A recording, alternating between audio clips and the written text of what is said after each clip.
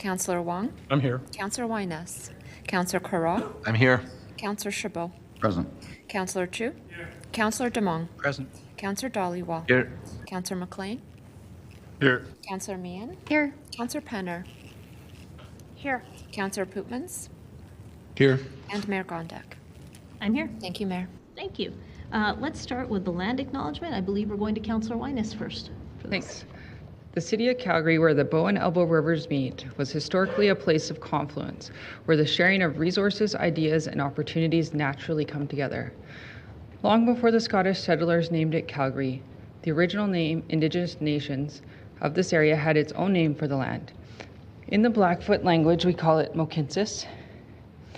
The Ithaq Nakota Wikasabe First Nations referred it to Wichispa Oye, and the people of the Tsuut'ina call it Gustinsis. The Métis call the Calgary area Otiskawani.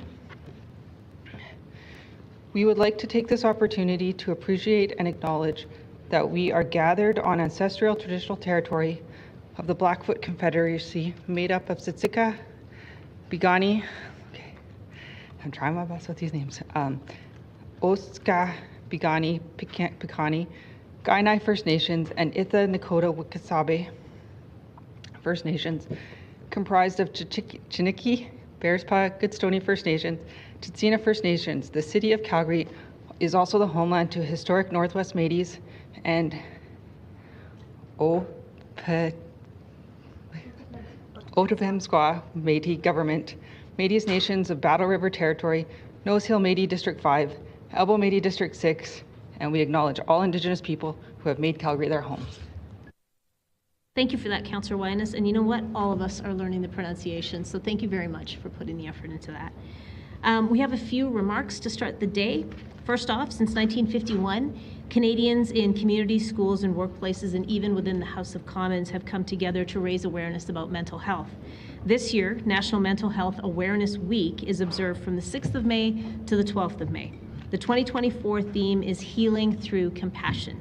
Most people will experience challenges related to their mental well-being at different stages in their lives. And yet mental health is often treated very differently than physical health. And quite often it is stigmatized and we don't talk about it enough. The percentage of Canadians aged 15 years and older who met the diagnostic criteria for a major depressive episode, bipolar disorder, or generalized anxiety has increased in the past 10 years. In fact, every year, 1 in 5 Canadians will experience a mental health illness or episode. People exposed to adverse circumstances such as poverty, violence, disability, and inequality are at a higher risk of developing a mental health condition. Over the past several years, there has been a significant increase in awareness and acknowledgement of the significance of mental health in the workplace. And at the City of Calgary, we recognize that prioritizing employee mental health and creating a psychologically safe workplace is not only a matter of compassion, it's also an investment in creating a healthier, more productive, and sustainable work environment. Throughout the week, we encourage you to practice acceptance and compassion by acknowledging mental health and actively demonstrating care and kindness, not only to others, but also to yourself. No one should ever suffer in silence, and by being open with others, we can work together to end the stigma that surrounds mental health, and we can encourage people to seek the supports that they need. Next, Asian Heritage Month is observed in Canada in the month of May, and it's a time to celebrate the long and rich history of Asian Canadians and their contributions within our country. According to the 2021 census, more than 7 million people in Canada, or about 19.3% of the population, reported having Asian origins. Alberta has the 3rd largest Asian population in Canada, tracing ancestry to over 40 different countries. From the first settlers to today's vibrant and diverse communities, the legacy of Asian people is woven into our province's rich history. And as we embark on this month-long journey of reflection and celebration, let's make sure that we recommit ourselves to embracing the diversity that defines our city. Let's seek to learn from one another and build a future where every individual is valued and respected for their unique contributions. Take some time to immerse yourself in the experiences and the events that are planned.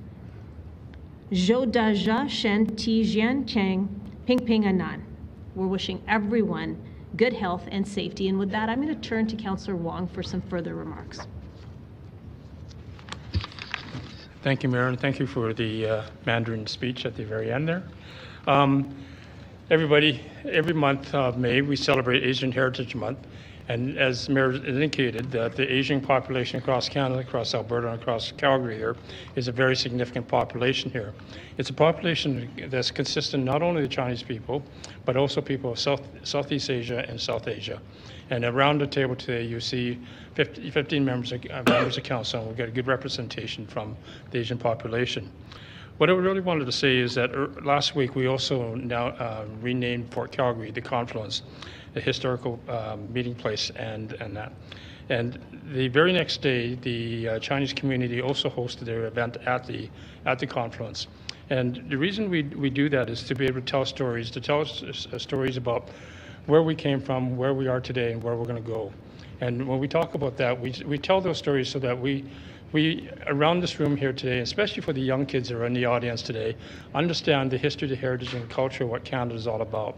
It's not only a culture of our Indigenous nations, not only a culture of our settlers, but it's also the culture of the communities that are here today.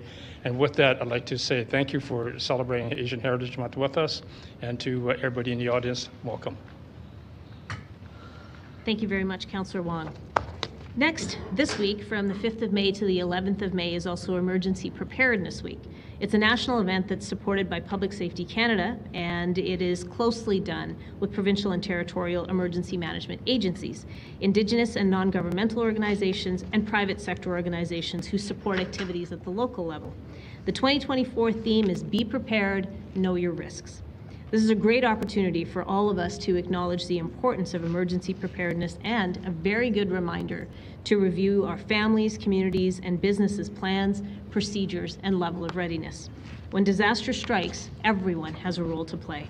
And knowing what to do in the case of emergency can go a long way in assisting your family and your community in keeping them safe. The impact of climate change means that we can no longer rely on events of the past when assessing the risk for future disasters. They are becoming more complex, more frequent, and much more costly than they used to be. The hazardous conditions that Calgary experienced over the last few years brings a new sort of normal into changing climate. In 2023 in Alberta, we saw the largest land area burned on record. It was 2.2 million hectares, which was almost 10 times more than the 5-year average. Many communities were affected, and over 38,000 people were evacuated.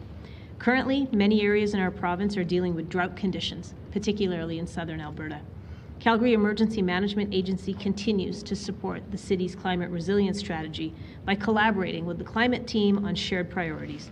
The city has several planned events this week, and new resources are available to help Calgarians in creating their own emergency action plans, whether at home or at their business. And to learn more about this week's events and tips, you can visit calgary.ca/get ready. Now, tonight at 7 o'clock, the Cavalry Football Club is preparing to clash with one of Major League Soccer's most formidable forces at Atco Field. The visiting Vancouver Whitecaps are promising an exciting game on the pitch, and we want the Cavs to know that Calgarians are cheering them on. And we hope that this support gets them to where they need to be, one step closer to claiming the Voyageurs Cup. And one more thing, just to consider as council, we have the continuation of the public hearing process for the bylaw change for rezoning coming up next week. We also have a few committee meetings that are regularly scheduled. So over the course of the next few hours, committee chairs and administration will be talking about whether those committees will remain on the days they're scheduled. And I speak specifically to Executive Committee and Infrastructure and Planning Committee. It may be that we have those meetings from 9:30 till noon on the Tuesday and Wednesday. We've yet to determine that. So what you might see at some point in the meeting, if there's a cancellation needed, we might need to bring an urgent item to cancel a meeting. Otherwise, we are planning to go only until noon on those days. But we shall see. More to come during the course of this meeting. And I'm going to go to Councillor Walcott because I think we have some special people in the audience. Thank you, everyone. These days, this room is not usually this full. for most of the students that come here, this is not our usual audience, but this is Richmond School, grade 2. This is Miss McFarland's class. And so what I would love to start with, just because to really get the energy right on this day, is can we get everyone to stand up who's in this class? Because I see you're spread out a little bit. Right. And I want everyone in this room, whether or not you are on council or just a guest or an applicant, whoever, whatever reason you're here for, can you clap for these young people for being here today?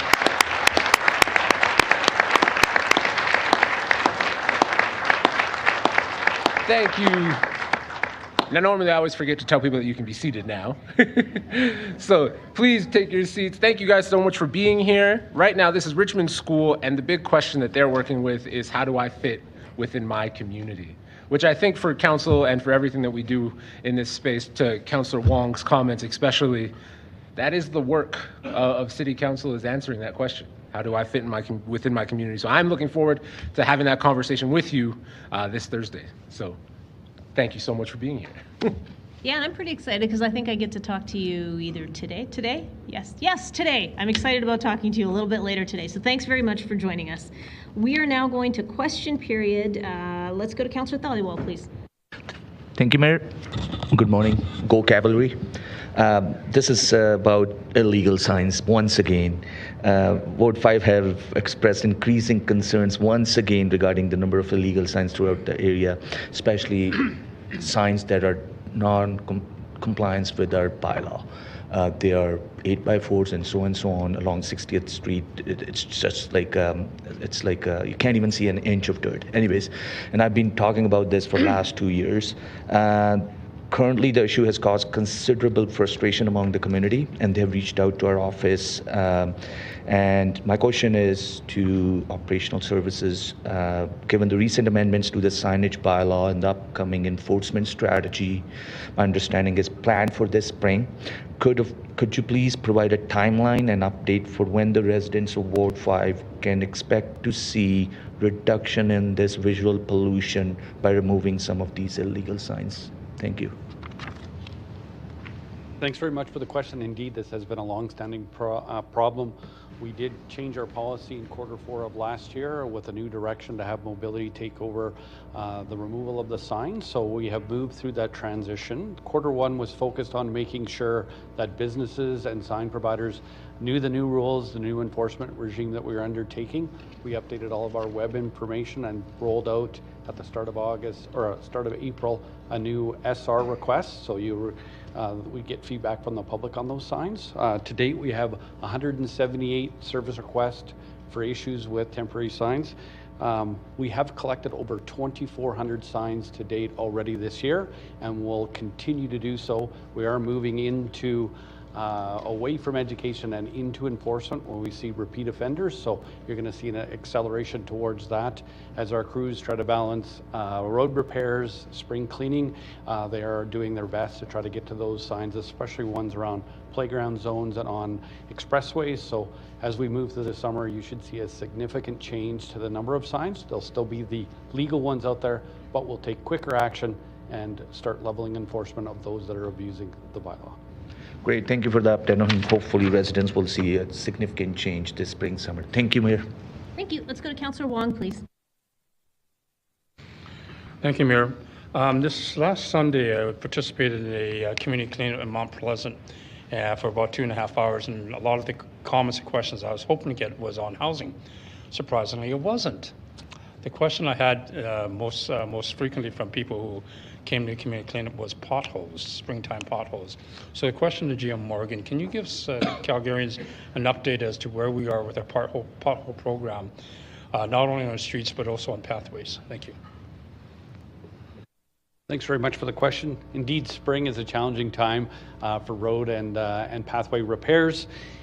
We do pothole repairs year-round, even when it's cold, so we have been working over the winter. But as spring comes and the thaw comes, we do see a lot more issues. We received to date about 3,870 service requests from Calgarians about potholes. We've actually filled 5,352, which is about 10% more than we did last year. We're also looking at our service levels with spring cleanup and other things that we're doing to see if we can put more resources to potholes and making sure that we're responding to those requests. Our budget for pothole repairs is about 6.9 million, and we've now reorganized so that the pathways are also under the repair regime of mobility, so trying to address those in the same way we do it for road users in cars and making sure we address the problem. But it continues to be a challenge for us. We ask people just continue to report, look online. We have a map that shows all the potholes and their status to make sure we're filling them in a timely manner. Well done. Thank you. Thank you very much. Let's go to confirmation of the agenda. Can I get a mover for the agenda, please? Councillor Spencer, seconded by Councillor Demong. Madam Clerk, do we have any changes to the agenda? We do, Mayor Gondek. The first change to today's agenda is with respect to item 7.2.22, Policy and Land Use Amendment in Banff Trail, Ward 7. City clerks received notification from administration that a postponement for this item is required. It is being requested by the applicant, and the postponement is being requested to the July 16th, 2024 public hearing meeting of Council. Can I get a mover for this? Councillor Wong, seconder. Councillor Meehan, thank you very much. Madam Clerk, do we need to go to e-scribe or is voice vote? Voice vote, please. Perfect. Is there anyone opposed to this? Seeing and hearing none, that is carried. Anything else? That's it for the agenda, Mayor. I do have one more procedural item, but it will follow confirmation of agenda. Okay, thank you. So the motion before us is the Sorry. agenda. Mayor Gondek, I have an RTS. Sorry, yeah, go ahead. Thanks. Is it after this? That's the one that Sorry. I just spoke about, Councillor Okay. Penner. It's coming. So the motion we have before us is to accept the agenda as amended. Is there anyone opposed to this? Seeing and hearing none, that is carried. Now, Madam Clerk. Thank you, Mayor Gondek. Councillor Penner did request that 3 public submission letters for item 7.2.4, which is an outline plan, road closure policy and land use amendment in Fairview Industrial Area, Ward 11, be distributed for the corporate record. We've prepared a procedural motion for your consideration. Thank you. Thank you. Go ahead, Councillor. Yeah, thanks. These are just 3 letters that missed the submission deadline, and so the applicant has asked that they be added to the corporate record. So just moving this. Who would like to second this? Councillor Meehan, thank you. So that's the motion before us. Is anyone opposed? Hang on, we'll just bring it up again. Is anyone opposed to this? Okay, seeing and hearing none, that is carried. That moves us on to the consent agenda. Can I get a mover for this one, please? Councillor Penner, seconded by Councillor Meehan. Thank you. I don't see any questions on the consent agenda. Is there anyone opposed to the consent agenda as proposed? Seeing and hearing none, that is carried. Now, Madam Clerk, if I understand correctly, we're moving on to item 7.3.1 first. That's correct, Mayor. Okay, as we go into this public hearing, I need to clarify for everyone. There has been a public hearing meeting of council on the rezoning bylaw for several days. Yesterday, we just wrapped day 12. This is not that. This is the regularly scheduled public hearing meeting. So if anyone is on the phone bridge or in the audience waiting to speak to that item, that doesn't come back until Thursday morning at 9:30. Actually, you're not waiting to speak because that public submission is closed. But if you're tuning in for that one, Thursday morning it comes back at 9:30, and then it comes back again at 11:30 on Monday. So this is not the public hearing on rezoning, just in case anyone thought it was. All right. So for this public hearing, there are some ways that we go about this, and I'll just let you know what those are. For all the items under Section 7, we will start with a presentation by administration that represents the recommendations of Calgary Planning Commission or whichever department it is that's responsible for the item. Then we go to the public hearing. And if it is a land use item, it's typically the applicant that speaks first and then other registered speakers. Usually it's those that are speaking in favor versus those that are against come after. If we have several speakers, we may assemble panels of 5 and we'll rotate between those who are for and those who are against. Council is restricted in these public hearings to issues of land use when it's land use items. So we can talk about the use, but not necessarily the user. And if you are veering off track, I may have to stop you and get you back to talking about the use itself. We will also remind everyone, especially members of council, that we remain amenable to persuasion. For public speakers, when you come up, if you are in person, you'll be up there and presenting to us. There is a clock there that lets you know how much you are into your 5 minutes. There are lights that let you know that green means you're good, the amber light means you have a minute left, and the red light is when I will have to say thank you for your presentation, but your time is up. If you are speaking on the phone line, please try to keep a timer handy so you know when your 5 minutes are done.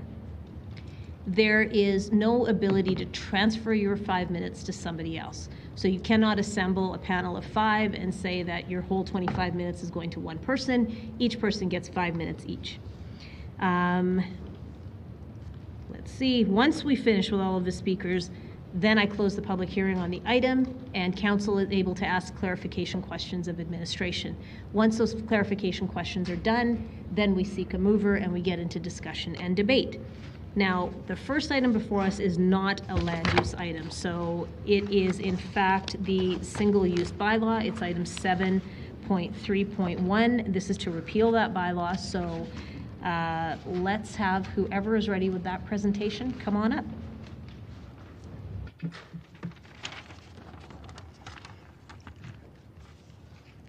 All right.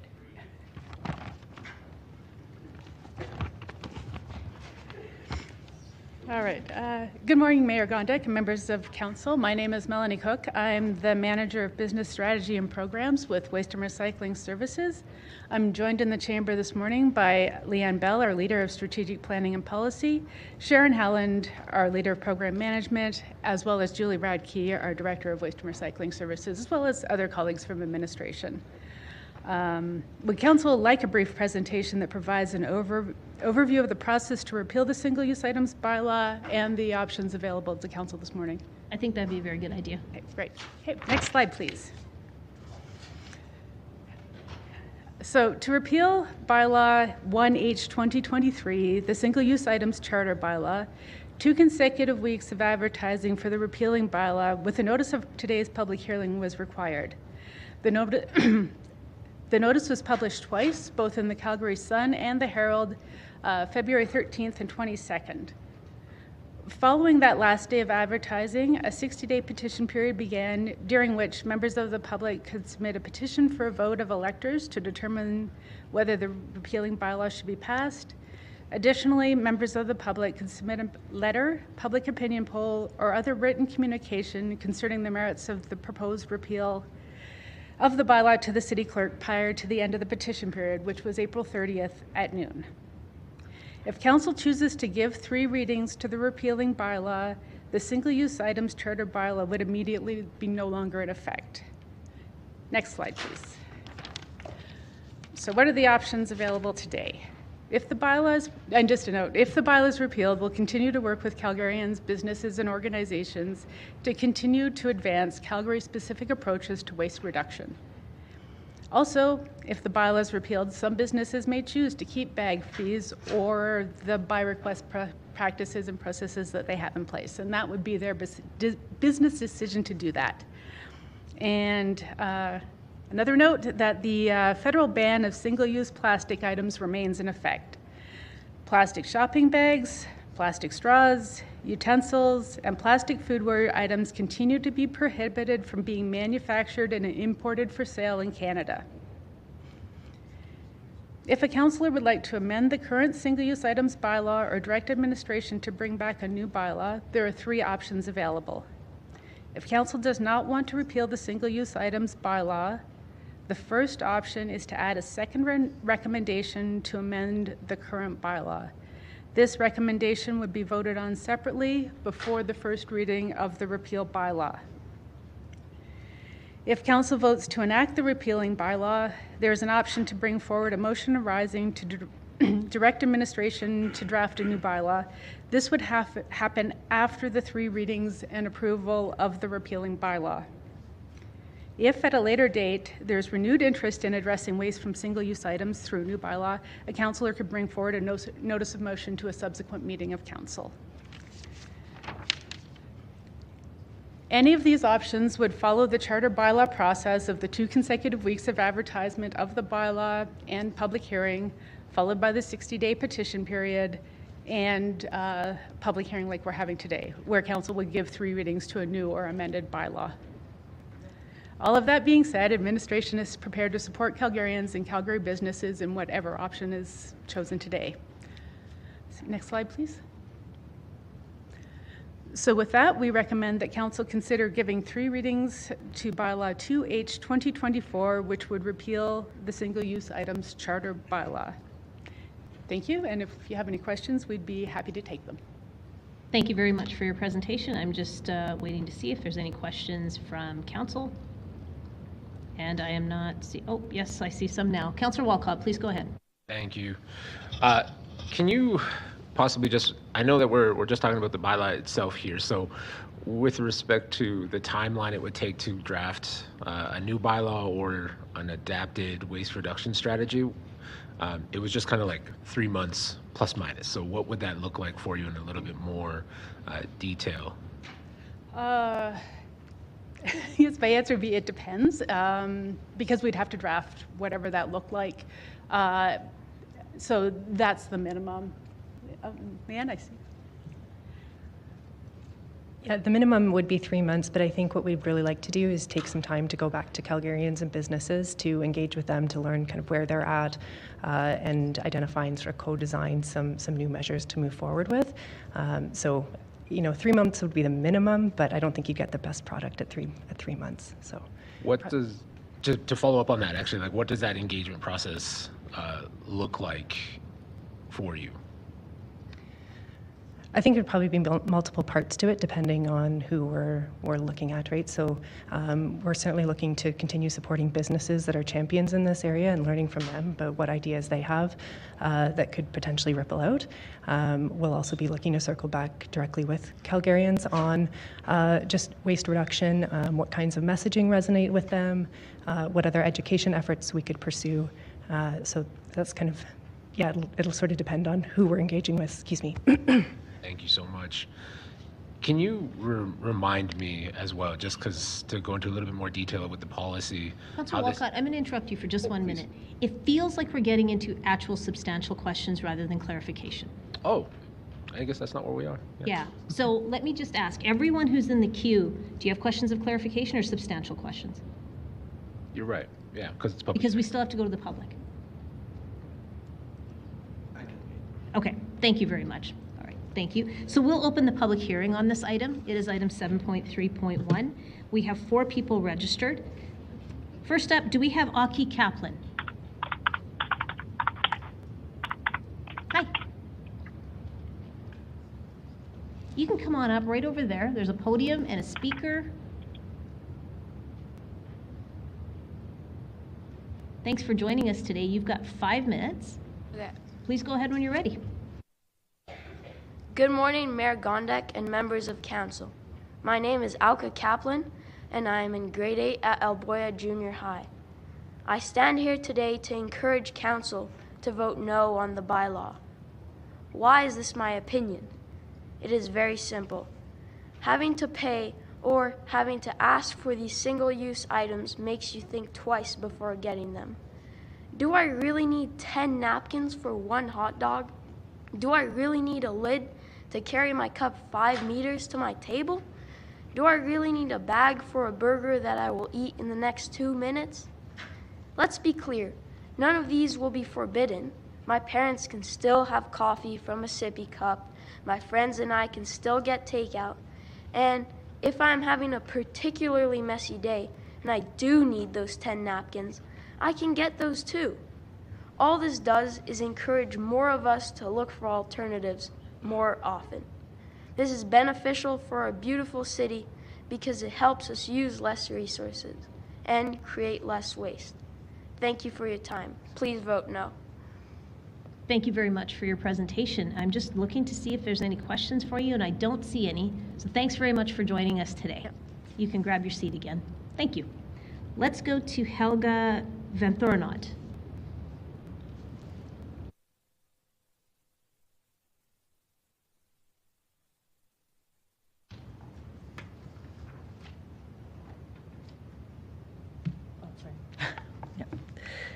Good morning, Mayor Gondek and council members. Thank you for inviting us to speak our mind today. I wish, of course, that this hasn't been the case and hadn't been necessary, and instead we would be busy getting everyone comfortable with the bylaw that we had originally. My name is Helga van Turnut. I am an environmental consultant that specializes on waste management and recycling. I'm one of the authors of the original reports on the circular economy back in 2012, and I've been working on this topic with my clients since then. I've also most recently been working on takeout packaging, not here in Canada, but on takeout packaging, including behavioral change.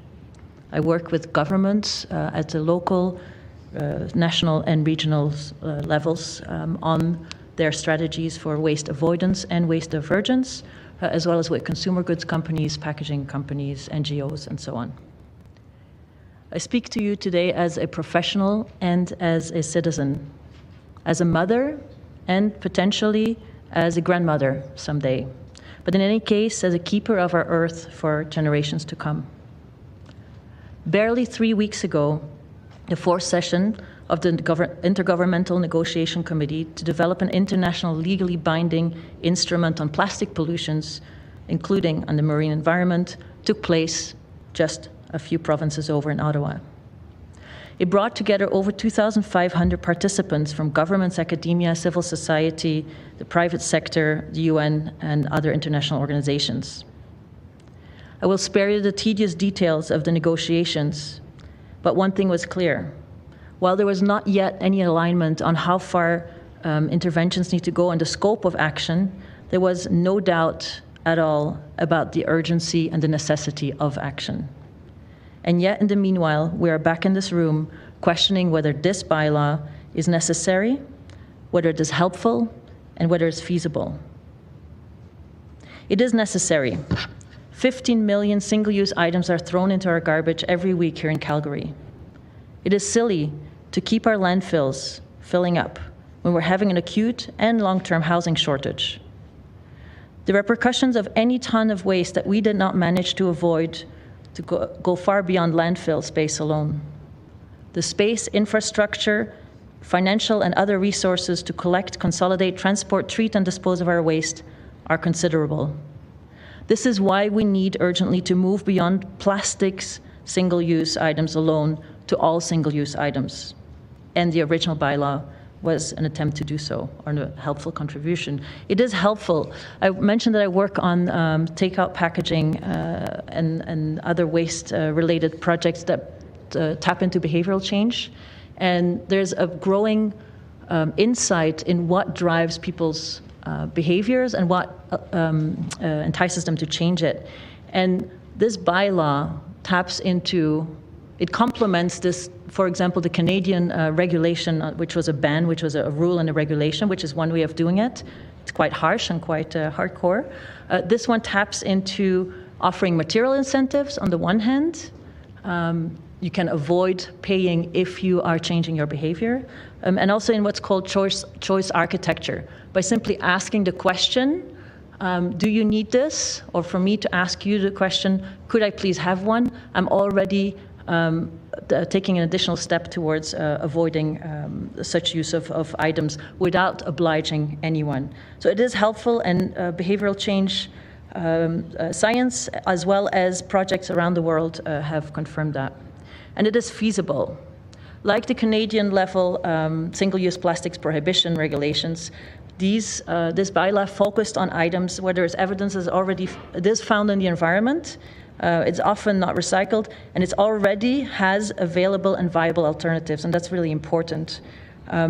This bylaw focuses on products that are harmful, ubiquitous, and often avoidable. But because it's not always avoidable, we allow for people to use these items. We're not telling that you cannot. So that's why it's great. It's not just an outright ban. But of course, as Spencer Johnson wrote in his famous book, Who Moved My Cheese?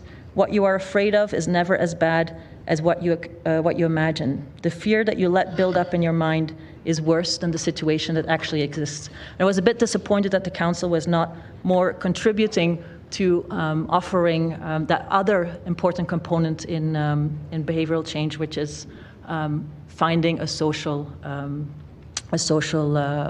example of support. So please vote no against repealing this and refocus your efforts. Thank you very much for your presentation. You've got some questions in the queue, so if you'll just bear with us. Let's start with Councillor Penner. Thanks so much. I know a lot of the pushback came from the public, and the purpose of the single-use bylaw was to both encourage changes in public behavior. But can you maybe speak, and if it's not your expertise, please absolutely let me know, how does a bylaw like this encourage innovation by businesses and promote corporate environmental stewardship? So when there's consistency and when we're looking at these bylaws being enacted across many cities, how does that change the behavior of businesses at all scales? Yeah, and I think you see that very clearly also in the in some of the backlash. If you look at social media, for example, oh, this is just a way to get the companies more money in their pocket, which speaks to companies not having taken up the opportunity to show some of that innovation that they could. If you only regulate plastics, the most obvious, the easiest way for companies to become compliant is to shift to another single-use option. And as we know, not all single-use options, even if they're more environmentally beneficial than plastics, aren't that great either. If you are, however, giving them an option where you are not banning it, or you're going more broadly, like this bylaw, the original bylaw does, to also include paper bags, for example, and paper items. And on the other hand, say we're allowing you to work with your customers and your clients to do what is best for them, then you're actually, it's less stringent, less of a hassle to be only compliant, right? You create more space. It does, and we heard also from the administration, there need to be other accompanying measures, which is not just figure out which plasticless straws we can buy in the market, but also are there ways of not offering any plastic straws at all, or any straws at all, regardless of the material. And we have seen it in other markets. If that is opened up to companies, because a lot of companies don't have the wherewithal, right? A large company, a large chain, as you've seen in France, for example, will be able to change to reusables quite easily. A smaller one may not, but we need some accompaniment from the administration. Thanks. I know this focused a lot on the downstream impacts of what we have to manage as a city, so how we have to manage the waste, so whether it's long-term storage, whether it's recycling costs, all of those things. How do bylaws like this support some of that upstream mitigation, like just from a production standpoint? Well, anything that's not consumed doesn't need to be produced, so that's fairly straightforward, I would say. I think there is, however, and this is really, really important, again, for City Council and for the administration to support that in the population. People feel that they've been had, right? They were like, oh, we had to shift away from plastics and we had to go to trees because it was better. And they've asked us that before. I'm not familiar enough with the history of what happened from paper to plastics in the Canadian context, but they feel that now you're asking us yet something else, right? Are you sure about what these impacts are? Are you just going to ask us yet another thing a little ways down because you're not clear on your resource picture, for example? Great. Right? So it's quite important to get very consistent messaging out there. Thanks so much. Yeah, no further questions, Chair. Thank you. Let's go to Councillor Carra, please. Thank you. Is it Miss or Dr. Van Horn? Miss Van Horn. I'm picking up where Councillor Penner's line of questioning left off. So I share with you the sadness that we find ourselves here after passing a perfectly serviceable bylaw that's based on best practices. What I want to point out is that we've had an active bylaw in place. Do you have any insight into whether behaviors have changed since its institution, or are we just dealing in theory still? Well, we had any bylaw or law that taps so deeply into behavioral change will likely not remain unchanged on the books for years and decades, right? It needs to be fine-tuned, and so the idea of amendments and so on over time, I'm not opposed to that, but you have to give it a chance. You have to try it out. 2 weeks that's ridiculous. That's not giving it a chance. That's panic, right? And I honestly feel that a lot of the reactions we've had we're putting oil in the fire rather than taking away some of these fears, helping consumers, helping businesses deal with this. And I expect better from my council, to be honest, but and I also expect better as a professional because I know how critical it is that everybody's aligned. I cannot tell you whether behaviors have changed. I can tell you that there's a big conversation going on, and that's a great step. I personally, I don't worry that everybody's up in arms about it, but the fact that the conversation is taking place on social media, etc., is wonderful. It's that conscious building. That's a good answer, because I think what we heard from the opposition loud and clear was that this just simply would not work. And I think we can hold our Calgarian citizens to a higher standard. I mean, this is a progressive city. We should not make this a political topic. We should not make this a nostalgia topic. We should make this about, same way as the rezoning, right? What do we care about? What's the city that we want to live in? What's the Canada that we want to live in? Okay. So don't let us off the hook too easily. No worries. Thank you. Thank you. Let's go to Councillor Wyness, please. Thanks. You mentioned affordable housing in your debate. Can you just talk about how that's connected to adding a fee for a bag? I would say directly it is not affected. I would say I have lived in a geography where it's very much directed because so many people had no access to food preparation facilities that they have to rely on takeout and restaurants and so on. But I think is generally I think we're coming at this too much of the who moved my cheese perspective of let's keep everything the way we had it because it was comfortable, it was convenient, rather than going forward, can we afford to have this much waste? Can we afford to use this many resources? And that's why I made reference also to housing, right? It's everybody who's comfortable in their house doesn't have a need for change. A lot of people in Calgary are not, and around the world. Right? In your research, have you looked at how some of our climate policies, especially when we put fees on, are disproportionately affecting lower to middle class individuals and making it harder for them to afford to live in Canada? No, and I think this is really important. We want to avoid regressive policies. Similar to, I would say, policies like pay as you throw, right, where you don't pay a weekly fee for your garbage pickup, but you pay depending on how much you actually waste. This type of fees are not regressive because it's avoidable. If you were to put a fee on something that cannot be avoided, then it's a de facto tax, and it could be regressive. In this case, it's a fee that can be avoided because you can bring a bag.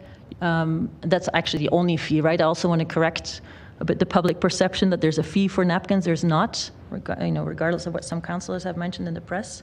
A bag can be avoided in most cases, and I'm sure that even I was going to say, if an unhoused person walks into a restaurant, cannot eat there, and needs to take it with them, I doubt that there's going to be a lot of issues around providing a bag, right? However, sorry, for your example, they could be fined for giving that bag out without charging a fee. Yes, and I would imagine that there can be mercy on both the provider of the bag and the unhoused person. But I'm just saying, there's very few situations where people do not have access to a reusable bag, right? What do I read in social media? My trunk is full of reusable bags. I have too many. The challenge is never I cannot access a reusable bag, it's I have too many, right? So I think we should not, can we avoid paying 10 cents because we absolutely need a bag when we go through drive-through? Probably, right? There's already ways that the restaurants have solved this issue. You can avoid going through the drive-through. You can possibly even avoid using takeout. And I'm not speaking for everybody's personal situation, whether they rely on takeout or not. And I have takeout sometimes as well, but it's not regressive because the situation can be avoided in the large majority of the cases. But here's the question. It's not like sales tax. Is it the asking of if you want a bag, or is it the penalty fee that is resulting in the success or failure? Because couldn't it have just been a question and you would still get the same results? Yeah, that's a very good point, actually. And there is some evidence that, I can't say if it's transferable to this jurisdiction or geography, but there's some evidence that sometimes informing, consistently asking, and creating some of these other behavioral prompts, right, can also be very effective, and it is not necessarily less effective than a fee. That's true, and I can also already anticipate that the fee will have to be upped, and I know it's planned to go up more, and over time probably there will be some insensitivity to the fee, and you may have to adjust it again, if only for to adjust for inflation and the cost of the goods that it's applied to. But so I think you have a good point there. I cannot say, I have not looked at it specifically for Calgary, whether you could have achieved the same result without the fee. Well, because like what I would warn is there was some suggestion in the discussion leading up to the repeal that we should just leave it to businesses to be more green because everybody in Calgary wants to be more green. I would say that without some strong encouragement from the council and from the administration, whatever shape that takes, it is unlikely to happen spontaneously. Some companies will do that, but a good part of the businesses just have a clientele that is not spontaneously open to it. Do you think municipal government should mandate profits where we can't direct it to be invested in climate mitigation strategy? I have not reflected on that question, and I prefer not to answer right now, but I'm happy to have a discussion with you afterwards. Because that's essentially what this is. Yeah. We're saying we're charging a fee, setting a mandatory minimum, but it goes into their general revenues to do whatever they want. Yes. And so when we're trying to say we're tackling climate, when we have the plastics is covered by the federal government, we're going to do EPR in the province, and so we're doing layer upon layer. So how do you actually make sure that we are not just putting the end user or the citizen who is struggling right now, we've just heard that through our housing task force, to actually achieve? Have you looked at the results of Vancouver since they were the first to lead this? Is there results? There isn't. Yeah. So I would have preferred that we did not have to go the route of the fee because it adds hassle from an administration perspective. Including enforcement, corporate administration perspective, and including enforcement also from the city's side. Were we going anywhere? We weren't, right? Tools like prompt customers or don't give it out have not gone anywhere without some enforcement there, right? There's a precedent that I know of that's very similar to the situation here was in Switzerland, where it was similar. It was not a tax, so it had nothing to do with government. None of the money went to government, and companies could do whatever they wanted with that amount of money. But they had to, and they were not even regulating plastic bags. They had to put a fee. There was a mandatory fee on any type of bag, right?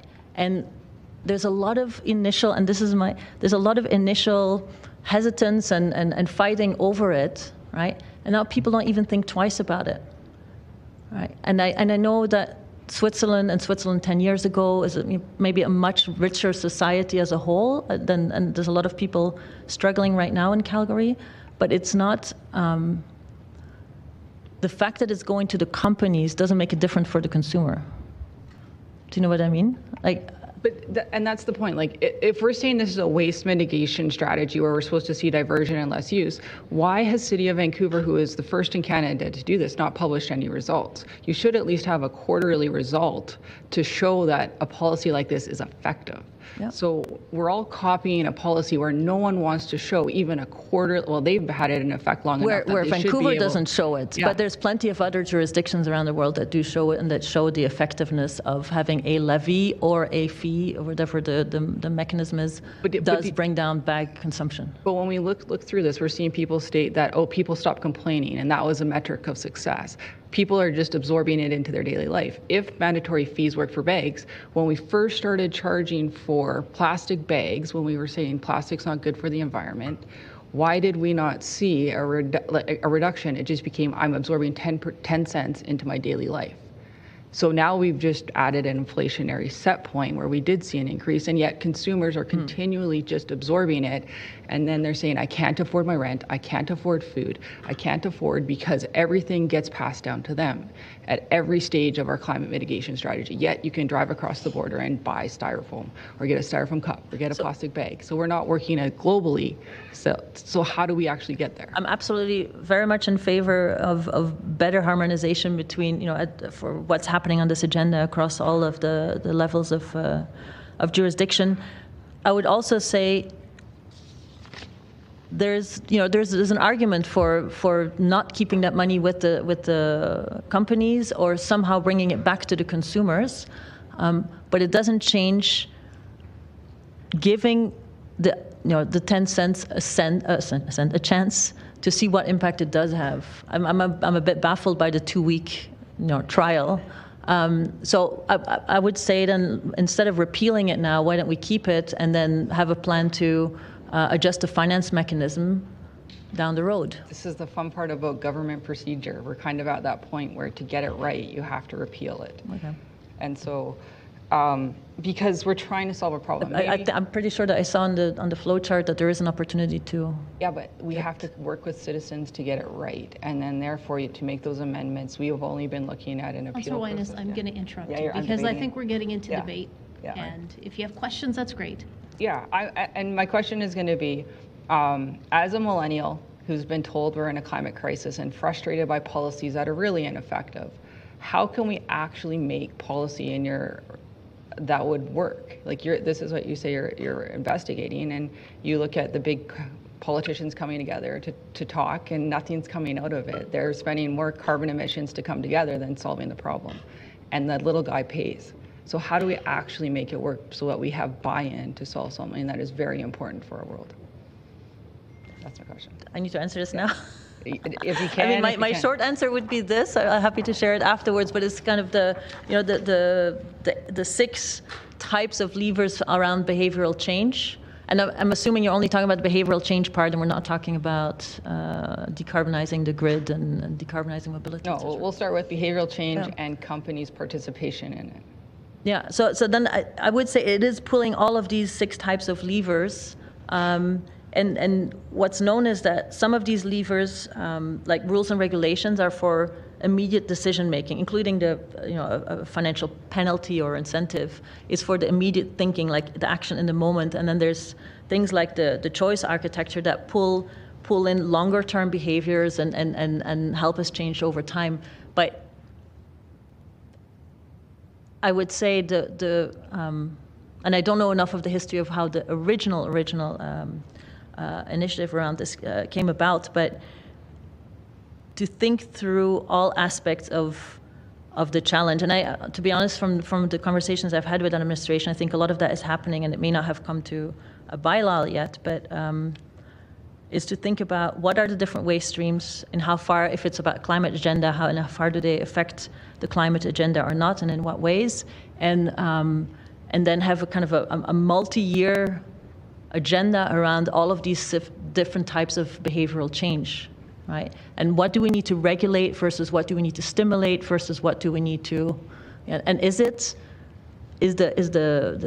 lever itself best placed with the business or with the consumer, right? And I'm with you. I'm absolutely in favor of not burdening the consumer further at this point, but on the other hand, the consumer does have options for not being burdened. How do we make policy to measure whether or not what we're changing to is actually successful? For example, how do we actually make sure we're measuring the success? When you see studies coming out showing that our switch to compostable product is actually having forever chemicals grow into our food, you can test and find it in plant regrowth, that what we say was bad, and how do we address climate change without making it worse and measure to make sure that the success is solving the problem we set out to solve? I think one is, first of all, it's making sure that what we're trying to solve is clearly defined and can have a metric against it. If it is a climate goal, then that's a clear one, and you can calculate it back to measurement of waste. gas usage for bags, let's say. If it's a garbage goal, then you can also say the plastic bags barely make a dent in the landfill volume, Yeah. right? But it causes all kinds of other challenges around waste management. So make sure that we work backwards from there, and then it's very easy to measure how many plastic bags you put on the market every year. It's easy to know how many single-use items you put on the market every year, and I'm not sure why that cannot be monitored. That's the question I ask all the time. And then for consumer choice, we say consumers get choice, but they're at the mercy of companies. And that's kind of the riddle we're at, where consumers say, I want a different option, but companies say, no, I only produce ABC, and consumers want D. So how do you actually leverage that change? Well, I mean, I'm aware of some of the canceling or the boycott actions that are happening right now against certain retailers. So people do get organized, I would say, if they feel that they are hemmed in by the choices that companies are offering them. I think we had a wonderful class of young people here. It's also educating them on what it means to be a citizen and giving them the tools to participate in discussions like this today, write to their retailers, vote with their money, vote with their feet. I'm with you. If the only way of doing something is damaging for the environment, then more needs to be asked of. But I have the feeling that you're going towards, we need to regulate the companies more heavily, right? And I'm absolutely not against that, right? I'm just saying that I worked with a jurisdiction where there's a plastic or a single-use plastic ban going in for, it's quite restrictive for restaurants. And a lot of the small businesses are struggling. Like, if we do that, we also have to help them transition. I'm not opposed to it. We just need to help them transition the same way that we help the consumers. What level of government is most appropriate to do that? Sorry? What level of government is most appropriate? Because that's even with this bylaw. We were working in the gray area of things we probably had to get creative on. Yeah. Well, specifically on the topic of waste management, it is also shown that the more consistency you see between different municipalities, it's at every level. More consistency between your home and your workplace and your school and on the road, better outcomes. More consistency between your municipality and the next municipality, better outcomes. So the bigger you can, pull this up, the bigger geographical level you can pull this up to, the better. But there's also something to say for, and do we need to wait for everybody else in the country to follow? So I appreciate where this comes from at the bylaw level. Calgary has a big enough catchment area that it's worth your while doing it here, and that it's feasible to do it here. But for sure, there's beneficial outcomes to be expected from consistent regulation and other policies at higher levels of government. Yeah. Okay, and but then we get into politics again. So yeah, no, I'm not sure that's appropriate right now. Even your example with the children, we've already been through that. Like, there's been a generation that's. Councillor Weines, I'm going to interrupt you for a very specific reason. It's all right to ask questions, but during this last week, we got used to doing debate. And there's been a lot of questions about why isn't the timer on? I'll remind everyone, procedure bylaw. If it is a single speaker, there's no limit on your question timing. So it is up to us to be good council members and respect the time of the public and our colleagues. So that's why there's no timer running. Let's go to Councillor Wong. Thank you, Mayor, and thank you for being here. I'm glad you actually made reference to who moved the cheese, because that's really what the crux of this is all about change management, getting people to really adjust and adapt accordingly. The question I've got is, in the slide that's up here, there are two different approaches, one of which is that council can refuse it, repeal it, while council can keep it in place and move forward. Beyond that, there's also two that suggest amendments here, right? And the question I have on the amendment side of the equation is, how do we not repeat the problem we had before, where people are concerned about change? And I'm not asking you to tell administration how to, but in your review of other jurisdictions, right, what methods have been successful for them to ensure change is adapted accordingly? Yeah, and you're pointing at something that's really important, from a behavioral perspective, and probably also from a perspective of your political not power, bandwidth, or is you don't want to keep changing things on people, right? So the more consistent you can be over time, I talked about geography and space before, but also the more consistent you can be over time, the better. What works is that you give a projection or an explanation of what the trajectory is that we are on. What are we ultimately trying to achieve? What are we therefore doing today? What else might be happening over the months and years to come, right? So not the panic repeal after 2 weeks, but more, we're, regardless of which of the two pathways we're on now, right? I'm anticipating that we're going to have further adjustments later. We can already upfront be clear on the questions for which we don't have any answers yet, or, for example, on materials, right? There's a lot to be figured out still on what types of materials we find environmentally beneficial, which ones do not introduce new harms or unexpected consequences, etc. So we can say we're still going to figure out X, but we're already going to go ahead with Y. And each time that a change needs to happen, it needs to be communicated very clearly. There needs to be enough time for everybody to adjust, especially the businesses. There needs to be enough rationale that's not too technical. And there needs to be enough, I say, compassion as these new changes are introduced, right? And whether that's a grace period or whether that's, literally going to support people or households or businesses that are struggling with this change, whatever that might be, but not just, killing it off without further ado. Fair enough. So my question, though, was very specific.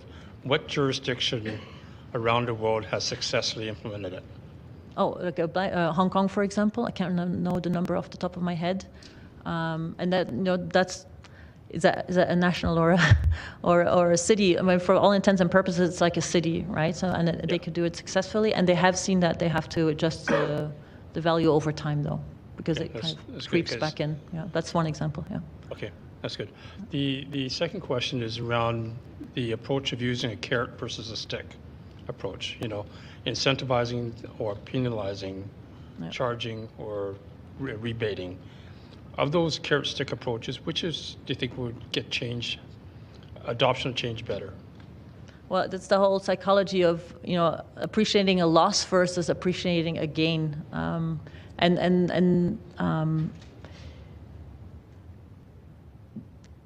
The rebate, I would have assumed, or not assumed, but I would think that for a topic like the bag, a rebate would be a valuable approach, because, and especially in the current climate, it's like a relief, right? For once we're not getting charged extra, we're actually getting a benefit here, right? There is no reason why businesses couldn't do that already, because businesses were paying for their bags before. Right? They could have said, well, if you're saving me a bag, then I'm giving that rebate back to you. It did not happen spontaneously. But. Yeah. Okay.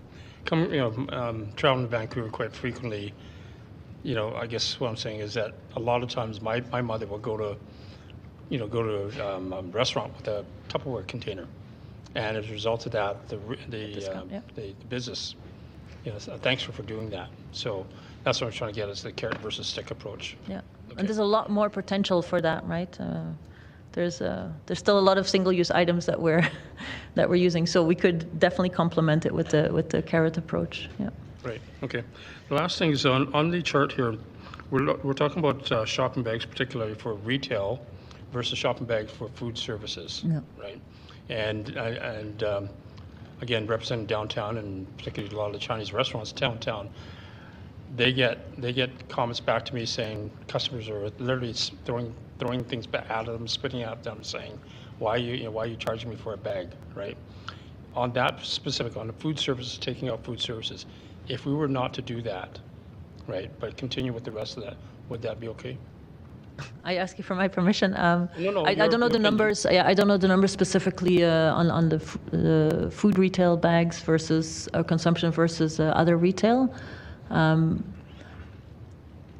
think we can also teach people hygiene comes in different ways, and I think especially with the Chinese restaurants. Again, I lived in Hong Kong for quite a while, and I can see that there's a heightened concern around hygiene. And I think coming out of COVID, again, we need to have some compassion there. People have had concerns and been exacerbated there. But I think education is also appropriate and explaining to people why there is no hygiene concern. And there's different, I can see also the different forms, right? Do you want somebody's used bag crossing that barrier into the restaurant or into the kitchen? Maybe we can avoid that. We worked with that in Hong Kong, actually. How can you slightly organize or reorganize your kitchen, even small Chinese restaurant type of kitchens and counter spaces, so that there's no touch, so that there's no reused items crossing the barrier into the kitchen, etc. But again, we need to accompany restaurants to do that, and we need to educate the people on what the real concerns are or not. Yeah, I gotta say that most Chinese restaurants wouldn't do that here, only because they get so much turnover, it just takes away from their efficiency. But okay, thank you for your time. But I saw in Hong Kong that the large chains had trouble with it because they had their standard operating procedures. The small ones just made it happen. If Understood. Thank you. they found a way. Yeah. Thank you. Let's go to Councillor Putmans, please.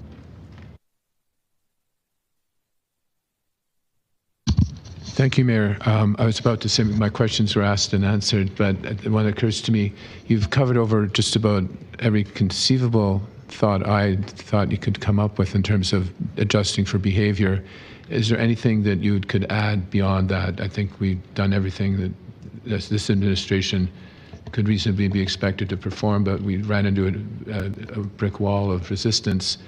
And I wonder if personal convenience actually trumps public interest at a time like this, and whether we should go down that hole and try and understand, is more public education a secret bullet that would be easier for us? Yes, but I don't think it starts when you introduce a bylaw. I think that education needs to come across the board. It needs to start with the grade 2 kids. It needs to start, it needs to be across the board from a young age and in all aspects of life. And the idea of convenience, I always say convenience is the enemy of sustainability, right? It introduces a lot of things that, yes, are nice, but were they really necessary? Probably not. But I think, as bylaws get introduced, like the one that we're trying to repeal today, this key one here is the social influences. Council members do have, especially as they represent their wards as well, they have a very, very important role to play in education, not just in the narrowest sense, but also in the social influence sense. They can be an example for, hey, you know what, I think this sucks, this law, but this is how I make it work, right? The 10 tips from Councillor so-and-so on making the bag charge work, or how to get my napkins, with a smile, or whatever it is. But rather than, and other figures in society, of course, business leaders and so on, teachers can all be these social influences. But I think that's something that we haven't worked towards specifically enough with this particular bylaw, and that's something that you can do at the bylaw level, that you don't have to start in kindergarten. You used Hong Kong as an example of a successful programs for that one. There's a lot of things that are not successful, but yes. What was their? Did they do it through the schools over a period of generation? Did they do it through the politicians, the elected officials? Well, I would say maybe Hong Kong has the benefit of being in general a fairly frugal society, a thrifty society, and an ability to not spend is appreciated. So in that sense, it was very much hinged on the financial or the material incentive, which is one of the 6 types of behavioral change. There is actually a big lack of education, I would say.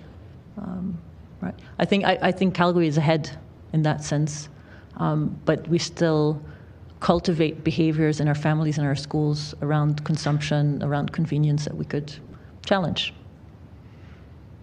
Thank you. Thank you, Mayor. Thank you. Let's go to Councillor McLean, please. Thank you, Mayor. Quick question. I mean, we've done this before. Were you here presenting before, or I'm sure you were following maybe some of the debates and arguments for or against when we were here doing this last time? No, I was not. No. Okay. I read up on it, but yeah. Okay, well, that was kind of my point, because what I wanted to know, because you made some really compelling points as to why you think that we should repeal this bylaw.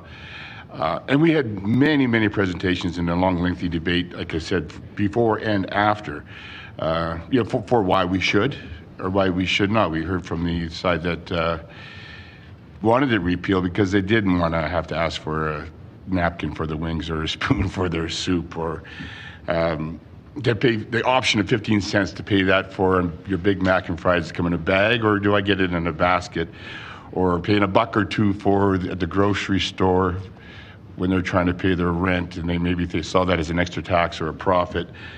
And the businesses didn't like it because there's bad customer relations in some of their employees. Councillor McLean, is there a question Well, I started with a question at the beginning, what I said, so did you hear? And now my question is, after we've had all this lengthy debate back and forth, and we're going to do it again, do you think that there's any other arguments that could come before council that would change our minds and change our vote from last time?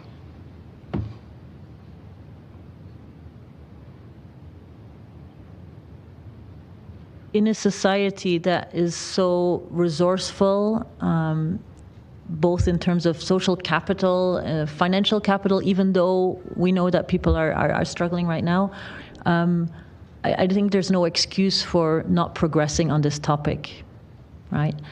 My concern is that if you repeal it, there's not any time going to be anything soon, because I've heard several council members in their language with the press, for example, talk about a maybe, we could, right? So I'm not so sure that anything is going to happen anytime soon, and it's uncertain what's going to happen at other levels of government. So I would say run with this one. It is not prohibitively burdensome on society nor on the businesses. All of the arguments that have been made against it can be overcome, can be surmounted. I mean, my kids' friends are super polite. They know how to ask for something. They're incredible. They have been well educated in their homes. They know how to ask for a napkin. They shouldn't mind asking for a napkin. I think we should just run with this rather than stalling it again and try and come up with something better. So you're saying the public you don't think is well educated enough to make this decision on their own?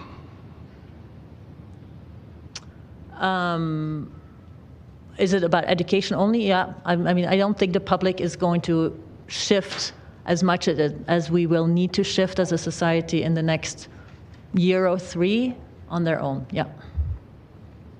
So we told the public, and we voted on it and said that we're going to repeal this and go through this process, and then we changed our mind. What do you think the public's going to think about that? Sorry, If the public said that we wanted to see this repealed, and then council actually did vote to start this repeal process, and then we changed our mind last minute and said we're not going to repeal it, what do you think that message sends to the public? Well, we looked at all of the causes or the arguments for asking for a repeal, and in looking at it in more detail, they were not as substantial as they turned out to be, because there was a lot of panic and hype around it. That would be my argument. No, okay, which is fair. 2 weeks. Again, it's a 2-week panic. I think it was actually longer than that. And like I said, we did listen to lots of presentations and lots of arguments, and we debated it at length. But thank you very much for your time and coming down here. And that's all I have for you. Thank you. Thank you. Let's go to Councillor Thaliwal, please. Thank you, Mayor, and thank you for the presentation. And 8th graders don't understand the politics. They only understand what is good for the planet. You made some good arguments here: unexpected consequences, grace period, education, material gain. When this council meeting started, my question was about the illegal signs, and it was said that we need to educate people for 3 months about this bylaw.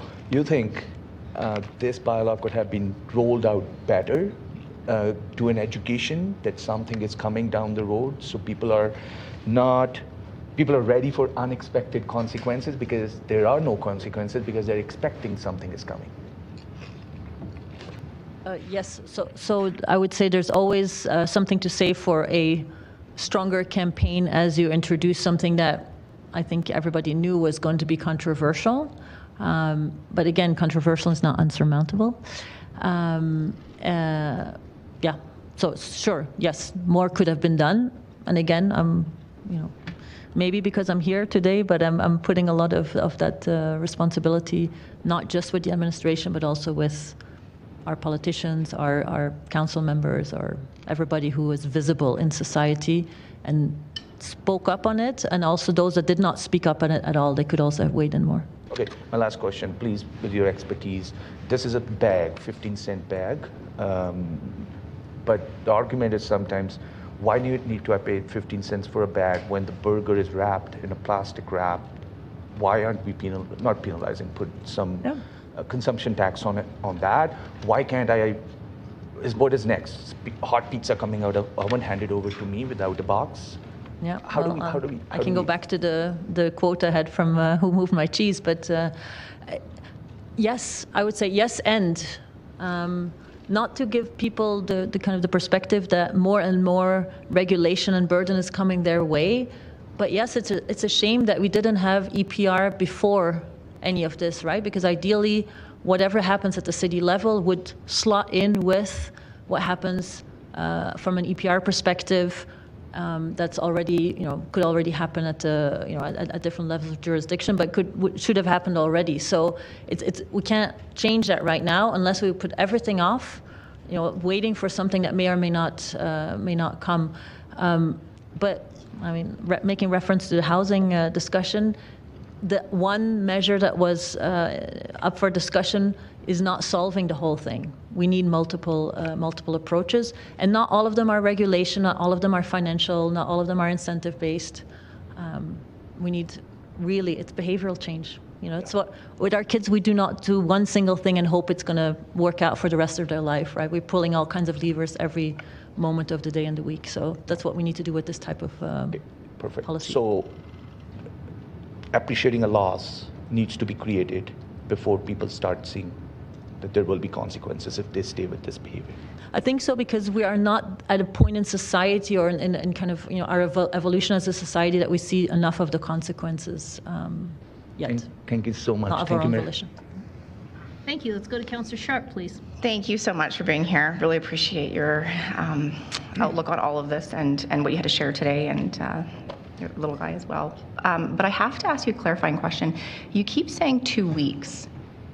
I just need to understand what you mean by the 2 weeks. Do you talking about the 2-week advertising period where this was when it was actually before the repeal decision came, or the so January 30th is when council met. Yeah. And that's when the repeal was brought to a vote to go into advertising. So that's more than 2 weeks, but sorry, and the reason I need to clarify that, because members of the public are going to hear about that we only gave them 2 weeks. Yes. And so are you okay that we clarify that on the record? Absolutely. Yeah. Thank you very much. Thank you. Let's go to Councillor Walcott, please.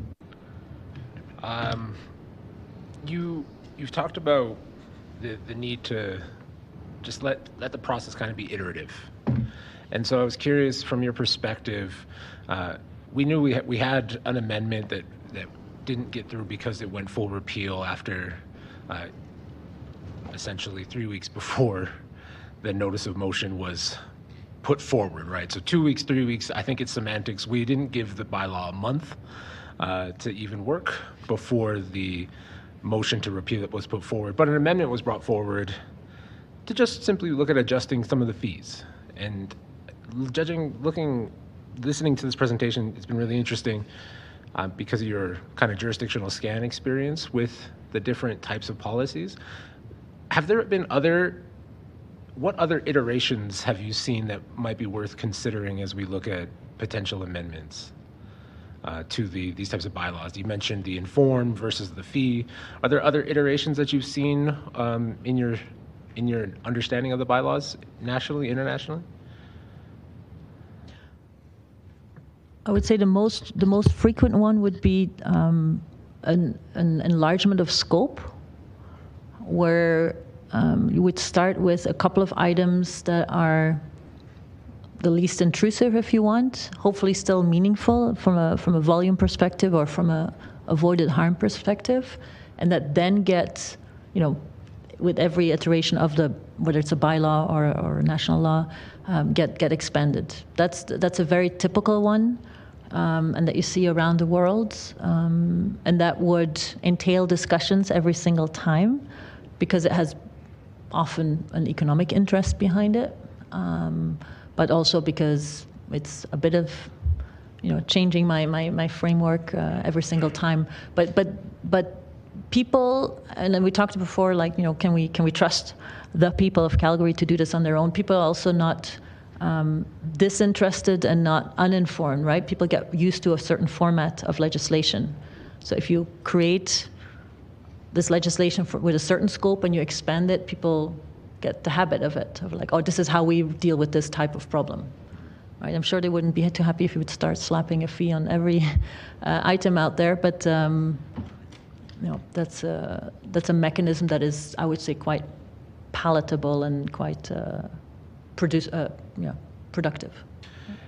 To build on that, because a lot of the conversations about, is the public educated enough, et cetera, and I think there's a good solid question to be had about what amount of time it takes for this type of knowledge to reach everyone where they are, versus assuming getting them all to match where we are today. And so when you're also looking at that, I guess, the adoption timeline for a lot of these policies that have seen success internationally, what has been that adoption timeline? Because for when it started to see impacts. I'd say the adoption timeline is usually dictated by industry, because they have a stronger voice or a more consolidated voice with their lawmakers, and it could be if there's a real change, like a substantial change needed in operating procedures or new types of sourcing, things that where people might have stock that needs to be turned over, a year would be typical. If there's a lot of additional infrastructure necessary, for example, at the city level or at the country level, you might be looking at 2 years even, right? But on the other hand, if I may offer an example, I was in the Middle East at a hotel that offered water at the breakfast table, and there was a couple of trays with plastic cups and a couple of trays with glass cups. And right next to the water was the plastics, and then the glass was a bit farther away. I mean, next to it, farthest away from the water. And I talked to the staff, and they changed it at my request. And from then on, all the glass was being used and none of the plastic. And this is choice editing, right? We're not saying that you cannot use a plastic cup. You can still use it. We just make it a bit more easy for you to use the glass one. It's the more obvious choice, the easier choice, the more convenient choice. And so that can happen. That was literally overnight. So I'm just saying that certain types of change do not require a whole lot of preparation or introduction or getting used to. Right? And I also want to not overhype this education part, because information is just one of the 6 types of levers. And it is shown. Information is one that we've always used, right? We must save the planet. This is why we need to do it. That alone is by far not sufficient to motivate behavioral change. So I would also not wait around until our grade 2 students are out and about buying takeout. Yeah. Thank you so much. Thank you. That's it for your questions. Thank you so much for being so patient and for joining us today.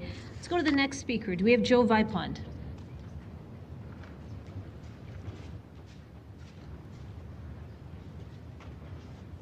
As Mr. Vipond's coming up, after him will be John McInnes, and after that will be George Clark. Those are the folks we have registered. So please go ahead, sir. I kind of just want to say, just listen to what Aki says, because he nailed it, right? So my name is Joe Vipond. I really want to appreciate the fact that council is allowing those of us citizens that care to weigh in on this. May 15th, 2019. That's when the last public engagement was. And like Aki, my daughter, Willa Vipon, came to speak to council. It was 5 years ago. And she was so brave, and I was such a proud dad. And she came here because she had been doing lots of river cleanups and roadside cleanups, and she was frankly disgusted by what she saw on the side of the road. Councillor Wong, you were just in a river cleanup. I'm sure you saw maybe some plastics on the ground. I would probably argue that most of what you found was plastics, because it doesn't go away, right? Like you create it. It's a fabulous material, but it doesn't go away. It just stays. And so when you make that choice to use something for 5 minutes that's going to last in the environment for tens to hundreds of years, you better be making a good choice. And right now, I think there's no incentive to make the right choice. Well, I mean, right now there is, but you're considering removing some of those incentives. So my daughter cried. She was so afraid to speak to you because she was 11, but she thought it was the right thing to do. And 14 of the 15 councillors voted for administration to go away and develop a way of decreasing plastic use in our society. And they gave them 1 year. You have 1 year to come back with this. And so it was a little longer than 1 year, but to be fair, there was a pandemic and a bunch of other stuff. So anyways, it's been 5 years, and now we've actually got, you know, some policy that's been created, trying to do the best. Maybe not perfect, but it's trying to do the right thing. And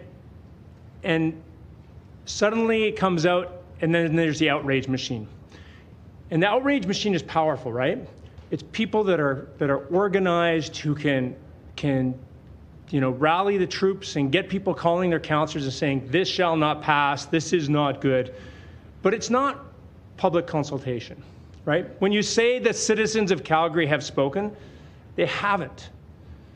What you have is a powerful lobby who's pushing for repeal of policy that's not perfect, but can be amended to be better. And let's just be aware that it's a real emergency. The plastics emergency is one of the multiple emergencies that we're dealing with, including the climate crisis, including the biodiversity crisis. But it is real. And it's something that you are lucky enough as leaders to be able to create change on. You have power to actually make things better. The city isn't ideal. Granted, there's other levels of government. In BC, for example, you mentioned the Vancouver ban that's been repealed. Well, it was repealed to be replaced by a provincial-wide ban, right? Like, it wasn't just removed. It's just being replaced by another level of government. We don't have that option here. The plastics emergency isn't just a aesthetic emergency, seeing it on the ground. It's a health emergency. We are actually finding out, just 3 weeks ago, there was a study that was released that shows there's microplastics in every organ of the human body.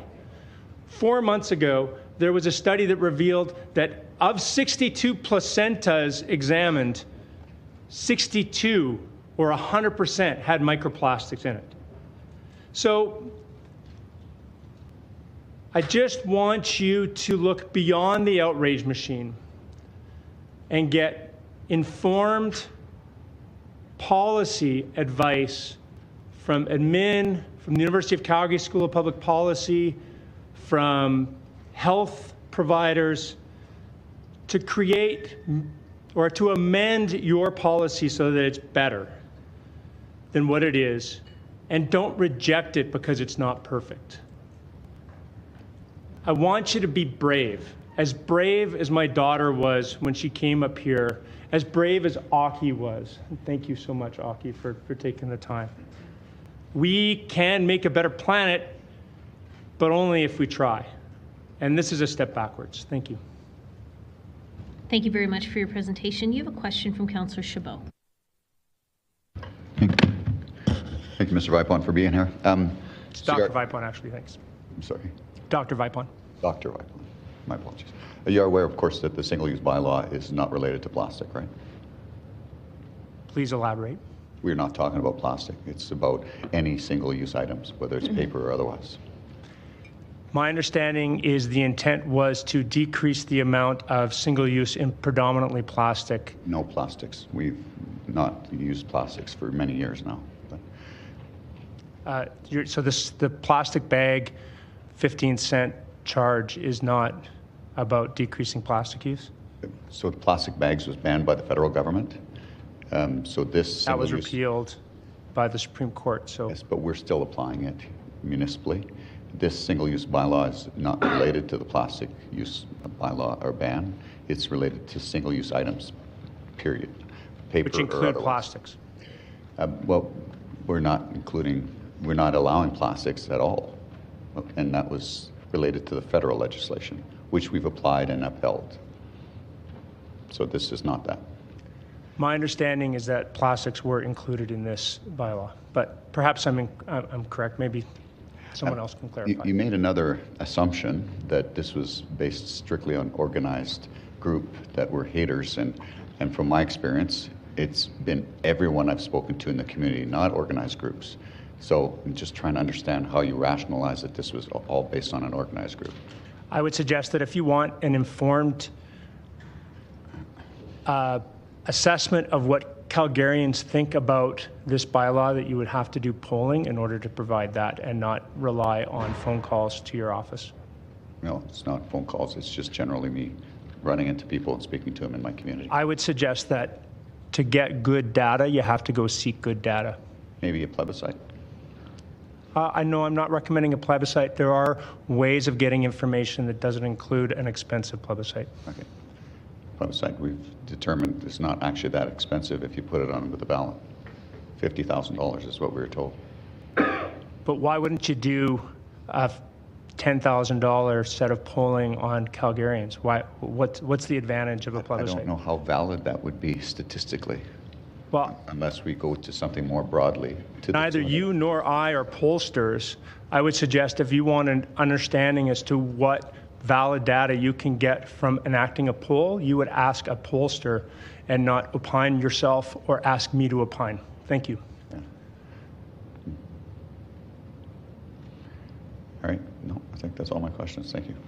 Thank you. Thank you. There's no further questions for you, so thank you very much for joining us. Let's go to John McInnes, please. Thank you. I'm online. Please go ahead. I just want to make sure that you can hear me. Yes, we can. Okay, great. Good morning, Mayor Gondek and council members.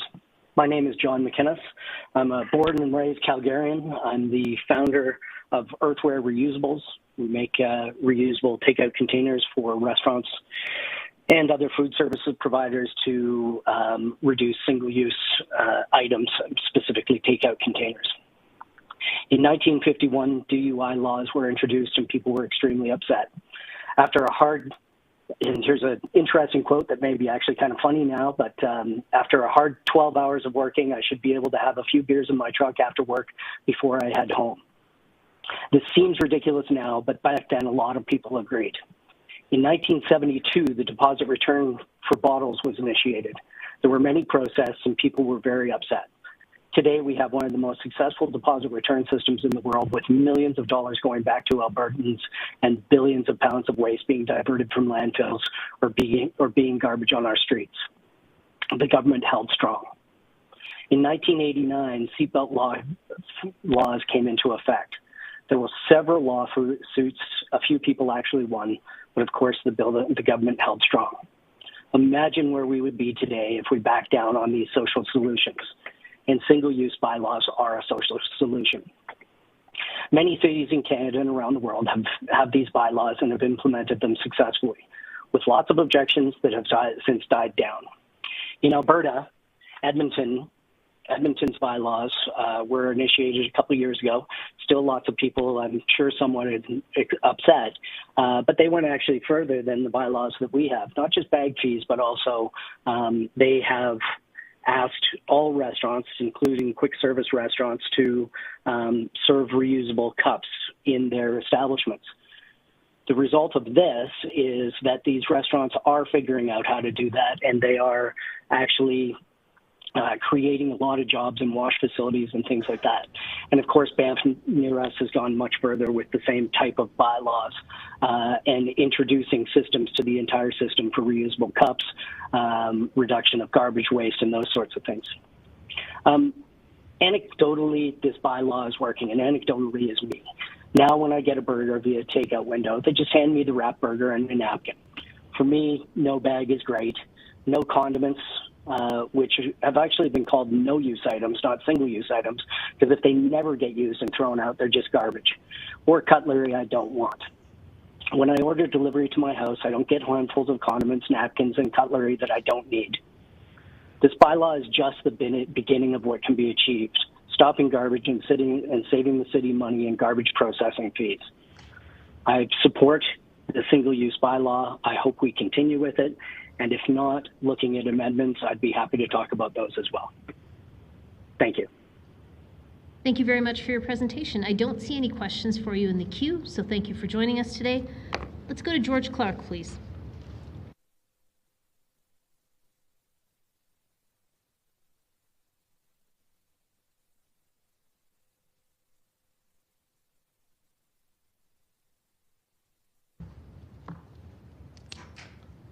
Thank you for this opportunity. I actually wasn't expecting to be speaking on this particular item today, but felt compelled after hearing the earlier public presentations on this particular issue. I will be back in front of you a little later on some land use bylaws that are amendments that are coming forward.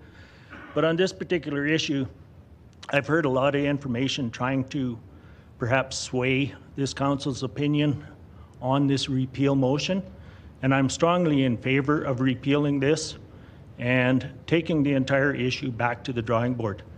The 2-week comment was unfair. We've lived with this now for 4 months in reality, and most of us were quite happy to hear that it was repealed, or at least put forward for repeal for today. We've actually been quite upset that we've had to wait until May 7th.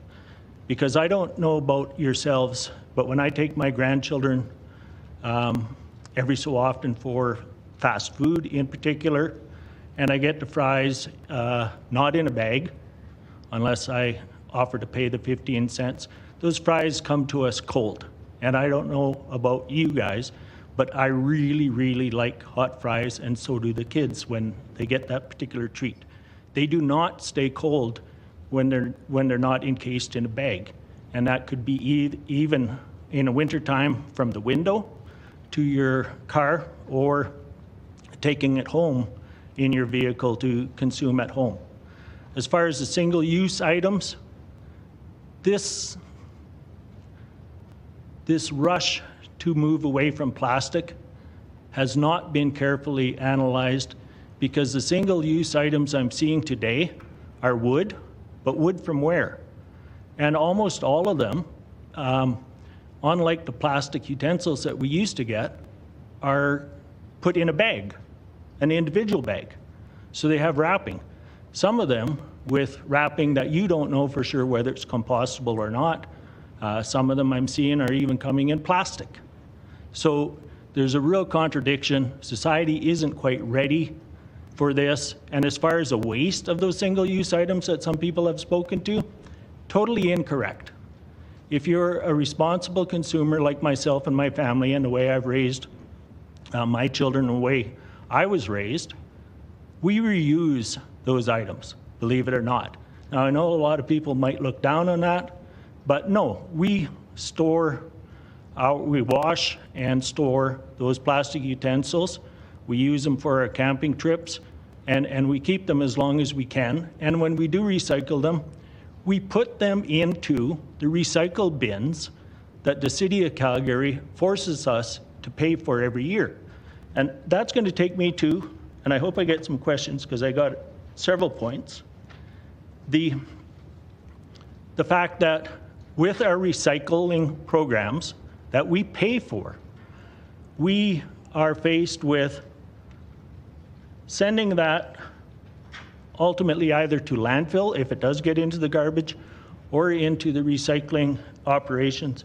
And the City of Edmonton has a great waste to energy facility up and running, and they're running into problems now because the level of the energy that they get out of the garbage that they're able to redirect into that waste to energy has been reduced to the point where it's barely economical to take the time. Whereas if you continue to have high energy density going into those facilities, our landfill facilities, and captured, we get into a situation where you have a higher conversion rate, more success, and you do better for the planet. We're not Hong Kong sitting alongside the ocean. We take care of our waste, we are responsible, and we need to keep doing that. I'm doing my bit, like I'm considered part of the outrage machine by the last presenter, Dr. Joe Vipond, and I'm not. I don't organize until or unless there's an issue that I need to organize for, such as taking on a city council that no longer listens to the citizens and is setting themselves up for replacement. So on that side, I might then become part of the outrage machine, but I speak up because I'm compelled to. Thank you. Thank you for your presentation. You've got a couple of questions. Let's start with Councillor McLean. Thank you, Mayor. Thanks for being here, George, on lots of different things. But so the quick question, are you an expert on plastics? Are you a doctor? I'm not a doctor, but I'm a CEO of a company that has taken a look at what's happening in our society regarding climate change and mitigation. A lot of people hear me speak from a conservative perspective, and they make the assumption that I'm a climate change denier, which I'm not. So what I have become an expert on is how do we go about making impactful change within our society that actually involves or incorporates what the general public is willing to accept, number one, and number two, to make such changes that commercial businesses and enterprises will get behind. And I see that from all sorts of perspectives, from the perspective of, for example, how many people know how much it costs McDonald's or Wendy's, or excuse me, fast food chains, to provide a paper bag to carry out your food? I did the research. I went through all the studies. I contacted the paper bag manufacturers, and the large volume manufacturers are charging their clients 1.6 cents or less per paper bag, the standard takeout order size bag. So of course, they're not going to speak out when given an opportunity to earn 15 cents for every bag sold, but the public is going to end up having to bear that cost. And where does that profit go?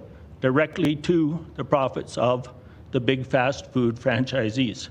Well, I didn't want to make it in any derogatory sense, because it sounds to me like you're just the common sense average citizen, average George in this case. Right. But do you think that makes because I think what we've seen is a lot of people in the public with the same maybe opinions or what you're espousing today. Do you think those opinions are valid and should be considered just as much as maybe some of our experts or doctors or anybody else that presents? I think, like you found during the recently last night concluded housing rezoning strategy information sessions, you will find a combination of those people that are speaking purely on the basis of emotion and personal impact, but you will also hear from some surprise experts along the way, and we did. And in this case, I'm not going to belabor it too much, but I'm at the forefront of working with Alberta Innovation, Innotech Alberta, and others to bring forward some of the most advanced new technology, bio and waste gasification technology to Alberta. And this is technology that has been proven up down in the States, and they're looking to go to commercial demonstration. They hesitate to allow me to help introduce it into Calgary because they can't necessarily get the agreements in place for access to some of the waste materials that are flowing through the recycle program, and or a reasonable level or quality of waste that's energy dense enough to do what they're saying. This here measure, if it's not repealed, we are simply setting ourselves up for failure in our landfills. Yeah, I think you bring up a good point. There's lots of new technologies coming down the pike, whether it's on the single-use plastics or even in our home building, in our automation, our cars. Maybe governments, do you think maybe government shouldn't just kind of come in with kind of a blanket or a hammer approach, all-inclusive, that, or do things too quickly, I guess is kind of what you're thinking? I think a lot of it is too quick. I think the education part for these types of measures would be far better for people, and we need administration's time and city council's time better spent looking at the complete impact, not rush like we did, and perhaps once in a while stand up to what the federal government said. I heard it mentioned here today that the federal government has imposed a plastics ban. Supreme Court has struck it down, but in reality, a lot of places are still practicing it. I see it in my everyday consumption of materials that plastic ban isn't being followed at this point, and that's not a problem. As long as people are educated in using the bins properly, as long as we improve those recycling programs where we're not having to make a decision as to whether a smaller plastic item should go into the recycle or into the garbage, that should be removed. We should come up with a system in those handling facilities to handle all sizes of plastic. It floats in the ocean, for example. Why couldn't we have those small items captured off with a water system? Yeah, for a longer debate. I know there's other questions for you. That's all I have. Thank you very much, Mr. Clark. Thank you. Thank you. Let's go to Councillor Walcott, please. Thanks for being here, Mr. Clark. I essentially had two questions based off of what you described. Would you have supported the bylaw if there was no fee attached to it, where it was just a request for? So you had the power to make the choice with no additional fees? In all honesty, I would likely not have a huge issue if there was no fee attached, because that gives people a chance to transition, and it puts the onus back on the people who currently are now making a profit off of the existing bylaw that we're hoping to repeal, to do better themselves. They have the resources and the capacity to do the correct things. I notice one of the fast food places that I indulge in maybe once every 3 months, their 15-cent bag was a renewable bag. So the next time I came to that facility, I could reach into my glove box, pull out that small renewable bag, and use it, I don't know, a dozen times. But the same thing happened with the co-op bags and everything else. People said single use, single use. Don't assume that those items are single use just because that's the general expectation. To be honest, yeah, I completely agree with you with the quality of bags, the way we reuse them, where we store them in our car, and so on, and the habits that change there. So I don't disagree at all. I also am one of the types of people who have a Ziploc bag filled with plastic cutlery that I've received from a variety of places. You mentioned two things. I heard from the second half of your presentation that you are aware that small, like plastic forks and things like that, are not recyclable because of the technology that we have. You mentioned that, but at the same time, earlier you said you do recycle your small plastic forks, and I was wondering if you could offer a clarification just on that point, just so that we know that we can't recycle the small ones in our facilities. I've been known to be obstinate in my life, and when I encounter any organization or person that suggests that something can't be done. I look for ways to help them find a way where they can do it. So to be quite honestly, once some of those small items are there, I'm going to end up having the garbage police give me a ticket eventually in my blue cart, right? Because I refuse to make the assumption that I shouldn't be throwing that plastic fork or knife or spoon or small lid into the recycle as opposed to the garbage. So I throw it into the recycle. I'm openly admitting I'm going against what the requirements are for the city recycling, because I looked into, and here's the other thing, I didn't just do it to be ignorant, right?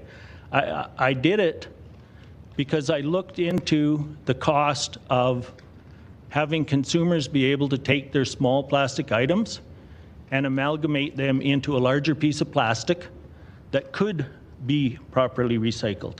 And I'm sure you've looked into those as well, where there's different types of melting systems where you can get all of those individual items into a large enough clump that you could put it into the regular recycle and the facilities could handle it. They're relatively inexpensive. They'll use a little bit of electricity, maybe once a month for most households, and the city could incentivize the purchase of things like that. So I'm of the mindset that we need to improve the way we're handling those plastics. Okay. Well, thank you so much.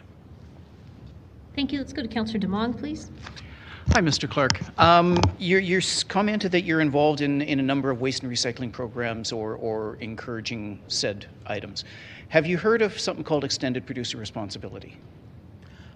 I've read upon it briefly, but quite honestly, for the past 2 or 3 months, I've been more heavily involved in helping my startup organization advance some of those new technologies so that we can do first-of-kind commercial demonstrations here in Alberta and in Calgary, possibly. Okay. I'm not going to get into a lot of detail here because it is a complicated program. I certainly encourage you to kind of do a little bit of research. It is going to be a provincial program starting April of next year. It will be basically dealing with the entire blue bin and everything that goes into the blue bin, how it gets recycled, where it goes, etc.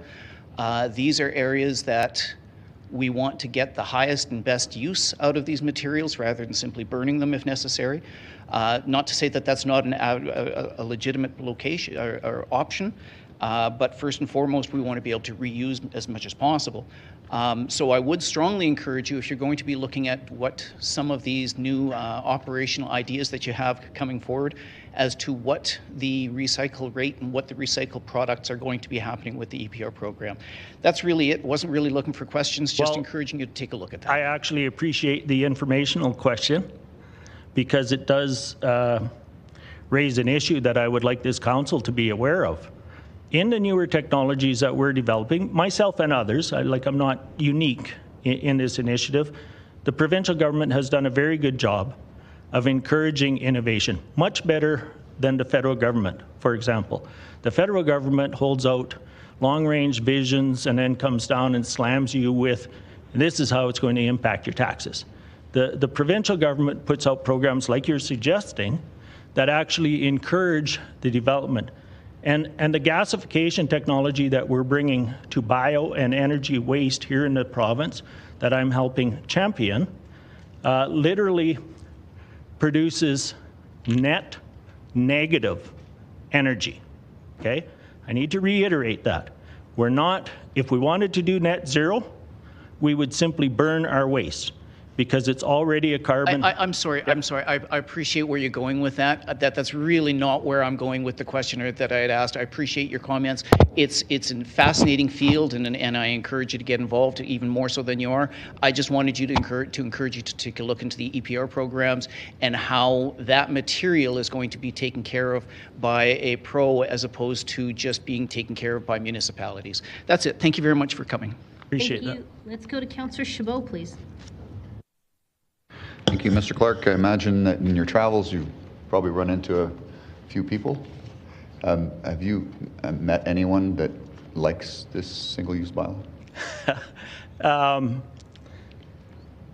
I didn't have to go seek out an outrage machine to encounter everyone that was absolutely opposed in that first month when they suddenly showed up, because most people are unaware.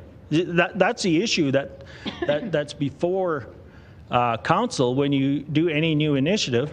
People are unaware of the impact of some of the decisions made here, and it's not until they have to experience it firsthand in the middle of January, being asked for an extra 15 cents last minute, or told, sorry, you didn't put that on your mobile order, it's not in a bag, would you like us to throw you one, right? There was all sorts of impacts. So no, it's the general public of Calgary that were firmly against the single-use bylaw and the bag charge. So I'm very happy that council responded as quickly as they did to take the steps to repeal this. I would strongly encourage today that you follow through on that commitment made January 30th, repeal it, and come back to us with something and have some engagement, because 9 times out of 10, like I say, people get upset because they do not feel that they were previously engaged. Okay, so your example that you referenced, you were referring primarily to the fast food industry, but of course this extended beyond just the fast food industry, which included reusable bags at the grocery stores, charging $1 for that, escalating to $2 into the future. Have you heard any concerns about that? Yes, actually, I spoke with a 93-year-old woman whose son took her to the local co-op yesterday. And being a little bit of a social butterfly, I engaged her in conversation, not specifically looking for anything, just to see how her day was going.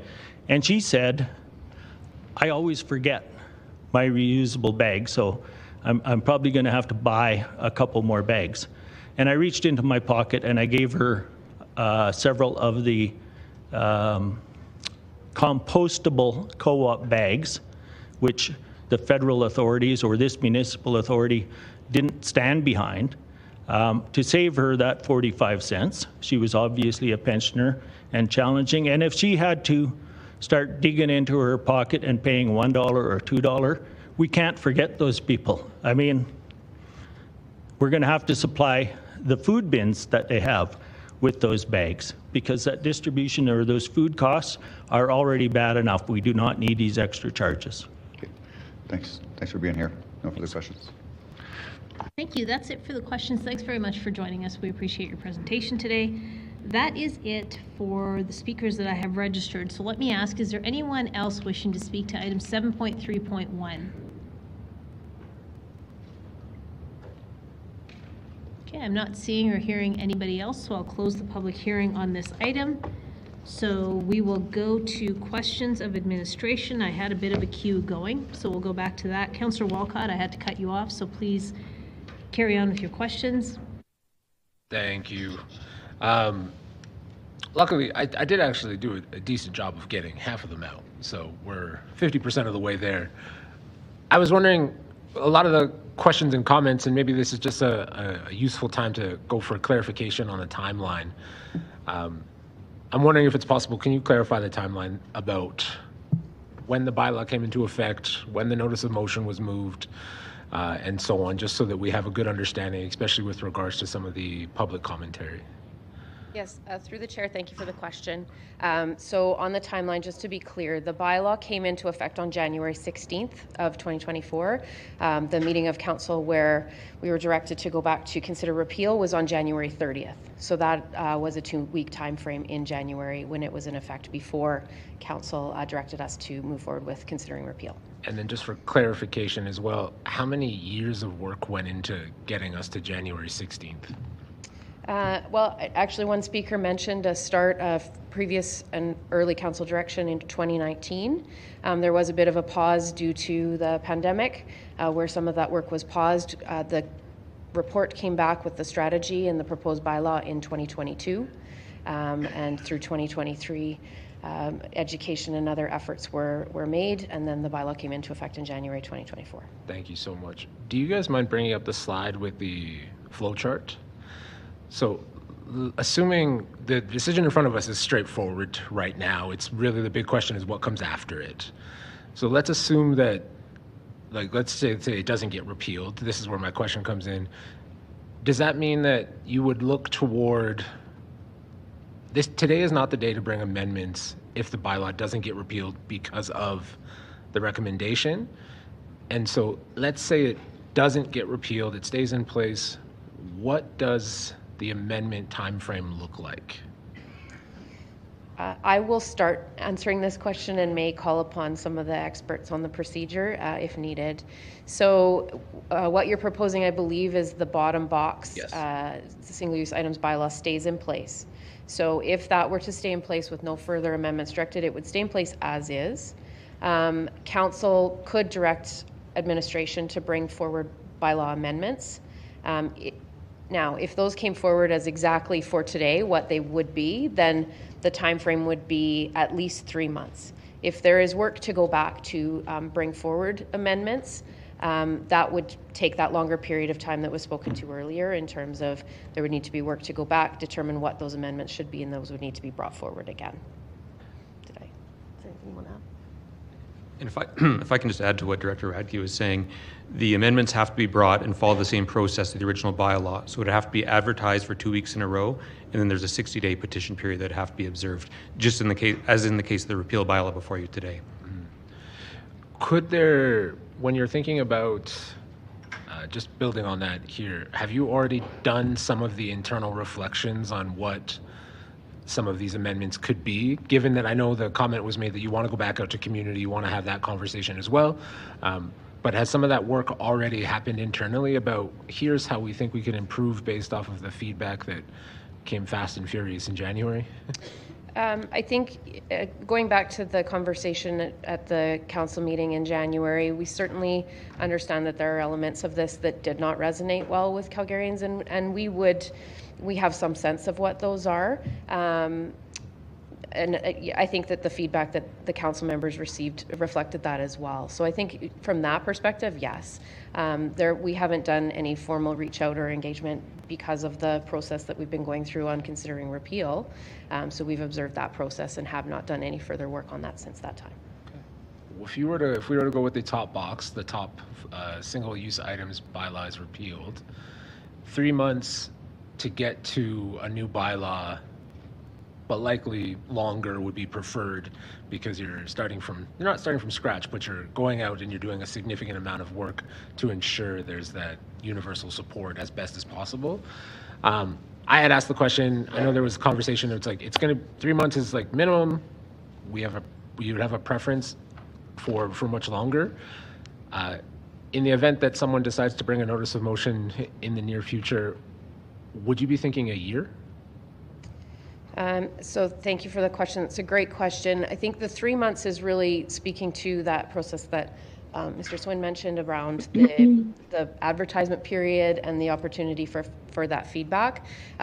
Any work associated with developing amendments and bringing forward a new bylaw would be in addition to that.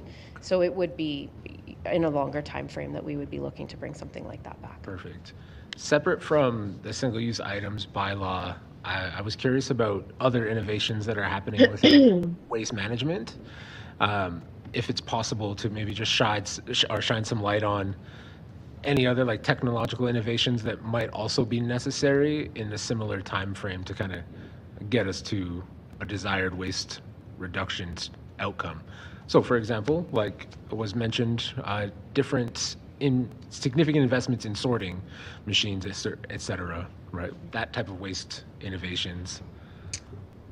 Certainly, I'll take a stab and I'll ask Ms. Howland to come forward. We actually have just opened, as you're probably aware, a brand new, or GFL has opened a new facility that really is state of the art in terms of sorting and what we're able to do. Some of those questions around the size of the material and what the challenges are, I'll ask Ms. Howland to speak to. Thank you so much for the question. As Director Radke was getting to, the new GFL MRF is the state-of-the-art technology, and it is sorting as well as can be sorted. In order to capture small items like single-use items, let's talk about, say, utensils, small lids, that sort of thing, it really needs to be collected separately. So that would not be in a commingled system like our Blue Cart program. Rather, it'd have to be accepted separately, kind of like, you know, how residential batteries are collected separately at London Drugs. And there are programs like that out there. There's the TerraCycle Zero Waste program, that sort of thing. Scaling them up to a city of 1.4 million is it appears at this point insurmountable. Maybe down the road technology will get there, but within this year time frame, it's not going to happen. Thank you so much for your answers. I'm out of time. Thank you. Let's go to, hold on everybody. Councillor Meehan, please. So I actually don't have any more questions for administration. Do you want me to debate now or get back in the queue to debate? Let's go back to the queue to debate. Okay, I will just rescind my RTS then. Thank you. Let's go to Councillor Craw, please. Yeah, I mean, I guess I just need, I have a ton of anecdata that this bylaw has done exactly what it was intended to do, but I don't have any data. Do we have data? I would say we have the same sort of data. We have a lot of anecdotal information that we've heard from different people in terms of impacts that may have occurred at businesses. We don't have any data over the time frame since it was brought in that we would, be bringing forward at this point in time. Okay, that's too bad because I'm very much under the impression that it has worked as intended. So I guess to elaborate on that, and I may ask Sharon to come up again just to speak to some of the things that we've heard from different businesses and others around what the impacts have been. Thank you for the question. We've heard from businesses directly who've called into 311, and we've had some really good conversations. Of course, Julia's mentioned that we do know that for some Calgarians, the bylaw requirements have not resonated, and we've heard that feedback as well, just as all of you have in your offices.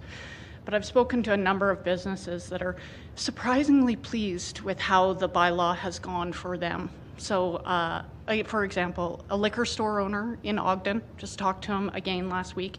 I had talked to him at the beginning of the bylaw coming into effect. He had asked some questions. He wanted some signage, that sort of thing.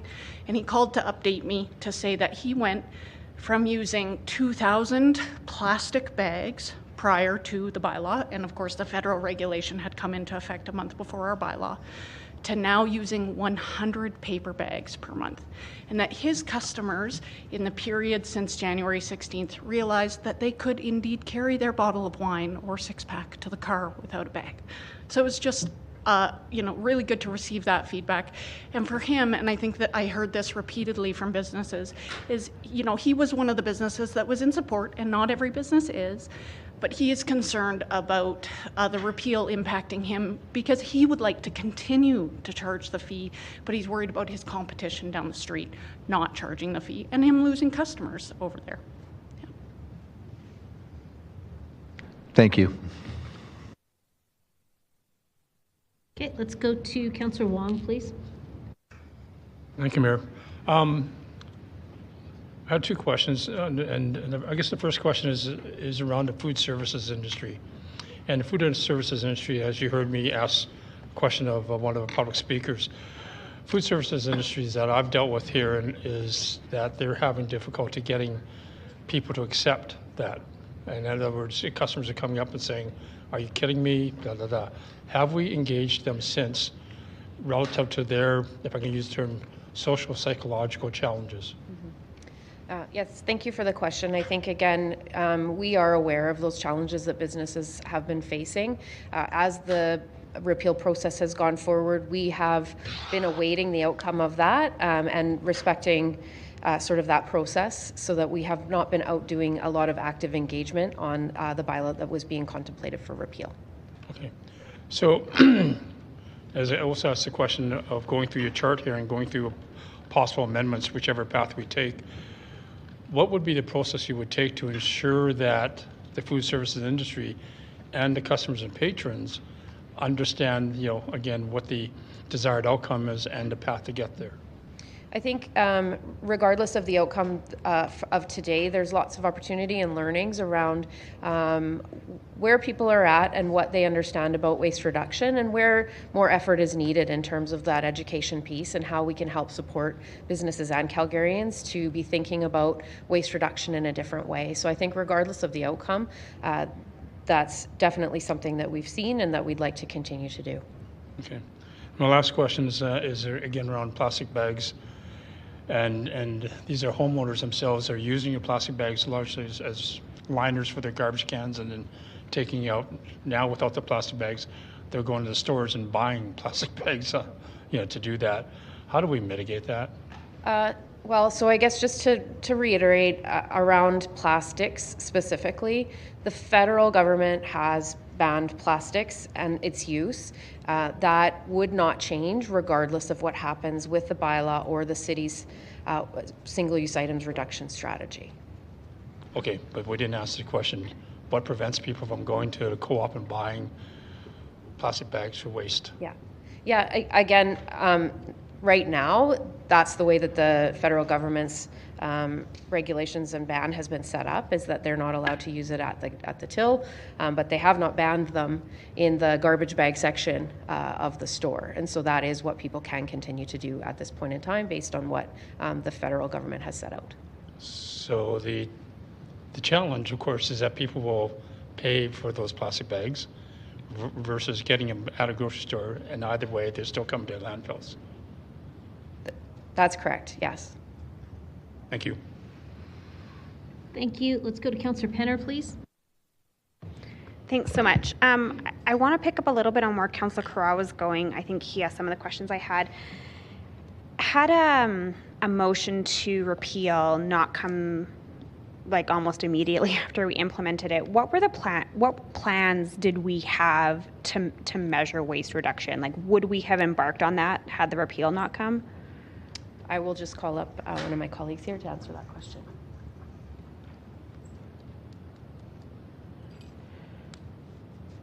Hi, thank you for the question.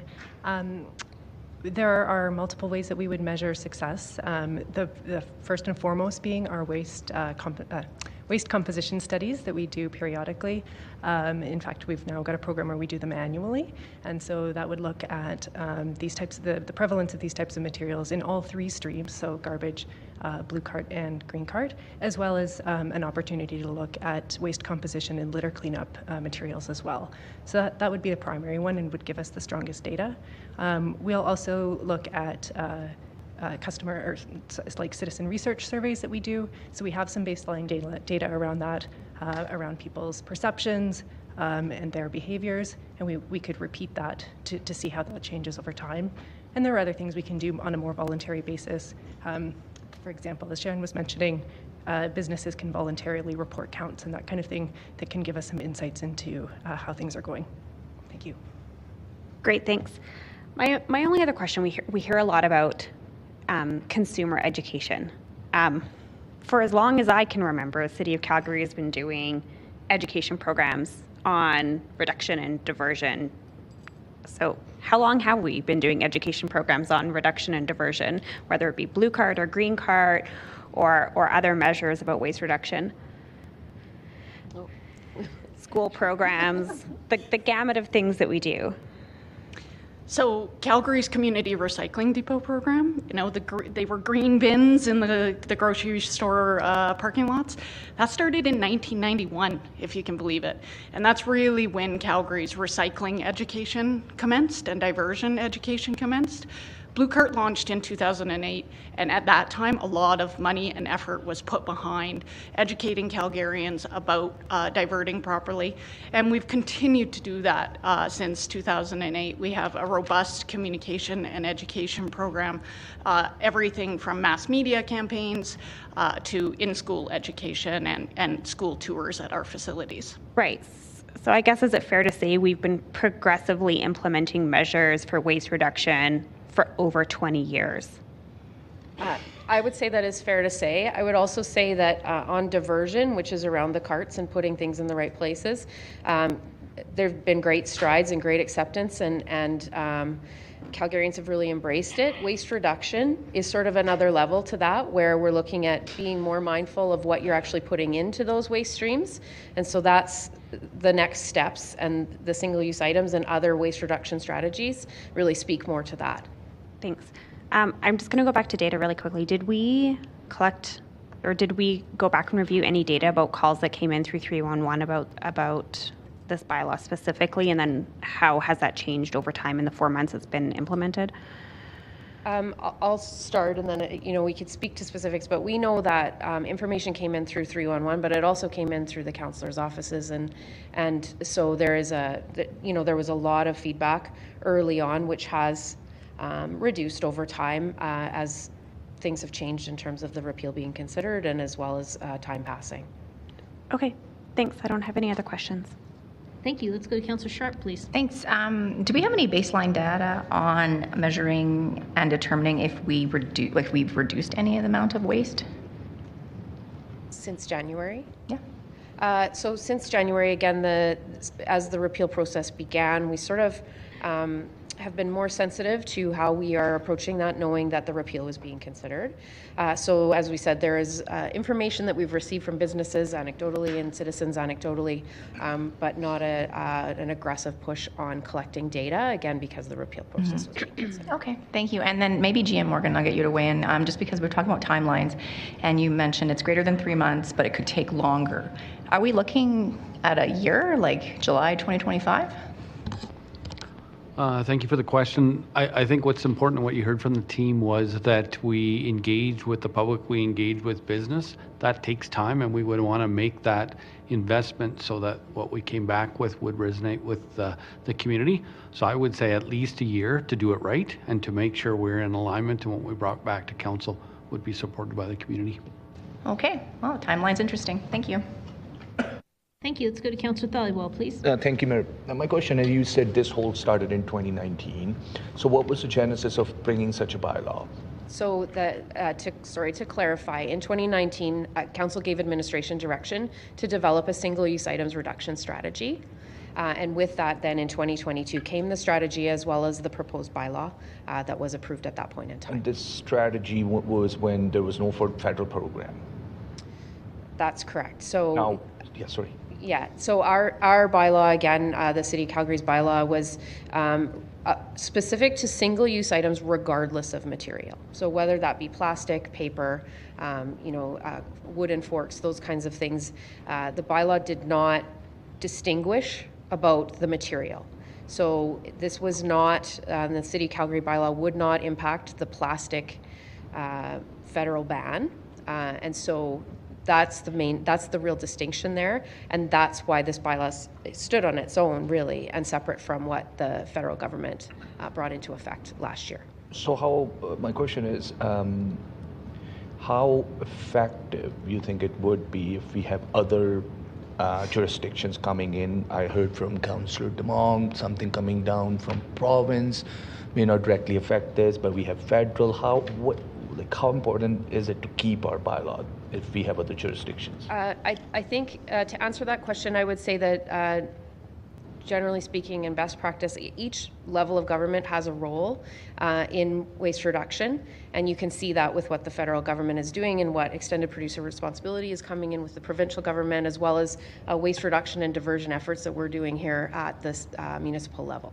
Okay. So it really, there's not one or the other, they're complementary to each other. But what I'm hearing is, probably I heard it wrong, we don't have a mechanism in place so far to measure the success. We had, as Ms. Bell spoke to, we had a number of different ways that we could and would measure that, and can certainly and will certainly still be doing that in terms of what we see in our waste and the perception of and awareness of Calgarians around waste reduction, single-use items. We can continue to do that work. That was interesting that the liquor store person said nobody's asking for plastic bags, they're asking for paper bags. Well, before the federal ban came in, they were using plastic bags. They've transitioned to paper bags.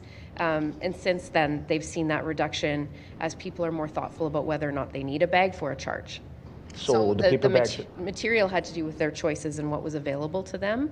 The choices of the consumer had to do with whether or not they needed a bag and whether or not they wished to pay for it. So the plastic bag has monetary value to it, 15 cents if they want it. Paper bag is free.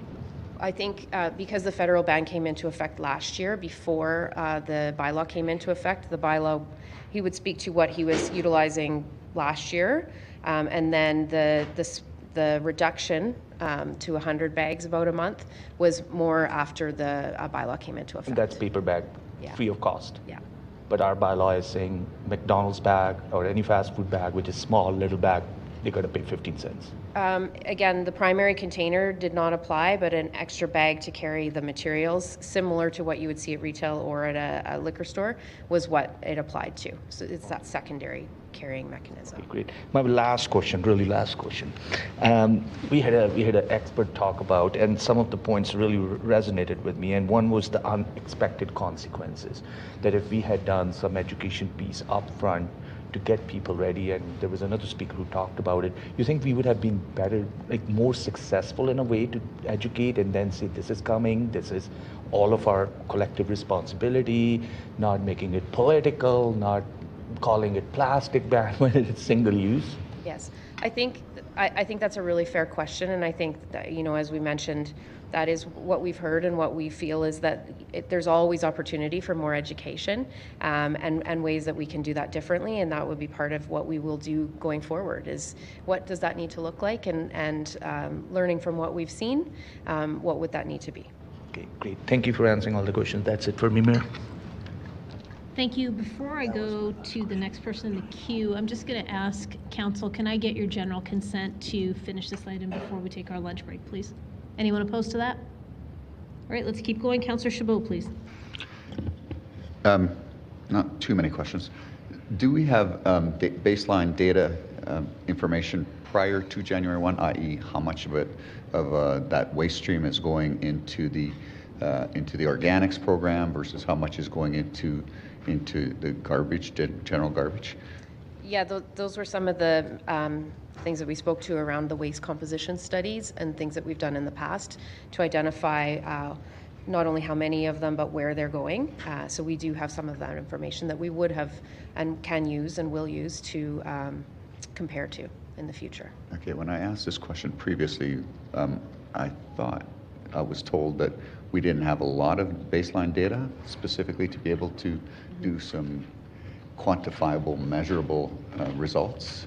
So that's now changed? Is that? I think it's just a matter of looking at, if you get into the details of each one, then there may have been a slightly different answer. But overall, like I said, the waste composition study does give us those indications, and that's where those numbers came from previously, around the 15 million items and those kinds of things, is that we have a sense of that from work that we've done previously. Okay, well, maybe I'm mistaken, but I thought it was based primarily on the originator of how much they were putting out as opposed to how much was ending up in our landfill. Well, and that also speaks to, the CART program is the residential, right? There's a whole other stream of material that comes in that we don't have as much line of sight on, for sure.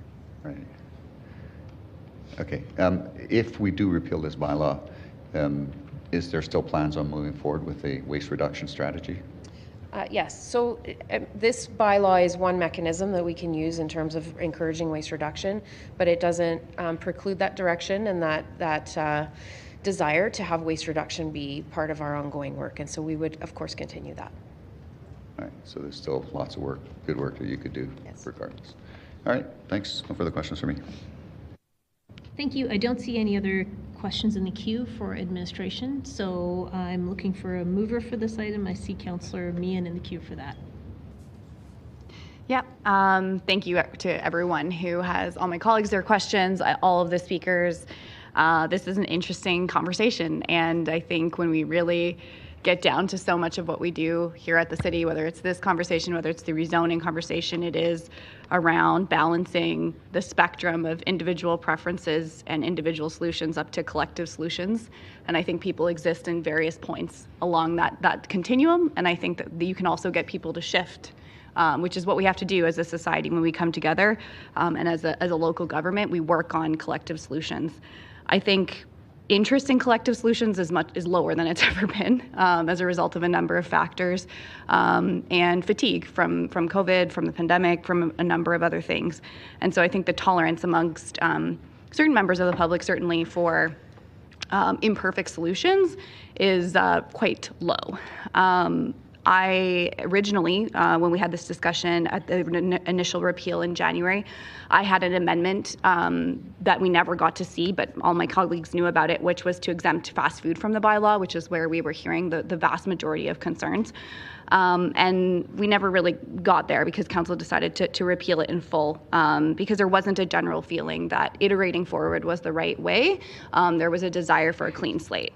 And, you know, I've seen change work both ways. Like you can have a clean slate and start all over and take big leaps, or you can iterate forward. And I will just say to all those who are in favor of seeing this go forward, there's multiple ways to make change.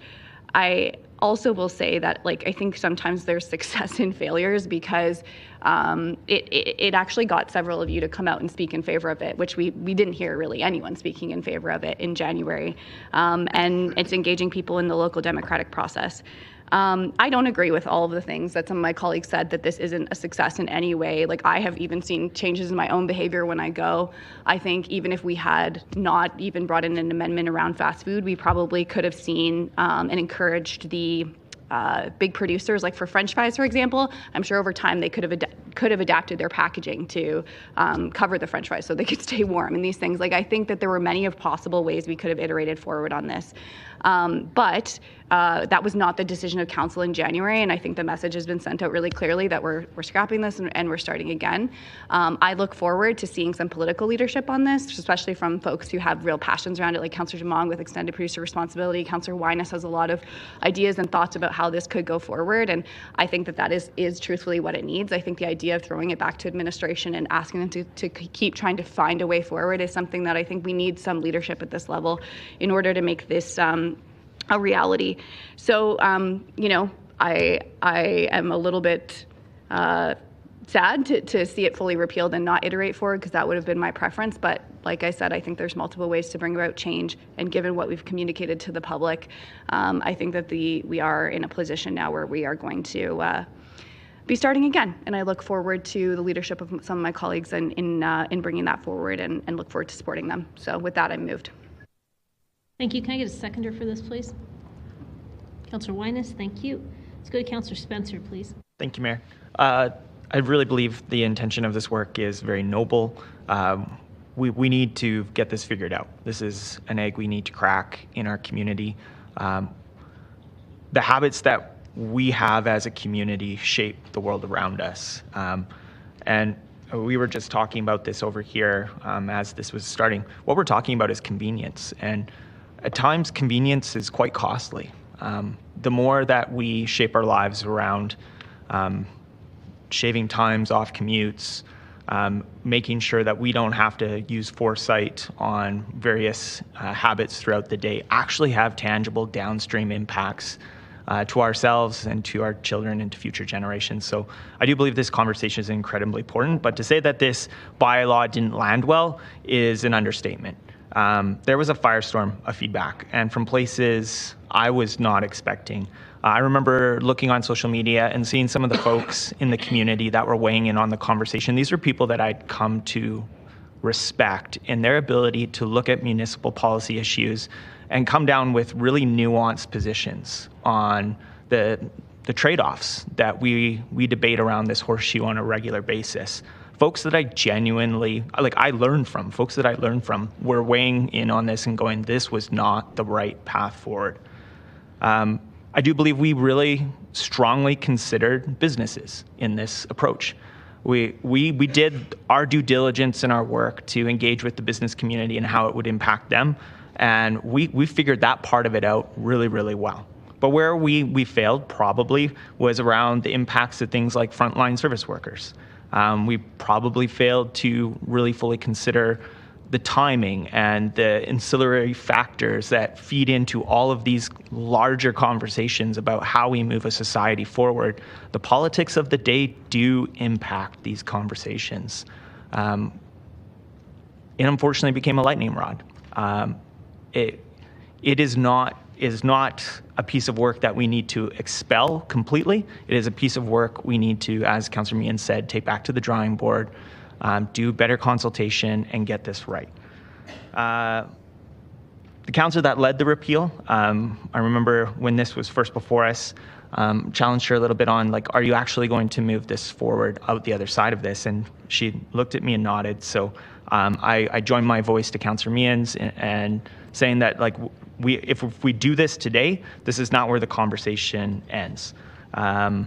I think there needs to continue to be a willingness to move this conversation forward. And I need to give kudos to Councillor Weines in terms of some of the stuff that she brought up back when she first voted this down way back early in our term. She was reading. She was looking ahead down the line and pinpointed a few of the things that became powder kegs in this whole conversation. So I look forward to people that are very interested in this conversation helping us forge a better path forward.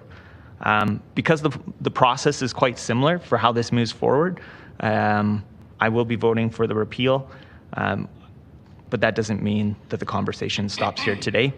And yeah, I'm hoping we get this right as we move forward. Thank you. Let's go to Councillor Penner, please. Thanks. I mean, more than anything, I think I've recognized how much I don't eat fast food and identify with the issues of cold fries. That being said, we've been taking an education-first approach for over 20 years, and we continue to have issues with waste, both upstream and downstream. And I think we are continuously looking for levers that we can pull to try to incent different behavior. And in this case, for many people, it felt like a penalty as opposed to a reward. And we probably need both things, but at some point, we do need to have a serious conversation about how we change our behaviors. Because education first it's not working. It's simply not working. There are those who are resistant to it, and so we need something different. I know that this is going to pass today, but I'll say I'm going to vote against it because I don't think that just scrapping it and letting go of good work is the right way. I think that we needed to progress forward. I think, to Councillor Meehan's point, we should have iterated. So I won't be supporting the repeal. Thank you. Let's go to Councillor Carra, please. Well, I guess I thought that we were considering repealing this bylaw, not saying we were going to repeal it. And we were going to sort of experience what happened in our communities over the months in which this was the law of the land. And what we heard from people was that this just wasn't going to work. And every point of data I've received is that it actually has worked incredibly well. So, you know, to say that this is an egg we've got to crack, we've cracked it. And to imagine anything else is fantasy, and I think an abdication of leadership. I will give you my anecdote. I met with former Mayor Dave Bronconnier to discuss the redevelopment of the CNIB site in Maury Grocery a couple months ago. And the owner of Maury Bakery, I said Maury Grocery, Maury Bakery, it's one of the best bakeries in the entire city. It's always packed when it's open. Lineups, always people in there. They start with an unbelievably laden set of shelves every day, and it's practically wiped out every single day because they provide an incredible product. And the owner came out of the back and he said, I need to talk to you about this bylaw. I'm now, it costs me 70 cents for the kind of bag that I can send out with my product. And being able to charge an offset has really helped cover some of those costs, but what it's done is it's worked. It's significantly reduced use. He said every week I was sending 8,000 paper bags out the door at 70 cents to me, and now I'm sending out 80. Sorry, 880, not 8,080. But he said, you've got to keep this bylaw in place. It is working. It's doing what it was supposed to do. We were told by so many people who stood up here and said it just won't work. We're hearing the same thing. We're hearing the same thing about the rezoning. It's just not going to work. Flying in the facts, people standing up here and just blatantly saying these things. I was here for the mask bylaw, and I can tell you that when we made the mask bylaw the law, people wore masks. And when it wasn't the law, people didn't wear masks. And there's a lot of people who are angry, but the thing is that when you make something the law of the land, people follow the law because we are law-abiding Canadians, and it works. So I think the rage, the outrage, it was a political gamesmanship. And when we voted to consider to repeal this bylaw, I said, welcome to silly season. And to try and rationalize this as anything other than us getting politically gamed and not showing requisite leadership is a fantasy. We got rage farmed. And if we repeal this today, shame on us. Thank you. Let's go to Councillor Walcott, please. I'll be direct in the sense that I'm not voting in support of repealing the bylaw, but for someone who will be following me in this debate, who maybe is supporting it, there's a problem with the language. The council consider giving. I suggest someone just raise that it's give. So we'll get there later. My memory might be flawed, and so I hope someone can correct me, or even Councillor Meehan, if you can correct me in your close. We received a lot of emails, but we didn't hear from anybody in here. Right? We didn't have a public hearing because this is it. This is the one. This is the public hearing. So we did receive a lot of feedback in a variety of different channels, but no one stood there and told us, no one gathered here, right, because of the process with which it came forward. January 16th was approved, there was a notice of motion, there's no public hearing attached to a notice of motion. And so when I reflect back a year earlier to when it was at committee and we did open up for those conversations, it wasn't an immense heated discussion. It was a balanced conversation of facts, and the major crux of even that time was the charge. Should we charge, right? It was always about should we charge, should we not charge, et cetera. It was never about the waste reduction strategy. It was never about burdening people with asking for single-use items. It was always about a question of, is the fee the right path forward, or is it something that we should rely heavily on education and behavioral change as the means of drawing forward this type of work with regards to our strategy? When I think back to years ago, when the engagement first started in the first realm of this discussion, it was a similar story. Again, it was always about the outcome of reduction of that particular waste. To Councillor Wong's comments about if I'm using a plastic bag that I get for my food or a grocery bag, that's actually it, right? It's the idea that people were offering two products for something when we might only need to be offering one. Right, if people are saying I can go buy garbage bags versus purchasing single-use plastics, it's the same outcome. There's a plastic bag in the garbage. The issue has always been about the bags that didn't get used that way. It was always about the items that didn't get recycled. I mean, I grew up in a world in which I've done beach cleanups, bottle caps, and where public speakers will tell me that out of principle they refuse to recycle a particular way because they think if we can force our way into innovation by not following the rules, right? These are conversations that happen a lot. And so it is always about iteration, and it should, in my opinion, always be about iteration. And so I can't support this because I do not believe that we should have even been here We should have spent the last 3 months talking about iterations, because to say that we didn't hear people, it's not true. It's to actually hear what people were saying. And what people were saying is the price that was put on this reduction strategy was one that no one really agreed with. But the purpose is something that was collectively agreed upon. Knowing that, I can't see how the rationale is to start from scratch. It was never about people saying, I need my plastic bag. It was always about, is this the method with which you want to incent or disincent my use of them?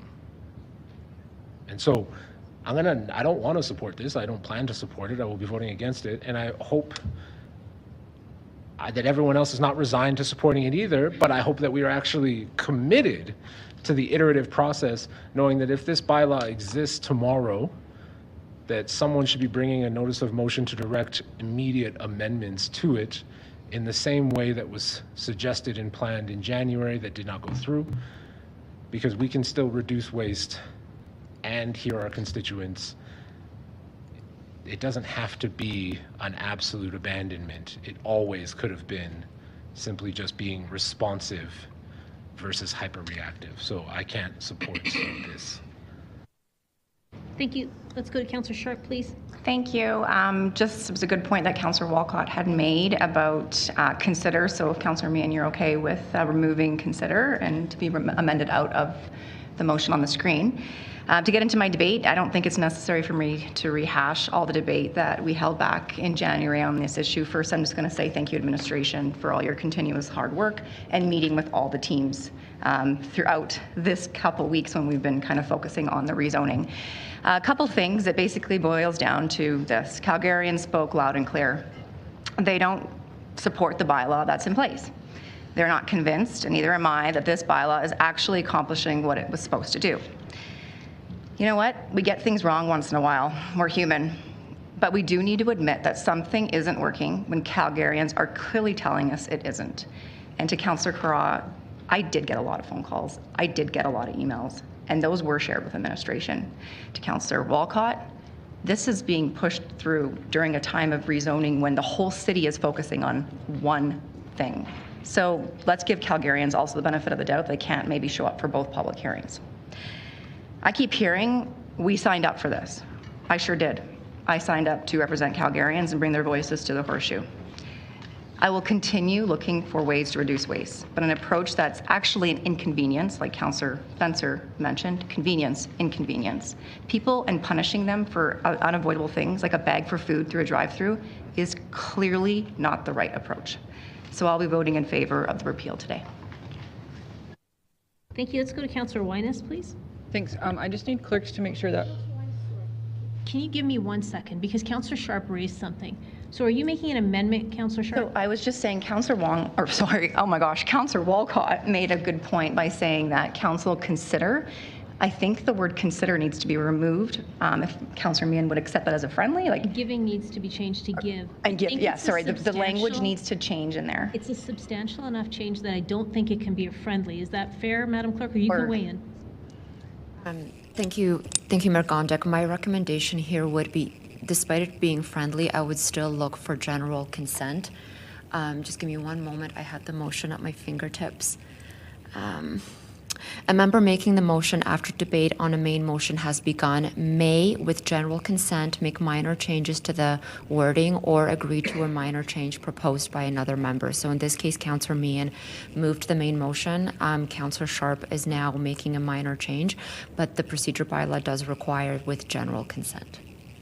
So with general consent, if to change that, and this because the way it's written, so administration didn't want to recommend that we repeal, right? So like we have to watch the language that's in the motion in front of us. Yep, and I can if you're good with that, awesome. Thanks, Mayor. Can I get general consent that we change consider giving to give? Is anyone opposed to that?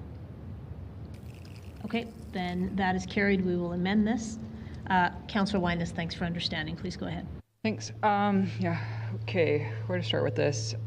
The feedback we received was also shared with ELT. I think GM Morgan and David Duckworth have enjoyed me forwarding every single one of the emails I received from citizens.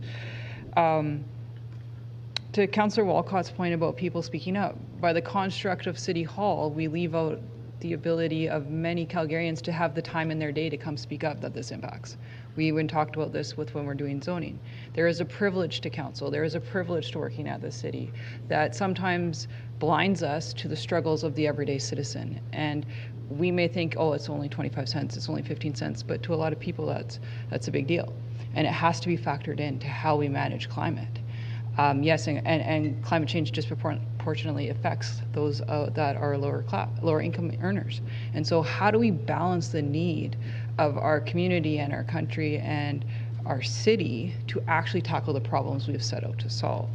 This one missed the mark, and you can look to other cities that are just punishing citizens and not getting the results. That's why it's failed. For the last 30 years, we've been educating, and it's still failing. And until we acknowledge that that's not working, we have to be creative. We have to look at why am I charging at the till for plastic or a paper bag now, since the changes come from the federal government, but I can walk on the shelf and I can buy a bag and it's fine. So it's that climate hypocrisy that council and all government officials have to manage and start acknowledging that the measurements stick for climate. Are we doing greenhouse gas emissions? Are we doing how much waste? What is the stick? Is it within Canadian bound borders? Is it adding in what the cost of production of that product is in the nation that we are importing it from? This is a complicated problem that we are oversimplifying. And yes, this is a bylaw that does need to be repealed because we have to incorporate the changes that other orders of government are making to make sure that we all work together to solve the problem we're setting out to solve. And choice editing, I like the comment on choice editing because council, let's take a look at ourselves. Every lunch that we are served, we are using single-use items. We don't use the forks that are in the drawers. We don't use the dishwashers that are in our building.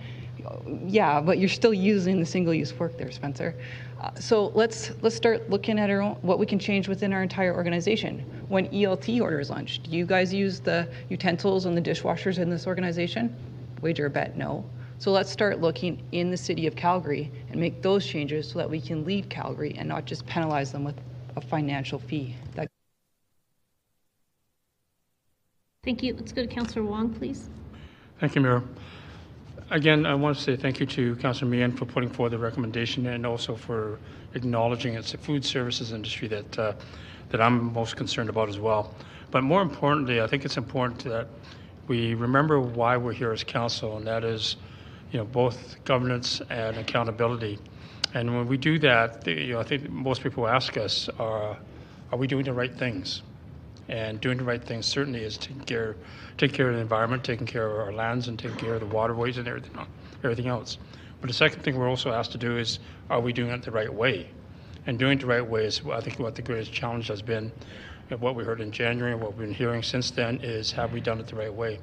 And a lot of it is really around, the question we posed to one of the public speakers about, behavior, change management, communication, engaging them, setting out the right outcomes and creating the strategies and plans to get there.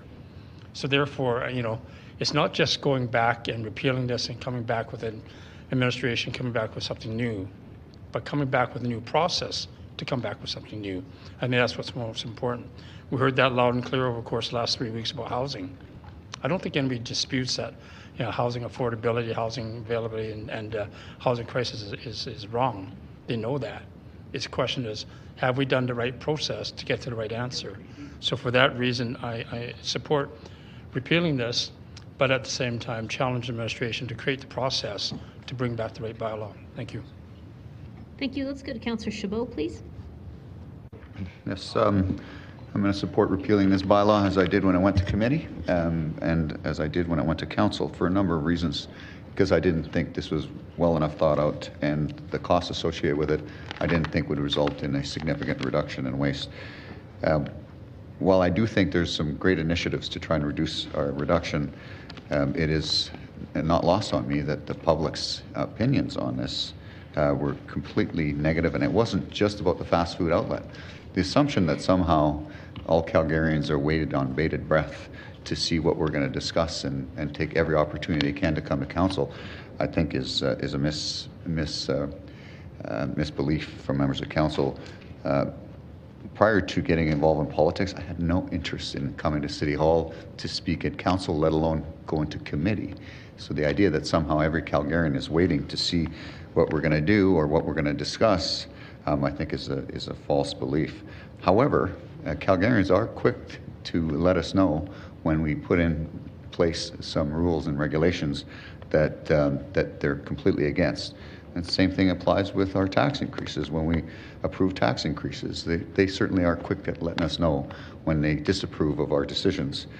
And so we are supposed to represent the interests of Calgarians as elected officials.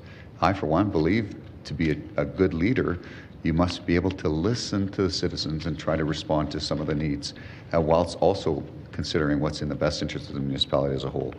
So for me, this is one of those things that I think there's other ways. And like I said, it wasn't just about the fast food outlets. There was concerns about people going to grocery stores where they could have bought 5 reusable bags for $1 and now being asked to pay $1 for each one and not given the opportunity to buy 5 for $1. Those kind of things are some of the things that upset a lot of Calgarians in regards to this bylaw.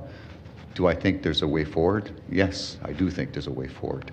But I don't think that what's before us is salvageable. I'd much rather see us start over and take all of those things into consideration before we implement something and make sure that we've got tangible, measurable, quantifiable data that we can then measure against to determine how effective what we've put in place is. So those are the reasons why I'm going to support this repeal, while I encourage the rest of the council to do so as well. Thank you. Councillor Putmans, please. Thank you, Mayor. I can't help but notice that within the past 48 hours, we'll have dealt with 3 massive communications exercises: zoning, single use, and land use.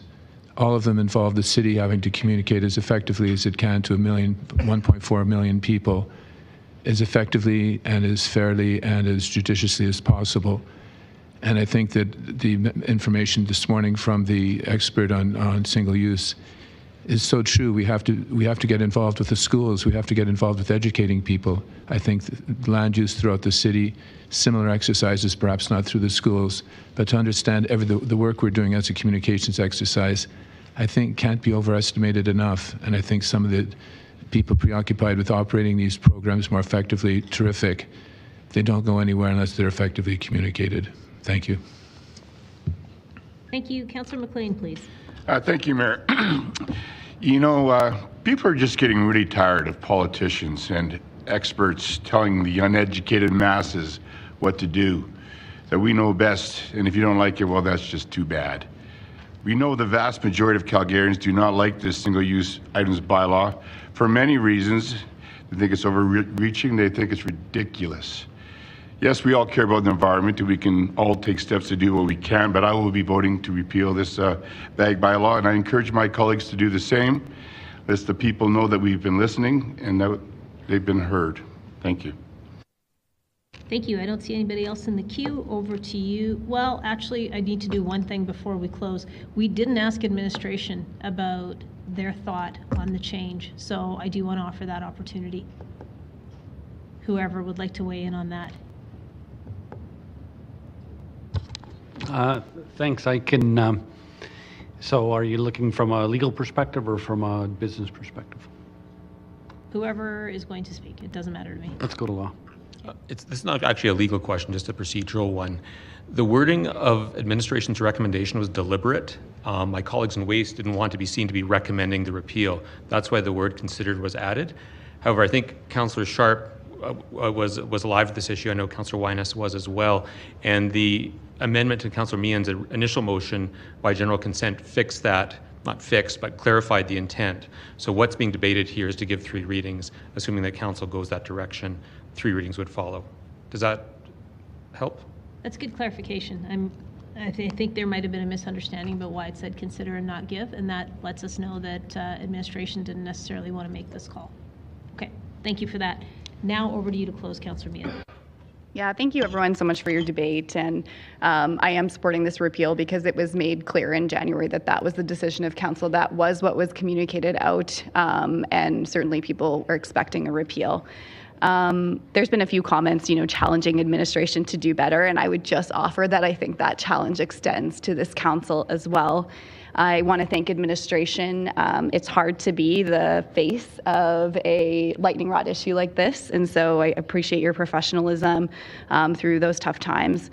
And I will say, I think it's pretty clear that certain people are defined very much by what they're against. It's easy to poke holes. It's easy to speak against something. It's easy to kind of have your moment. I hope that I look forward to seeing some of the social media clips that come out of this. It's very clear that some people are trying to just get their piece out there for mass consumption. But I also look forward to seeing some of the people who have spoken very strongly against this to be the architect of solutions. I really look forward to seeing that, and I will support whatever solutions come forward. But I want to see that effort in earnest, because I think it's easy to sort of say this isn't the way forward. We're voting this down. The answer is no. It's much harder to actually lead a city through the challenge of actually putting something forward for a collective solution on waste reduction. So I also will add that there's been a lot of conjecture around council not listening, despite the fact that we have spent three weeks listening on zoning, and even on this particular issue, having people come and speak to it. So regardless of where myself or my colleagues stand on these issues, and they are different, I will say that I believe everyone is listening, and we are reflecting the spectrum of opinions, the diversity of opinions that exist in this city. So with that, I'm closed. Thank you. E-scribe to vote, everyone.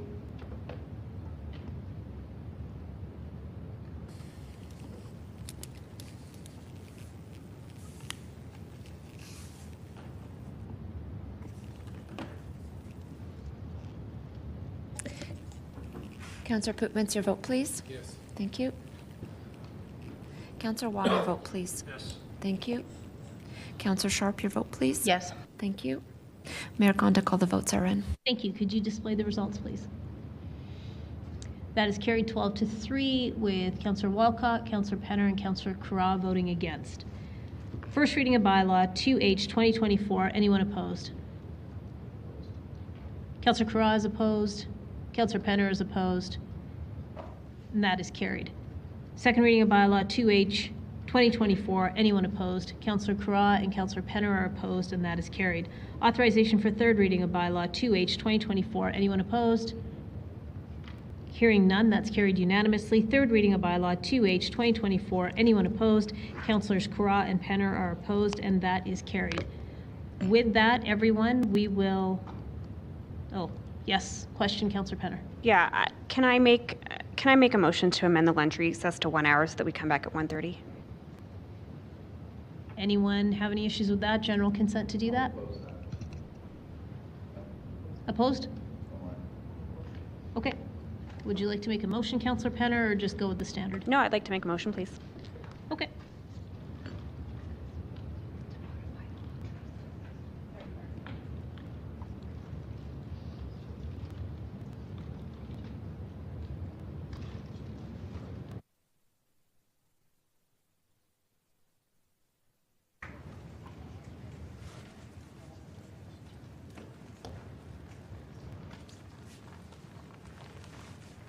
Right, would anybody like to second this? Councillor Spencer, thank you. Can we go straight to a vote? All right, the motion is before you. Please go to e-scribe to vote.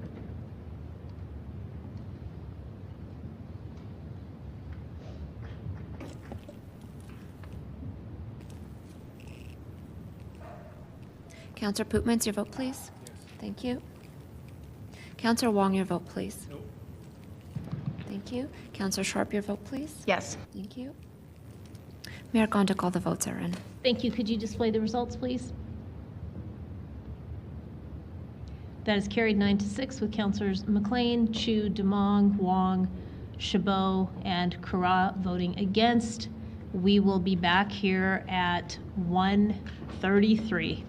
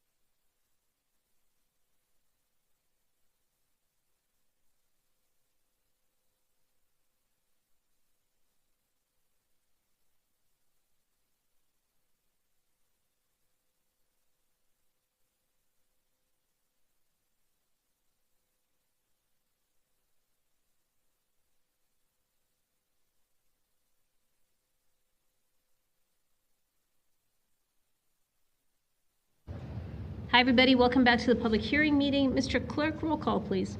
Thank you, Mayor. On the roll, Councillor Sharp. Here. Councillor White-S. Councillor Meehan. Here. Councillor Chu. Here. Councillor Dhaliwal. Here. Councillor Pootmans. Here. Councillor Wong. Here. Councillor Walcott. I'm here. Councillor Carra. Councillor Chabot. Present. Councillor Penner. Here. Councillor Spencer. Here. Councillor McLean. Here. Councillor Demong. Mayor Gondek. I'm here. Thank you. All right. Council, to start things off, I'm going to ask for general consent to move an item up because it's actually something we need to postpone. So if you give me the latitude, I'll explain. So with your general consent, I'd like to move up item 9.1, which is the intergovernmental relations update. Is anyone opposed to that? So Mr. Clerk, we're going to go to that item right now briefly.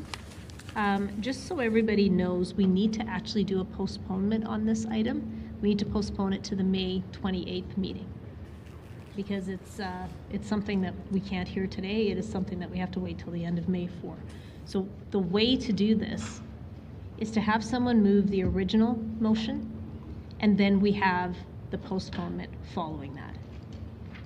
Okay, so Councillor Meehan is willing to move the original. Can I get a seconder for that? Councillor Chabot, thank you. We're just bringing that up, Mayor. Yeah, thank you.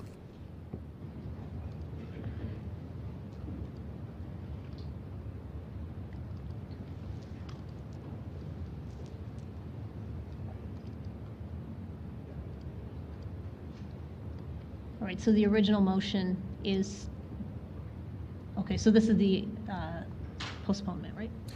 This is actually the motion attending to this particular verbal item. Yeah. So it just needs to be moved and seconded. Then the postponement motion can be presented. Okay, so this was the one where we were going to reconsider our decision.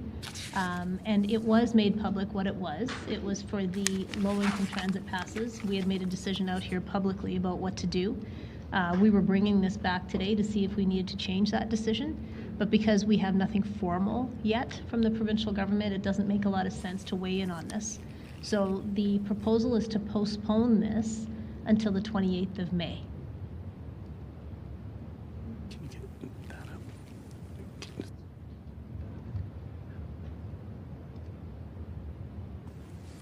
So if I can get someone to move that we postpone this, thank you, Councillor Penner.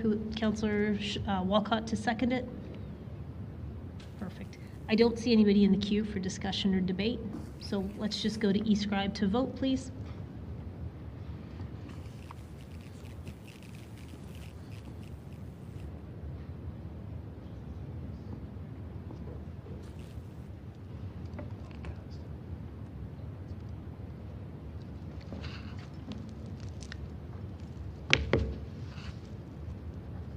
On the postponement motion, Councillor Pootmans? Yes. Councillor Wong? Oh, thank you. Councillor Sharp? Yes. And Councillor Chabot? Yes. Thank you. Mayor Gondek, all the votes are in. Thank you. If you could display the results, please. That's carried unanimously. Thank you, Council, for that. Let's now go to everything that was regularly scheduled off the top. We are going to go to item 7.2.1, but we're going to let everybody get into their seats. Let me just go over what we're doing. We are doing public hearing matters. And so anyone that's registered to speak to any of these items, you will have 5 minutes. If you are in chambers, you will see that there's a timer there by the podium for you to keep track. There are also lights. Green means you're still good to go. The middle light, the amber light, means you have about a minute left. And when the red light comes on, I will have to stop your presentation, and thank you very much for your 5 minutes being up. If you are following along on the phone bridge, if you could have a timer ready to go with you, it'll help you keep track of how far into your presentation you are. We will always remain amenable to persuasion as a council. That's why we have public hearings. And anything that is talking about the user instead of the use, I will probably try to redirect you to focus on the use, please. And everyone has 5 minutes to speak. We may assemble panels if there is a group of people that wish to speak. And that's about it. I think everybody else knows how this works, and if you have any questions, you can ask us as we're going along. So with that, let's go to item 7.2.1, Ms. Stengel. Thank you, Mayor Gondek. My name is Courtney Stengel, and I'll be presenting the first items on the agenda today. Item 1 is a land use application to support residential and mixed-use development within a community activity center and transit-oriented development area. Next slide, please.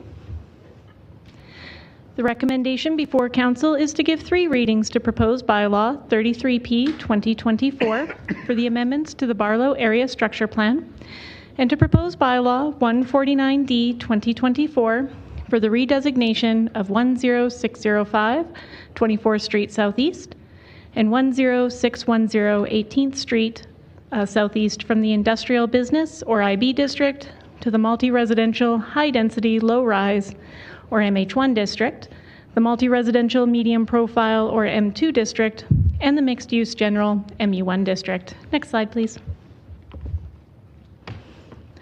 The subject site is located in the southeast community of Douglasdale and Douglas Glen, east of the Bow River, and both northeast of Deerfoot Trail.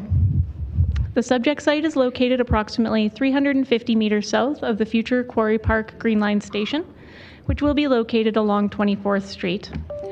It is also located along the Max Teal BRT route running along 18th Street. The Remington YMCA in Quarry Park is located immediately north of the site, along with a variety of commercial and office businesses. Next slide, please. The subject site is bound by 18th Street to the west, 24th Street to the east, and Quarry Park Road to the north. The site is currently undeveloped and is approximately 480 by 168 meters. Next slide, please.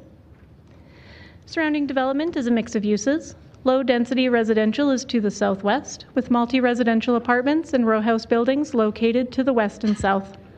Commercial and office developments are located to the north and south. The YMCA site is shown in green at the top of the image. The subject site is currently designated as the Industrial Business District, which is intended to be for manufacturing, research, and office developments with support commercial activities. In this area, it is commonly developed as office space. Next slide, please. This application proposes 3 land use districts. The Mixed Use General, or MU1 District, is proposed along the east and western portions of the site and is intended for a mix of residential and commercial development with a maximum building height of 50 meters, which would allow for approximately 13 to 16 stories. This is located along both the Max Teal route and connected to the future Quarry Park Green Line Station. The multi-residential high-density low-rise, or MH1 district, is proposed on the northern portion of the site and is intended for multi-residential development with a maximum building height of 25 meters, or approximately 6 stories, and allows for support commercial uses as well as multi-residential.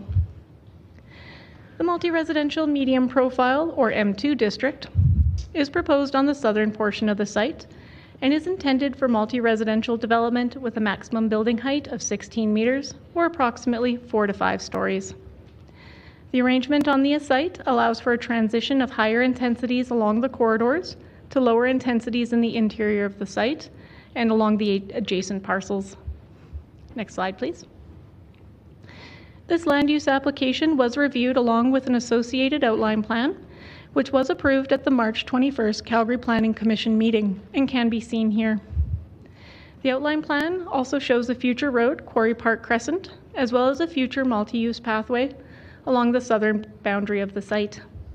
This pathway will provide connections to existing pathways on both the east and the west of the site, closing a gap in the network. Next slide, please.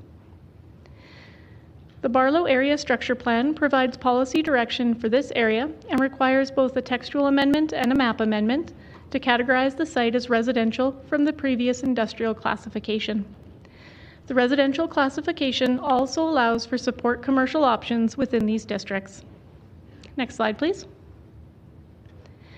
This application would allow for mixed use and multi-residential development near both BRT and LRT routes and other amenities.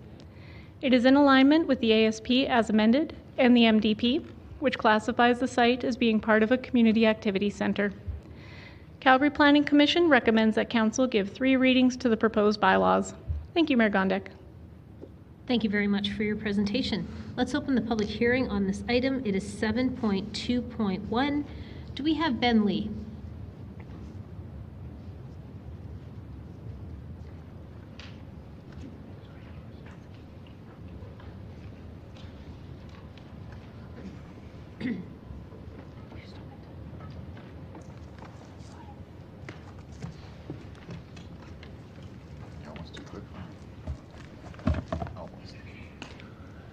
Good afternoon, Mayor Gondek and members of council. I'm Ben Lee with Arcadis, and I'm here on behalf of Remington Development Corporation, who are the landowners and the developers of the community of Quarry Park. With me today is Mike Brander from Remington, and also with me are Rod Seeker and Amanda Polini from Arcadis as well. Next slide, please. Thank you for getting that up there. The subject property is located within the community of Quarry Park, shown here in between the communities of Riverbend and Douglasdale Estates, and is currently serviced by the T line, as alluded to earlier, and the future Quarry Park Green Line station, as you can see here, identified on the eastern boundary. Next slide, please.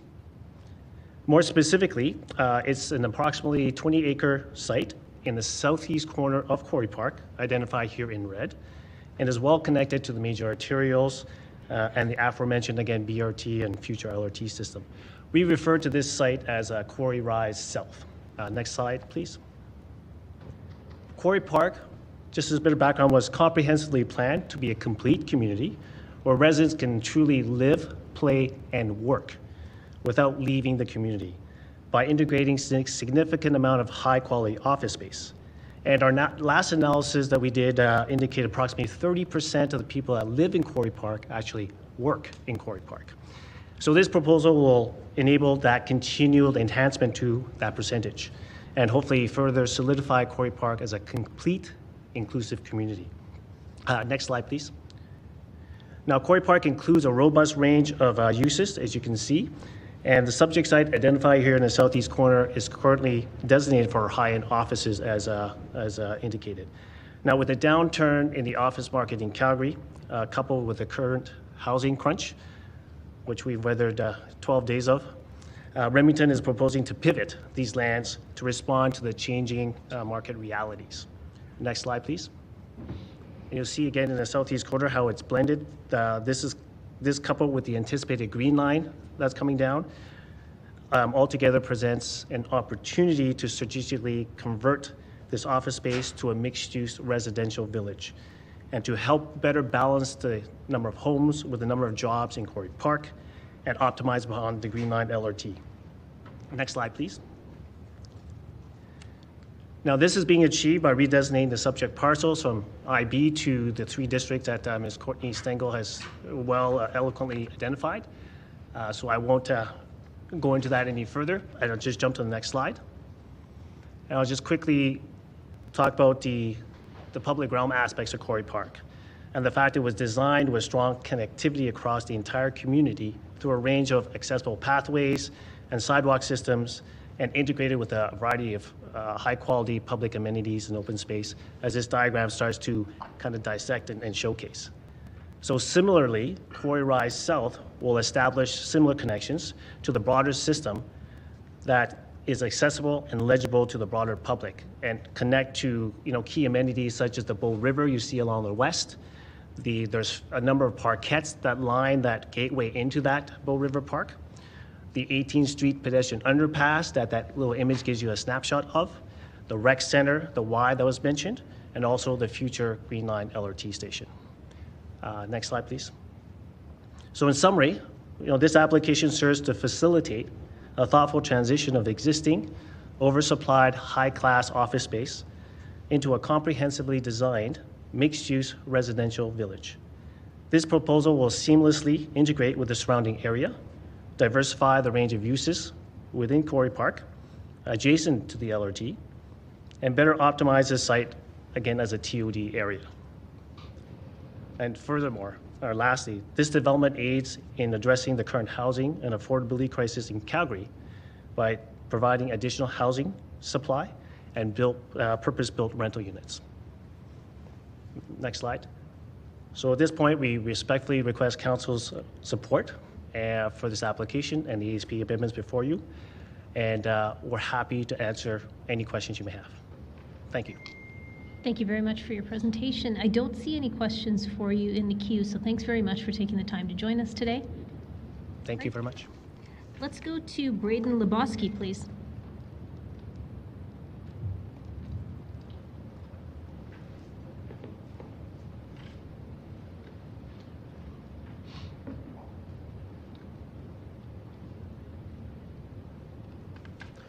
Thank you.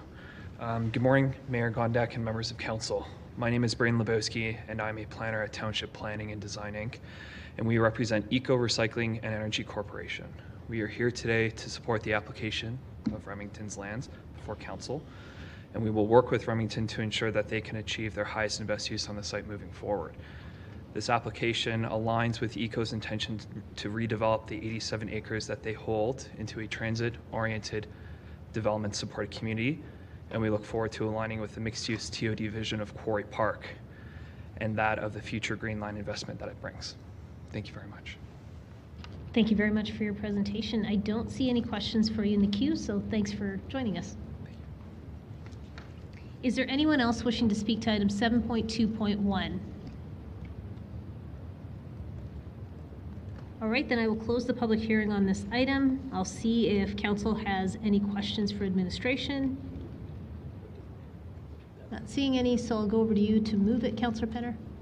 Yeah, thanks. Happy to move this item and continue to see the build out of Quarry Park. It is a very desired residential area to live in, and so happy to see this moving forward. Moved. Thank you. Can I get a seconder, please? Councillor Spencer, thank you. I don't see anyone in the queue for debate, so I'll go to you to close. All right, e-scribe to vote, please.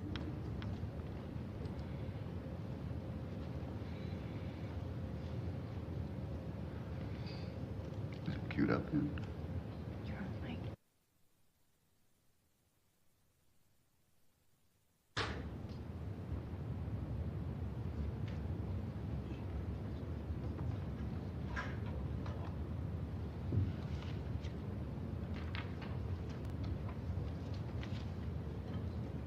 Mayor Gondek, we're just having a performance issue with eScribe, so we can take the vote on this by voice, if you like. Sure. Or roll call. Roll. Why don't I just do this? Is there anyone opposed to this? Seeing and hearing none, that's carried unanimously. Let's go to readings of the bylaw. First reading of bylaw 33P 2024. Anyone opposed? Hearing none, that's carried. Second reading of bylaw 33P 2024. Anyone opposed? Hearing none, that's carried. Authorization for third reading of bylaw 33P 2024. Anyone opposed? Hearing none, that's carried unanimously. Third reading of bylaw 33P 2024. Anyone opposed? Hearing none, that is carried. First reading of bylaw 149D 2024. Anyone opposed? Hearing none, that's carried. Second reading of bylaw 149D 2024. Anyone opposed? Hearing none, that's carried. Authorization for third reading of bylaw 149D 2024. Anyone opposed? Hearing none, that's carried unanimously. Third reading of bylaw 149D 2024. Anyone opposed? Hearing none, that is carried. Let's go to item 7.2.2, Ms. Stengel. Thank you. Item number 2 is a land use amendment to allow for grade-oriented housing.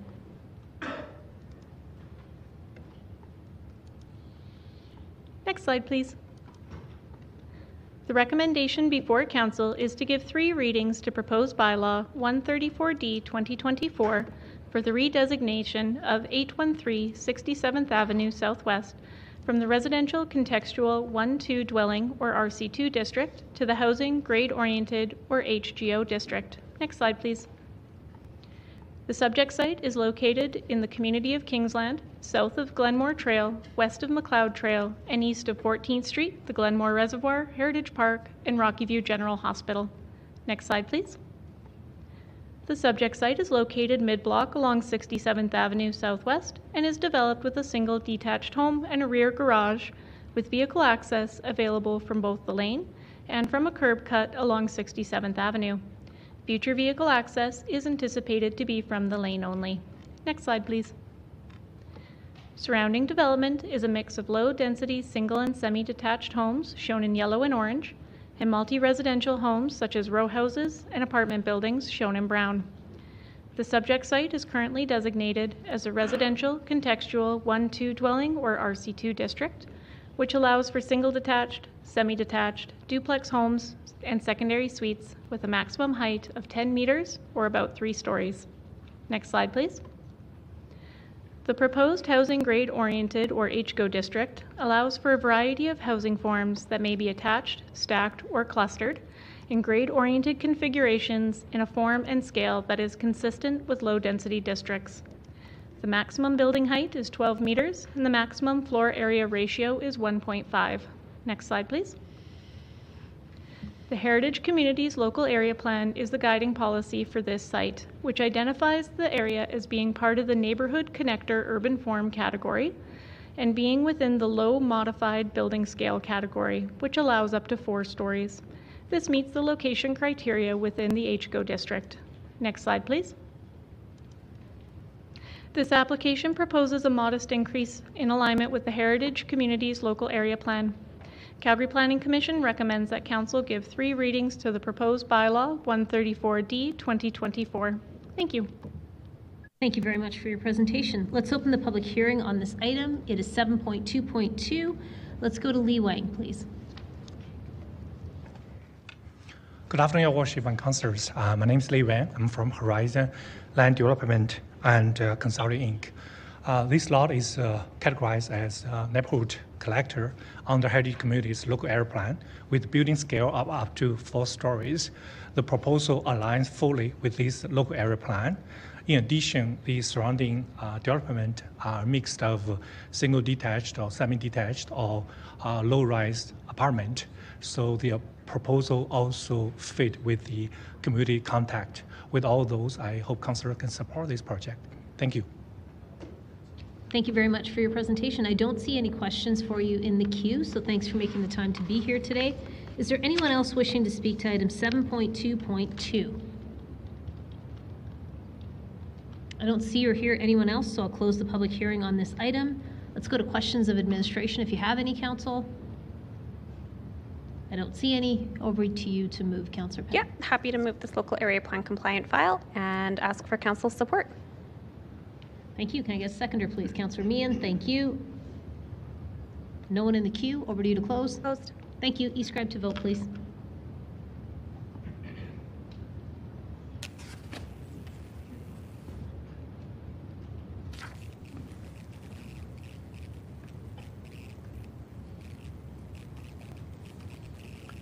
On the motion, Councillor Dhaliwal?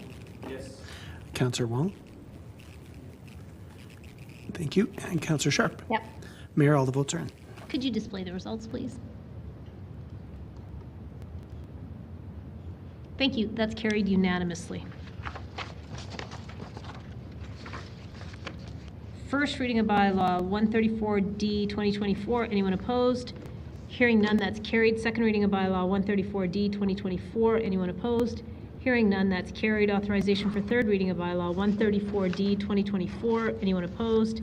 Hearing none, that's carried unanimously. Third reading of bylaw 134D 2024. Anyone opposed?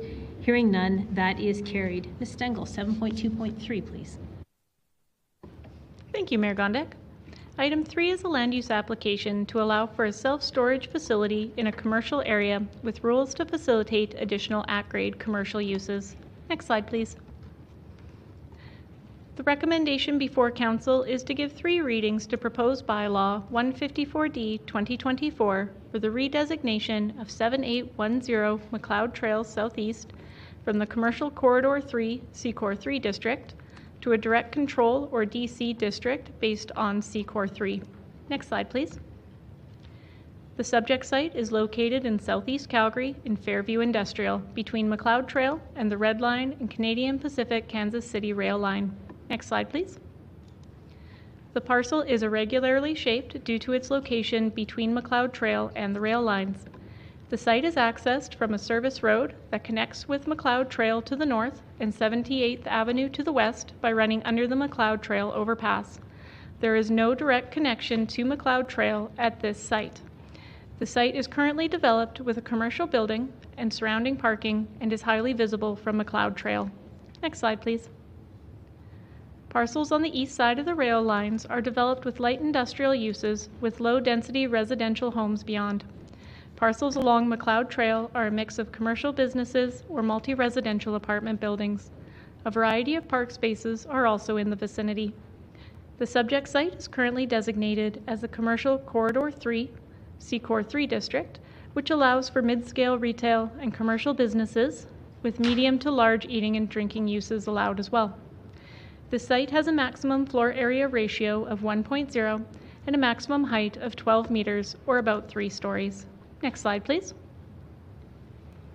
The application proposes a direct control DC district based on the current C-Core 3 district, with the additional discretionary use of self-storage facility, and contains rules related to the use to allow the use to function in a commercial setting, as it is typically seen in industrial districts.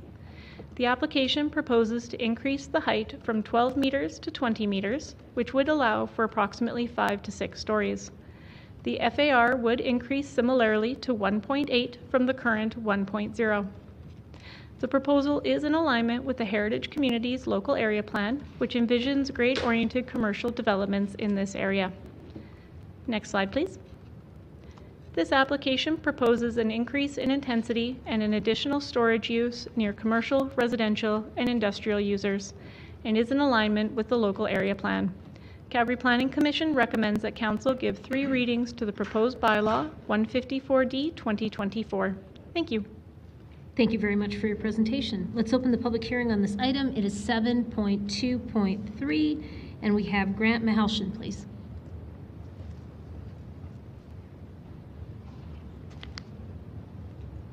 Mayor Gondak and members of council, my name is Grant Mahalshin with BNA. I'm the applicant and here with my client from Store West and Bluebird Acquisitions in support of the application and basically here to answer any questions you may have about the proposal. Thank you, and I'm just seeing if there's any questions for you, and I don't have any in the queue, so thanks very much for taking the time to be here today. Let's see, do we have anyone else on item 7.2.3, please? Okay, I'm not seeing or hearing anyone else, so let's go to questions of administration, if you have any, council. I'm not seeing any, so let's go to the mover, please. Thanks. Yeah, happy to move this item and support it with intensifying residential uses in the area. Self-storage is actually a really nice fit in this tiny little slice of pie in this little corner of Ward 11. So moved. Seconded by Councillor Chabot. I don't see anyone in the queue for debate. Over to you to close. Opposed. Thank you. E-scribe, please.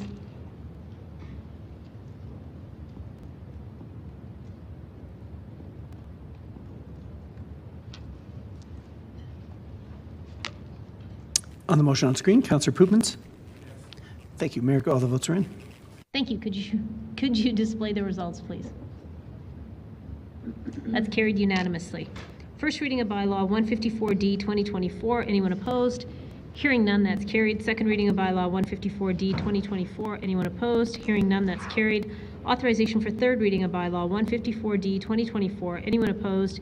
Hearing none, that's carried unanimously. Third reading of bylaw 154D 2024. Anyone opposed? Hearing none, that is carried. And we are on to item 7.2.4, please.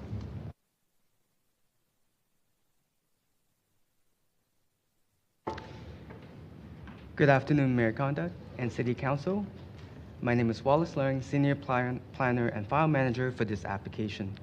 Alongside of me is Dale Calkins, Senior Executive Advisors in Planning and Development Services and Planner for the MDP and CTP review. Item 4 is a road closure policy and land use amendment to allow for high-density mixed-use development. Next slide, please. Before I continue the presentation, please note there are some minor clerical corrections to the land use amendment maps in attachment 1 and 12. These corrections are intended to reflect the land use more accurately. We removed the shaded area in DC Site 1 near Fisher Street Southeast, as this area is not part of the land use amendment. Sorry. Thank you. The recommendation before Council is to give first reading for the proposed the proposal and withhold second and third reading until the Calgary Metropolitan Region Board approve the proposed policy amendment as shown on the screen. Next slide, please. The subject site is located at the southeast quadrant of the city in Fairview Industrial, Glenmore Trails to the north, McLeod Trails to the west, and Red Line South LRT and the railway are to the east. The site is also situated between Chinook and Heritage LRT stations. The site has a combined area of approximately 14 hectares and is currently developed with commercial and industrial buildings, generally consisting of retail, office, and warehouse. Next slide, please. This is an aerial view of the site. The red line and rail corridors are located immediately to the east. The Cadillac Fairview Chinook Center is located approximately 700 meters or 10 minutes walk north of the site. The area was mainly designed for industrial and commercial purposes, and although adjacent to the red line, the existing transit options are currently limited. Next slide, please. The surrounding land use districts primarily consist of commercial district to the north, south, and west, and industrial district to the east. Subject site is currently designated as Commercial Corridor 3 districts, and the parcel to the east is designated Industrial General Districts. These districts allow for lower density development but do not accommodate the redevelopment vision. Next slide, please. The proposal, known as Midtown, seeks to redevelop the existing site into a high-density mixed-use urban village centered around a developer-funded LRT station. The application proposes 2 road closures, including Fisher Road and 73rd Avenue Southeast, which are required to facilitate the redevelopment. Upon full build-out, the site is anticipated to accommodate approximately 7,000 homes and 2,800 jobs. An outline plan was submitted to accompany the land use amendment and will provide subdivision framework for the future development.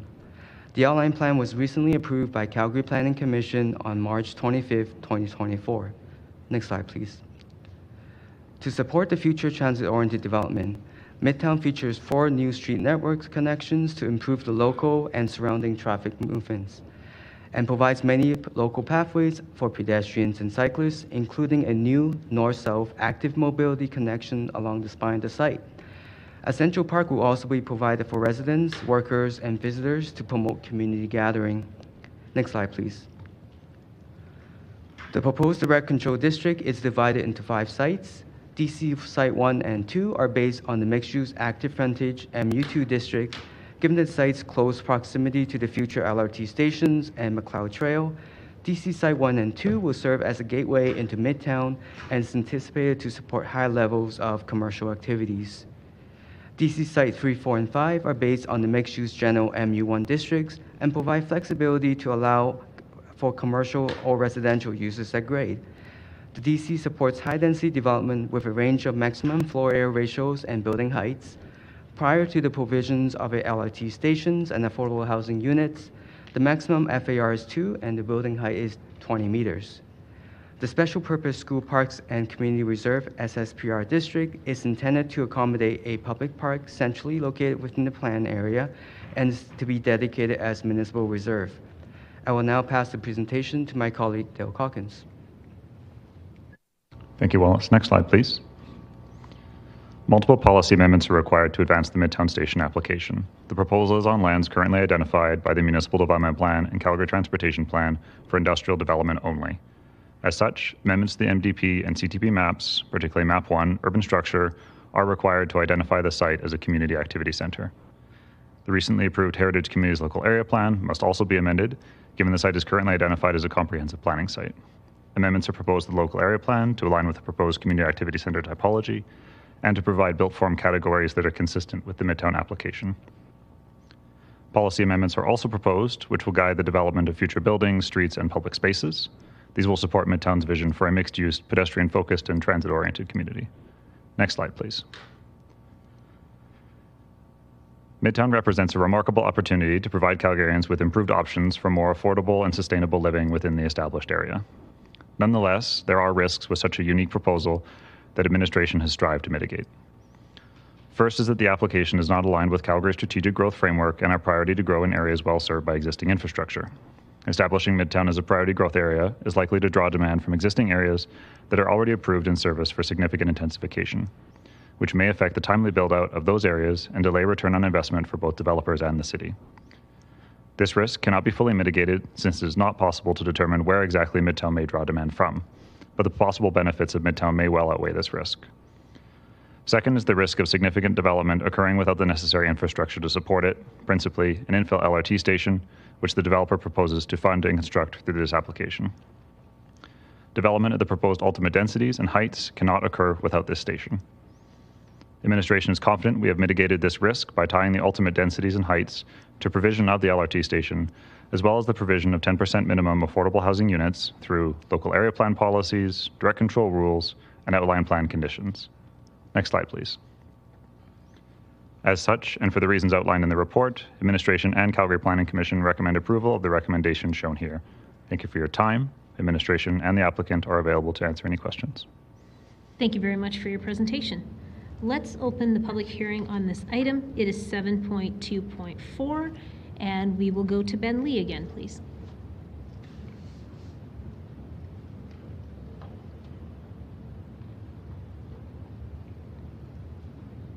Hi. Okay, so is it Alex Williams that's with you? I'm on the line. Hi, Alex, if you can hang on the line for a minute, that would be great. Thank you. Okay. Yes, please. Okay, thank you very much. And so, Mr. Reddy, will you be leading us off? I'll be leading off and then I'll pass it over to him. Okay, please go ahead. Good morning, Mayor Gondek, members of council, planners, and administration. My name is George Reddy, and I'm appearing before you today as the land development consultant and advisor to the applicant Cantana Investments Limited. Accompanying me today is the development team for Midtown Station. It includes Ben Lee, lead planner for Arcadis, Sam Alator, who holds a PhD in planning, Rod Seeker, the lead engineer with IBI for 34 years. There's also a transportation consultant here today, Jason Dunn, from Bunt Engineering, and legal counsel by the highly experienced and respected Kevin Keys. All of these specialists are here today and will be able to evaluate questions if you bring them. It is difficult to express the excitement and enthusiasm we have today. Finally, in a position to hopefully crystallize a challenge which began almost 8 years ago. As a real estate professional, I carry with me the scars and the euphoria of a 50-year-plus career just in real estate alone. Oftentimes, these chambers and the City Hall were the locations of these emotions. My roles as an early executive director and chairman at large successful public companies like Killam Properties and Boardwalk Equities, now multi-billion-dollar entities with tens of thousands of rental units, I have learned there is no such thing as a shortcut to success. Those years taught me the patience and ability to tackle a project of this magnitude and complexity. The project in particular is a world-class development opportunity which has the potential to change the way people regard multifamily residential real estate. The City of Calgary needs such a project in this difficult time in the housing cycle. What makes Midtown Station unique? Firstly, it is a project that requires only the existing infrastructure in place from a servicing point of view in a transitional area with amenities and services. The developer is funding the improvements to this existing infrastructure, including the cost of a new infill LRT station, as well as improvements to access 34+ acres with additional accesses from McLeod and Glenmore trails. Including the LRT station and the bridge over the CP rail main line and the LRT line leading to Fairview, the cost of security/police building, the developers committed to some $80 to $100 million of non-recoverable costs to the benefit of the city as a whole. We are conscious of the need for affordable housing, and included in that land use provision is a 10% commitment for affordable housing. The MR in this development has been over-dedicated, allowing more green and landscaped area. The public realm ratio has jumped from 9 to 32% in the Fisher Park area for this particular project. The new roads within the project are what the city is surprising to implement in the next 10 years. We have that now. All combined with public roam realm on both sides of the main street, there's an excess width of the 4-lane width of the actual carriageway by 10%. So the sides of the two roads combined are 10% wider than the entire 4-lane road. The project has 6-block-long pedestrian-only high street full of interesting opportunities. The development land is currently owned by a single private entity, which was assembled carefully over 20 years. The buildings that are currently on this site are leased, but on short-term leases and do not stand in the way of redevelopment. The entire site is almost fully unencumbered. The sheer size of the project and the variety it will bring is only a 15-minute walk away from everything. Walking to Chinook Centre, one of the top 5 malls in Canada, takes less than 15 minutes. There are additional thoughts of a future plus 15 as highlighted in the letter which you have received from Cadillac Fairview, which supports the project. The surrounding property lines are rich with high-capacity fiber for every technological advances, some of the highest capability from the entire country. The carbon footprint of this development is planned to be neutral.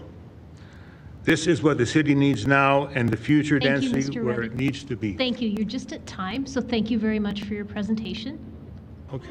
Thank you. So we'll go to We're just going to Mr. say Vito. that a blue sky is full of possibilities. Thank you. Your time is up, but thank you.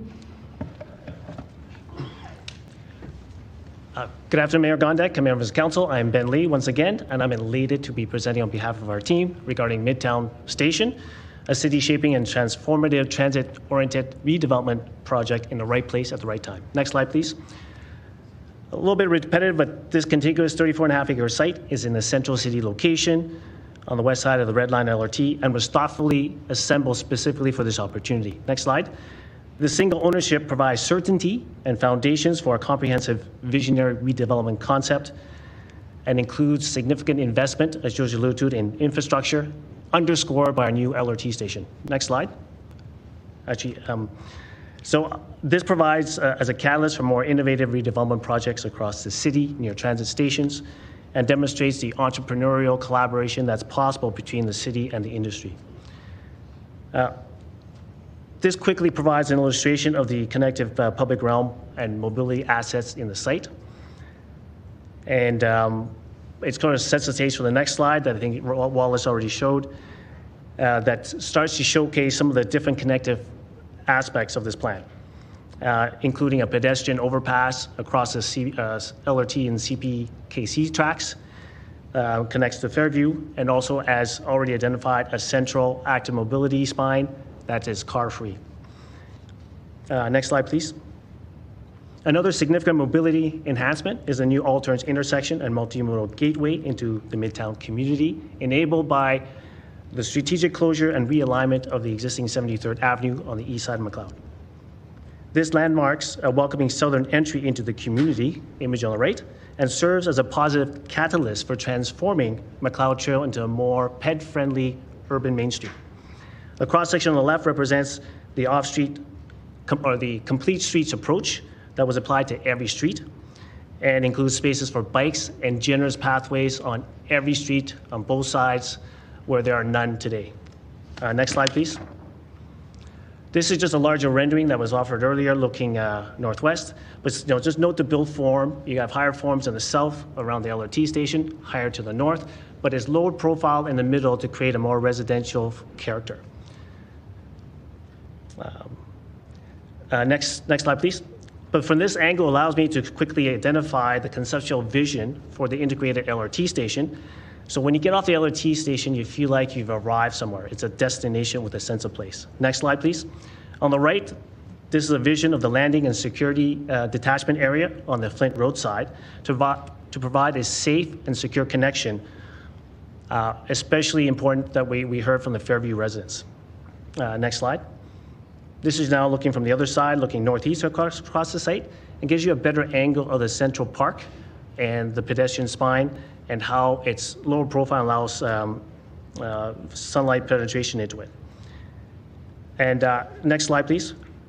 So we offer these bird's eye and ground level views looking south towards the new LRT station to give you a sense of the step building forms framing the animated car-free street, which has been structured to contain a rich and creative range of public amenities. Next slide, please. Mr. Calkins quickly alluded to this. We respect these policy documents and work really hard to make sure we had alignment with these documents. Next slide, please. And again, George alluded to this. Given the current housing situation in Calgary, the commitment to 10% affordable housing was very important to us. Next slide, please. Midtown will provide a bridging effect over, again, the tracks and connect communities on either side of the tracks and help reinvigorate the existing parks, schools, and businesses in the surrounding area. New and existing neighborhoods or neighboring residents can now take advantage of the plethora of retail and hospitality services immediately adjacent to Midtown Station without the need of a car. And finally, next slide, please. This proposal before you is the result of significant community and city consultation. And this slide hopefully provides you a snapshot of all the things that we have undertaken and continue to do. And we greatly thank all the stakeholders because we believe their involvement had made this plan better. In a summary, next slide, please. We are extremely excited about implementing this project. And it's visionary and creating a fiscally sustainable TOD community, and how it will assist in addressing the housing crunch, connect communities across the tracks, and basically enable a vibrant car-free community. I have 10 seconds, and I just want to quickly thank two important city staff, Wallace Leung and Dale Calkins. Their professionalisms are unmatched, and this is why we're here today. So I want to thank you for giving us the time. We're just at time, so thank you very much for your presentation. We're happy to answer any questions you have. Great. Let's go to Councillor McLean, please. Oh, thank you, Mayor. Actually, one of my questions I had loaded up, you answered just at the very end. How many units? 6,000 units. Is that right? Approximately, we're estimating 6,200, and about 700 will actually be hotel units. But that's how you got the 7,000 total, if that makes sense. Yeah. Because if they're not, the hotel units could also be counted as residential units. So that's how the math is done. 6,200 plus 800 equals 7,000? Yeah. I could do that. So with the 6,000 residential units, we're looking, 10% of that, it would be affordable housing. Excellent. And then I guess it's a mix of 1 bedrooms, 2 bedrooms, 3 bedrooms? You bet. We run the gauntlet on the housing sizes and typologies. Yeah. We're trying to bring as many typologies to the table as possible. Yeah, I love it. I've been looking, familiar with this since I first got elected. It's exactly what the city needs. Lots of housing next to transit-oriented design. It hits all the boxes. I don't know why we didn't get here quicker, but I wish you all the success, and thank you for all you're doing. Thank you. Thank you. Let's go to Councillor Penner, please. Thanks. Yeah, I appreciate the tenacity on this file from both administration and you as the applicant. I know when we first talked about this, I wasn't even here. So this vision, this build out, how many years are we actually anticipating it's going to take, right? Because this many homes, like really quickly, sounds like fantastic, but we know that that build out is actually a little more phased. Can you speak to that a little bit? Sure, I can certainly answer, and George, if you want to supplement after. Yeah, this is not an overnight project by any means. It is something that we anticipate over a span of 20 to 25 years. But the beauty of it is this site has existing uses on site, paying taxes, with users active, low debt assets that can take its time and be very deliberate and conscientious in how we systematically build it out according to the vision that's been set out.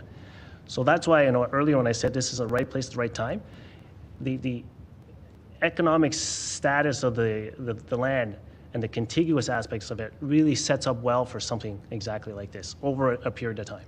Yeah, thanks. Does that mean that you can't retire for 25 years then, Ben, or? No, sorry. I may have to talk to my client. Yeah, maybe. No. I think a lot of people are going to have questions about this, so I'm just going to tease out some of those questions just because I know there's so much interest in this file. Development plan, south to north, north to south, what comes first? Generally, if you want to go to, I got an extra slide, go to, why my eyes getting old. Oh, Splash Park first, that sounds great. Yes, go down a couple of slides as a phasing. Oh, yeah, 20, slide 20, if you could, right there. So generally, this gives you an illustration. We're looking at where the servicing is set up and the fact that we want to do the LRT station in the early phases. We're going from south to north because that's where the LRT station is. So this generally gives you an idea of what we've already carefully looked at as how we can decommission some of the existing infrastructure and put in the new ones. And the logical sequence is going generally from a south to north sequence. But that's not to say, depending on the market, at some point we may jump or leapfrog a particular phase. This is just an initial but fairly detailed take on how we would phase it out. Okay, thanks. I appreciate that. Yeah, because a lot of those amenity investments are like in and around phase one. So I think that's interesting to note. Existing tenants, how are you working with them in the long term to potentially integrate their vision or their services and offerings into future plans? Well, ideally, we would like to be able to accommodate them within the new development. And if you look carefully at the stats, there's actually enough commercial and retail space and then a little bit more to accommodate all the existing users within the development. So we're not looking to add a whole bunch more because, as George alluded to, there is a rich amount of services around the site that we want to create those mutually beneficial synergies with. But as far as the existing tenants, yeah, we like to find a home for them because there's a number of very beloved, I think, uses in this development that if we can find a way to accommodate them within the new buildings, that'd be great. And again, if we're going from south to north, we have the ability to, again, start creating the new spaces and then start moving the users from the northern part into the new space before we ask them to leave. But I believe all the leases have a termination clause. They know this is coming. Demolition clause. Yeah. Yeah, I mean, I think the opportunity for world's tallest climbing center absolutely exists here. Parcel number 4. We've heard a lot from the Fairview Community Association about connectivity from Fairview into and across the site. So what commitments are you making around parcel number 4 around infrastructure improvements for that connectivity? On this particular map? Yeah. Well, I would so on the cul-de-sac just off Flint Road there, yeah. Oh, on the east side. Yeah, sorry, on the east side, yeah. Sorry, got it, because there's 2 4s. Right. Yes, that is basically a critical landing area for the pedestrian crossing. And it was kind of fundamental to our initiative to have that and to be able to bridge that gap. And I refer to this is going to have a bridging effect. And we heard that in spades especially from the Fairview community, that they were really looking forward to this crossing. But at the same time, they're concerned about the security elements. And that's why there's commitment to put some sort of security detachment somewhere in phase or in that LRT infrastructure. But we're committed to get that pedestrian bridge, which is going to be safe and monitored. But there's also a pathway link around that cul-de-sac, like a sidewalk that we want to connect to the existing pathway and park system that is in Fairview, just across to the south of Flint Road. Yeah, because Flint Place now, Flint Road. Yeah. So again, we're making that, trying to get the connective tissue where we can, so we can connect to the broader system and broader network in Fairview. Great, thanks. And then everyone's going to be like, what's the little white parcel just south of 6, so Canada Post? What conversations are you having with them to make sure they continue to have access to their site, both short-term and long-term if they need it? George, do you want to answer this one? We're in constant discussion with them. In fact, we have made offers to either option or purchase the property, which have not been fruitful at this point, but they know that they're on our radar, so we're waiting until they decide. If they lose $500 million every year for a couple more years, I think it might be more saleable. All right, thanks. Once again, I appreciate the tenacity that you've shown on this file and the vision and the flexibility in working with administration to build a really comprehensive vision that fits and meets a lot of goals. So thank you. No further questions, Chair. Thank you. Let's go to Councillor Walcott, please. To be honest, asked and answered. Penner went all the way where I was going, so you can move on. Great. Let's go to Councillor Thaliwal, please. Thank you, Mayor. Thank you for the presentation.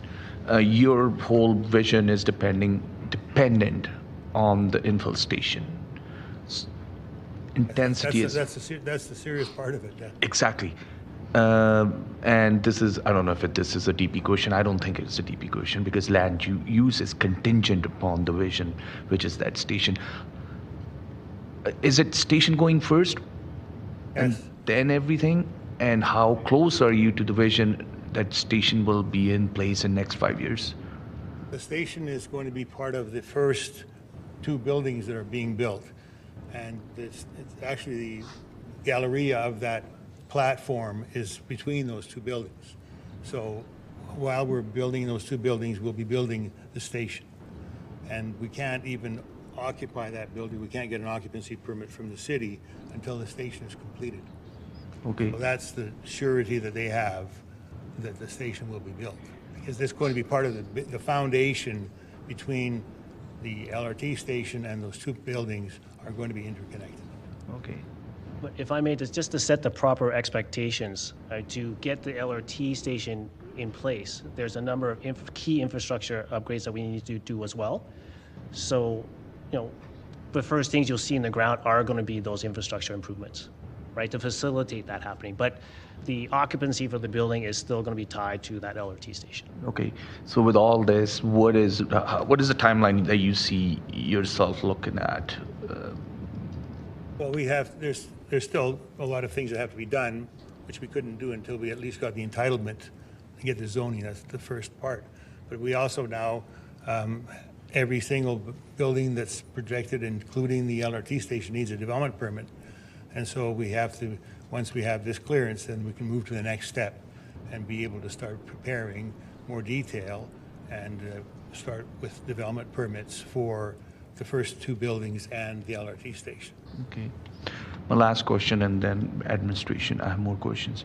Why this site? Like, why are you going in the middle of a major? It's not an activity center. It's not a main street kind of development. Some of the buildings that will be going in there. Why you chose this location? Like, there's other growth opportunities in the city. This is more of a growth. 10,000 people moving in. There's lots of reasons we chose it. I think the largest one is the fact that it's within 15 minutes or less walk of Chinook Shopping Center. I've been speaking a lot with Cadillac Fairview, and they're very anxious to get going on a plus 15, similar to what they have now from the 61st Avenue station, which is way further east than we are, actually. And so that gives us a lot of strength to know that that particular property is the highest assessed property in the entire city of Calgary. And so that's a good partner to have in terms of bridging things. And so we feel that the location itself is on probably the most prominent intersection in Calgary, McLeod Trail and Glenmore Trail. So those 2, I think the traffic count's 125,000 or 150,000 cars a day. So everybody will know where it is. So that's another thing. It's not packed away. There's a lot of amenities. On one of those maps, if you see, it's only about maybe a mile at the most away from Glenmore Reservoir and Glenmore Park. It's 3,500 acres of parkland there, and that's a great amenity. There's so many other services along all of McLeod Trail. So it's a great location. The views from there are phenomenal. When you look to the west or downtown, and that whole area is really designed to be utilized in conjunction with what's across Glenmore Trail, where Home Depot is. That will ultimately be part of a redevelopment, but not in your or my lifetime. Their lease is longer than that, and they're not going, well, they own it, but they're not going anywhere. Yeah. If I may, to Councillor Dollywell through the chair, if I could ask Chris to go to the slide 27, and to George's point, this gives you a sense of all the services that are immediately, like on day one, opening day, a resident has access to all these services within 15 minutes to meet your daily needs without the need to get in the car. So again, just to give you an example, and I can tell you I could use a dozen of these myself through the course of the week. But I'll just also point out in 2016, 2017, the city did do an infill LRT station study, and this was one of the sites that was identified in that study. Okay, great. That was after we'd started. Yeah, no, great. I have questions for administration, but it's interesting we want to revitalize downtown, and we are building a new small little downtown. Well, given the current stat, I mean, it's a great point, but I think given the climate that we're in the city, we need more than just one midtown. We need multiples. Okay. And this is also a different market than downtown, I would have to say. Yeah. Okay, great. Thank you. Thank you for answering all the questions. That's it for me, Mayor. Thank you. Let's go to Councillor Wong, please. Thank you, Mayor. Thank you for being here. Two questions. This is the development of a, if I could say, a new TOD site. And the existing TOD site at Chinook is less than 2 kilometers away from you. Do you see competition or conflict between the proximity of two TODs? You're a better market person. I don't think so. I look at different environments or different centers across Canada, and the distance between their LRTs, and you see this burgeoning centers that they have. I think, again, going to my earlier point with the growth that we're experiencing now, I think we need more options like Midtown. And we would love to see and support Chinook going, but it's been trying for, I don't dare to hazard how many years it's been sitting there. As long as I've been in Calgary, there's been talk about ratifying that station area plan, but it hasn't. So you got to start acknowledging that there may be some challenges with those other sites, and that this site that we worked through to put it in a really strong position to be able to do this. I can add to that. Thank you. The problem that there is in the current Manchester Chinook area structure plan or area redevelopment plan, it has still not been approved after 30 years. The reason being that there are so many owners of property there, and there's so many different tenants in those buildings that you can never get the consistency to be able to amass anything close to this area.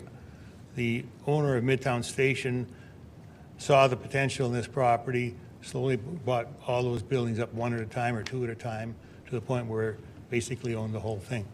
So that was a careful assembly of land, which you probably can't do because there's just so many different reasons that some people own property compared to others. You'll never get a consistent thought. That's why this whole project will likely be developed by one developer and not everybody having their own piece of land and doing their own thing. Yeah. Well, I appreciate having a single ownership makes it a lot easier than that. My question is around, you've got Chinook, you've got Midtown, you've got Heritage, you've got Henderson. These various different LRT stations are potential for TOD, the variety of uses you're indicating here. So it's a question of, are we putting too many developments in a geographic area of about 5-7 kilometers of each other? And that's my question concern. Those stations are further apart than the ones that are closer to the downtown core. Yeah, I hear you. Okay. The slide number 18, which is your project statistics, what I don't see there, and maybe it's part and parcel of your office one, is health. In one of your slides, you talk about you having use for health, medical health parameters. Is that in one of these stats here? That is not a specific stat. It's kind of encompassed within the commercial retail service stat. Okay. So it's definitely something that we have considered, but we didn't isolate it out and pinpoint it out. But there are some medical facilities just to the west of us in the Mayfair building and the Chinook Care Center. Yep. So there are some of those elements in the area. But yeah, if there's, with the additional residents in there and there's demand for more of those healthcare services, yeah, certainly that is something that we want to embrace, right? This is intended to be a mixed use, inclusive community. We're certainly open to that specific type of use. Yeah, thinking in fact, if we're going to get to a 2 million population, and a population that's also aging, and on a TOD site somewhere along an LRT line, having a strong concentration of health medical services in one of their TODs would be ideal. Yeah, I mean, we're looking at office component. Like in the middle is more of a residential character, but in the north and the south end, that's where we would have our office kind of centers. And certainly in the south end, adjacent to the LRT, that'd be a perfect spot for some sort of medical enclave, a medical center. Yeah, right. A healthcare campus, if you will. Right. Okay, that was it. Thank you. Thank you. Let's go to Councillor Chabot, please. Thank you. Some of the concerns raised by the community include things like massing. Your tall building in particular, there are concerns about how that might impact them. Any thoughts around that? Skinnier, taller building kind of thing? No, certainly during our consultation sessions, a number of people did express that, but I'd have to admit it wasn't everyone, but certainly that was one of the issues raised. But that's also why we, adjusted, like finessed the bill form. So there's, a kind of a high area in the north and high in the south and a lower profile in the middle, just to get that mix. But also the way the land use has been selected, we're not looking at monoliths of buildings above a certain height. Like your podium structure can be a little bit beefier, but once you get above a certain height, you're looking at more the slender, more point towers, if you will. So that gives you lots of gaps in between the buildings to look through to some of the views that some of the residents may have today. I know it's tough. We don't protect views in statute, but we do hear what they've gotten used to. But we certainly adjusted the plan to accommodate or make sure that some of those views still remain. And after having those discussions, I have to admit, we didn't get as much of a pushback on that particular front. But yeah, it certainly was an issue, and we have to acknowledge all the people that came out to meet with us and talk to us. We went to their open houses and AGMs, and yeah, that was definitely one that was mentioned. There's also some concerns raised around safety and security around the site. There was mention about potentially private security, maybe in conjunction with the City of Calgary's maybe peace officers or something. Any further thoughts from your perspective as far as you're concerned on that? Well, we put it out there to the city very loosely, and they said, well, get your entitlement first and make sure that you can even do that, then we'll sit down and talk. So we've said that we would provide a nice space for an actual police precinct rather than maybe staying in the basement of Chinook Mall or adding to that, where they could then go and ride the LRT and maybe do a bit more policing that way too. So that's on the table for sure. That's a commitment that we've made. Yeah, and your timeline, accelerated timeline of 25 years, with I think it's like 4 years or something, projected cost recovery as far as revenue versus expenses or operating costs for the city. I think it's a very aggressive target, and appreciate your objective to try and get there. And I can't help but ask the question, in light of the fact that there's going to be some competition with some adjacent developments, how confident are you you'll be able to get there? I mean, we're not projecting like thousands of units a year market share. We're looking at 250 to 300 units per year on this project alone. And in the city that's going at 50,000 a year, we're not looking for the super aggressive, I guess, market share, if you will, Councillor Chabot. So, yeah, I mean, if you have more to add on that, but. We don't dictate the market. We don't control the market. Whatever comes our way, if we've got success and people are leasing the buildings and we're renting them out, or if they happen to have a couple of condo towers that are sold right away, then of course we'll accelerate the speed. There's nothing stopping us from accelerating that pace, but we are basing that as a low. It's kind of a loaded question, actually, in light of the fact that we're currently, in a housing crunch, if you will. Right. Probably best to maximize on that opportunity while they strike the iron while it's hot, so to speak. Exactly. So, anyways, thanks. No further questions for me. Thank you. Let's go to Councillor Putmans, please. Thank you, Mayor. Thank you for your presentation. Thank you for your perseverance. I think it was a term or two ago that you were presenting these ideas to us, and I'm glad to see it coming to fruition, so congratulations. Most of my thoughts or questions were answered, but one just idle question, really. To what extent is the LRT platform integrated to the design of the building and access to the main floor of the building? Well, I don't want to get too much into it, but I want to leave some of it to the architects. But as I kind of alluded to in my presentation, we want to, this is going to be a customized sort of scenario, and to fit the situation where when you get off the LRT station, you feel like a sense of arrival, right? You're in a place. And try hard not to compare to any of the other stations in the city, but that's really the vision. So that LRT station, whether the platform is moved to the side or still in the middle, we have an opportunity here to work with the city's requirements, right, from transit as far as what they need for the long-term kind of maintenance and operation of that infrastructure component. But then the building accoutrements that go and blend in and embrace and wrap its arm around the station base, that's where the excitement comes for us, right? And there's we have great architects that can, come up with just this fantastic ideas, and you just look at the global examples where, think of all the best stations you've ever been in and what it feels like when you arrive, or what feels good, and then start to emulate some of those characteristics. So that's what we want to bring to the table here. And we have an opportunity to do that. We're not dealing with any existing station infrastructure, right? So we have that, that benefit, that advantage that we really want to take advantage of. Great. Thank you very much. Thanks, Mayor.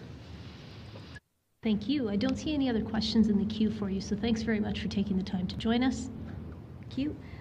We'll go to some other folks that are signed up for this public hearing. Do we have Alex Williams? Yep, I'm on the line. Hi, please go ahead. Hi, I'm Alex Williams. I'm a resident of Acadia, so not that far from this site. And I'm in favor of these proposals that will allow the Midtown development to move forward. If I could live anywhere in the world, it'd be in an apartment in Calgary. Ideally, this apartment would also be in this area, near a train station. As someone who lives car-free, this would be super convenient to me. It seems administration has done a great job mitigating risks and allowing for a big bet like this to proceed. Though it's a big bet, it's just a small step in making our city more housing diverse. In the grand scheme, with an anticipated multi-decade build-out and expected population of 10,000 people, this project is really just a drop in the bucket of what we need in Calgary. I hope to see more ambitious proposals like this, as well as smaller bets. My hope is that this project will also encourage the ongoing de-stratification of McLeod Trail. McLeod is a horrible place to walk, drive, wheel, shop, play, work, and live, but I think we can set ourselves on a path of taking advantage of the already built Red Line with more projects like this. This whole area has huge potential. We just have to go for it. Thank you for your time. Thank you for your presentation. I don't see any questions for you in the queue, so thanks for making the time to join us today. Let's go to Bonnie Anderson, please.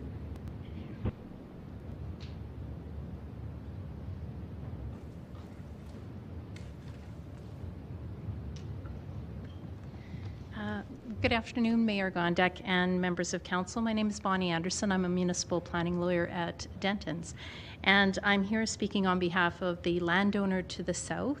The landowner to the south will share the entire north property line with this development to the north, and the actual address of the client is at 7400 McLeod, and we are pleased to say that we have had discussions with the developer, and our client is taking no position with respect to the application today based on the current wording of the DC bylaw and the two bylaws for road closure presented, and that's on the basis of consensus on other items we've reached agreement on with the developer, and we're pleased to come in and say that today, and not in support, not against, but staying neutral, because there's so much more to be developed and designed on the project. So we look forward to further participating in other applications, et cetera, as more detailed design takes place. So we're not going away. We'll look forward to be working with the developer and council and making this a great place to live and a great success. Thank you very much. I don't see any questions for you in the queue, so thanks for taking the time to join us. Let's see if there's anybody else on item 7.2.4. Okay, I don't see or hear anyone else, so I'll close the public hearing on this item. Questions of administration. Let's start with Councillor Penner, please. Thanks so much. Thank you again for the time that you've put on this file. We've been talking about it for a long time. There are obviously capital cost considerations with an infill station, which the developer has covered. With that comes a need for operating dollars. So where is administration at in having the conversations about when and where those operating dollar conversations come into budget and come into play for us to consider as council? Thank you for the question, Councillor. Certainly we have evaluated potential operating costs. As you see in attachment 17, we have that projection of operating costs versus property tax uplift or property tax generated by the new development. There is as you note, there is a deficit for a period of time, depending on how long the build out is, but that it is net positive over the course of development. In terms of when we would actually bring forward things to council to say we need to fund this LRT station, it would really depend on the timelines for the developer in terms of entering into the special development agreement that is mentioned on the LRT station. We would have to identify what types of costs the city may need to take on in terms of operating. There is the mention of the need to purchase additional light rail vehicles, and that's something that we would either bring back as a dedicated item or potentially through mid-cycle or standard budget. Okay, thanks so much. The pedestrian connections on the east side, so on the east side of both the LRT and the CPKC lines, so off of, I think it's like Flint Crescent. What work are you doing sort of as file managers to think about how that then ties into other local area improvements through the local area plan along, especially like Flint Road is a pedestrian desert. So what work are we doing to try to advance them simultaneously? Certainly, and there are some items that the developer will be responsible for in terms of kind of the more immediate site connections, but it's certainly a fair question that when we get to the point of an actual LRT station moving forward, that LRT station is not just serving people who will live and work in Midtown. It is serving these adjacent communities, and it's a reasonable thing that we will have to discuss at that time about what types of other improvements does the city need to bring on to be able to provide better access. So certainly we have the local area plan, which provides some guidance. The 5A network is identified to be improved on Flint Road, I think, yes. And so we'll have improvements there at some point, but we would obviously have to prioritize those based on when investment is happening in the area. So if LRT station is coming in, if development is happening, certainly that would be a good reason to be investing at that time. But if it's not happening, it certainly becomes a less attractive proposition. Yeah, definitely. And so I think just picking up on those connections a little bit more, Glenmore Trail and McLeod Trail, that pedestrian intersection, I don't know when the blue bollards got put up there. It is an awful intersection from a pedestrian standpoint. So I'm not sure if administration can speak to any plans that they have with respect to intersection upgrades there for pedestrian safety. And I think whether it's this application or not, where are we at? Certainly. So there's a few pieces to that. It's terrible. I think that there's no question about that, and it's not something that is very good. So obviously the applicant mentioned in terms of 15-minute walk to Chinook Center, but I'm not sure that I would be very comfortable making that walk. And so we have identified the need for improvements there, which I'll ask Wallace to speak to in a little bit more here. But it is also the case that we have identified through the local area plan that there will be need to improve that intersection. So we certainly flagged it as much as we can, but I'll give to Wallace to maybe provide a little bit more insight on actual improvements. Great, thanks. Thank you, Dale. If we could, clerks, if we can jump to slide number 16, please. And Councillor Panner, to your comment about pedestrian safety, that is a major aspect that we do look at when we look at this future redevelopment, particularly for McLeod Trail and 73rd Avenue. As you can see, the road closure is being proposed to move the existing 73rd north to align with the 73rd in the southwest. So this will be a fully signalized intersections that will be paid for by the future developer. And as well, there will be other connections along McLeod Trails and within the site that will have its own separate pathway for pedestrians and cyclists. So we have been looking at not only this site, but surrounding development. The developer will be responsible for development on the site, but there may be other opportunities, as Dale mentioned, that will be for improvement outside the area. Okay, thanks. And I guess like my question also then is like, how do we make sure, I mean, this is 27 years. So how do we make sure we have good long-term stewardship of this file?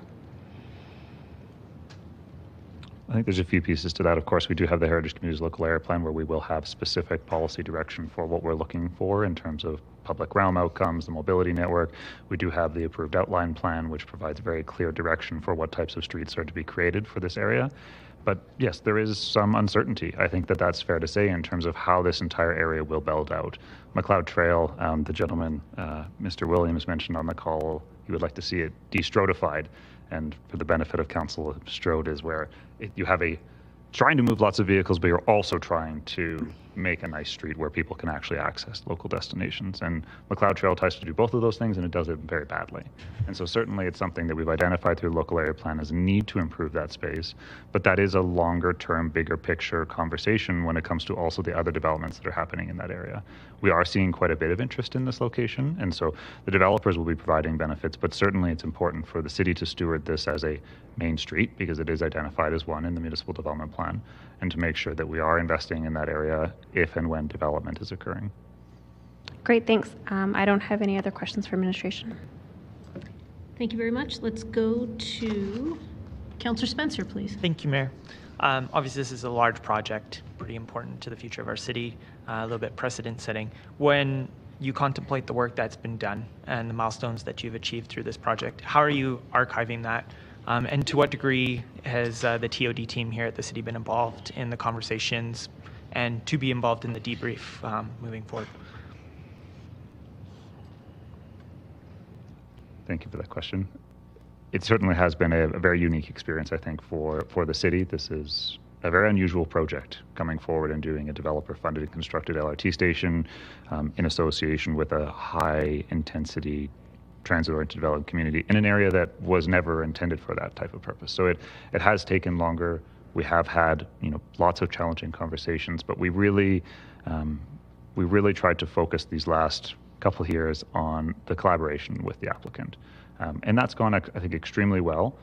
We've really, brought them in rather than this kind of process where we send things and they send back. It was really, let's sit down in a room, let's talk about what you need, what we're looking for as the city, and we negotiate and try and figure it out. So we do have lots of great learnings. I think certainly we have lots of files to go with this. We, of course, have this report, which details, I think, quite in extensive detail the work that we've done. And I'll also ask Wallace to speak to the conversations we've had with some of our colleagues, because it has been very much a cross-corporate effort. Thank you, Leo. Thank you for the question, Councillor Penner. Sorry, Spencer. As Dale mentioned, this application had dated back to 2016. And so we do understand that there is the challenge of providing an LRT station with this mixed-use development. So administration did look at a number of strategies in our policies amendment, as well as the direct control districts that will hopefully address a lot of the concerns that we've heard. A big part of the conversation we know from previous council is that how do we ensure that this will happen and develop over time. And so what we have proposed here in the direct control districts and the outline plan conditions, as well as the amended policy to the Heritage Communities Local Area Plan, will ensure that going forward there's this very clear vision of what we expect to see here in this location. So as Dale noted, we have collaborate with our transit colleagues and understand what some of the costs and operational challenges will be, but those will be determined through special development agreements in the future. Awesome. Yeah, so if I'm hearing you correctly, there's obviously an awful lot of lessons to be garnered from this for anyone in industry that's interested in doing work quasi-adjacent in terms of similarity in a TOD area, parsing through this. I would imagine to some degree there are going to be some folks in the broader community that are interested in conversations like this. Where do they start? And because obviously we want, as council is quite supportive of this. We know we want more of this. There's been an awful lot of feedback in another public hearing about nodes and corridors and building around TOD. What is the best way to initiate? What kind of things does a development team need to bring to the table to have the kind of conversation that you've just embarked on?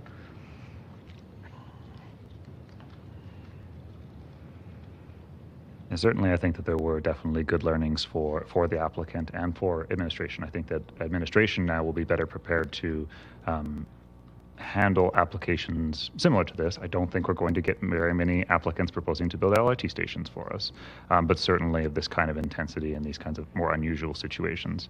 A great opportunity that we have coming up is through the city building program and the Calgary plan, where we are taking our MDP and CTP and re-looking at exactly how we're trying to direct growth into certain areas. And yes, nodes and corridors are an important part of that. We certainly want to enable intensification in those areas, but not only in those areas. Because I think, as we've noted, McLeod Trail, for example, is not a very nice environment. And so saying, let's put lots of people to live right next to McLeod Trail, that there are challenges that come along with that. Is it a bad idea? No, I'm certainly not saying that, but there are challenges that come with that. And so we want to be able to make sure, as we go through this Calgary plan, looking at where we're identifying growth to happen, we're looking at areas that are throughout communities. Not saying we're going to have this type of development throughout communities, but different types of intensities through them. And so really looking forward to having those conversations with you as we get further into the Calgary plan to talk about how do we actually help flag and identify for developers where we want them to really focus these types of efforts. Because we don't want that to just be everywhere. It does make sense to focus them into certain areas. So that's a great opportunity. We'll of course have public engagement through that. And then of course we have the local area plans, which is an excellent opportunity for us to work with communities, to work with local landowners and developers to identify, you should go here. This is the easy place for you to go because the infrastructure is already in place. And then having processes that if you want to go somewhere else where the infrastructure is not in place, it's going to take a bit longer, but we will be ready because we've had experiences like this one where a developer has come in and said, we want to do something where the infrastructure doesn't exist. Okay. At a high level, for the city, obviously a very long conversation from 2016 to now. That's a lot of administration time working through all of the challenging dynamics at play in a project like this. So there's that the city has to carry. There's operating cost delta that's going to have to be made up over time. Anything else in particular that the city had to carry on this project for other future applicants that are considering a big lift like this that they need to be ready for, or area councilor needs to consider? Yeah, I think the big thing is to come forward with an open mind on collaboration. I think on both the city side and the developer side that there are going to be things that the city is going to push back on, even if you're doing something that is ultimately a good thing, because we want to make sure we're getting really quality outcomes. So being able to come to the table and say, yeah, you know what, city, I want to work with you. I'm really interested to see what kind of a policy objectives that you're looking for. And I will definitely give credit to the applicant. They were really keen. They understood the policy objectives that we were trying to accomplish. And through that collaborative approach, we were able to help build those in a way that was still meeting their development objectives. So that collaborative spirit, I think, is a really key piece. And Wallace, I'll maybe pass to you. Thank you. I'll just add that it is a balance of objectives. There is obviously the risk that's associated to something like this, but also the benefits to address the current housing crisis that we see. And so I think when the developer and landowner will come to us, we definitely would be looking at some of the local area plans, ongoing projects, and as well as existing projects that have identified potential locations that would be possible for something like this, as Dale mentioned. In terms of balancing the risk, we do have a lot of experts in administration from our legal department and Green Line that will help us weigh out the challenges that will come with the development. So the lesson learned, I think, to some of the questions that we've heard is that we do have the ability to look at this application for more unique, non-conventional type of mixed-use transit-oriented development that requires significant infrastructure. But there are other parts of the city that already have infrastructures that could go ahead and develop, and we will do our best to assist with the land use and development permit process to help sort of move that along. Okay, thank you. No further questions, Mayor. Thank you. Let's go to Councillor Walcott, please. Thank you so much. One of the questions that I was going to ask the applicant, but then Councillor Penner got to it, was phasing of the project. And they identified the 6 total phases, I believe, was the breakdown, and the LRT was structured in number 4, if my memory serves. Is it number 1? Okay, perfect. So this is where I was getting into one of the questions in the direct control bylaw. Chicken or the egg. And so it's part of number 1. And so they have to build the LRT as part of that phasing. At what stage do we have any control over what's described as LRT dependent intensities? And so is it like that they build all of it at the same time so that by the time the buildings are complete, that the LRT station is operational? Or do they only start construction upon completion of LRT dependent intensities in phase 1? Thank you for the question, Councillor Walcott. This is something that we have contemplated deeply because, as we know, the development will have to occur, but the key piece of the infrastructure is the LRT station. And so to your question earlier, it is in phase 1. We have designed in the direct control districts very specific requirements. In fact, it's the beginning of the land use sections. Perhaps we can even go to the attachment in the direct control bylaw. But in short, in each of the floor area ratios and building height, for each of these sites, there's a clause that's put in to say that without the LRT stations, you're only limited to 2 FAR and 20 meters, which is about 6 stories.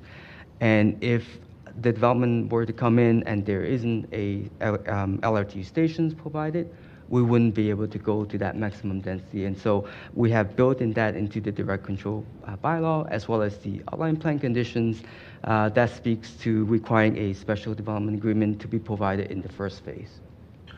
Can you possibly talk to me about some of the limitations of planning's legal authority here with regards to this, because it's such a unique situation? Like, what kind of lines did we discover throughout this process that we might not have had to do because there isn't such a large privately funded capital project attached to these types of deals that we've done in the past in other places? Certainly. I'll start, and then I might ask our law colleague to step in if you have more detailed questions. But yes, this is absolutely a unique situation. We don't really have a lot to draw on from here or Canada or even globally. And so we very much tried to use our existing tools, as well as mention outline plan conditions, direct control provisions, to be able to provide for that certainty that if there's those intensities happening, there will be an LRT station in place to support it. But to be very clear, we are not here today to ask you to approve an LRT station. That is a separate process in the future that includes a special development agreement and very likely will require us to come forward to council with some reporting. That's good. I'm glad you said that. That was my next question. Okay. Well, good. I'm on top of it. So there's that. But to that effect, we are not requiring the applicant to build an LRT station.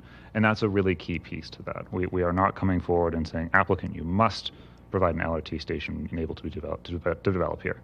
We have the ability for them to develop at an appropriate intensity that wouldn't necessitate an LRT station at 2 FAR and 20 meters in height. It's really an optional approach for them. If you want to be able to go for these ultimate intensities, there has to be an LRT station. And so it is, we are not requiring them to provide one. It is very much an optional thing that they can take advantage of to be able to unlock more potential benefit for themselves and more development rights. Yeah, my office we've been going back and forth about referring to it as the density bonusing times a million. And so my follow with, can you please go into a little bit more detail about the future stages at which you might come back to council? Because it might just like kick some of my questions down the road to a better situation, in particular around knowing that this is land use, knowing it's about outline plan, knowing it's about just the vision.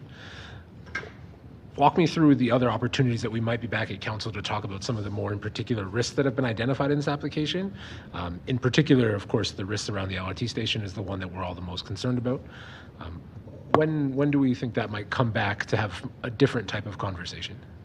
For sure. I can begin and perhaps Dale can add if needed.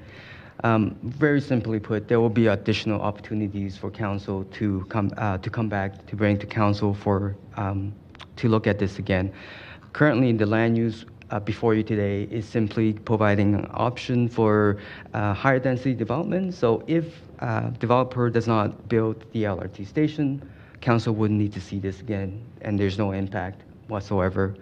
If the developer does come back with an LRT station with the ultimate density, we would first need to review the special development agreement internally with our transportation team, legal team, work out all the obligations and costs, and at that point, I think that's where the critical point that we have the ability to bring it to various committees and to council to demonstrate what the costs and obligations are. And as well as the development permit itself, there'll be opportunity should the LRT station move forward. As mentioned, if it's integrated, it will be a civic project that our urban design review panel as well as CPC and council will probably have the opportunity to comment further on that. And then my last question is on that special development agreement. I guess who's the final authority on that? Is that held within administration, or is that agreement itself something that has to come to council?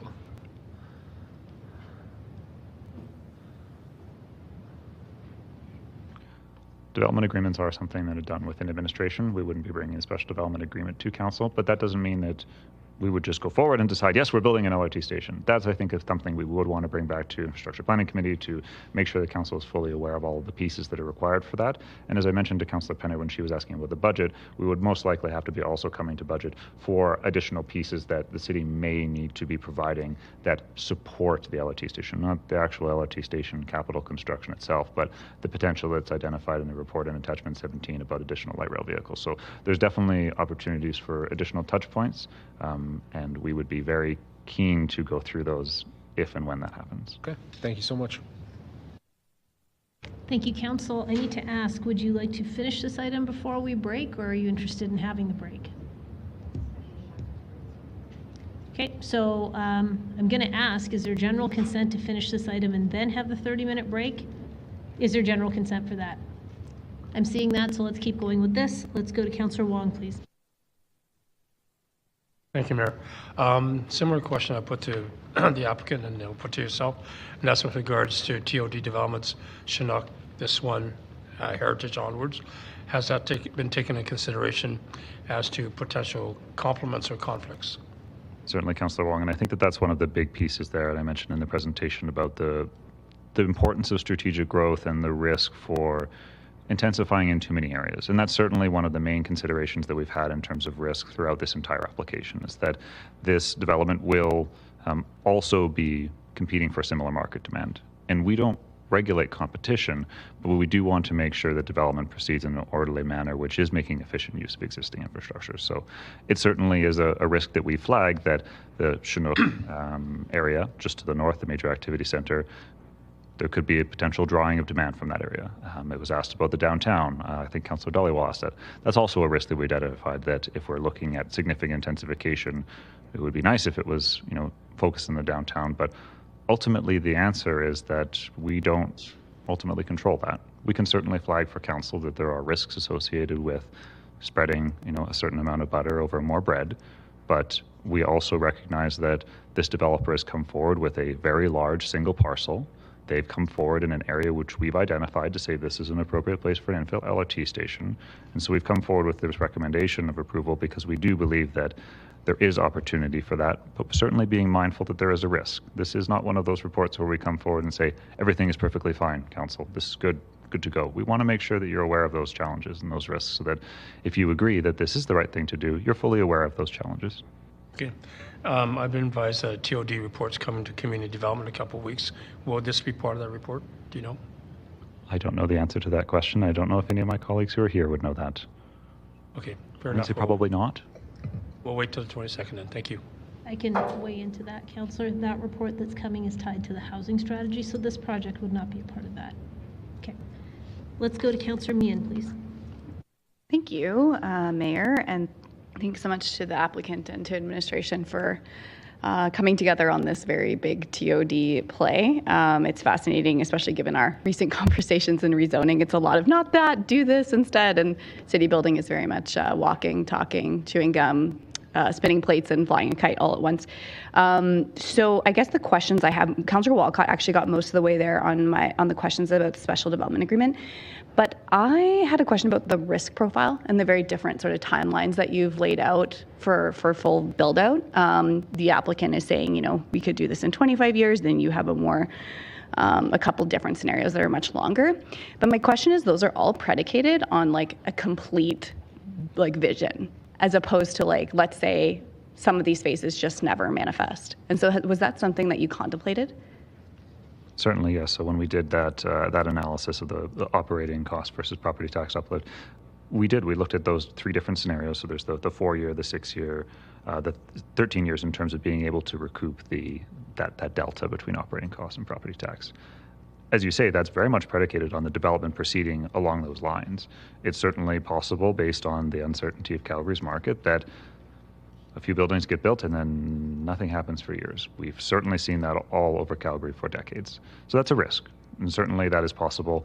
The benefit I think that we do have here is that the return period is actually quite short in terms of the number of dwellings that need to be brought on board to meet the sufficient property tax. And as the applicant mentioned, there is already development there with active uses in place. So the risk is smaller as a result of that there should be development generating new property taxes in relatively short order, and there is the existing. But yes, it's a risk. Did you spell that out though in terms of like, so you've done like full build out in multiple timeline chunks, and then what if you just had like phase 1 through 3 versus phase 4, 5, 6? Did you actually spell that out in a way that we could understand it? I'm not sure about the level of detail that you're asking for, but I will ask if our colleague Jennifer Cardiff is on the line and would be able to support us with that question if there was any further level of analysis done. Thanks, Dale. Yeah, I'm here online if you can hear me. Yes, we can. Perfect. Thank you for the question. Councillor Penner, we didn't do that level of analysis in terms of, I think in terms of what you're asking for in terms of scenarios, at what point, if things were to slow down, what would that mean? What you see in the attachment there on the growth strategy piece, I believe it's attachment 17, lays out the scenarios that we did model out based on an operating cost model, just to give a sense of, because our feeling is we just can't predict what the market's going to look like over time. So what we wanted to do is just give a sense of what things could look like from an operating cost model with the LRT station. Okay, is that something you could give more thought to before you sign that special development agreement? I think ultimately we aren't bringing forward this decision based on this operating cost model projection. This is one piece of information that we want council to be aware of, because we knew you would ask that question about, are we going to be able to pay for the operating cost of the LRT station if the developer is doing the capital? The answer is probably yes, but the level of uncertainty based on the market, I think we can certainly look further at that, but whether or not it would actually determine the special development agreement, we would have to discuss that at the time in terms of what type of operating cost expectations we would have. Certainly, my recollection is the developer is not interested in necessarily speaking to the operating cost. That's a city responsibility. We could look at it, but I would question about how much we should base our decision on that. So ultimately, this LRT station is not just serving the people who will work and live in Midtown. It is serving this larger area in general. And so there is the larger public benefit, the larger communities that will benefit from access to LRT station that is not purely on this developer or purely on the special development agreement. It would be something that we as a city identify that this is a net benefit. Other people will be able to have greater access to transportation options. And so just purely, that's one of the main reasons why we haven't said you should approve or not approve this application based on the operating cost potential versus property tax uplift. Okay, that's a good enough answer. Thank you. Those are all my questions, Mayor. Thank you. I don't see any other questions in the queue. I'm going to go to Councillor Penner to move this, and I understand Councillor Craw is seconding. Over to you, Councillor Penner. Thanks. Happy to move this. Yeah, this is a large file that arguably comes with both a lot of opportunity and a lot of risk. Once again, kudos to the applicant and to administration for working through, whether it be with community associations, with myself, with Councillor Craw as a proponent when this first got started, is because he was the area councillor when this first came forward. So just kudos and appreciation for everyone for working through and the length of time that it has taken, but getting us here today. I think one of the good things about this site is a little bit about what Mr. Calkins talked about, is that it has a lot of active uses on the site right now. It is a well-used site for the most part. There's a lot of like beloved places that are there, and how this builds out in future years, I think, is going to be the responsibility of both administration, council, and the development and the developer to work in tandem to really bring this vision to life. But I do think it is good from time to time to take some risk and to see what opportunities present and can come from that. So happy to move it. Thank you. Let's go to Councillor Meehan, please. Oh, you go. Yeah. Oh, I didn't know you wanted to speak as well. I just thought you wanted a second. Go ahead. Yeah, I'm happy to speak to this as the seconder. I will note that a lot of the concerns that were raised and very eloquently spoken to by administration really informed the debate at CPC. And I think going into the CPC conversation on this, it was not clear how much support this project was going to get. And I think the incredible answers that we got from administration and the applicant really went a long way towards getting to a unanimous decision from CPC. I made some points of debate that may have also helped sway the day, and I'd like to share the two key points for the public record and for council's benefit. The first one is that when this was first coming into place, council supported a notice of motion that I brought asking us to review the possibility of infill stations. And this was one of 3 areas where an infill station was possible on the red line. One was up north at Northland Mall. One was at 50th Avenue, which was a dedicated station area that was abandoned as a cost-saving exercise when the red line was first built. And then the other was right here. And what we learned from the outcome of that notice of motion is that it is 6 to 8 times more cost-effective to build an infill station than it is to extend the LRT further out into the greenfield areas. And that sort of provided some of the thrust behind this, which you heard from administration's responses. The other thing I want to note is there is a conversation about how much absorption we can undertake. And I think that I just turned to the NDP. When we passed the MDP in 2009, we had 6 decades in which to get 50-50 growth, balance between growth on the edge and growth in the established areas. In the first decade, 2009 to 2019, we achieved 10% redevelopment and 90% growth on the edge, which is a lot better than we'd historically done, but still very far from 50-50. Which means that if we're doing this cumulatively over the next 5 decades, we have to get to 58% redevelopment now and 42% development on the edge. And so how are we going to get to 58% development in 50 years? It's going to be projects like this. I believe that the universal upzoning that we're contemplating will get us maybe 30% of the way there in the established areas, and the other 70% has to occur in major scaled projects like this. I think we need 40 to 50 projects at the scale of the East Village, of the Bridges, of the West District, of the University District, of Midtown. And so I think it's very, very good that we have a project here that achieves that. I want to thank the proponents for being so diligent. I think when you first came on the scene, there was a lot of doubt as to whether this was just a starry-eyed land speculation play. But I think that you've proven over the years that this is a very real project. And I want to thank administration who really changed course, especially with council's direction. So great work, everyone. This is exactly what we need to be doing. And I'm super pumped that we're here. Thank you. Let's go to Councillor Meehan, please. Yeah, thanks. I echo a lot of what Councillor Carra has said, and I will say, like, it's an interesting play, right? Like, this DC allows the 2 FAR 6 stories in as it would go forward, and with a maximizing scenario, I think up to 9 FAR, or, like, it's very high if they're able to deliver the LRT, and I think that's a very interesting proposition.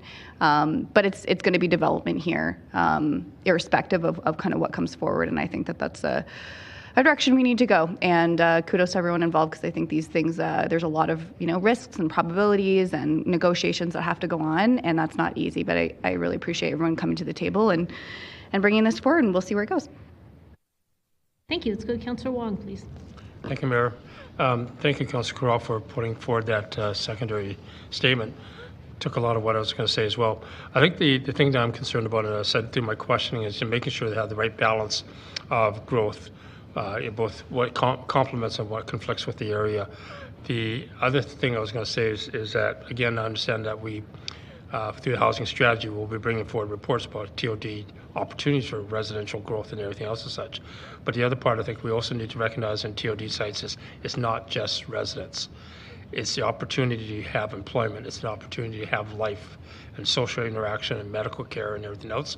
So again, I want to be sure that we are looking at many different lenses on this opportunity and again, not to conflict with all the other opportunities we've got across the city. Thank you.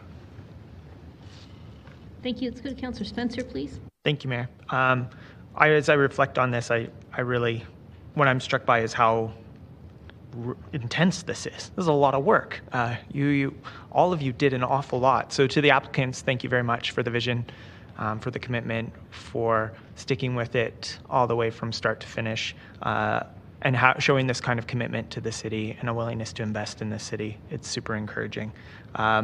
Also, just in terms of some of the other conversations we're having, this is something I think I'm very interested in seeing us as a city spool up our capacity of doing on a more consistent basis for the reasons that were outlined by Councillor Kara. So administration, let us know how we as council can continue to prepare a better pathway for these kinds of consultations and conversations to happen in our community.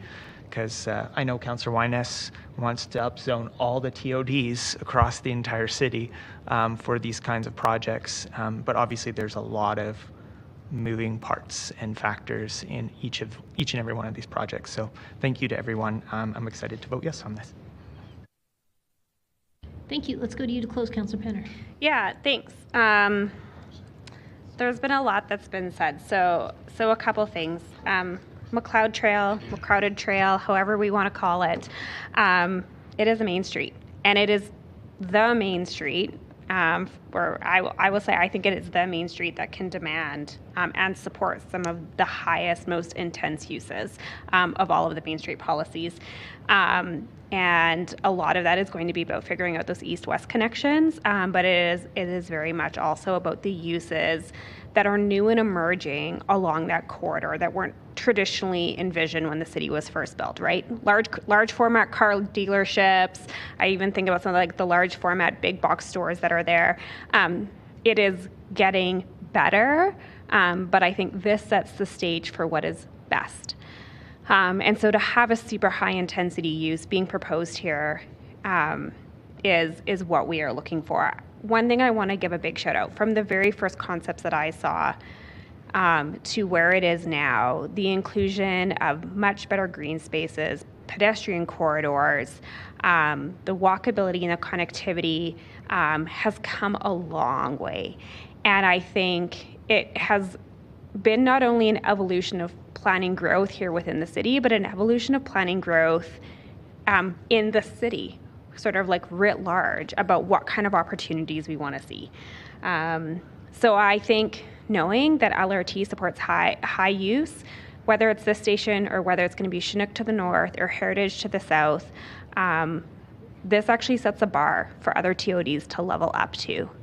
Especially from an intensity perspective and from a pedestrian connectivity, green space and recreation, public realm perspective. So in that way, what we're going to have to bring forward as a city around our own TOD sites, we are going to have to meet with equal enthusiasm and opportunity. So with that, closed. Thank you. E-scribe to vote, everyone.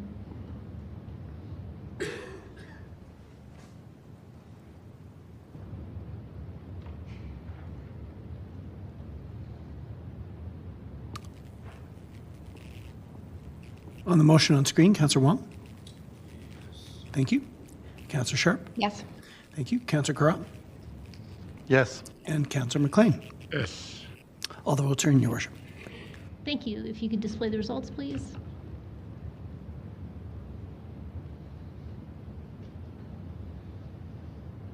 That's carried unanimously. First reading of bylaw 34P 2024. Anyone opposed? Hearing none, that's carried. Next one, first reading of bylaw 35P 2024. Anyone opposed? Hearing none, that's carried. Next, first reading of bylaw 4C 2024. Anyone opposed? Hearing none, that's carried. Next one, first reading of bylaw 5C 2024. Anyone opposed? Hearing none, that is carried. And finally, first reading of bylaw 155D 2024. Anyone opposed? Hearing none, that is carried. We will take a 30-minute break and be back here at 4 o'clock, everyone.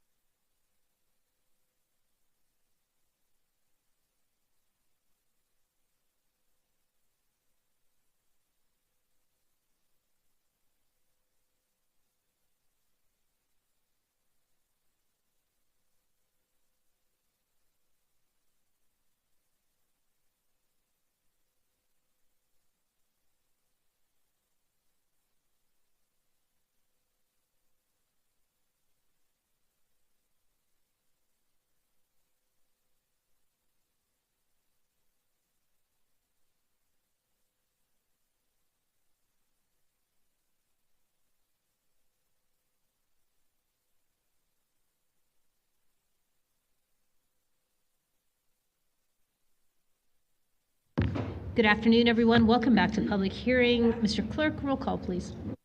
Thank you, Mayor. On the roll, Councillor Sharp. Here. Councillor Wyness. Councillor Meehan. Here. Councillor Chu.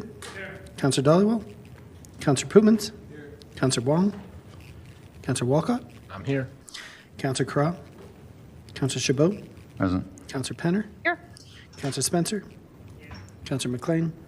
Councillor DeBon. Mayor Gondek. I'm here. Thank you. Thank you. Ms. Stengel, we're on to 7.2.5. Please take us away. Thank you, Mayor Gondek. Item 5 is a land use application to allow for childcare within a residential building. Next slide, please. The recommendation before Council is to give 3 readings to proposed bylaw 135D 2024 for the redesignation of 213 and 215 Magnolia Terrace Southeast from the residential low-density mixed housing RG district to a direct control or DC district to allow for the additional use of childcare service. Next slide, please. The subject site is located in the southeast community of Mahogany, which is a newer community still undergoing construction as seen in this aerial photo. Next slide, please. Although this image shows the site as vacant land, a semi-detached home has been constructed on the site similar to others along this block. Although not a traditional corner lot, the site operates similarly as there will be lane access along both the west and southern property lines. Next slide, please. Surrounding developments to the north and east are low-density residential homes, which have already been constructed. Similar building forms are anticipated to the south and west. Across the lane to the east is a future park space, which has not yet been constructed. Pathways and additional park spaces are located 2 blocks to the north, as shown in green on this image. The subject site is currently designated as the Residential Low-Density Mixed Housing RG District, which allows for a variety of low-density residential forms, including single-detached, semi-detached, row houses, and cottage housing clusters. The maximum height is 12 meters. Next slide, please. The application proposes a direct control DC district based on the current RG district with the additional discretionary use of childcare service. All rules within the base RG district have been retained, including the rules related to building height, setbacks, and massing. This allows the current building to be used as a childcare service and would allow the parcel to be used for residential uses if the childcare service either does not occur or ceases to operate in the future. Next slide, please. This application allows for an essential community service to be provided in an existing building and is in alignment with the Municipal Development Plan, Mahogany Community Plan, and the Child Care Service Policy and Development Guidelines. Calgary Planning Commission recommends that Council give 3 readings to the proposed bylaw 135D 2024. Thank you, Mayor Gondek. Thank you very much for your presentation. Let's open the public hearing on this item. It is 7.2.5. Do we have Eileen Mello, please?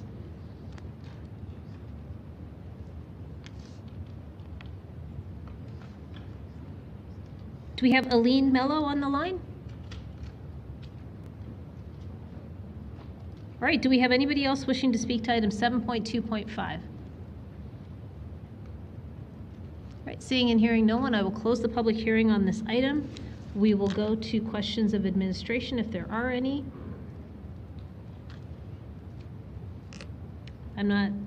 Councillor Walcott. Just a quick question.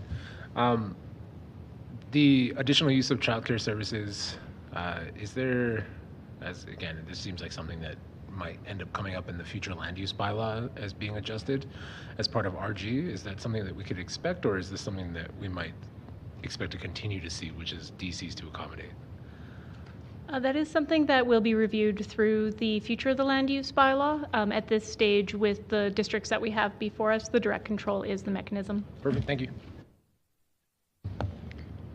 Thank you. Noted, Councillor Carra, that, did you just get here? Yes. Okay, so you missed a public hearing on this item. Okay, good. So that's noted. Let's go to Councillor Spencer to move it. I love that it's next to a lane. It's soon to be close to green space. Moved. Thank you. Can I get a seconder for this, please? Councillor Meehan, thank you very much. Don't see anybody in the queue. How about to close? Closed. Thank you. E-scribe to vote, everyone.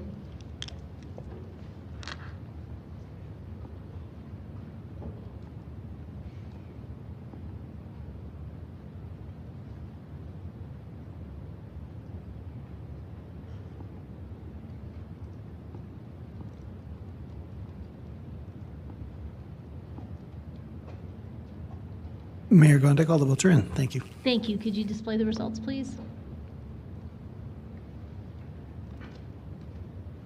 That's carried unanimously.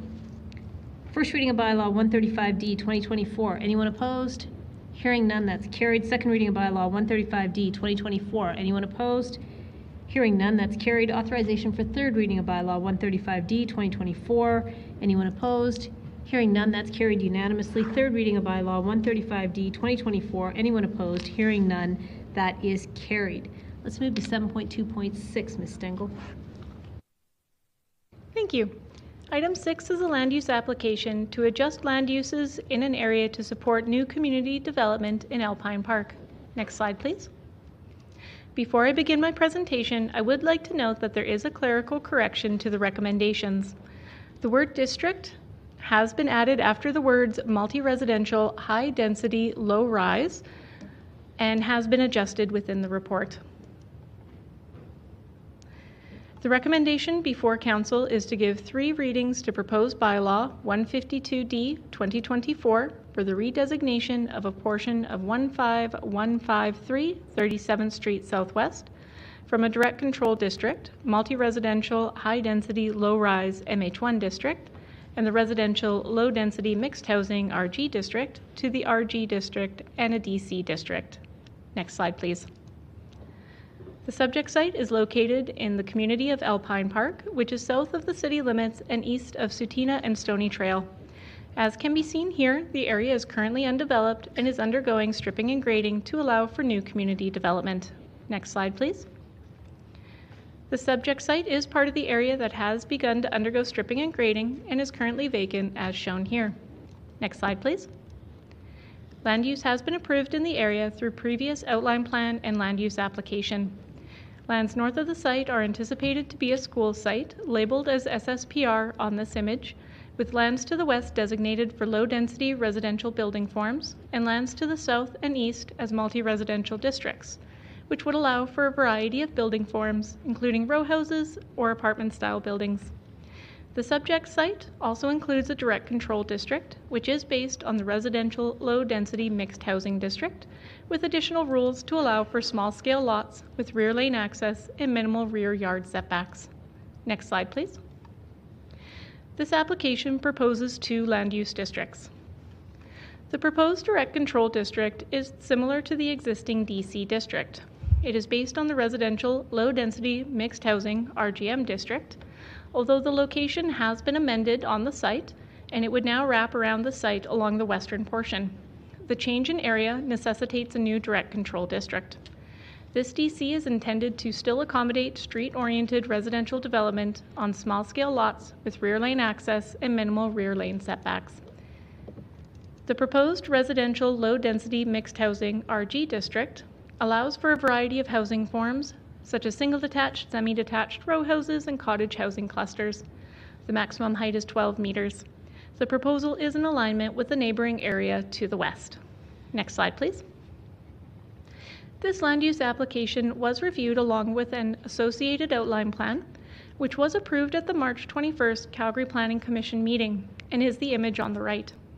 This application is a revision to the previously approved outline plan shown on the left. The proposed land use redesignations reorients the blocks and districts to better work with the grades in the area. This allows the proposed DC to wrap around the RG area, providing a variety of housing types, and the change from the MH1 to the RG allows for lot shapes and sizes that are more easily developed for both districts. Next slide, please. The Providence Area Structure Plan provides policy direction for this site and categorizes the area as residential. This application is in alignment with the ASP. Next slide, please. This recommendation allows for residential development in a new community in alignment with the ASP and the Municipal Development Plan. Calgary Planning Commission recommends that Council give 3 readings to the proposed bylaw 152D 2024. Thank you, Mayor Gondek. Thank you very much for your presentation. Let's go to the public hearing on this item. Let's open the public hearing on this item. Do we have David Symes?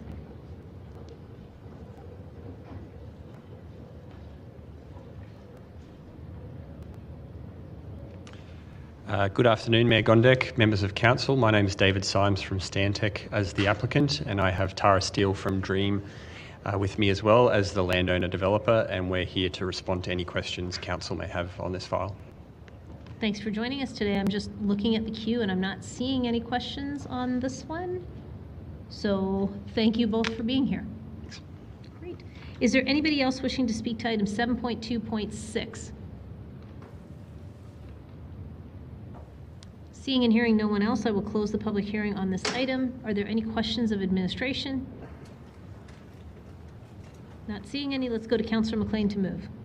Thank you, Mayor. Yeah, pretty straightforward. Land use redesignations for a small parcel of land in the beautiful new community of Alpine Park.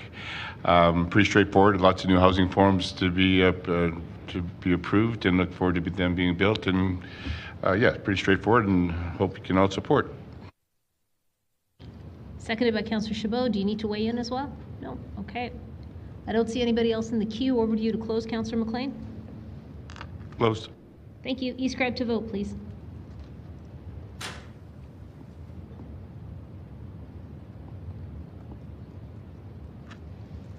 Mayor Gondek, all the votes are in. Thank you. Could you display the results, please? That's carried unanimously. First reading of bylaw 152D 2024. Anyone opposed? Hearing none, that's carried. Second reading of bylaw 152D 2024. Anyone opposed? Hearing none, that's carried. Authorization for third reading of bylaw 152D 2024. Anyone opposed? Hearing none, that is carried unanimously. Third reading of bylaw 152D 2024. Anyone opposed? Hearing none, that is carried. Ms. Stengel, we're on to 7.2.7. Thank you, Mayor Gondek. Item 7 is a land use application to allow for up to 4 units plus secondary suites on a residential site. Next slide, please. The recommendation before council is to give 3 readings to proposed bylaw 128D 2024 for the redesignation of 7947 47th Avenue Northwest from the residential contextual 1-2 dwelling or RC2 district to the residential grade-oriented infill or RCG district. Next slide, please. The subject site is located in the northwest community of Bowness, south of the Bow River and north of the Trans-Canada Highway and Canada Olympic Park. Bowness Senior High School and the Bowness Community Centre are immediately south of the site. Next slide, please. The parcel is located on the corner of 79th Street and 47th Avenue and is currently developed with a single detached home and a detached garage accessed from 79th Street Northwest. There is a rear lane for future vehicle access to the parcel. Next slide, please. Surrounding development is low-density residential homes in the form of single-detached and semi-detached dwellings shown in yellow and orange, although a variety of corner sites have been redesignated as the RCG district and would allow for row houses and townhouses as well. Bowness Senior High School is located to the south, shown in green and blue. The site is currently designated as the residential contextual 1-2 dwelling district, which allows for single-detached, semi-detached duplex homes and secondary suites with a maximum height of 10 meters or about 3 stories. Next slide, please. The application proposes the residential grade-oriented infill or RCG district, which allows for a variety of housing forms, including single-detached, semi-detached, duplex dwellings, townhouses, row houses, and secondary suites. The maximum building height is 11 meters or about 3 stories, and the maximum density is 75 units per hectare. Based on the site area, this would allow for up to 4 dwelling units here. Next slide, please. This application proposes a modest increase in density near community amenities in alignment with the Bowness Area Redevelopment Plan.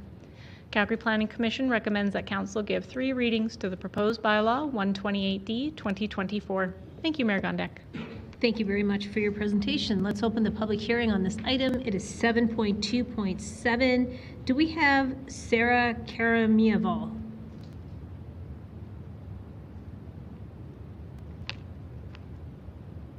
Right, do we have anybody else wishing to speak to item 7.2.7? Seeing and hearing no one else, I will close the public hearing on this item. There's a question for administration from Councillor Sharp. Thank you. Well, the applicant doesn't seem to be here, or the developer, but does administration know why they went RCG and not just RC2? Because the intent is to do a semi-detached with suites. I believe that they mentioned that they were interested in 4 units. The configuration hasn't been determined yet because we haven't received a development permit. Okay, thanks. Happy to move it if... I think you should, because there's no one else. Okay, so yeah, happy to move this. You're gonna second that? Okay. That was my only question for the applicant if they had come, and looks like it aligns with the Bowness area redevelopment plan, and if they intend to do semi-detached with suites, just a little bit more of an intensity what they have right now. So happy to support this and 3 readings of the bylaw. Thank you. It's seconded by Councillor Chabot. Do you need to weigh in? No. Okay, I don't see anybody else in the queue. Over to you to close, Councillor Sharp. I am closed. Be scribed to vote, please.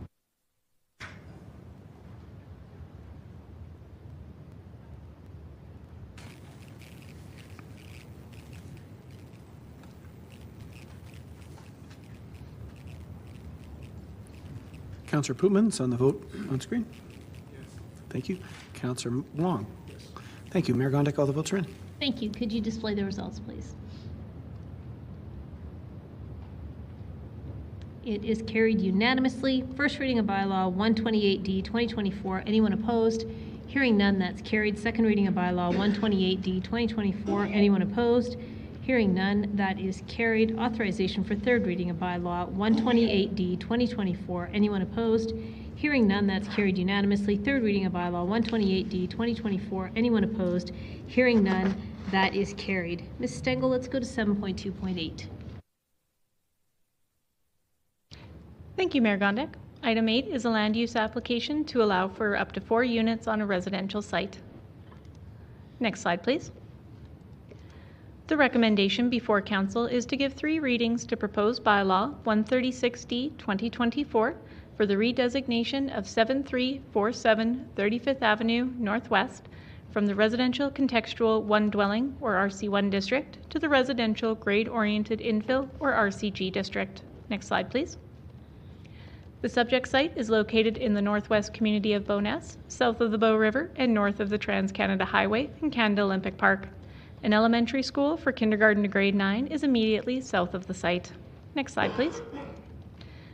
The parcel is located on the corner of 73rd Street and 35th Avenue and is currently developed with a single detached home and a parking pad accessed from the rear lane. Next slide, please. Surrounding development is primarily low-density residential homes in the form of single-detached and semi-detached dwellings shown in yellow and orange. The elementary school and surrounding playfields are shown in blue and green.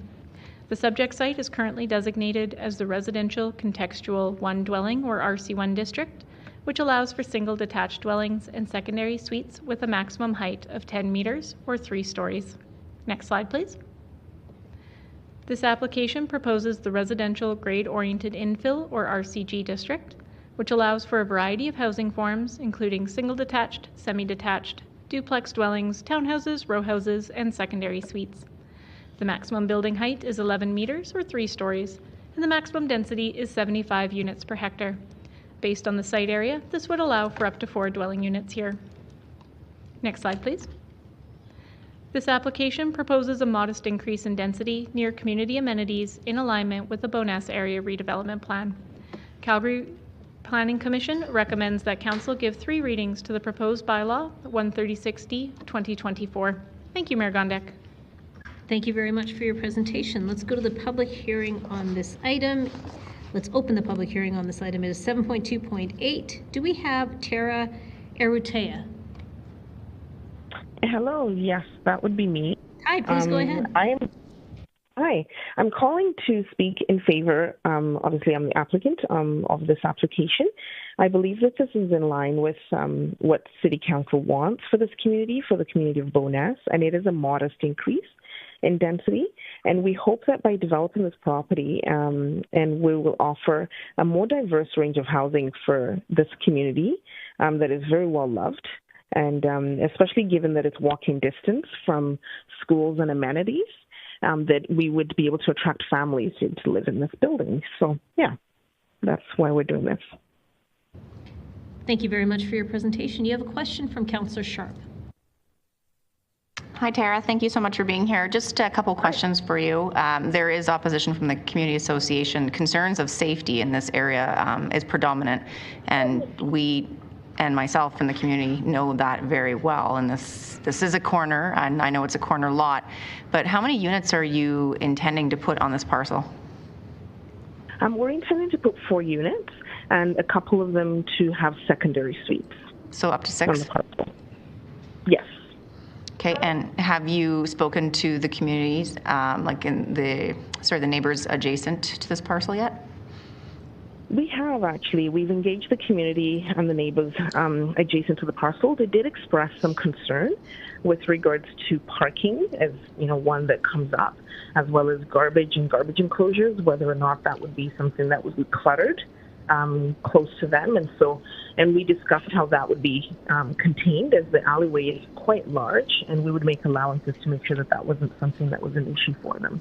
Okay, and then my last We're thing. also intending to put 4 garages on the site to allow for parking, and because it is walking distance to transit and easy accessible, we anticipate that parking wouldn't be an issue. Okay, just to, I know this is the timing of these applications and what we're hearing through the rezoning stuff. Right. This corner lot is going to mimic a lot of what Ms. Popowich had going on. So I would implore that you work very closely in your development permit with the neighbors on this one. I think it's really important, and I know it's going to be a first in this community, but I can tell you that there's been a lot of resistance to the height and massing, so that needs to be very well detailed out in development permit plans when that's when you're ready for that. Okay. We will definitely take that feedback on board to make sure that we continue to engage the neighborhood, as well as the Bowness Community Association. Thank you. Yeah, thank you very much. Thank you, Councillor Sharp. I don't see any other questions for you, so thank you very much for joining us today. Let's see if there's anybody. You're welcome. Let's see if there's anybody else wishing to speak to item 7.2.8. Right, seeing and hearing no one else, I will close the public hearing on this item. Looking to see if there's any questions for administration. Not seeing any. Let's go to Councillor Sharp to move the item. Actually, Mayor, I'm not going to move it. Okay. Is there someone that would like to move this item, please? Councillor Walcott, please go ahead. There's not a ton to say about it, in all honesty, just because of the nature of what the application is and its location, and so I'll leave it pretty short. And to be honest, I'll actually echo what Councillor Sharp said, is that so much of the work that will go into this to ensure that it fits is done in the DP stage, and I guess support housing. Thank you. Councillor Carrada, second? Sure. Thank you. I don't see anybody else in the queue. Over to you to close, Councillor Walcott. I'm closed. All right, e-scribe to vote, everyone.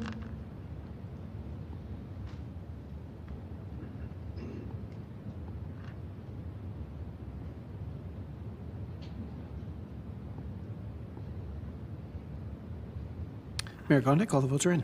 Thank you. Could you display the results, please?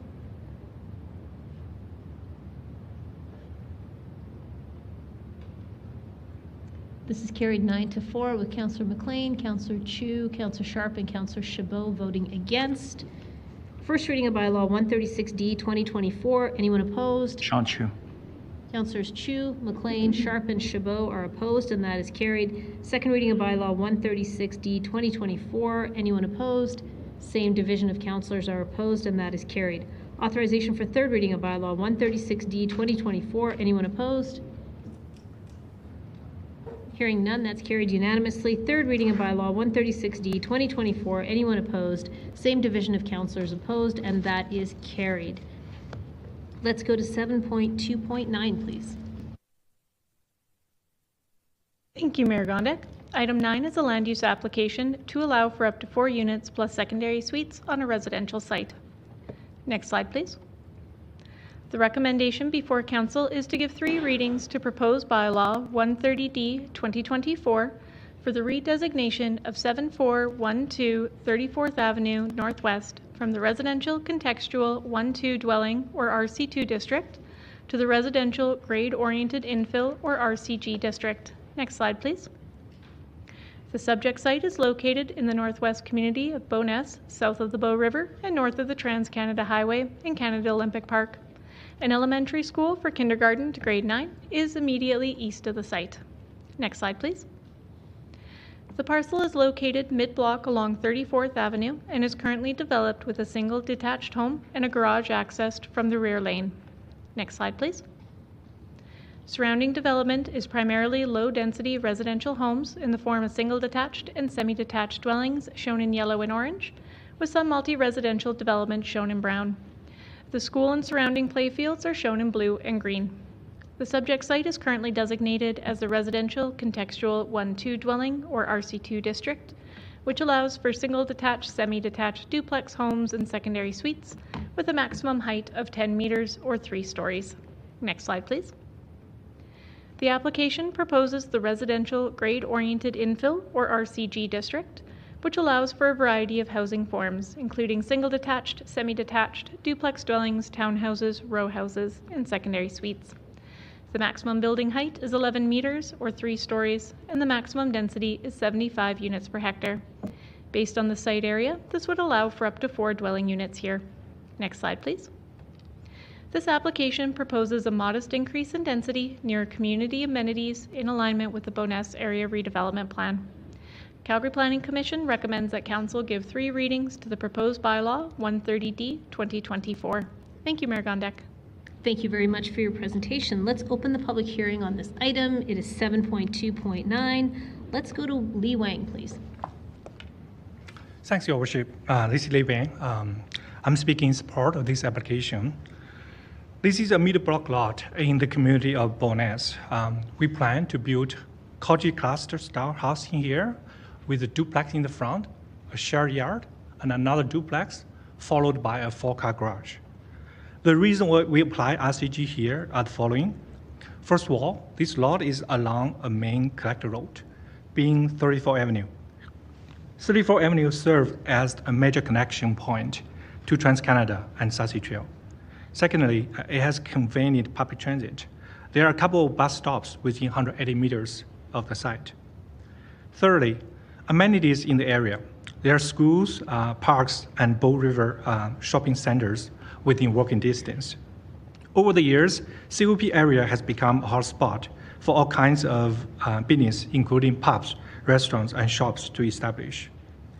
During our public engagement, the biggest concern we heard are with regard to pedestrian safety, especially kids' safety, because there's a school nearby.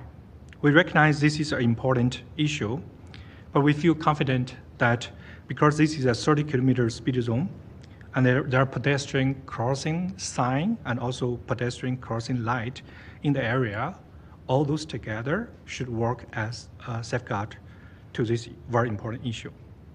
Lastly, I do want to point out that the proposal does align with Bowness Area Redevelopment Plan.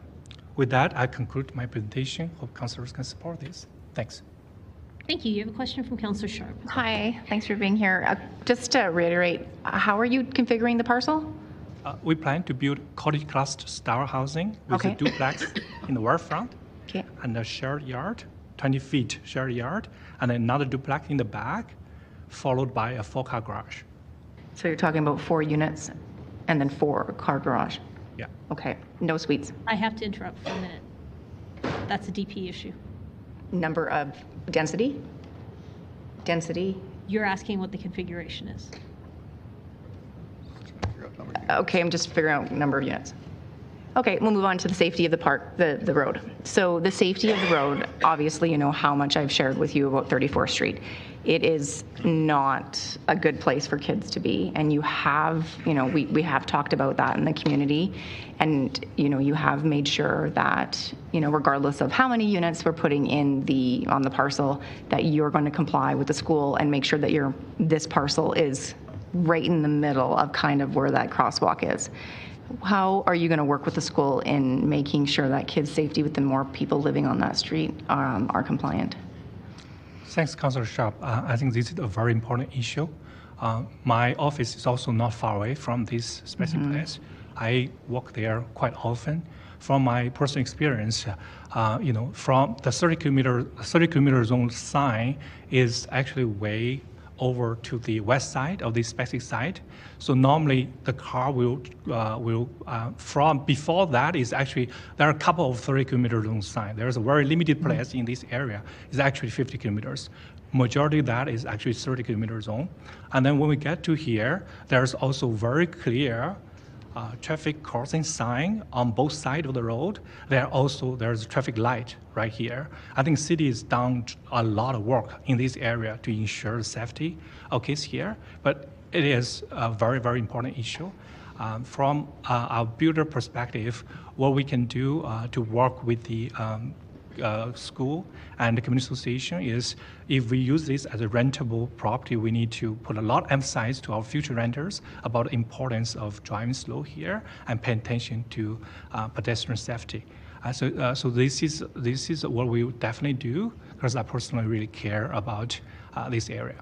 Yeah, no, and I appreciate that, because, I mean, obviously you and I have had this conversation about this area, and being in the 30 just before the 50, people generally don't pay attention to that and start going faster. I think what's important is during the construction time. And so I know you're a vested resident in Bonas and that you will consider that, and I appreciate that. So thanks for being here today. Thank you. Thank you. Let's go to Councillor Wong, please. Thank you, Ms. Wang. The question I've got is, there's mature trees on there on the front and the back side. Are trees part of the consideration of keeping them? So right now, there are a couple of city trees, and then from the current, from where these trees located, very unlikely we need to touch those. There are some private trees inside the property. Those are the trees we might need to remove some of them. But this kind of RCG development does require a detailed landscaping plan, in which case we will plant some trees here too. So you said there's city trees that will be preserved or taken out? So because the location of those city trees, they're kind of on the side of the property instead of in the middle, so we don't necessarily need to touch those trees. And then during DP stage, we need to have a tree protection plan. Again. Sorry? I'm going to step in again. Yeah. Is there a DP that is concurrent to this right now? We don't have a concurrent We don't DP. have a concurrent DP. Yeah. So what's before us is land use. So the idea of what trees will stay, which trees will go, what the configuration will be, is all a DP question. My question was around setback on the front of there and the relative tree in the front, that's all. So there is no DP.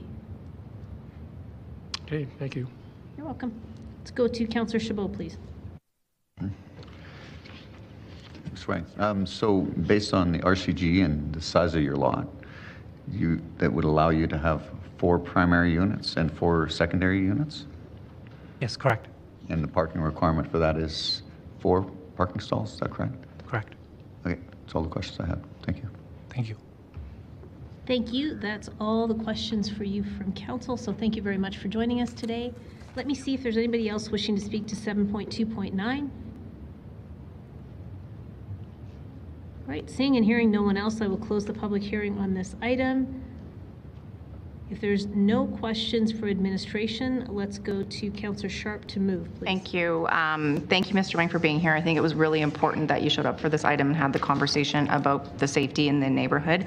Like I said, I know you'll work with administration on making sure this parcel works for the Main Street. I also know that you're a vested interested resident in the community, so I know that you will care about what this project looks like at the end. So I'm happy to support it.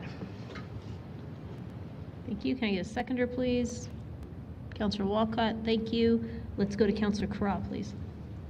Yeah, just to offer a point of debate, because it's relevant to the public hearing that we just concluded last night. RCG was a land use that we had in 1P 2007 that was dedicated to a typology called a cottage court. And we haven't really seen any cottage courts built in the city of Calgary, but they are an amazing part of the missing middle in markets across North America. And so we repurposed RCG to include row houses, but the cottage court remains an acceptable use. We have subsequently seen one enter the Calgary market in the Homes for Heroes ATCO Village project in Forest Lawn, and I'm delighted to see more of them come in. And I just want to make sure everybody, when you think about the upzoning that we're contemplating, this is an acceptable form, and I look forward to see it land on the ground. Happy to support this. Thank you. Let's go to Councillor Chabot, please. Yeah, I'm not going to be supporting this. I can see the value in putting in RCG in corner lots where you've got additional supplementary available on-street parking, but this is a mid-block RCG application, and with the potential of having up to 8 units on this site with only a 4 parking stall requirement, I don't believe that this will be able to accommodate the full build-out of this site and accommodate all 8 units. Therefore, I will be voting against it. Thank you. Let's go to Councillor Meehan, please.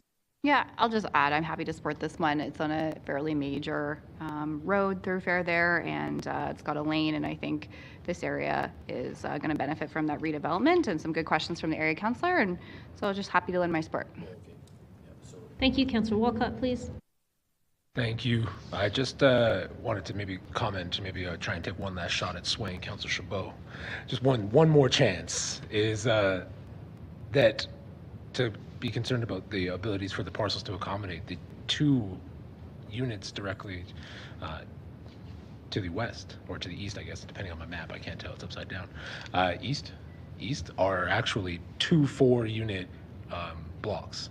And so the ability to accommodate on the same parcel size is right there on the ground, which would suggest to me that actually that this area at some point was downzoned. Because those 2 on DMAP are RC2, but each one has 4 units in it. And so worth considering that at some point this area was actually built for this type of housing, even if we've downzoned at some point. That's it for the queue. Let's go back to you to close, Councillor Sharp. Thank you.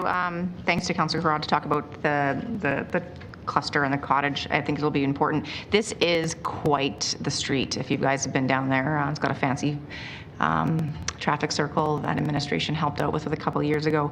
But I know Councillor Chabot has some reservation of this one, and even though it's on a corner lot, I think this will be, if done right, will be something that most people want to start seeing more of. I wouldn't know if I would call it down zoning, Councillor Walcott. I think it's just old zoning that allowed for more of those types of units to be built there. But happy to support this and 3 readings of the bylaw. Thank you. Thank you. Let's go to eScribe to vote, please.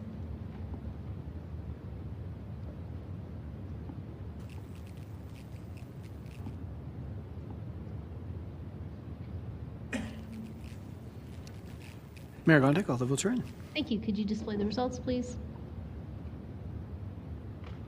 It's carried 12-1 with Councillor Chabot voting against. First reading of bylaw 130D 2024. Anyone opposed? Councillor Chabot is opposed, and that's carried. Second reading of bylaw 130D 2024. Anyone opposed? Councillor Chabot is opposed, and that is carried. Authorization for third reading of bylaw 130D 2024. Anyone opposed? Seeing none, that is carried unanimously. Third reading of bylaw 130D 2024. Anyone opposed? Councillor Chabot is opposed, and that is carried. Ms. Stengel, I think it's your last item, 7.2.10. Thank you, Mayor Gondek. Item 10 is my last item on the agenda, and it is a land use application to allow for up to 2 units plus secondary suites on a residential site. Next slide, please. The recommendation before Council is to give 3 readings to proposed bylaw 121D 2024 for the redesignation of 6427 33rd Avenue Northwest from the Residential Contextual 1 Dwelling or RC1 District to the Residential Contextual 1-2 Dwelling or RC2 District. Next slide, please. The subject site is located in the northwest community of Bowness, south of the Bow River and north of the Trans-Canada Highway. The former R.B. Bennett School site is located approximately 2 blocks to the east. The CPKC Railway is located to the west. Next slide, please. The parcel is located mid-block along 33rd Avenue and is currently developed with a single detached home and a garage accessed from the rear lane. Next slide, please. Surrounding development is primarily low-density residential homes in the form of single detached and semi-detached dwellings, shown in yellow and orange. The former elementary school and surrounding grounds are shown in blue and green. The railway is shown in purple, with commercial businesses across the rail tracks to the west.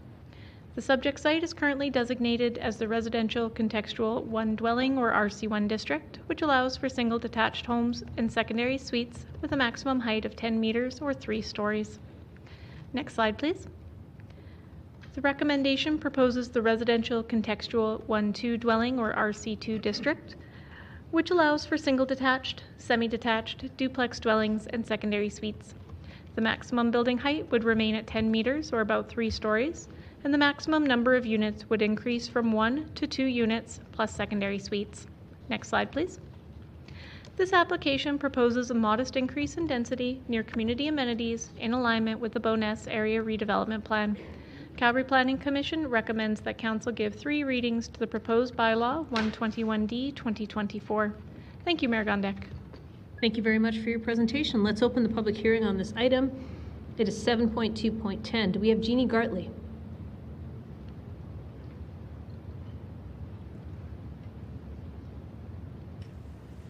Mayor Gondek and members of council, I'm Jeannie Gartley and I'm the applicant with Situated Consulting, and I'm just here to answer any questions.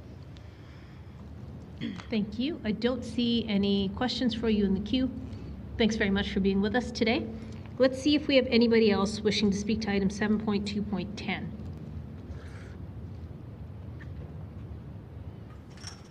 Right, I'm not seeing or hearing anybody else, so let's close the public hearing on this item. Not seeing any questions of administration. Councillor Sharp, over to you to move. Thank you. Just an increase, more density in this area. Very simple application, and looks like there's no objections from the community or community association. So thank you for being here today. Happy to support. Seconded by Councillor Chabot. Let's go to Councillor Meehan to debate.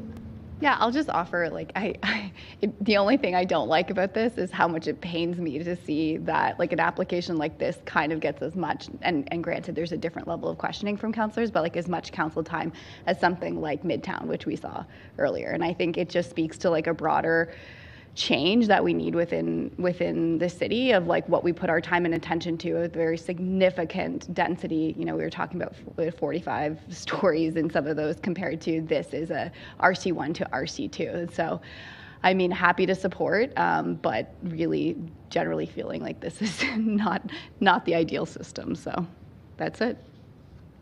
Thank you. Let's go back to Councillor Sharp to close. Well, Councillor Meehan, you have a vote coming up in a couple weeks. So I think you can address that on that, because this is what the application is in front of us today. But I know what you're saying. This is the RC1 to RC2. They're just as important, though, to have a conversation and hear from the community. And so thank you for being here today, and hope everybody can support this one. All right, e-scribe to vote, please.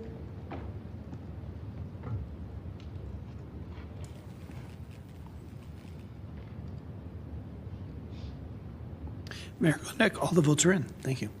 Thank you. Could you display the results?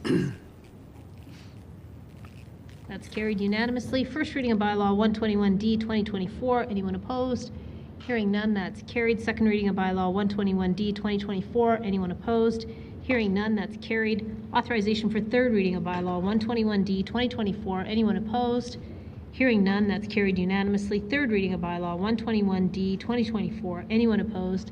Hearing none, that is carried. That moves us on to item 7.2.11. Mr. Pomerenke, please take us away. Thank you, Mayor. My name is Derek Pomerenke, Senior Planner, and I'll be presenting the next batch of applications. Item number 11 is a road closure and land use amendment to allow for the expansion of an existing auto service business. Next slide, please. The recommendation before you today is to give 3 readings to the proposed bylaw 3C 2024 to close a portion of road right-of-way, and to bylaw 150D 2024 to designate the road right-of-way as well as the adjacent parcel as IC, the Industrial Commercial District. Next slide, please. The subject site is located in Bowness near the intersection of Sarcee Trail and the Trans-Canada Highway as shown on this image. Next slide, please.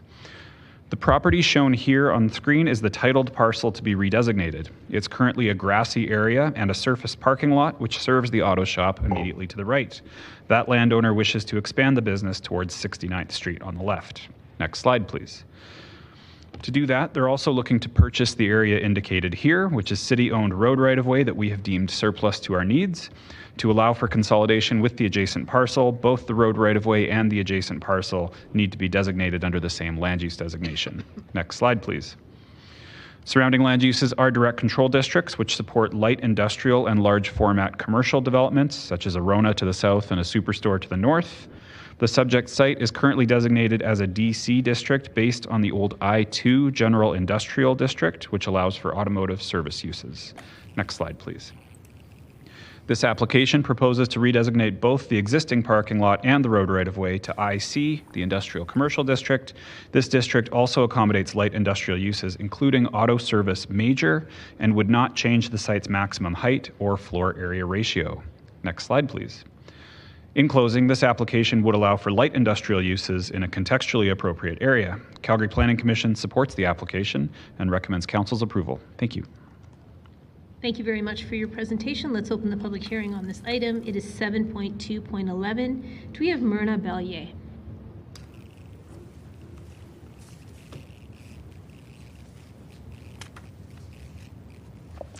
Mayor Gondek and Council. My name is Myrna Bellier of Bellier Consulting Limited. I'm here on behalf of the landowner whose principal, John DeMont, is here. I think the presentation was very clear, and so I'm only here to answer any questions you might have. Thank you very much for joining us today. I'm just looking at the queue, and there are no questions for you, so thanks for being here.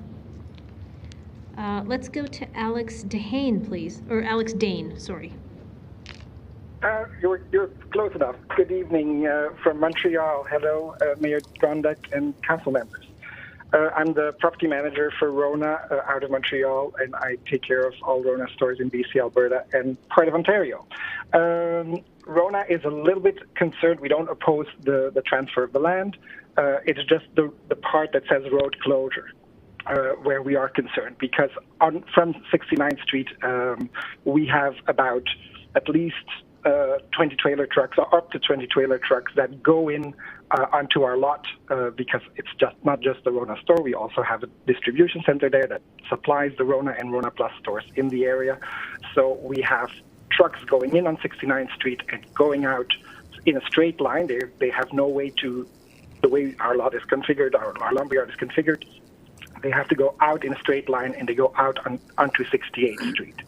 So just want to make sure that at no point there would be a closure or a blockage preventing our trucks to go into our lot. We've had, when the super store was built, the area was developed just north of 32nd Avenue, we've had major issues with road closures and clients not being able to reach our store. And they had to do a 13-minute detour one way, and we lost a lot of customers at that point. So that's my question. We just want to make sure that there is access at all times and that there's not going to be an impact for trucks that are riding into that section, which is just south of the land that is being transferred. Thank you very much for your presentation. I imagine someone may pose that question of administration. I don't see any questions for you, though, so thanks very much for joining us today. And let's see if there's anybody else wishing to speak to item 7.2.11. Okay, seeing and hearing no one else, I'll close the public hearing on this item. Let's go to Councillor Sharp with a question. Hi. So I'm going to ask the question because this is the first I've heard of this. We've had great communication with the consulting team, best communication I've had on a road closure ever. So obviously we don't want anyone driving on the grass. Rona's right there. What's going to happen here with the trucks?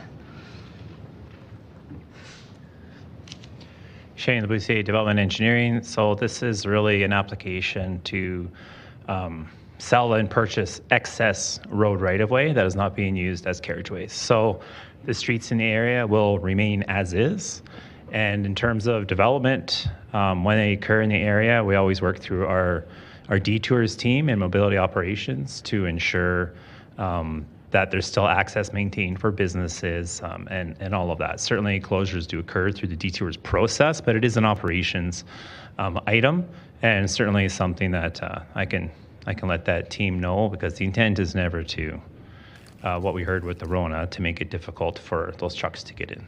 Okay, so it's been really important because obviously we're expanding land to give more business to some, or expand a business on one side, but we want to make sure that we're not impacting a business on the other side. So if we can work with the team and Rona to make sure that they're not impacted, that would be great. 100%. Great, thank you. Thank you. I don't see any other questions of administration. Can I get a mover for this item, please? Go ahead, Councillor Sharp. Yeah, I'll move this. We heard from administration, as long as they can make sure that Rona's not been impacted. The intent of this application was to make sure that we are allowing more land for the other business on the other side. So again, great communication with our office on this file. Thank you very much for that, and happy to support. Can I get a seconder for this, please? Councillor Wong, thank you. I don't see anybody else in the queue, so back over to you to close, Councillor Sharp. I'm closed. Thank you. E-scribe to vote, please.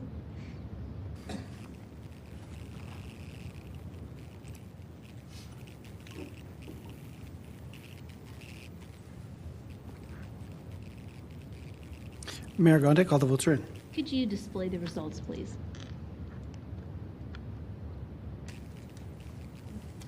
Thank you. That's carried unanimously. First reading of bylaw 3C 2024. Anyone opposed? Hearing none, that's carried. Second reading of bylaw 3C 2024. Anyone opposed?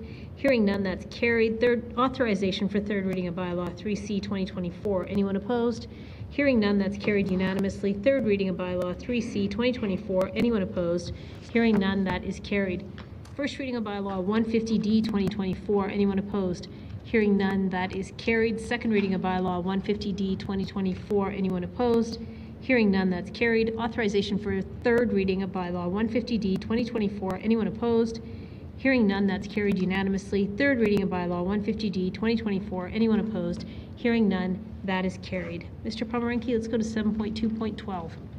Thank you, Mayor. Item number 12 today is an outline plan and a land use amendment to allow for approximately 60 townhouses as well as conservation near West Nose Creek. Next slide, please. The recommendation before you today is to give 3 readings to proposed bylaw 144D 2024 to redesignate the site from SFUD, the Special Purpose Future Urban Development District, to RG, the Residential Low Density Mixed Housing District, MG, the Multi-Residential At-Grade Housing District, and SUN, the Special Purpose Urban Nature District. Next slide, please. The subject site is located in the northwestern community of Sage Hill. This site is on the west bank of West Nose Creek, approximately near the intersection of Simons Valley Road and 136th Avenue Northwest. Next slide, please. This site is a remnant parcel of land from when the area was first subdivided in 1979 prior to annexation by the city. Located at the south end of the site is the Christie Ranch House, which dates to 1898. The house on site is listed in Calgary's inventory of evaluated historic resources, but is not a legally protected resource. Next slide, please. Surrounding land uses are single detached houses in yellow, townhouses in brown, a neighborhood commercial plaza in pink, and lots of open space. The SSPR parcel to the west is a future elementary school site, and West Nose Creek is designated as Urban Nature District to the east. Next slide, please. This application proposes 3 land use districts. The western portion of the site would be designated MG to accommodate a future townhouse development of approximately 60 units. Land to the east would be designated as SUN to accommodate a 30-meter setback from West Nose Creek in alignment with provincial legislation. And finally, the existing Christie Ranch House would be designated as RG, which would allow for preservation of the building and the continued use as a single detached dwelling. Next slide, please. This is the approved outline plan, which Calgary Planning Commission supported, which defines the improvements to be made to the open space area, including a pathway connection, which will connect the currently unconnected areas to the north and south of the site. Next slide, please. In closing, this application allows for a balance of residential development with environmental and heritage protection. Calgary Planning Commission supports the application and recommends Council's approval. Thank you. Thank you very much for your presentation. Let's open the public hearing on this item. It is 7.2.12. Let's go to Daryl Grant.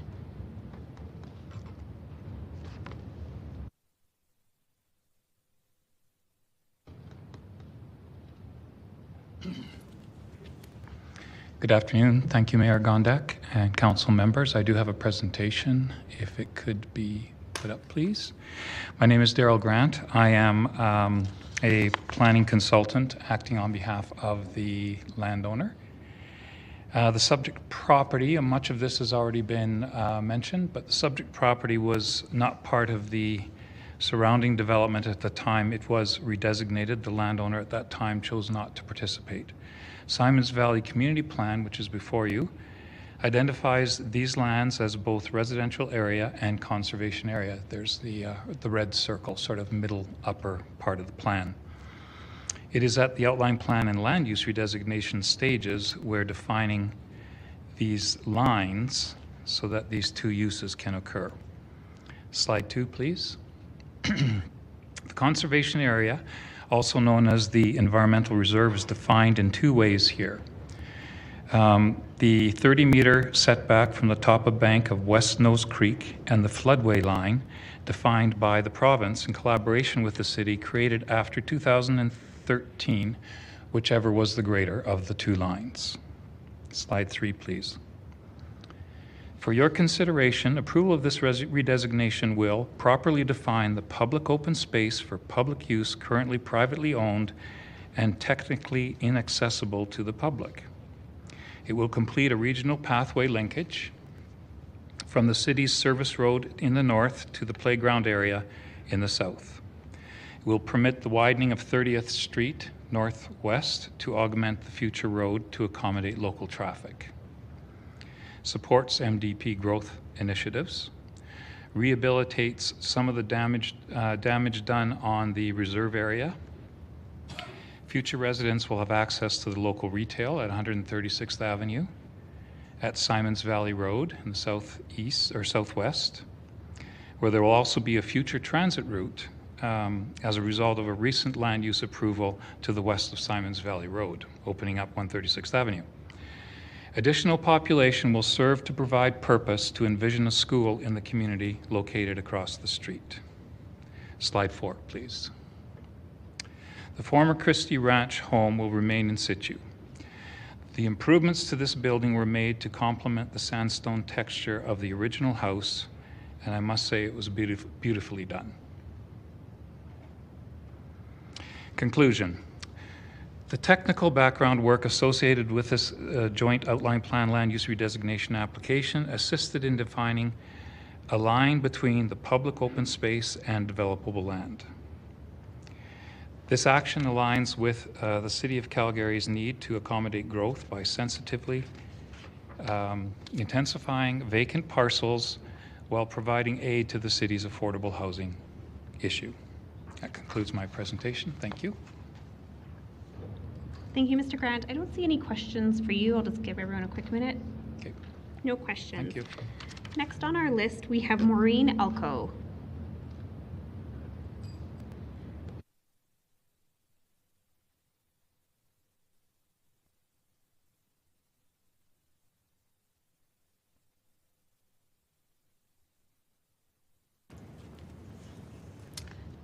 Good afternoon, Your Worship and honorable councillors. My name is Maureen Elko.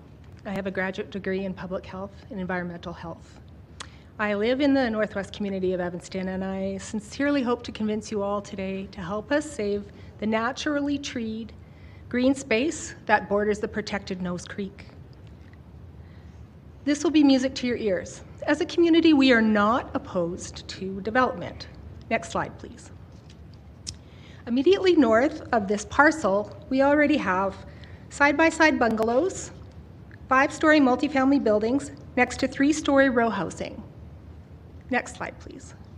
Immediately west, we have multiple 6-story buildings and row housing interspersed. There simply does not need to be any further development on this green space. There is more land available further north. Next slide, please. Our concerns include the lack of parking, especially with the school slated to be built directly across, the extra pressure that's already going to be put on our strained amenities, further destruction to the wildlife corridor, and in fact, with 60 townhouses being plunked in the middle of that corridor, it will be destroyed. There will be no corridor anymore. So we will kill that corridor off. The lack of balance between the high density and the park space, which is what we're trying to protect. The loss of historical significance, again, the Christie House and the stagecoach that used to go through that corridor, that will be lost. The risk of polluting Nose Creek, with all the other developments I just showed you, the parking is all back. So there's no chance of any runoff or any oil, gas, or antifreeze polluting the creek or the water table. With that structure, those structures being plunked right in the middle of that green space, even though there's a setback, we have high winds, we have rain, we have storms, we have flooding. That's going to affect the Nose Creek. There is no way you can put parking in the middle and tell me that there's not going to be any runoff into the creek. In 2022, I appeared on Global News. I had approximately 300 people sign a petition to protect this area.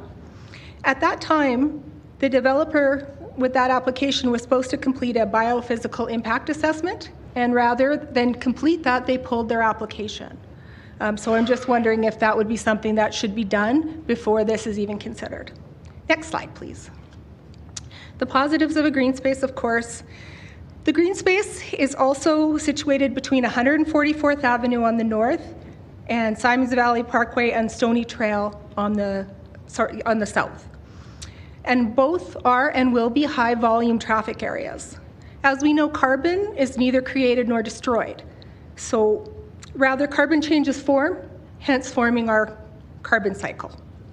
Atmospheric carbon from homes and from vehicle emissions are usually and can be absorbed by the trees, the green space, and the surrounding area around the creek. As Calgary has also already identified, we're in a drought season. Green spaces mitigate urban heat, which is produced by more asphalt, more building, and more structure. Studies also show that natural spaces are good for mental health. I personally have a high-stress job, as all you do as well, and I find it very soothing to be able to have a moment with Mother Nature, which is what that space and the pathways around it provide. Next slide, please. I believe this space would be an amazing community garden. It would bring all our communities together, and it's an area where we could grow food. With the cost of living, the area could be used in a way that we could grow food, which follows the city's initiative of a food resilience plan. Next slide, please. Just some food for thought. It is us, we as human beings, that are responsible for taking care of nature in our city. In return, we are gifted the splendor of Mother Nature. Human health and the environment both win. But if this green space goes, we won't be able to bring it back or recapture it. Thank you for your time and your attention and your consideration. Thank you very much for your presentation. I think you've been here most of the day, so thanks very much for joining us. I don't see any questions for you in the queue. Okay. Thank you. Let's go to Norman Grant, please.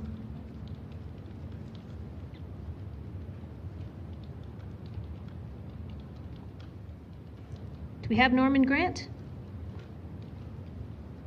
Right, then how about Kevin Laird?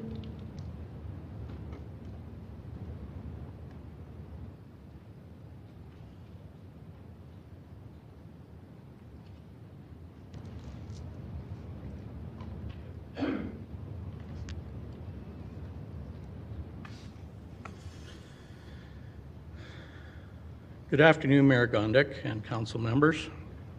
I am here today as a community resident to oppose the rezoning of this area, which backs east onto West Nose Creek Waterway. This address currently includes the historic Christie Ranch House, which was built of sandstone by the owner and trained mason James Christie in 1898. The Christie Ranch House was a stopping point for the stagecoach to deliver mail to the surrounding area more than 100 years ago. First slide. That's fifth slide, but I'll work with it. This area is currently a natural grassland area that is being used by many species of wildlife, including deer, coyotes, weasels, quail, blue heron, and the protected great horned owl, which have hatched multiple owlets several years in a row, and I've witnessed them being raised to flight in the trees and the open space on the property. I fear a push out of the wildlife from this part of the natural corridor and possibly a poisoning of the creek with vehicle contaminants. The surrounding city property is also being used by the residents of the bordering communities for walking and cycling and other recreation. Parking on the street in front of the opposite of this, on the front of this address and opposite this address is already being used up by the residents of several high-density 4-level buildings located 1 block to the north.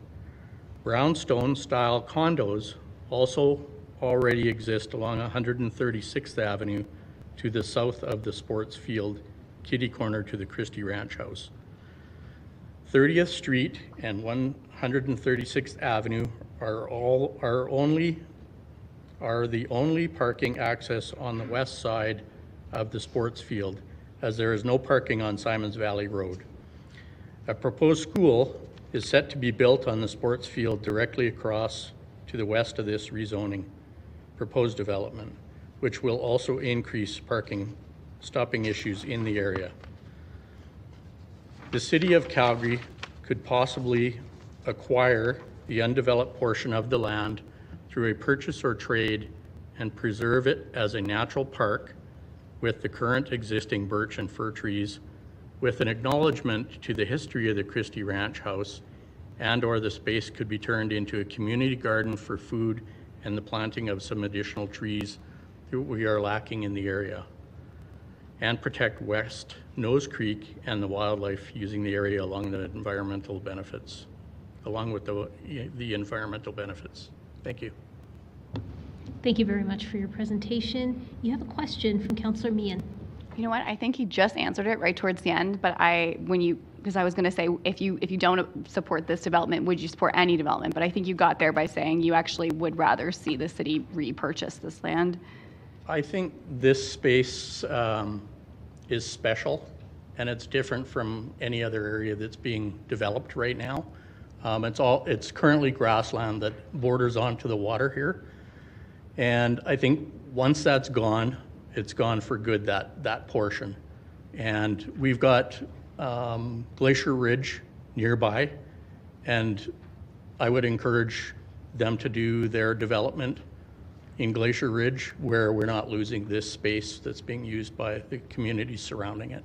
So you wouldn't support it even if it was a single family development? This space, and I encourage anybody that would like to come to my place and have a look, how it fits in with that corridor, then I think it would become evident that it's part of that corridor now, and it's going to squeeze that part of the corridor, and the wildlife is going to have more difficulty coming through there. Okay, thanks for your perspective. That's it, all my questions. Thank you. Mr. Laird, you have no other questions, so thanks very much for joining us today. I think you've been here the whole day as well. Thank you, so Mayor thank you Gondek. for that. Yes. Let's go to Andrew Ewell, please.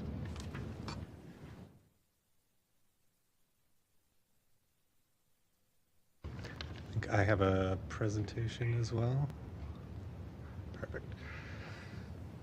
Mayor and Council, I'm the president of the Nose Creek Preservation Society, and I'm here to speak for Nose Creek. I've been on this journey of accidental wetlands education for the last 2 years now, and the result is I've become very annoying.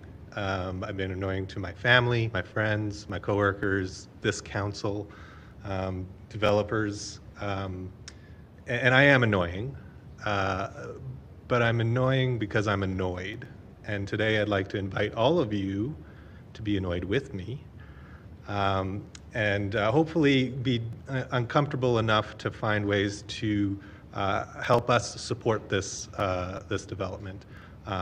through just kind of jury-rigging some of these land uses. Next slide, please. So the reason I'm here is it pretty much covers all 4 of our areas of advocacy: the watershed with West Nose Creek, the history of the Christie Ranch House, community green space with the school going in right next door. This will be the closest wetlands that this elementary school will have to learn about the wetlands. And they learn that in grade 5. It's the wetlands unit. So this is going to be a great spot for them to learn that. And of course, the biodiversity. If you open iNaturalist, you can look and see exactly what biodiversity is in this area.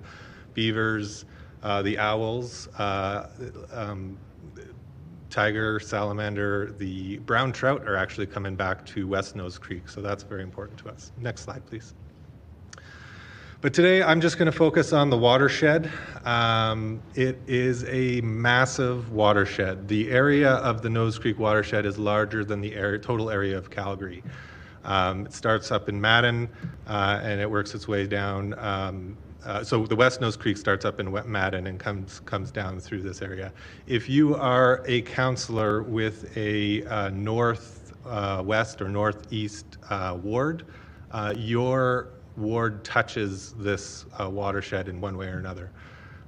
So it's very important that this council knows that they have the power to steward this watershed and really should. And I'd like to tell you what happens when we don't steward this watershed. Next slide, please. Back in 1998, the City of Calgary was sued by the towns of Chestermere and Strathmore for the quality of water that comes through the West Nose Creek watershed, which I think led to, in 1998, us starting the Nose Creek Watershed Partnership with other municipalities. Alderman John Schmall was key in getting that partnership started up, and it now includes the Bow River Basin Council, Calgary, Airdrie, Rocky View County, Crossfield, and the Calgary Airport Authority.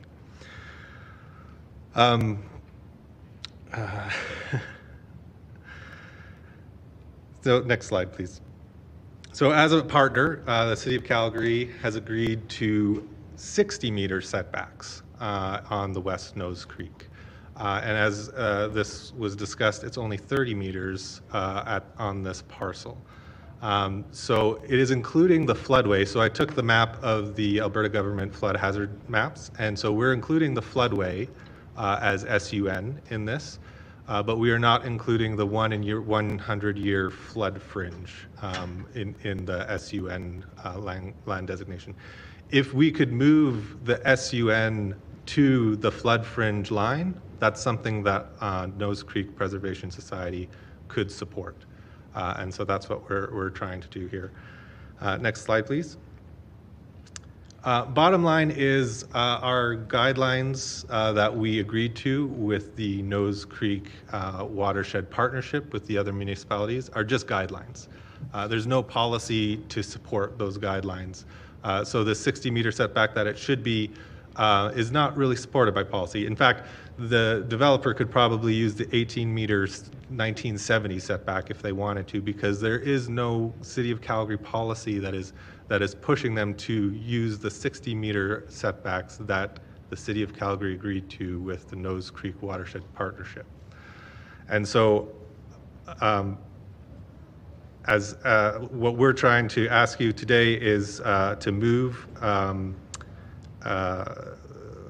a move of the SUN boundary to the 1 in 100-year flood fringe would receive our support. But right now we can't support this application at this time. Thank you.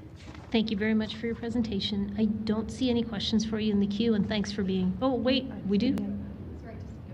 Okay, yeah, we do have a question. Councillor Meehan. Can you just give me the meter difference on the SUN? Like, you're saying you wanted the 60 setback, but you're saying you could support it, but what is the actual setback? Yeah, so if we actually use the fringe, like it gives you that 60-meter setback that you agreed to. If you just move that SUN to the fringe flood line, you will have it. And there's still a lot of room to build high density. We are not against high density. We want high density. It keeps development out of our riparian areas. but we consider this as actually in the riparian area right now until we move it out of the fringe. Okay, thanks for that clarification. Thank you. No further questions for you. Thanks for being here with us.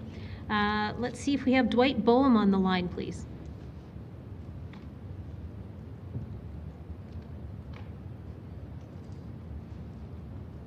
Dwight Boehm? Oh, sorry, I pressed the wrong button there. Hi, we can hear you now. Okay, thank you. Before I get into my presentation, I just have a procedural question if you could address for me. I notice that people have the opportunity to ask questions, and I'm wondering, will I have the opportunity to ask a question of the developer representative? So, Mr. Boehm, you can make a presentation or pose questions, but you can't get an answer back. So what I would suggest is if you have questions, certainly pose them as part of your presentation, and then I will count on one of my colleagues to perhaps ask them back of administration. Okay, I'll get started with my presentation then. So, having managed regulatory affairs for many years, both as an applicant and opposing applications at public hearings, I've never seen such a strong case for rejecting an application. In favor, there's only two people in the written presentations that showed support for this, and neither one of them live in Sage Meadows. Their basic reason that they talked about was more housing in Calgary is needed. This isn't about the people of Calgary. This is about a specific development within a particular community. It's not about that. And there hasn't been a single word of how the people that live in Sage Meadows would benefit from something like that. Not exactly a ringing endorsement of why this should be approved. There was one neutral person. There was neither for or against. And against, I didn't count them because there were so many of them. There was 35 to 40 people that wrote in with very specific and detailed concerns that they have, many of them repetitive. And as we learned from Ralph Klein, one person writing in is the equivalent of 100. So you need to think about this, that 3,500 to 4,000 people are opposing this application. So what are the things that they talked about? Well, many people talked about contamination of the Nose Creek watershed that very closely borders this development. And you heard 30 minutes, less than 100 feet. There will be negative and significant impact on the wildlife habitat. They will disappear, and we can never enjoy them again. Council claims that the environment is sacred. We need all of the councillors and the mayor to walk that talk. Potential negative impacts by a redirection of stormwater into existing infrastructure, causing flooding in existing homes. I haven't seen anything that shows us protection of the existing homes. Instead of walking by this property and hearing birds for a year or two, we'll have the abundant construction noise that this goes through and a mess to deal with, followed by a 100% loss of enjoyment of the prior green space. Approval will 100% for sure make sure that an already horrendous area parking and traffic issue turns this into an unlivable community. And to show you how passionate I'm about this, I was supposed to have a meeting with my realtor today. I'm putting my home up for sale. The parking is ridiculous in this area, and you guys will make it significantly worse. You approved the one redesignation already, and it's been a disaster for this neighborhood. I bought into this neighborhood, and I paid a premium to live in this home. And then they do all of these redesignations, and now they do another one. If the first one had a detrimental impact, the second one's going to have the same thing. Common sense tells you that.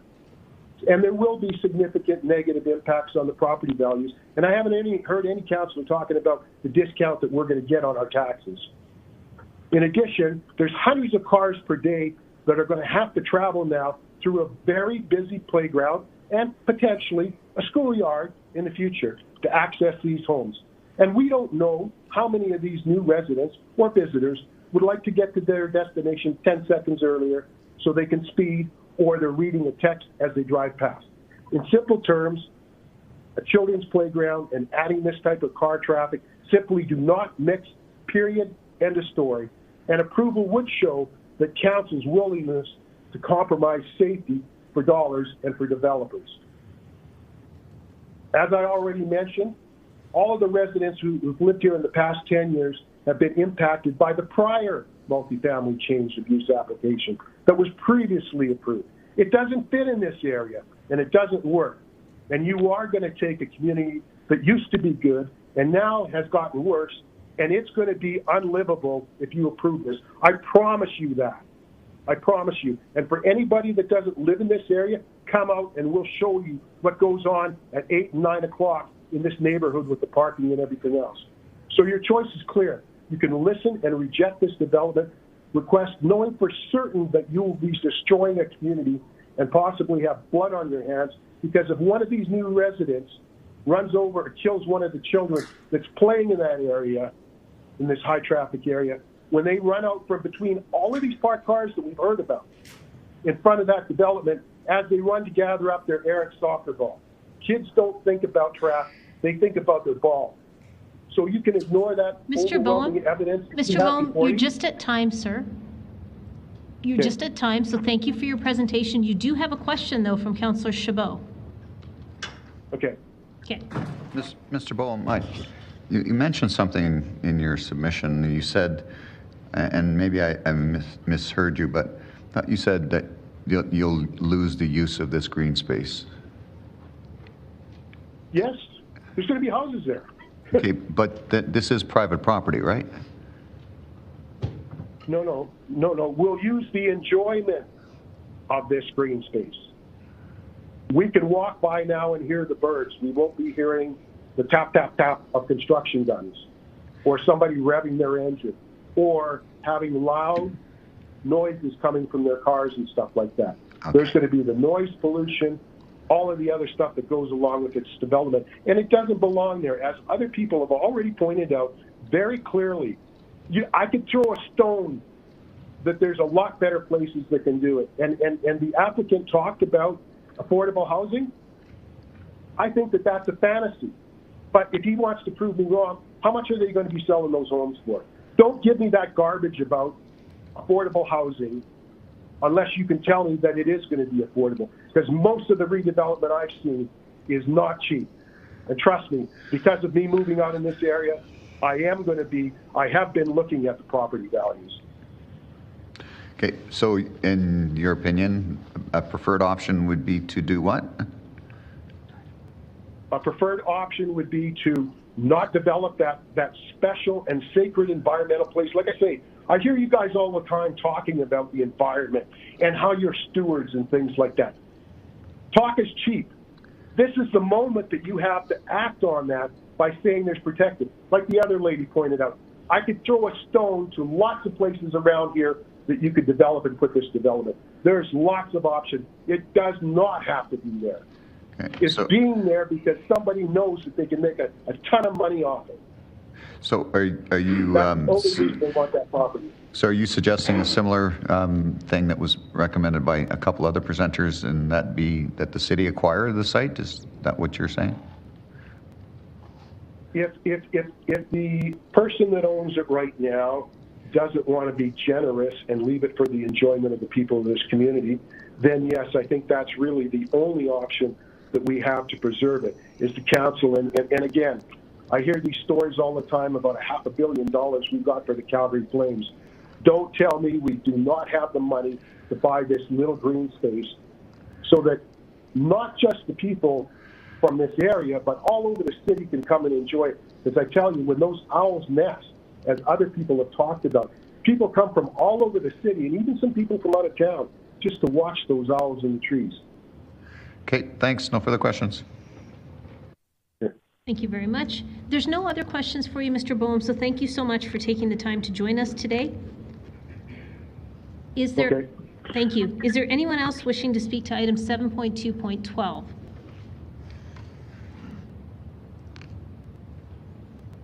Okay, I'm not seeing or hearing anyone else, so let's close the public hearing on this item.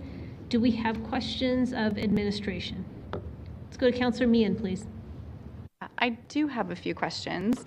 So I want to start with the setbacks, which are, this development is at 30-meter setbacks as opposed to 60 meters. So can you explain why? Sure. If I can get the clerks to put up Mr. Yule's presentation again, that table that was at the end. Yeah, perfect. Thank you. So in the West Nose Creek watershed policy, it says the top 2 rows are setbacks for different water bodies. And the way this works is it says that if the substrate next to the water body is glacial till, it should be a 30-meter setback, whereas if the substrate is a more porous, coarse textured sands, et cetera, that second row, it should be 60 meters. Our biophysical impact assessment says that the substrate next to the West Nose Creek in this location is glacial till. So it would be a 30-meter required setback, which this proposal is compliant with. Okay. So that is like you are meeting your requirement then of the Nose Creek plan and doing that? Yeah, that's correct. Okay. Is there, I don't know if you can actually answer this, I think you can. Is there a school, the school site that's right there, is there actually a school contemplated within the CBE capital plan? Do you know at this time? Essentially, like I know it's a school site, but is there like capital dollars to build a school there? Not sure at this time. Okay, maybe Councillor Wattis can weigh in on that. I don't know if she knows. The historic house, like I heard the applicant say, is the historic house is staying, right? Beg your pardon? The historic house, Yes. it's staying? Yes. Okay, There's nothing is happening to the house with this proposal. okay. And then in terms of MR in the area, like is there any issues with like the amount of municipal reserve or even environmental reserve? Like are we not meeting the dedications in this area? We acquired, I think, the amount of municipal reserve that was needed when this property first came into the city. We met the municipal reserve requirement was fine. We did not take environmental reserve when this property was first annexed into the city. However, this dedication that is proposed today as SUN area, as environmental reserve, is voluntary on the applicant's behalf in order to secure that setback area. So they're giving us more than we legally can't take any, and they're choosing to give it to us. Oh. So further along the creek, like there are single family homes, there's other developments, like are they on that 60 meters? Are they on the 30 meter setback? Like is there a bit of a range? Like, I don't have that information, like the exact measurements right now. I would assess that if we're compliant with the West Nose Creek watershed policy, it should be at least 30 meters. Okay. A minimum of 30 meters in all these locations, in alignment with the floodway of the creek. okay. I think those are all my questions. Thanks. Councillor Meehan, there was one other thing. Sorry, that was really loud and chimed out. The entire area was under different outline plans as well, which was why there would be different municipal reserve dedications throughout the years. There would be different biophysical impact assessments that would have been done as well.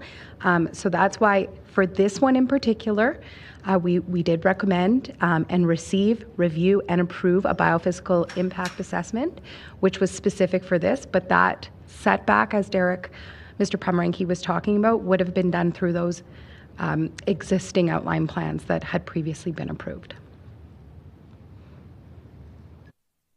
Okay, let's go to Councillor Chabot, please. Thank you, Ms. Goldstein. You went partway down where I wanted to go in regards to the biophysical impact assessment, and any future developments that may or may not occur on this site would have to meet all of the whole overland drainage, watershed, biophysical requirements, et cetera, right? Yes, that's correct. So the BIA lays out what the potential risks are in developing in this area and how they can be best mitigated. So the Nose Creek watershed would be protected? That's correct. In all cases, okay. Thanks, that's all the questions I had. Thank you. Let's go to Councillor Penner, please. Thanks. So some of the conditions that are attached to that outline plan, I'm not seeing anything with regards to when or if like stripping and grading can happen during like nesting season for some of those species that are there. So where does that get captured?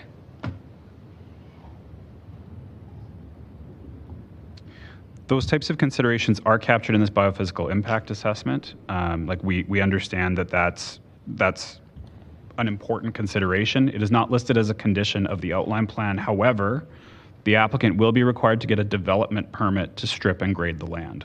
So it would be activated at the development permit stage. Okay. Okay. Okay, I'm going to leave it for now and I'll debate. Councillor Walcott, please. Apologies, I have a mint that did not dissolve by the time I got to my questions.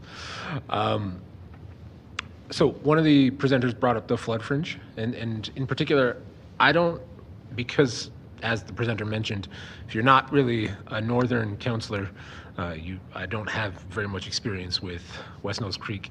Is any of the flood mitigation that's being contemplated by the province anticipating changing some of those flood maps?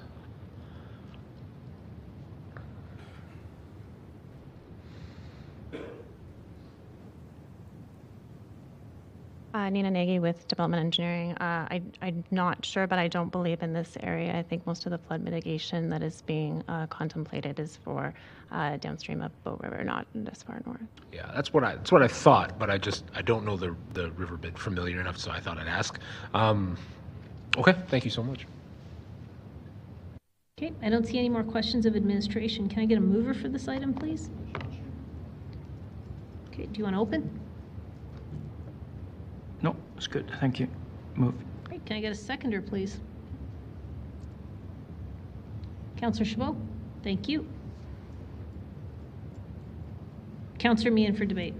Yeah, I feel like I have to offer some debate, given the mover and seconder are not, and these applications are always really tough, because the community doesn't want to see further development here, and I understand that. It's just very tough because it is private property, as Councillor Chabot pointed out, and so sometimes when people want to enjoy it, it can be really tough to say that we're not going to develop the area any further. We're going to sanitize the area when we all live in houses adjacent to these types of things too. And so that's what's really tough about these ones.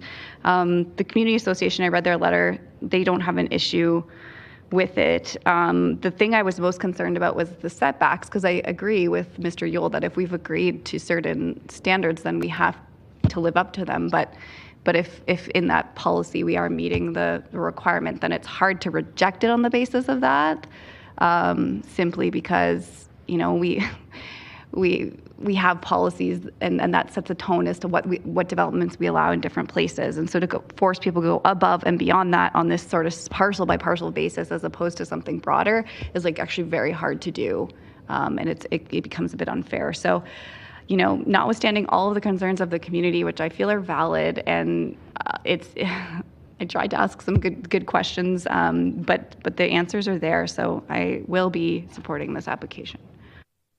Thank you. Let's go to Councillor Penner, please. Thanks. I'm not going to support this application, and I think really it comes down to, for me, we see applications where there is green space and considerations, and I hear the community in the sense that, and when we hear about some of the species that are actually in habitat in this area and as a corridor, and when I look at the setbacks and when I look at the loss of the trees that are happening here, which are actual habitat, I get concerned that and this is where I'm struggling when the biophysical assessments aren't coming forward, because I think the public really struggles with that. I think then the rest of council really struggles with it. So unless you happen to sit next to the area councilor and you can lean over and ask questions, you're at a bit of a disadvantage. So I'm not saying a never to this site. I'm saying that I think the application as proposed, with the setbacks and the coverage that is identified, without knowing there's any protection, without knowing what the plans are to at the very least mitigate some of the impacts to the wildlife in the area, I can't support it at this time. So that's where I'm at. So not today. Let's go to Councillor Winus, please. Thanks. I want to thank the community for showing up and speaking to this item today. I think it's really important that council hears that. I think the challenge with this site is, and I think the Community Association was supporting it because they were grateful it wasn't another apartment building going in the area. So it was a lesser of what is currently being built. And when you look at Google Maps, you can see the density around a school site. And where I really struggle is in 20 years when we win the school lottery, how dysfunctional this site will be. Because one, we're hoping the route ahead will actually service us with transit out here. We got to wait a while. Even in the route ahead, you're making people walk further to get to transit services, and there is already a need for more busing in this area. So when I see that in applications for more density, I'm like, well, can you tell that to transit, please? And so I struggle with it. When I look at the current rules and I see why the developer has come forward with it, they're meeting the expectations of what the current rules are within planning. And yet we say we have a climate change we have to adapt to, and yet our policies are not catching up to what needs to be factored in. A lot of the decisions of the past have got us to this crux right here and is challenging council. So, and for me, I go back and forth on this but at the end of the day, I don't want to be the councillor the community looks back on and says, why did she support it? Look how dysfunctional this area is. And so for that, I can't support it today. And I will, if this does pass, be putting a motion to withhold second and third reading until we get a DP, so that council will be able to see how we balance the environmentals of the area, the growth pressures, and hopefully you'll support that if you support this. Councillor Winus, now would be the time to do that. Yeah, what you would need to do is change the recommendation. I'm tired, guys. Thank you, clerks. So can I please put that on?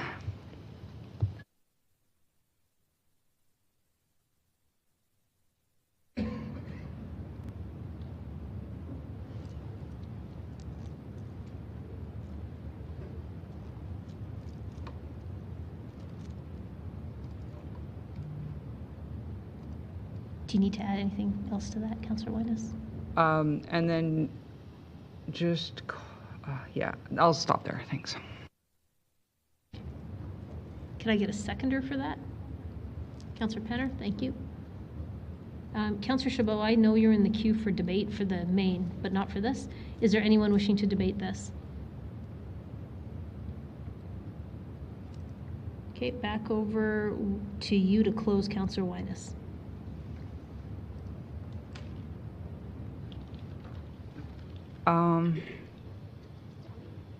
Yeah, closed. Okay, let's go to eScribe to vote on this amendment, please.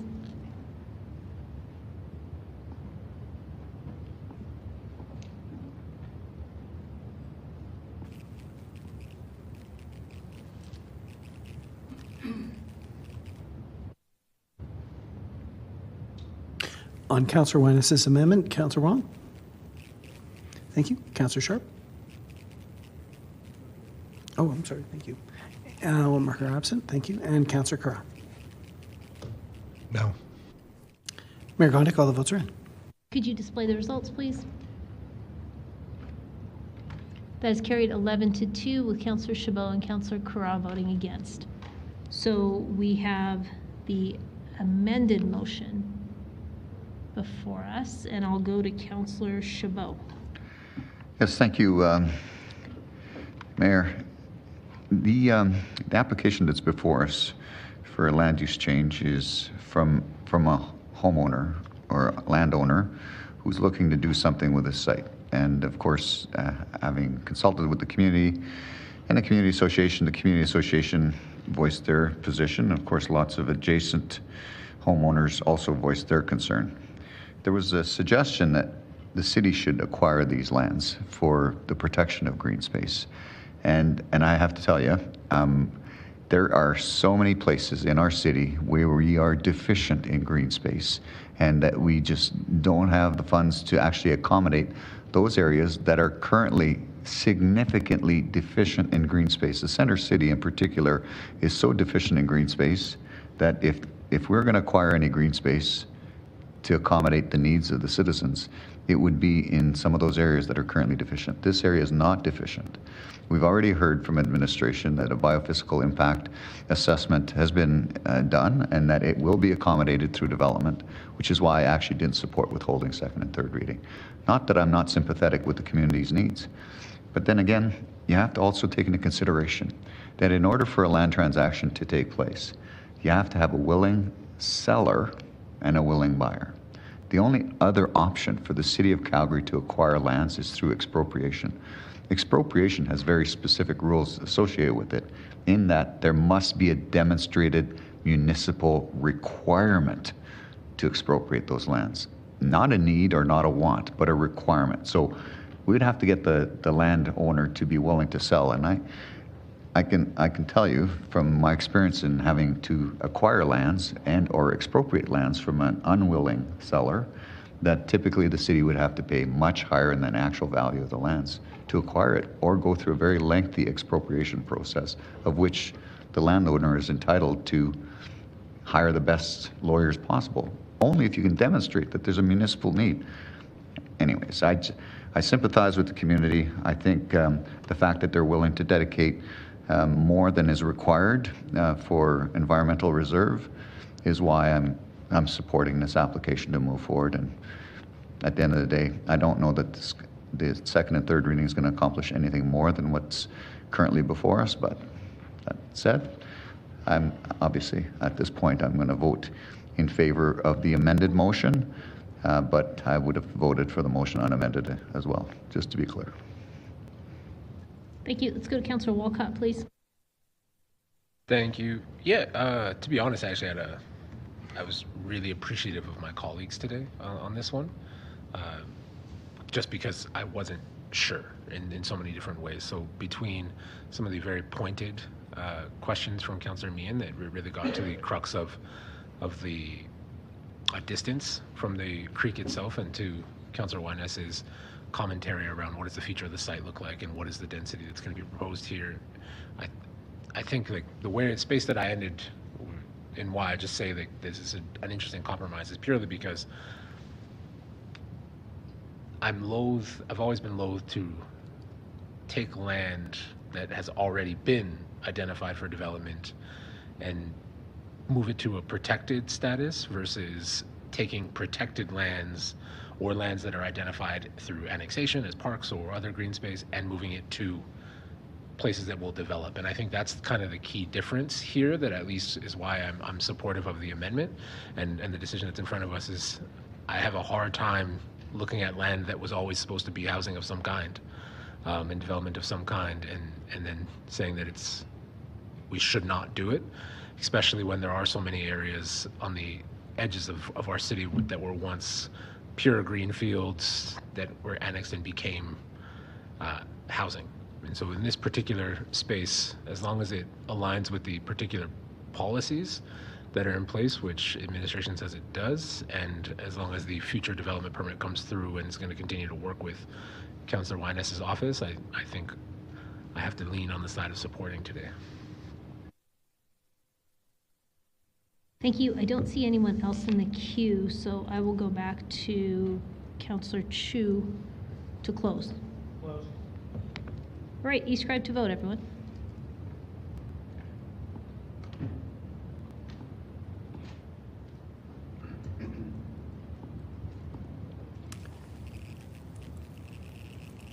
Mayor Gondek, all the votes are in. Could you display the results, please?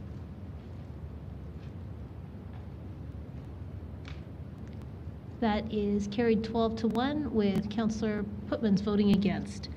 So let's go to first reading of bylaw 144D 2024. Anyone opposed?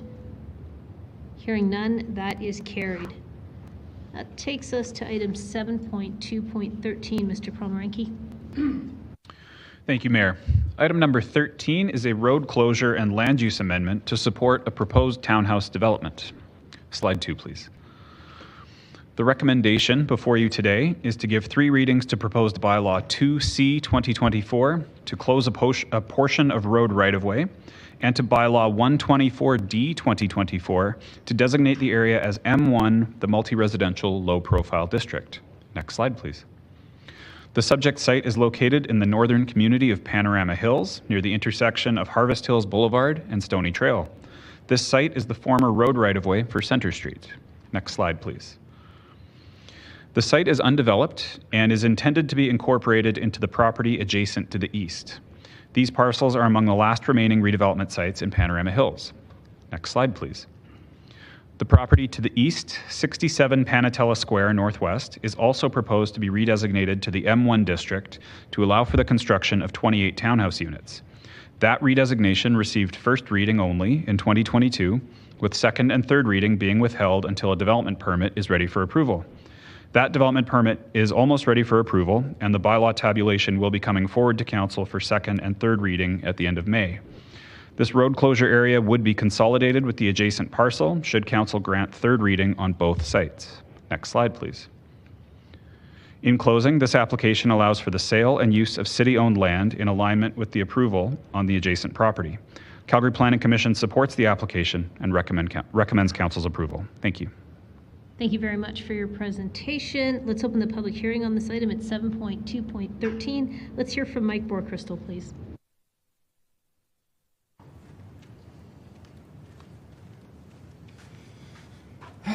Mayor Gondak, members of council, I think we're all tired, so I'll try. My presentation on this, I'm Mike Borkrystal, by the way, I'm acting as a consultant for the applicant and Tricor Design Group. My original presentation on this has changed from earlier today. The land use before you is for a road closure or piece of property that we were asked to purchase by the city to incorporate into the land that we already have to increase density and to increase green space and landscaping requirements. It's been a frustrating process, to say the least, but this is fairly straightforward in terms of what we wanted to do. I think our confusion on this is when you got the CPC report. The CPC report basically says, and it's on attachment number 10 in your package, in September of 2022, we got our first reading and we wanted to do a concurrent application. We're 22 months later and we're still working with a concurrent application. So kind of wonder why, now you kind of wonder why we don't try and do concurrent applications. They simply take too long. But it says in here that the road closure would allow for the surplus to be designated as D85 and consolidate with the land development, as the administration said. It said, then council can give second and third reading and the development authority can approve the development permit for a 28-unit townhouse development. In speaking, and I'd like to thank Councillor Meehan and Councillor Penner for helping with me on this one. My question is, why weren't they combined for one? Now we have to wait for another month before we get the second and third reading on something that's all tied together. And that was frustrating. I've talked with administration and I talked with the file manager, Rick Mihalko. They gave me an explanation of what happened. And there's a big communication gap, and the approval process was extremely long to try and develop 28 units to bring to our housing crisis. And so without digressing any farther, this is a simple land use closure. We bought the land. It's already been done, and so this is simply to amalgamate the property that you'll be hearing a second and third reading on later this month. Thank you. Thank you for your presentation. I don't see any questions for you, Mr. Borkrystal, so thank you very much for joining us today. Let me ask, is there anyone else wishing to speak to item 7.2.13? Seeing and hearing none, I'll close the public hearing on this item. I don't see questions of administration, so let's go to Councillor Meehan to move. Yeah, I'll move this, and I will say, like, I was challenged by this site in much the same way that Councillor Weines was sort of challenged by her last site, for different reasons. It wasn't so much environmental reasons at all. It was just because this was sort of like it was an SFUD parcel. It was something that wasn't brought in as part of the original planning within Panorama, and then to try and bring something forward was really hard for the community to accept. I also had requested that this come as a concurrent DP. You know, you've heard some comments from Mr. Borkrystal. That's not exactly always the smoothest of processes, but I do appreciate the applicant. Basically, there's a parcel of land. Calling it a road is very generous. That's being incorporated into this development, which will, I believe, allow for a better development in the end. That's going to satisfy some of the desires of administration to see these parcels be developed to the extent that they can, but also to the community and what they wanted to see on the site, which largely had to do with things like amenity space and parking and landscaping. And so I hope that you can support it. And I learned a lot from going through this process. Probably would do things differently in the future, but that is a good lesson. So with that, I am open. Thank you. Seconded by Councillor Penner. Let me just see if there's anybody else in the queue. I don't see anyone else. So over to you to close, Councillor Meehan. Yeah, I'm closed. Describe to vote, everyone.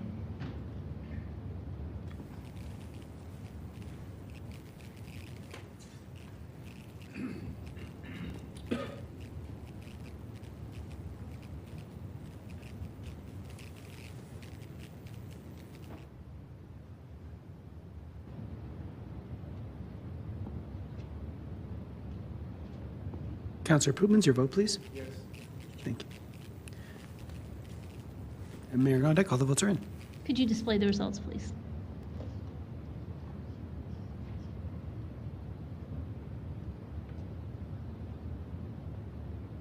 Thank you. That's carried unanimously. First reading of bylaw 2C 2024. Anyone opposed?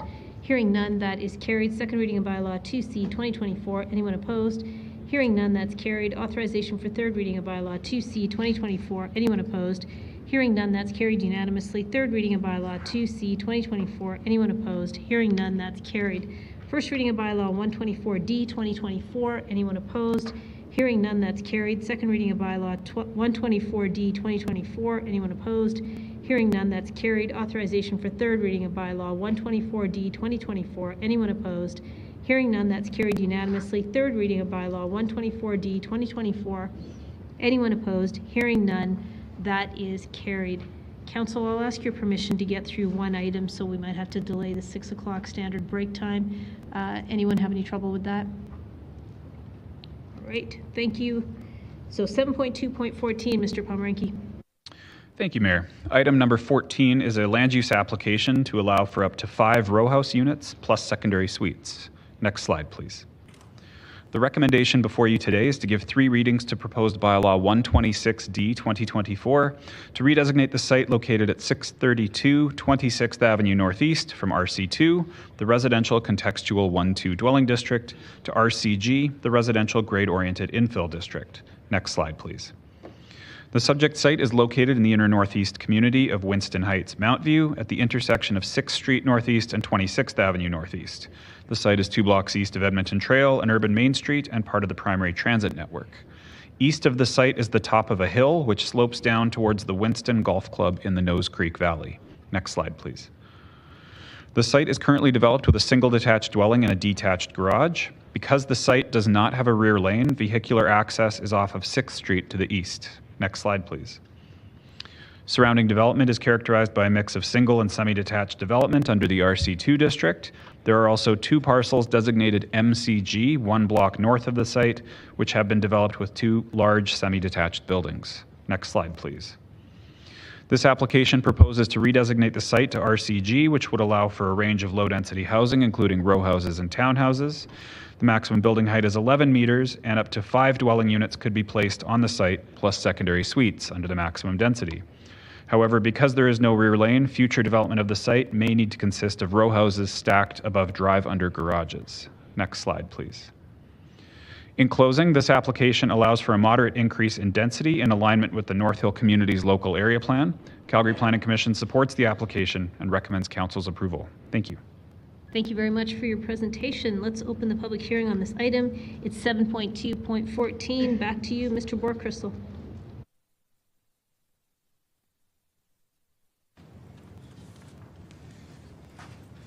Mayor Gondak, members of council, my Borkrystal representing the applicant.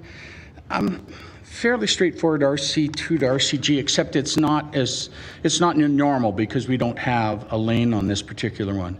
So the only way we're going to be able to design something is with some kind of garage access off of either one of the long street or the short street. I think 5 will be difficult to do by the time you put the size of the garages that you require, and then granting a front door, and you just do the math as you're going along. 5 might be a stretch, so it'll probably be 4. But the biggest indicator on approving a land use in this particular case is a lot of work has been done by administration, communities, public on local area plans. And this is part of the North Hill Local Area Plan, and it's identified in the North Hill Local Area Plan for this kind of densification. And so we're keeping with the North Hill Local Area Plan. And I think that's really important message to hear moving forward for all kinds of applications. If it's already following the local area plan, community engagement has already been there and it's already been done, and council's already approved those local area plans. So with that, I'm closed. Thank you. Let's go to Councillor Wong, please. Thank you, Mayor. Mr. Borchrystal, it was referred to by administration that this had the potential of 5 with drive-under garage. That's correct. And you're suggesting 4 perhaps is more reasonable, is it? It would probably be more. It probably will be 4. We haven't done a full analysis yet, but when you put underdrive garages on a site like this, you might get to 5, but there won't be any suites because there won't be enough room for suites. So there could be 5 or there could be 4, but there won't be any suites on this. So it'll be limited in what we can do as far as density. The density qualifier allows us to do 5. And generally when we're doing, the reason why 5 is another important factor in these developments is it's tied to CMHC financing. And that's a big thing for developers these days, is to try and get the CMHC financing. Okay, but you just referred to, given the constraint of no laneway, you'd have no secondary suites, is that correct? No, there wouldn't be enough room. Okay, so I guess the question is RCG versus RCG EX. Was any reason why an RCG versus an EX? The RCG just gives you more flexibility. We didn't look at, because we haven't gone through a full development permit analysis yet. RCG just gives us an opportunity to play with the tool that we're given. Okay, thank you. Thank you. One more question from Councillor Chabot. Yeah, sorry, Ms. Borchers, I can't help but ask the question. You said not likely that you'll be able to accommodate secondary suites, but as you pointed out, 5 units is that kind of magic number. Being as you're allowed 5 primary units on site. That's correct. You don't think you could provide some mix that would get you to 5? Again, that will be on a DP analysis. What I do know is when you take the size of a garage and a front door and a staircase, that is going to use up almost 60% of the area that you would normally have had for a secondary suite. So the only room that you have behind that on any kind of development, because we're restricted with a 50-foot lot, and by the time you take 3 meters away, and you've got driveways that have to have a certain distance, there'd be no room left. You'd have to go underneath the garage, and that cost would just be prohibitive. Albeit, I can imagine that you could potentially get a 5th unit in there. If we go narrow. Well, again, when you add up a 12-foot garage and a 4-foot, and you go 16 feet, and you take all the setbacks, it'll be close. The only reason I'm saying that is, as you pointed out, that's the magic number you have to hit to get with CMHC funding, and obviously that's a good target to try and achieve, right? That's what we're trying to achieve, but if we can't achieve it, then they'll have other options with funding, or difficulties with funding. So. And they count secondary suites as a unit, right, to reach that number? For CMHC it does, but not by bylaw. No, I'm only asking about the CHC funding. Thank you. No further questions. Thank you. I don't see any other questions for you in the queue, so thanks for joining us today. Thank you. All right, do we have anyone else wishing to speak to item 7.2.14? Seeing and hearing no one else, I'll close the public hearing on this item. I am also not seeing any questions of administration. Can I get a mover for the item, please? Councillor Spencer, thank you. Seconded by Councillor Wong. Any comments, anybody? Good to go. I don't see anyone in there for debate. Over to you to close, Councillor Spencer. Closed. All right, e-scribe, please.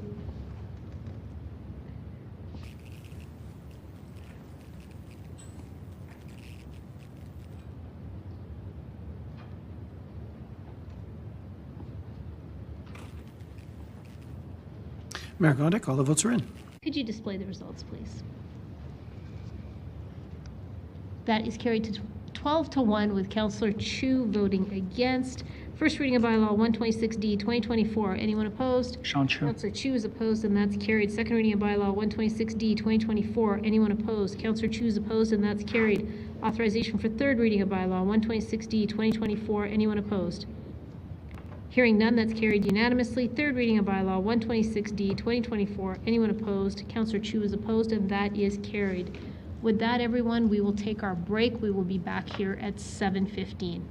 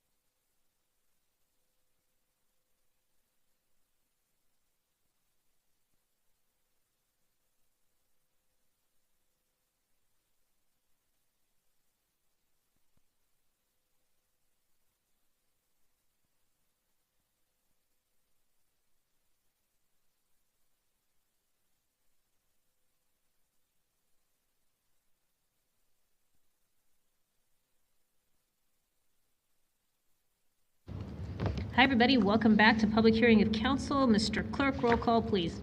Thank you, Mayor Gondek. On the roll, Councillor Sharp. Here. Councillor Wyness. Councillor Meehan. Here. Councillor Chu. Here. Councillor Dollywell. Here. Councillor Pootmans. Here. Councillor Wong. Wong. Sorry. Thank you. Councillor Walcott. Here. Councillor Corral. Here. Councillor Chabot. Councillor Penner. Here. Councillor Spencer. Here. Councillor McLean. Here. Councillor DeMong. And Mayor Gondek. I'm here. Thank you. Thank you. Council, we have to do something procedural right off the top here. We have to add another meeting of Infrastructure and Planning Committee for the 24th of May so that we can have 2 meetings to cover everything that won't get covered next week because we're having only a half meeting. So to do that, we have to reconsider the agenda, then we have to add the item and then vote on the agenda as amended, and then we will go immediately to that item and vote on it. So it's a little bit of procedure, just bear with us. So Mr. Clerk has put up reconsidering the agenda, and it'll be Councillor Sharp moving that. Thank you. Yep, I can move this so Perfect. that we can do this procedurally correct. Perfect. Councillor Meehan is going to second it. There's nothing that would give me more pleasure than adding another meeting to the agenda, so. Thank you. And a reconsideration all at the same time. All right, I don't see anybody in the queue with questions, so please go to eScribe to vote.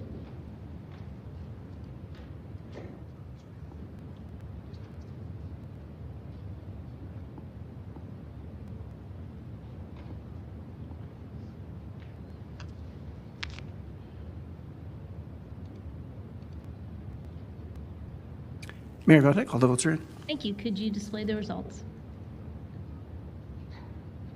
All right, that's carried unanimously.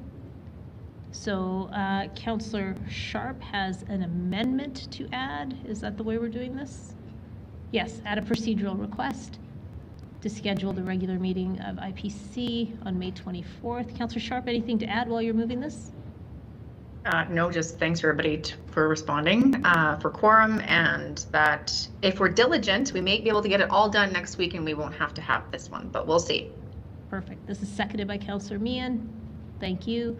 So there's 2 components to it. We're adding this item and we're also confirming the agenda as amended. So it's a single vote for 2 things to happen. Correct, Mr. Clerk?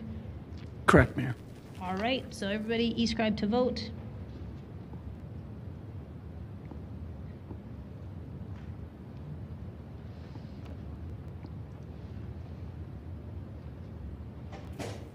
Mayor, all the votes are in. Thank you.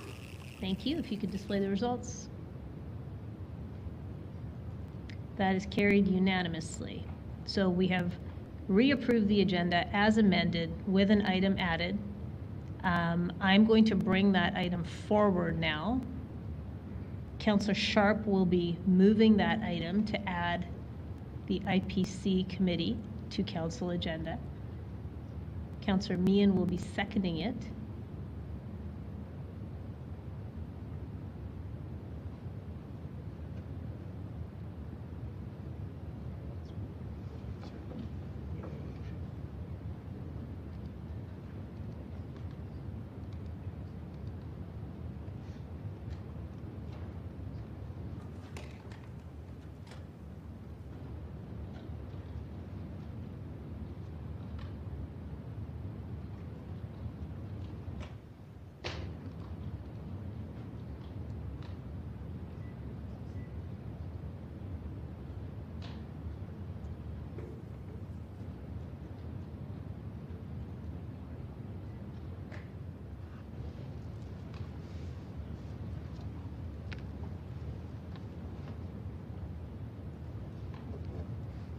Sorry, Mayor, we're just bringing that up.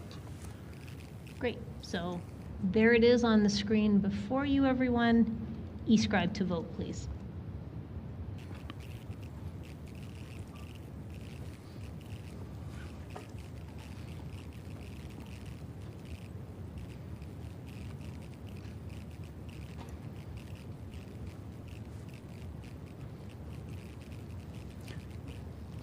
Councillor Pootmans, your vote, please. Thank you. Mayor Gondek, all the votes are in. Thank Thank you. Could you display the results, please?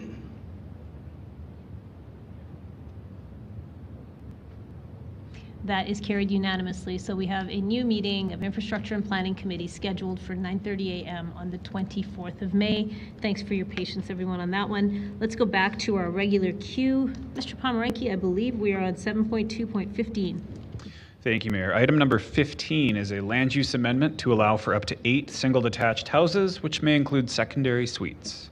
Next slide, please. The recommendation before you today is to give 3 readings to proposed bylaw 127D 2024 to redesignate the site at 217 Spring Bluff Boulevard and 7545 Elkton Drive Southwest from R1, the residential 1 dwelling district, and direct control to R1S, the residential 1 dwelling district. Next slide, please. This subject site is located in the southwestern community of Springbank Hill. It is north of Stony Trail and west of 69th Street Southwest. The site is directly beside a playground, and West Hills Shopping Center is 2.5 kilometers away on the bottom right of the image. Next slide, please. Currently, the site is developed with a single detached dwelling and an attached garage with access in the bottom right from Elkton Drive Southwest. This site is large, totaling 1 hectare in size, and slopes substantially from the northeast down to the southwest. Next slide, please.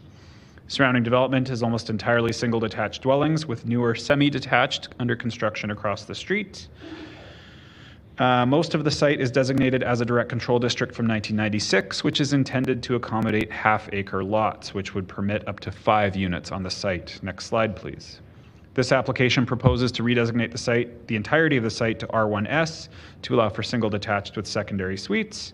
The development vision for this site includes 5 units facing to the east and 3 units facing west on a shared private roadway, which would be reviewed through a future subdivision application. Next slide, please.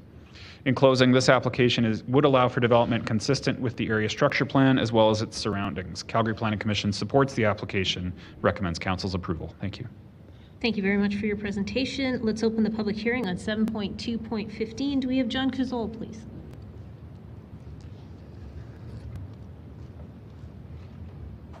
Good evening, Mayor Gondek and councillors. I'm John Cazole. I'm a principal with Strata Developments, and I'm here to support the application as well as answer any questions.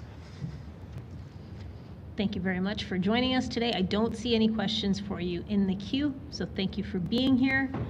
And I will ask, is there anyone else wishing to speak to 7.2.15?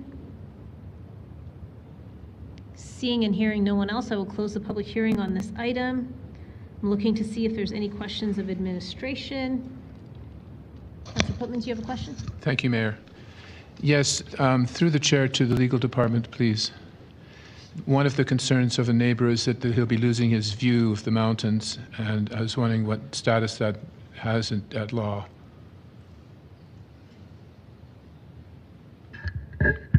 At law, there's no right to a view. Thank you. Question for administration, please. Was there any environmental examination of the site? Wildlife, there is apparently deer on the site, perhaps some sensitive vegetation areas, or did we do any environmental impact statements, I guess is what I'm asking. We did not identify any environmental concerns at this time. I don't believe we conducted a biophysical impact assessment, as the area has been undeveloped and is not likely to be subject to any areas of concern. And this is compliant with the area structure plan? Correct. So the area structure plan is what, 3 to 5 UPA, and this is coming in at 3.3 UPA? That's correct. This complies with the regulations. Thank you. Thank you, Chair. Thank you. I don't see any other questions of admin. Over to the mover, please. I'll just say this is one of the last pieces of property of 2.47 acres. It's one of the last open expressions of land for views in the area. And if you could please support it, thank you. All right, it's being seconded by Councillor Chabot. I don't see anyone in the queue with questions. To you to close, Councillor Putmans. Thank you. E-scribe to vote, everyone.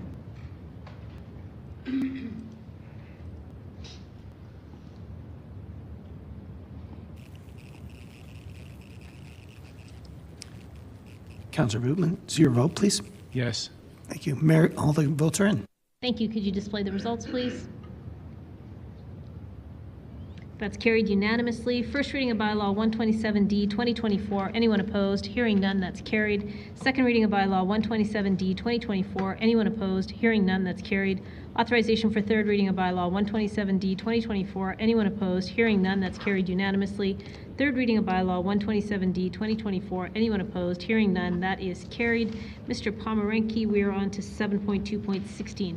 Thank you, Mayor. Item number 16 is a land use amendment to allow for a semi-detached dwelling. Slide 2, please. The recommendation before you today is to give 3 readings to bylaw 24P 2024 to amend the Montgomery Area Redevelopment Plan and to proposed bylaw 132D 2024 to redesignate the property at 5104 21st Avenue Northwest from RC1 to RC2. Next slide, please. This subject site is located in the northwest community of Montgomery on 21st Ave. It's approximately 500 meters from the Bowness Road, which is a neighborhood main street. Next slide, please. The site consists of a single mid-block parcel currently developed with a single detached dwelling with rear lane access. Next slide. Surrounding development consists of a mix of single and semi-detached dwellings under a variety of low-density districts. Next slide, please. This application proposes to redesignate the site to RC2, which is a low-density district, allowing for up to 2 units on a parcel plus secondary suites. It preserves the maximum building height of 10 meters. Should council wish to support this land use, a minor text amendment to the area redevelopment plan is required. Next slide, please. In closing, this application represents a minor change in built form and density. Calgary Planning Commission recommends council's approval. Thank you. Thank you very much for your presentation. Let's open the public hearing on this item. It is 7.2.16. Let's go to Mike Borcrystal, please.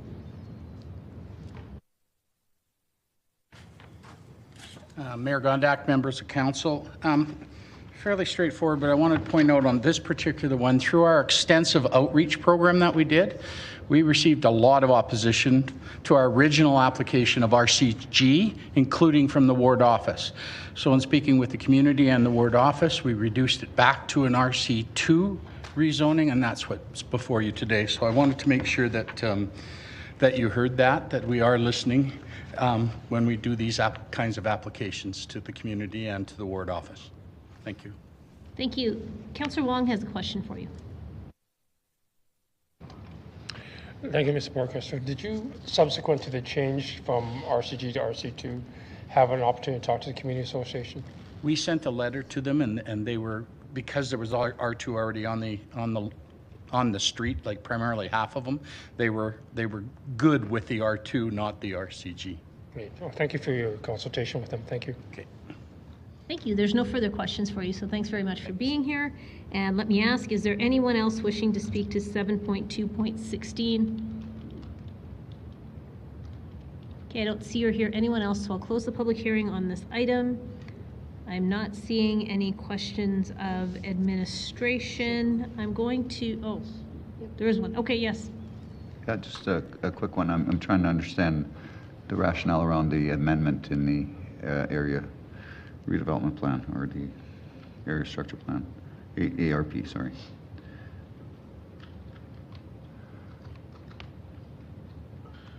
We are adding this specific address to the end of a list of sites allowing for greater development than is currently allowed.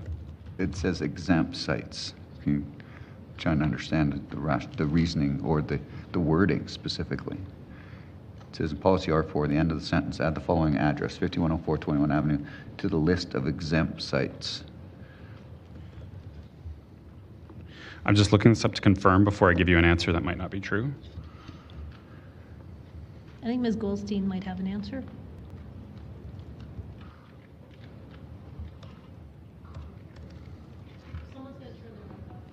I'll turn. That's okay. The way that it reads is that it is low density, except for the ones that have an exemption. And so this one would be an exemption to that. That's typically how this ARP works. It's like the opposite of where it is this, except for the other ones that are not this. It just seemed counterintuitive. That's why I'm asking the question. This particular area redevelopment plan is written that way. Okay, thanks. No further question. Thank you. I don't see any other questions of admin. I'm going to go to Councillor Penner to move this. Thanks. I actually asked Clerks, can you bring up from admin slide 9? Awesome. So I asked Councillor Wong if I could move this because this was my great-grandparents' house. They hand dug the basement, built the house themselves. And so my only request in passing this, Mr. Borcrystal, my grandpa was a commercial painter, so please make sure it gets a good paint job, whatever it becomes. And that's it. So that's a little piece of my family history right there. And but happy to see it moving forward and allowing for more people to come and enjoy this beautiful city. Thank you. Let's go to Councillor Wong to second it. Thank you, Mayor, and thank you, Councillor Penner, for moving this. Also want to thank both the applicant and the owner on the property. As we've heard many times over, Montgomery community has an ARP that's relatively recent, and as being a recent, they kind of resist upzoning from R1 to R2, R2, RCG. But in this particular case, we've gone from RCG down to R2, given the sensitivity and conversation with the community association and with the applicant. So again, I appreciate the applicant making the adjustment accordingly, and thank you. Thank you. Over to you to close, Councillor Penner. Thanks, and maybe if whomever moves in there is really lucky, I'll bring them a special batch of my great-grandma's famous ginger snap cookies too, so closed. Thank you. E-scribe to vote, please.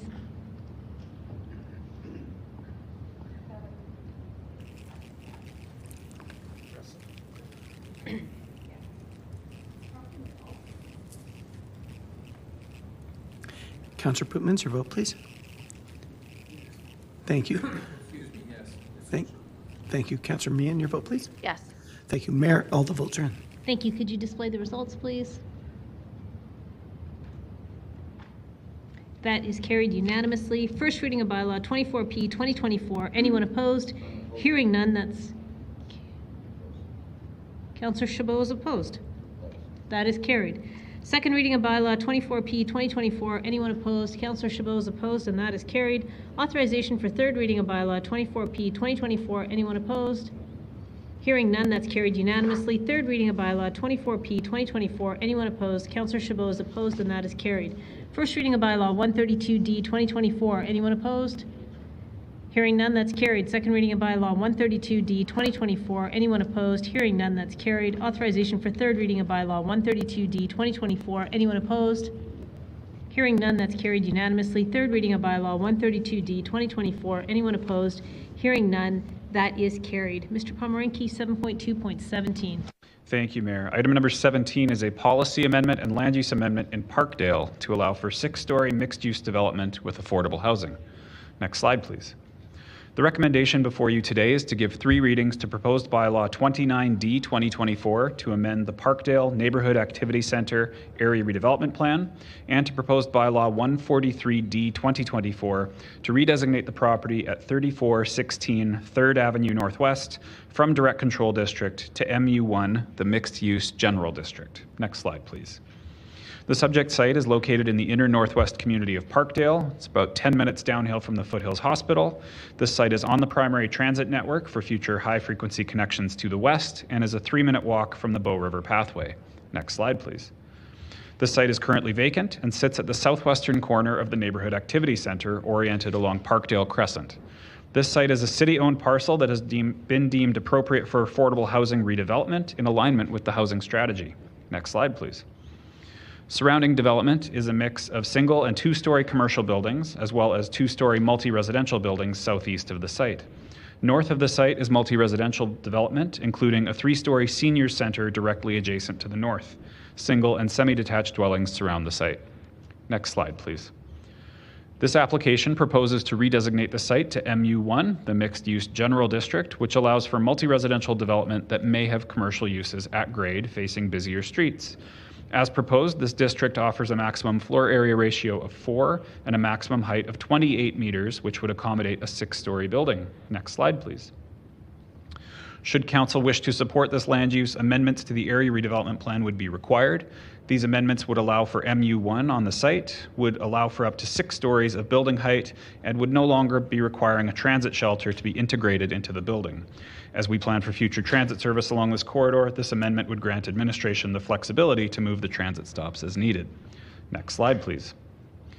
In closing, this application allows for the disposition of city-owned land for the provision of affordable housing.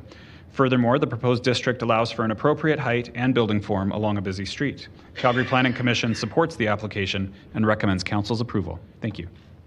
Thank you very much for your presentation. Let's open the public hearing on this item. It is 7.2.17. Let's go to David White, please.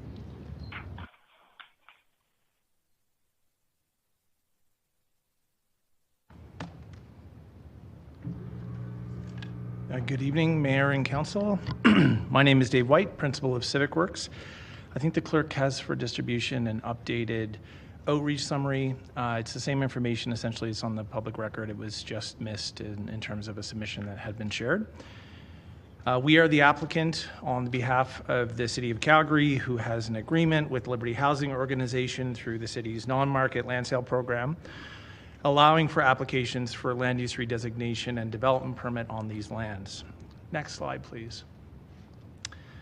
Liberty is a nonprofit housing provider established in 2015 and is focused on providing purpose-built, affordable rental housing and affordable home ownership for Calgarians. As part of the non-market land sale commitments, the proposal before you has a defined tenant income eligibility and rental rates to be included in a 40-year housing agreement between Liberty and the city, which includes an annual combined household income not exceeding 65% of Calgary's median income, or just under $65,000, and a mixed rate rental building with rents averaging less than 63% of median market rent, defined annually by the CMHC. Next slide, please. The proposed land use change in the concurrent development permit would enable the development of a 6-story mixed-use building, providing 57 new homes and 5 neighborhood-serving retail units. It will meet or exceed vehicle and bicycle parking minimums and include on-site indoor and outdoor amenity spaces for residents. Next slide. As part of Liberty's non-market land sale commitments with the city, this project will be of high performance and net zero ready. The project will also include full universal design for all common areas within the building, and greater than 20% of units will meet accessibility standards. Next slide, please. Our outreach was robust, exceeding the city's expectations in terms of information sharing and inviting opportunities for feedback through a number of methods. Through this process, we received balanced feedback from the community with both comments of support and concern. We met with the Parkdale Community Association on 2 occasions. The CA has expressed concerns regarding building height, parking, traffic, and pedestrian safety. In response to those concerns, the project team completed a transportation impact assessment, which found that a traffic signal at the nearby intersection was not warranted. Traffic on the rear lane will remain within city guidelines, and there are no missing links in the pedestrian network. The TIA findings regarding parking, transportation, and nearby intersection safety have been shared with administration through the development permit application and is under review. Liberty thanks all who engaged with us and thanks them for their thoughtful feedback shared. Next slide, please. Our process included concurrent applications, and both were submitted in December of last year. Given the nature of the applications, we were eligible for 2 corporate priority streams, the green building and affordable housing streams, which led to a 4.5-month approvals process from submission to public hearing today. For reference, the typical timeline is around 6 to 8 months. If approved, the project team is targeting construction in Q4 of 2024 and occupancy in Q4 of 2025. These enabling priority streams speak to the importance of delivering non-market housing expeditiously. Liberty and the team thank administration and Housing Solutions for their efforts and guidance through this process. Last slide, please. In summary, the project can provide 57 new affordable rental homes. It is on a site that is nested within an existing inner-city mixed-use activity center, and the new homes are proposed within a building that is low-scale and contextually responsive. We kindly ask for council support. We're happy to answer any questions you might have, and we thank you for your time and consideration. Thank you for your presentation. You have a question from Councillor Wong. Thank you, Mayor, and thank you, Mr. White, for being here. A couple of questions that I'd like to ask. With regards to going to 6 stories and going to 57 units. That's outside the ARP right now. And so can you just give, I think you kind of got there, but can you give the housing justification for doing that? Thank you for the question. I think the simplest answer from an urban planning perspective, when we evaluated the opportunity to deliver more housing, doing so in a wood frame construction up to the more typical 6 stories you're seeing since code passed in subsequent years following the ARP update in the activity center, we felt a 6-story was the best approach to deliver more housing. We do understand that the Parkdale community did work with administration with the vintage of the ARP, and 4 stories was preferred. We felt the net impact in terms of sun shadow in relationship to the existing context could more than support the 6 stories. And we did take a number of design considerations into play for the development permit to help mitigate some of that impact. Okay. And the quantity of parking on site? So 2/3 of each unit would have a residential parking stall, and then 0.1 visitor parking stalls are included, as well as 2 commercial parking stalls for the 5 relatively modest commercial retail units. So in your consultation, as part of your pending DP submission and your TI analysis on parking, are you, I guess maybe it's a question for administration, but are you satisfied that you're providing enough parking there? As the applicant team in working with Liberty about their needs and the type of Calgarians they anticipate serving through potential partnerships with agencies of record, we're feeling that car ownership and the relationship of what we're providing is well attuned to those that we anticipate would reside in the project. But I'll also mention that 2/3 parking provision is not uncommon in many market projects. So generally speaking, we're very comfortable with the provision of parking on site. We do appreciate, however, Parkdale's overall area-wide challenge with on-street parking being so close to the Foothills Medical Center. Right. Okay. The other question is also, and you and I have chatted about this before, on Parkdale Crescent, at the very end of the Crescent, we recently approved land use where there's 2 levels of underground parkade. Has that been, has the applicant spoken to them about potentially using that as overflow parking? So we have reached out to a number of area residents as well as some immediate landowners and business owners and had some conversations. We haven't had a robust dialogue with that particular applicant. They are at the land use stage, no development permit. So while there's a concept, there is no project that's emerged quite yet. But if there were an opportunity for a shared parking relationship, we would certainly continue that dialogue as we progress. Okay, thank you.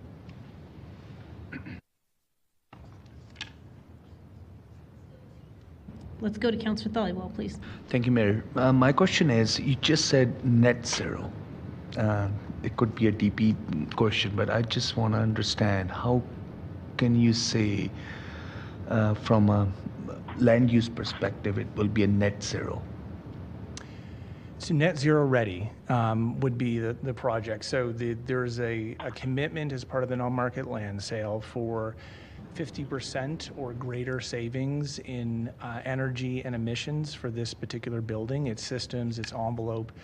And so there'll be a number of things like solar ready and solar included in the project that will allow it to be net zero ready in the future.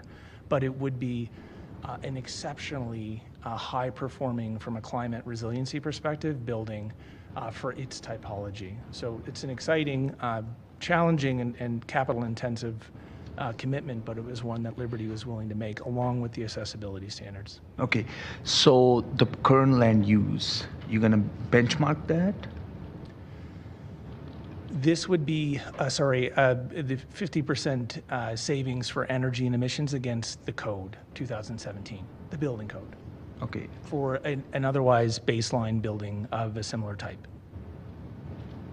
Okay, thank you. Thank you, Mayor. Okay. Ms. Goldstein? And Councillor Dhaliwal, you are correct. Asking those kind of questions is DP level. as we wouldn't be building those considerations into the land use unless it was something very specific included in a direct control district, as an example, that talked about the provision of some form of energy efficiency. So that those questions, while we could talk about it very high level, would be enforced as part of the development permit. No, definitely, and that's why I was asking, why is it coming at land use then? Well, as an example, the priority status for both was achieved because it was a concurrent land use and development permit at the same time. So in that case, that was why it did receive that status through the priority circulation in the planning department. Thank you.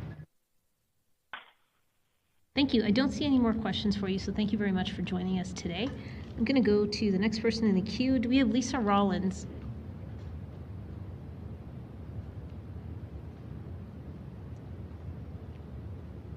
Do we have Vince Walker? Hi, please come on up, sir. Hello, sorry, I was on mute. Lisa Rollins is here. Hi. Okay, go ahead, Lisa. Sorry, Mayor Gondak, and hello, City Council.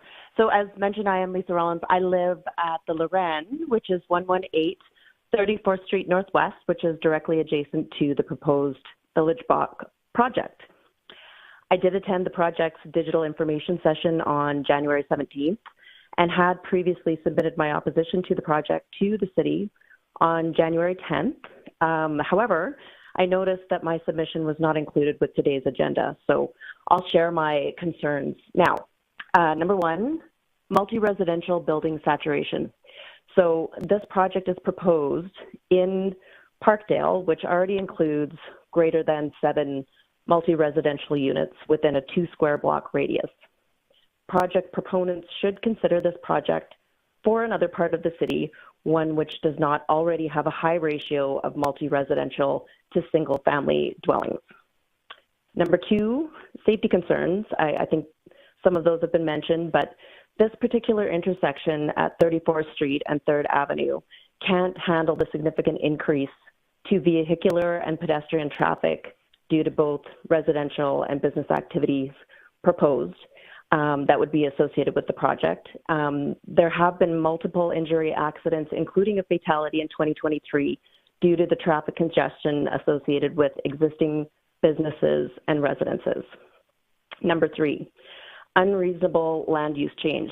This application is in addition to the pending application already mentioned by, I believe, one of the councillors, which proposes to increase building height to a maximum of 16 meters, which is an increase from the current 10 meters for part of that site.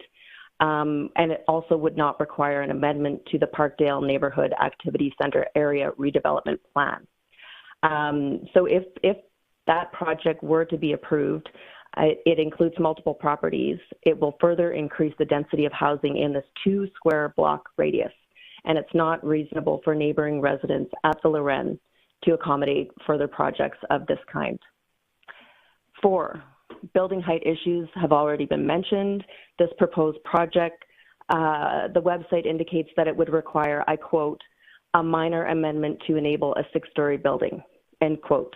So for the neighborhood and for neighbors at the Lorraine in particular, I speak on behalf of myself only, this is anything but a minor amendment, given that the proposed building will double the height of most buildings in this area. It will also have a direct line of sight onto private balconies at the Lorraine. Number 5, light and noise pollution issues. Additional light and noise pollution from this project would have a direct negative impact on residents of the Lorraine and will interfere with our right to peaceful enjoyment of our property, specifically our outdoor space, our balconies. And finally, number 6, parking issues. 34th Street Northwest is already overburdened with vehicle parking from hospital and neighboring businesses, employees, as well as visitors who use the pathway along Parkdale Boulevard Northwest. The existing infrastructure cannot handle additional residents or businesses' employees. The inclusion of 39 parking stalls as part of this project is not sufficient for the number of proposed units, 57. And I believe the project's own TIA, Traffic Impact Assessment, Table 3.4, intersection analysis notes an F score in the LOS level of service column, which means significant delays in intersection movement, both prior to the development and post-development. But perhaps someone from the project could clarify the F score. And I'm sorry I'm talking quickly. I'm trying to get all this information in. Should this project be approved despite the community opposition, I'm sure we're going to hear from others. I have also submitted an email to the project file manager, Dwayne Drobot, with copy to Councillor Wong on January 30th, requesting confirmation that if this project must be built, I would request assurance from the developer that the project will offer rear lane access to the north only for all vehicular movements. And number 2, nearby multi-unit development, maximum 4-story development with 0 rooftop access. Built examples include 3 to 4-story multi-residential maximum height.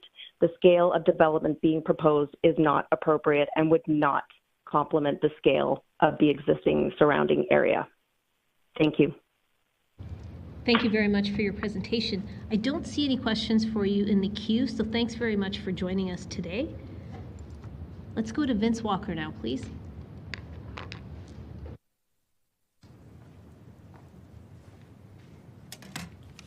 Switch here. Would you like me to change your photos, or you just got one? Well, no, I've got a couple actually, and there's one I'm going to put, and then I'm going to have to flip it out. Okay. So I'm just going to stand here. You can. If I get in trouble, stop the clock.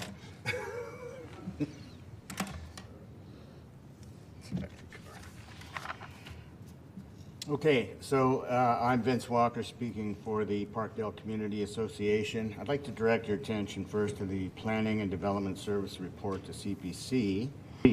In the city-led outreach section, administration received 5 letters of opposition. There were only 3 in the package that I saw. I would ask that admin perhaps find and distribute those remaining letters to council before the second and third reading.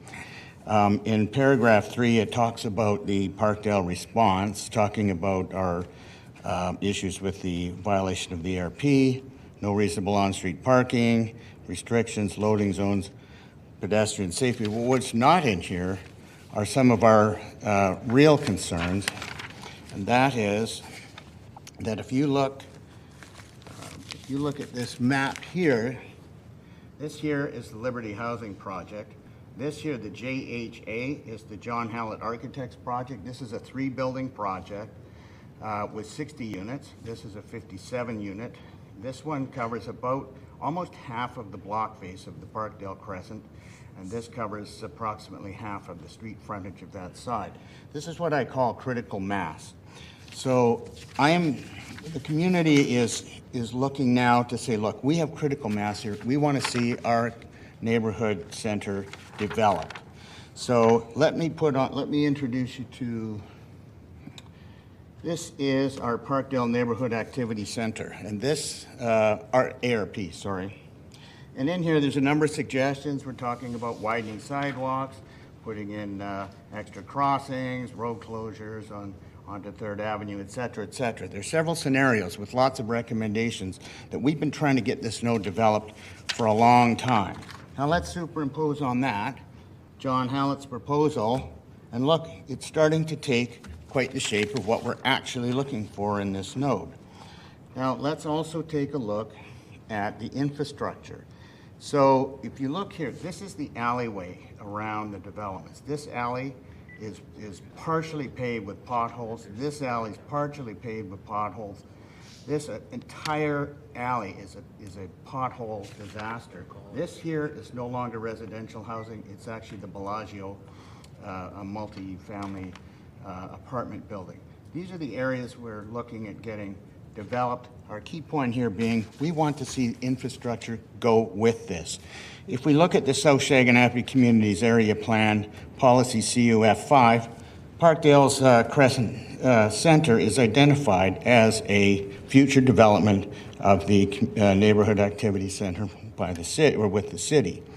What we're looking for is to include the infrastructure component that you put in PE1, for example, on major activity centers. Policy QU2 quality urban design, it says development proposals should not generate an unacceptable impact on the amenity of existing areas, including the function of existing infrastructure, as you can see. On the John Hallett proposal, we supported the LOC, but we did note in there that Parkdale Crescent and the laneways have had no municipal investment for a number of years, and we're optimistic that this project may be a catalyst for future redevelopment and for publicly funded infrastructure improvements. Nothing. The second element, so what we're looking for here is this is the time to get this done. The other item we did mention was parking. This is the footprint of the parkade proposed, and you can see it's a P1 and a half a P2. What we've suggested of the applicant is to just finish off the rest of this P2 parkade, adding 11 more stalls, and I think that would help mitigate. Right now, we're seeing 3 cars deep behind some of the businesses in the Parkdale Crescent area. So understanding this is only a Ward 7 project, but you are the city, we would like to ask you to consider delaying the second and third reading to allow us all to work together with both developers to create a collective, inclusive, and safe, complete development for our 117 new affordable and market housing residents. After the Parkdale Special Planning Study of 2004, the South Shaganappi Communities Area Plan of 2011, the Parkdale Neighborhood Activity Center ARP of 2013, to the Enriching Parkdale Plan of 2015, the time is now. We have the critical mass. Let's do this. 4, 3, 2, 1. Thank you very much for your presentation, Mr. Walker. I don't see any questions for you in the queue, so thanks very much for spending some time with us today. Let me ask if there's anybody else wishing to speak to item 7.2.17. All right, I don't see or hear anybody else in the queue, so I'm going to close the public hearing on this item. Let's go to questions of administration, starting with Councillor Wong, please.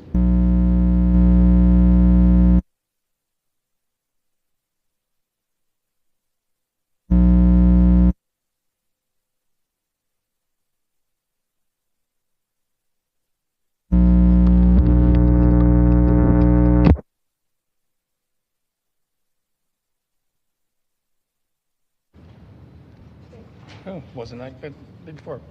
Okay, before I start with questions, Mr. Walker indicated that we have a letter from an applicant. Sorry.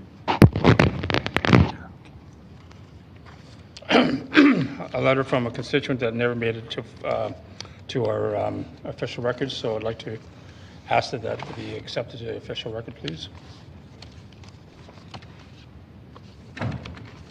That was sent to us earlier today.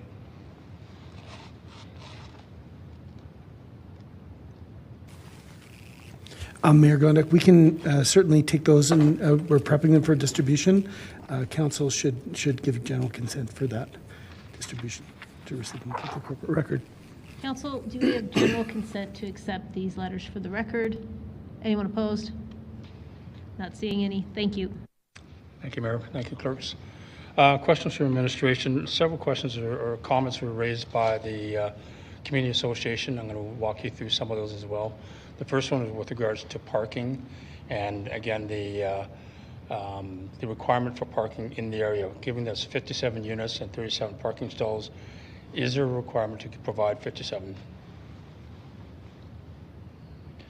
Thank you for the question. The proposed development in terms of vehicular parking and bicycle parking meets or exceeds the bylaw. Okay, so there's nothing that we can, how to say, add to the parking. And the bylaws, it does meet or exceed the bylaw. I'll also note it has frontage, which we informally count as an additional 7 stalls. But again, that has nothing to do with the bylaw count. This meets or exceeds the bylaw for the proposed land use. Okay. Second question is around the laneway around the area. In terms of the comment about the laneway being unpaved, full of potholes and this and that, what is the expectation on land use and or DP for laneways?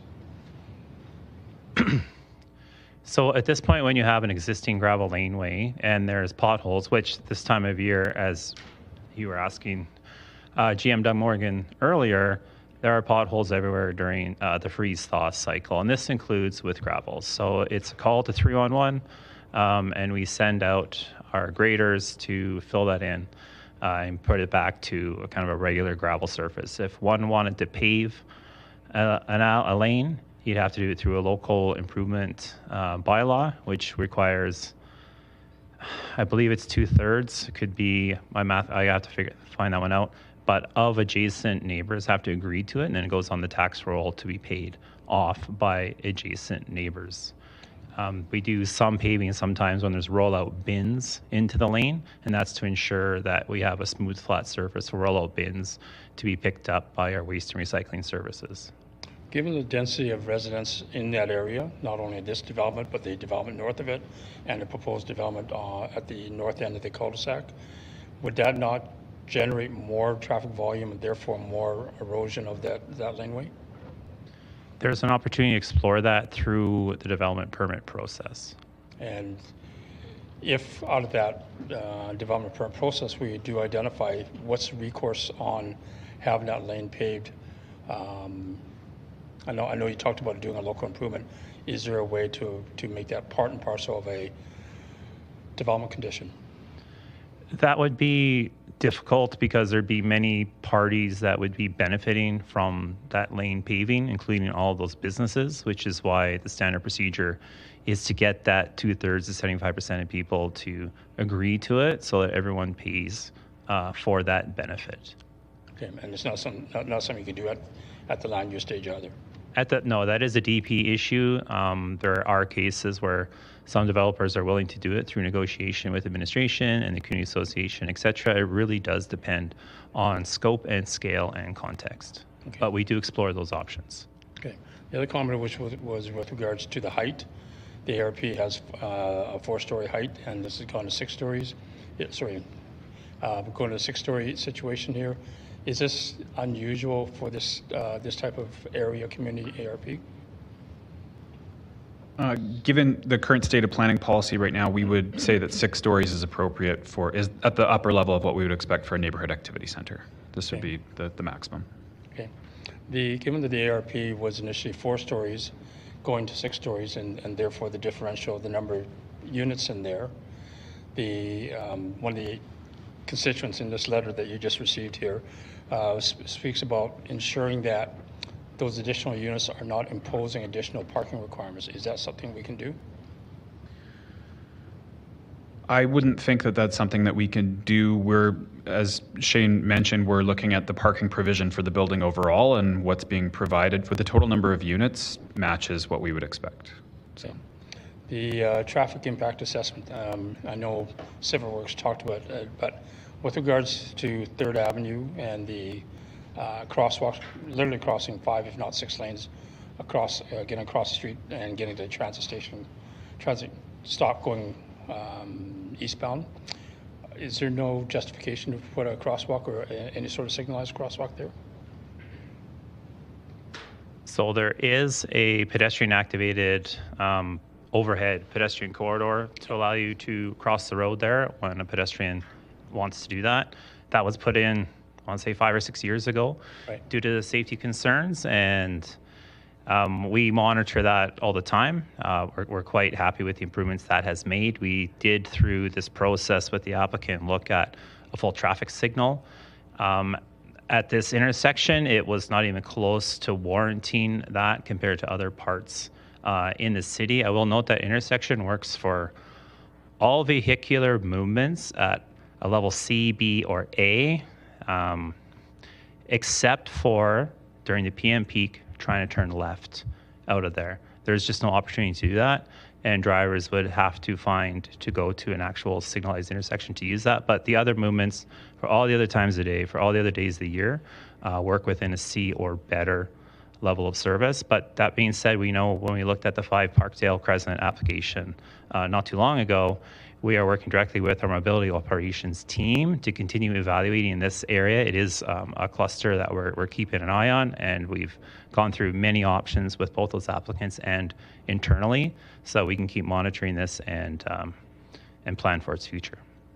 When you looked at the full traffic signaling one of the comments we get in our in Ward 7 constituent is that 3rd Avenue, Parkdale Boulevard, even though it's rated for 50 kilometers an hour, people don't do that, right? And when we talk to mobility literally says you have to put a full signalized intersection there, thereby, stopping people from speeding, all the way through. Had that been figured into the TIA? That has been figured into the traffic signal warrant and our overall, and the much more in-depth traffic analysis we did with the Crescent, as mentioned, the other application. We looked at that in detail. Right now, it is felt that the pedestrian activated signal is working well, but as I mentioned, this is an area where the whole corridor really needs to be addressed in a full planning manner for what makes sense for that corridor and how we enhance our east-west connections to get to the Bow River. Okay. Where you've got the signalized, the push-button pedestrian overhead, do we have bump outs there to prevent people from ripping in and out of that corner? There are no bump outs there, I don't believe. I'm just curious. Are we getting into DP? Like, I think we waded into DP and then we jumped in the deep end and now we're fully in DP. Fair point. Okay, thank you. So you consider that a DP question? Yeah, I just said you started with DP questions. I was lenient, and you are fully into asking about development permit now. Fair enough. Okay. I'll stop there then. Thank you. Thank you. Let's go to Councillor Chabot, please. Thanks. Saved us a whole 16 seconds. Sorry. Question is in relation to the ARP, the Parkdale Neighborhood Activity Center area. And one of the concerns that was raised was that there was a change from 4-story to 6-story. And it sounds like a 50% relaxation. Is that considered to be a minor amendment? We consider it to be a minor amendment in the sense that we are technically just changing a couple of things, like we're making a change to the map, or we're changing a line of text. That's not an assertion on the impact that it would be, that the public would perceive. It's not a magnitude question, but correct, rather a minor amendment as far as from a technical perspective. Correct, right? From a technical perspective, a major amendment to an ARP would be adding an entire new section or fundamentally rethinking the way we're regulating some aspect of it. From our perspective, this is procedurally a simple change. Okay. Now I'm going to ask you a clerical question, specifically as it relates to this, because when I tried to click on the Parkdale Neighborhood Activity Center in my agenda, it said that I couldn't access it. And it says, now replace it with the existing map in map 2 entitled Land Use Concept. Kind of hard for me to compare the two maps when I can't access the first one. Do you have a picture of it somewhere in your documentation that I can see? Yes, Jordan, if you could please put up slide 7 of my presentation. What's changing on this slide, this is the map that you're referring to. Which I have in my agenda. Right. This one. Yeah. Yes. So all we're changing is in the yellow area in the top left where it says MU1, it currently says the existing land use district, which is direct control. Okay. So this is just changing to MU1. Changing that from DC to MU1. Okay. All right. Thanks. That's all the questions I had. Thank you. Let's go to Councillor Thaliwal. Thank you, Mayor. Very quick question, Mr. Laboutier. Maybe I heard it wrong. You said the calculation, the parking, that the public parking on the street is calculated in those calculations? No, I said it is not. Informally, though, just letting you know that the site frontage would fit about 7 vehicles as well. But that is then de facto calculated? No. The calculation is strictly based upon what's provided on site, which for vehicles and bicycles matches or exceeds the bylaw requirement on site itself. Okay, so in the private lot? Pardon me? So on the private lot? So on the private parcel, yes. Okay, thank you. Thank you, Mayor. Thank you. All right, I don't see any other questions of administration. Do I have a mover for this item? Councillor Wong? Seconded, Councillor Kura. Thank you, Mayor. As mentioned by Civic Works and the applicant, this is a property that is part and parcel of a affordable housing project, and as an affordable housing project, as again the applicants indicated, going from 4 stories to 6 stories helps address the housing supply issues. We are sensitive, of course, to the issues that are related to development permits, and I will work with our community association to ensure that the development permit issues are addressed properly. Thank you. Thank you. Let's go to Councillor Carra, please. I just want to say that this lot, I remember long before real estate was handled by IPC, we had a committee called Land Asset Strategy Committee. And I remember us discussing this piece of property way back in the day, like 2012-ish, and I remember talking about the need for like a mixed-use building that extended the little Main Street neighborhood center, and being told that's just never going to happen. There's no market demand, there's no way to build affordable housing there and combine affordable housing with commercial retail units, and I'm just over the moon to see this kind of project emerging anywhere in the city, but specifically on this lot. Happy to second it. Go to Councillor Walcott, please. Thank you. I'm happy that this is going forward. Cautious about the way that this conversation is extended, though. One of the big challenges that we have with affordable housing and any housing is that we treat it the same. And I want to be very clear about something that has really caught me off guard throughout this conversation is the idea that we can burden a social good with the cost of public realm benefit, as that's an affordable, that's some type of trade-off. I want to really reflect on what that is here and what we're saying. If this was a fully for-profit development, absolutely, I understand. Like, I get why that conversation is valuable and worthwhile. I think everyone should be able to have that conversation. But the public good is the housing.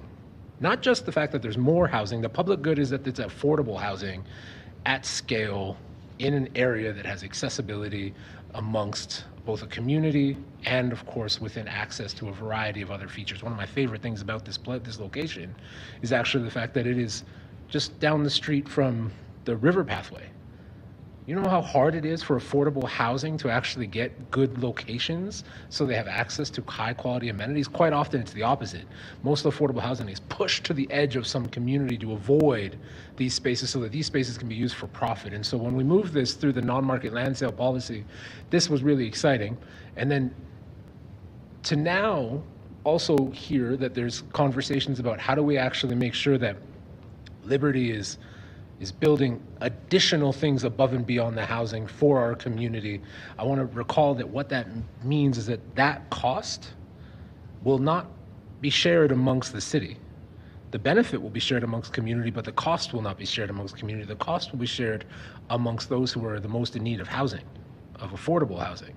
And so as we look towards saying the things like we'll work with the DP, we'll work with the developer, work with community, I want to be very clear that the city is actually responsible for providing those public benefits, and it should be all of us who should be really excited to advocate for those public realm benefits so that we do not burden those who are most in need of affordable housing with the cost of doing so.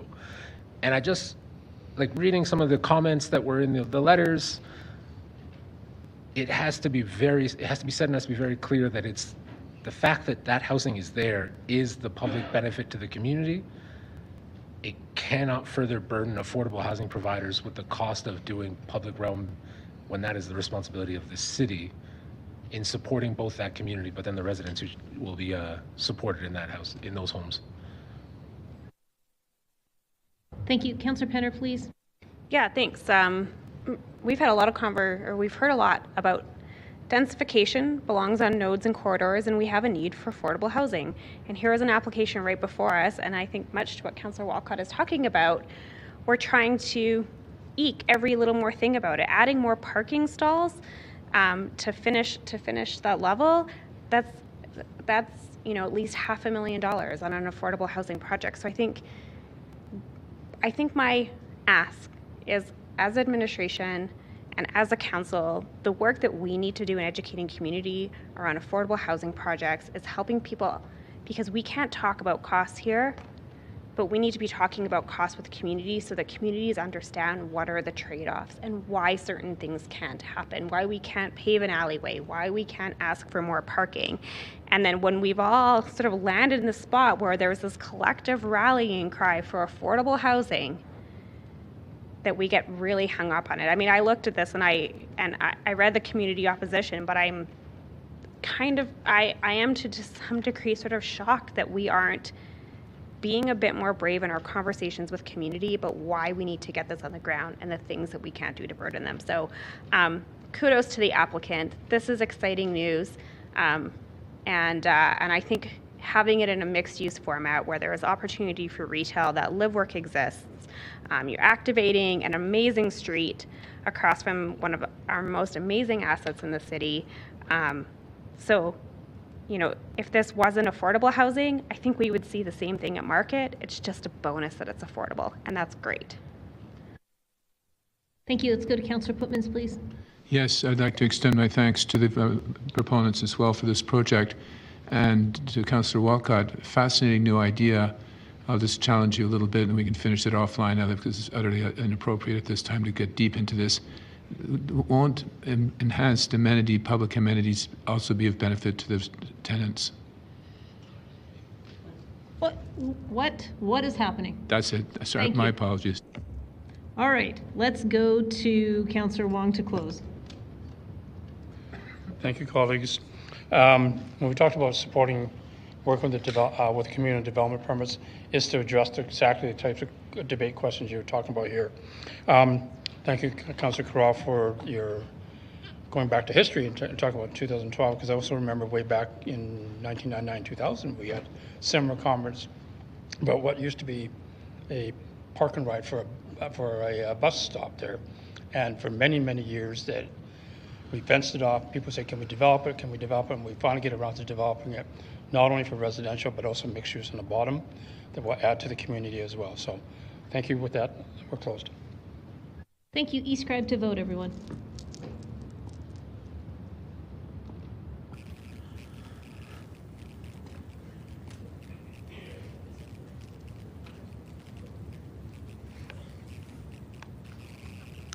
Councillor Carral, your vote, please. I vote yes. Thank you. Councillor Chabot, your vote, please. Negative. Thank you.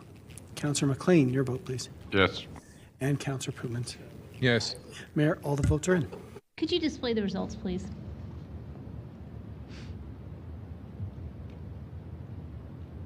Thank you. That is carried 13-1 with Councillor Chabot voting against. First reading of bylaw 29P 2024. Anyone opposed? Councillor Chabot is opposed, and that is carried. Second reading of bylaw 29P 2024. Anyone opposed? Councillor Chabot is opposed, and that's carried.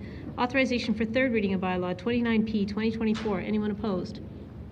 Hearing none, that's carried unanimously. Third reading of bylaw 29P 2024. Anyone opposed? Councillor Chabot is opposed, and that is carried. First reading of bylaw 143D 2024. Anyone opposed? Councillor Chabot is opposed, and that's carried. Second reading of bylaw 143D 2024. Anyone opposed? Councillor Chabot is opposed, and that's carried. Authorization for third reading of bylaw 143D 2024. Anyone opposed? Hearing none, that's carried unanimously. Third reading of bylaw 143D 2024. Anyone opposed? Councillor Chabot is opposed, and that is carried. Mr. Pomeranke, 7.2.18. Thank you, Mayor. Item 18 is a land use application to allow for up to 4 row house units plus secondary suites. Next slide, please. The recommendation before you today is to give 3 readings to proposed bylaw 125D 2024 to redesignate the property located at 739 32nd Street Northwest from RC2, the residential contextual 1-2 dwelling district, to RCG, the residential grade-oriented infill district. Next slide, please. This subject site is 2 blocks northeast of the previous application in Parkdale.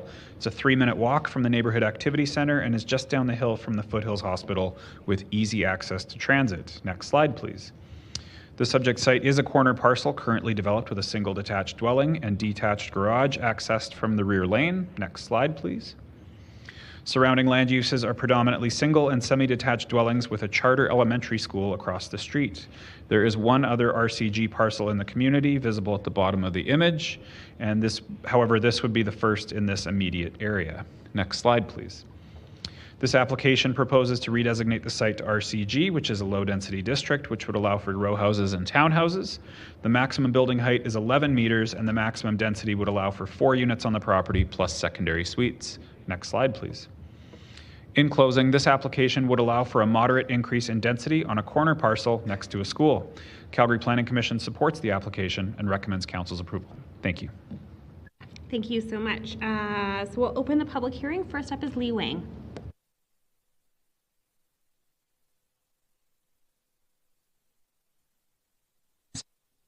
The application, compared with the last one, I have a very small scale project. This is a stand lot in the community of Parkdale. I consider this community a very beautiful community.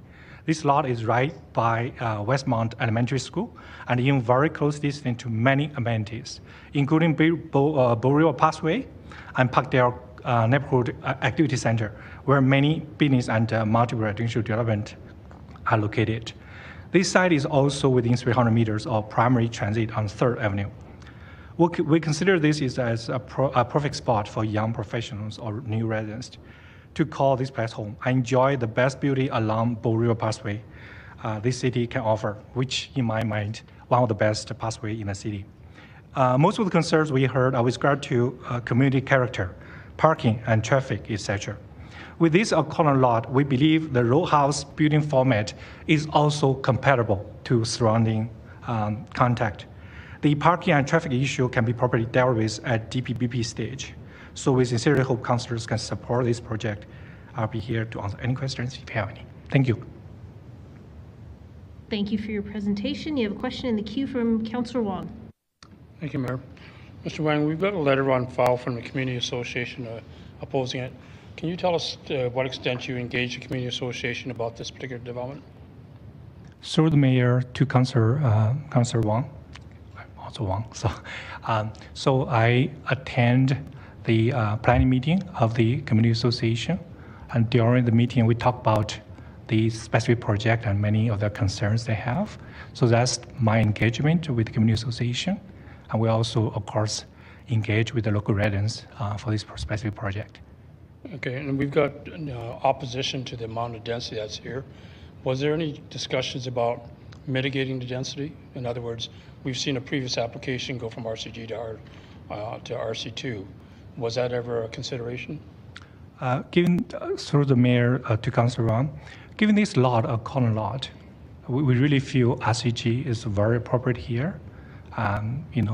Since this corner lot, the building format we plan to do is a row house with a unit facing one side, another 3 units facing the other side, and then we see those kind of houses a lot throughout the city. It's all proof that it actually fit within the community really well, and then it has frontage on both sides. The parking issue can be properly dealt with.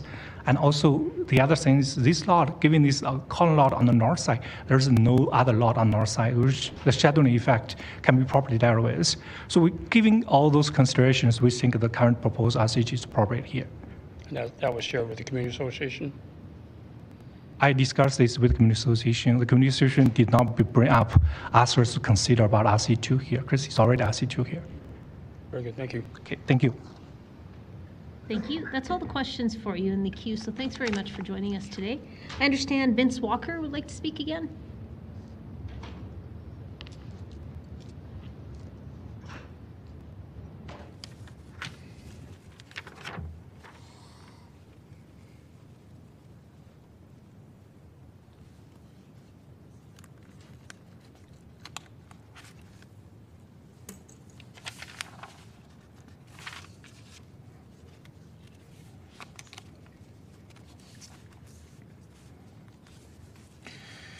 Well, I guess you know who I am. Vince Walker, Parkdale Community Association. Want to direct your attention again to the Planning and Development Services Report to CPC. Highlights. Item, the bullet point second from the bottom. No development permit has been submitted at this time. Our LOC application, however, seems to have what looks like all the development drawings. It's a fourplex with 4 basement suites and a 4-car garage. This is the 8 units with 4 parking spot type developments that we have been opposed to as our others. Also, I want to direct to the city-led outreach. Bottom of the page, it says, the building and site design, numbers of units and parking will be reviewed and determined at the development permit stage. Here I want to direct your attention to the map. So here's 739. This is the application we have today. This is 704. This is a prior application. This application, both a DP for that exact same development, DP 2023 is 05330 Fifth Avenue. This was vehemently opposed by the community for all the same reasons and all the reasons you've heard for 12 days. This was approved. The LOC was approved. The DP process provides no consideration. There's no public hearing. There's no resolution of our issues in that process. It is a rubber stamp process. Now let's take a look at the supporting references to the legislation, etc. So we start with the growth plan. So when I look at the growth plan, discussion results and the discussion of the projections by unit size above, we noted the need for large dwellings was growing and faster than the smaller dwellings in the city of Calgary. This result, consistent with the below projections, show household size where 5+ person size households are projected to grow at a rate noticeably above all other sized households. This sounds like R1 might be more appropriate for that site. Let's look at the MDP. MDT section 22.5 states, the city promotes infilling that is sensitive, compatible, and complementary to the existing physical patterns, character of the neighborhood.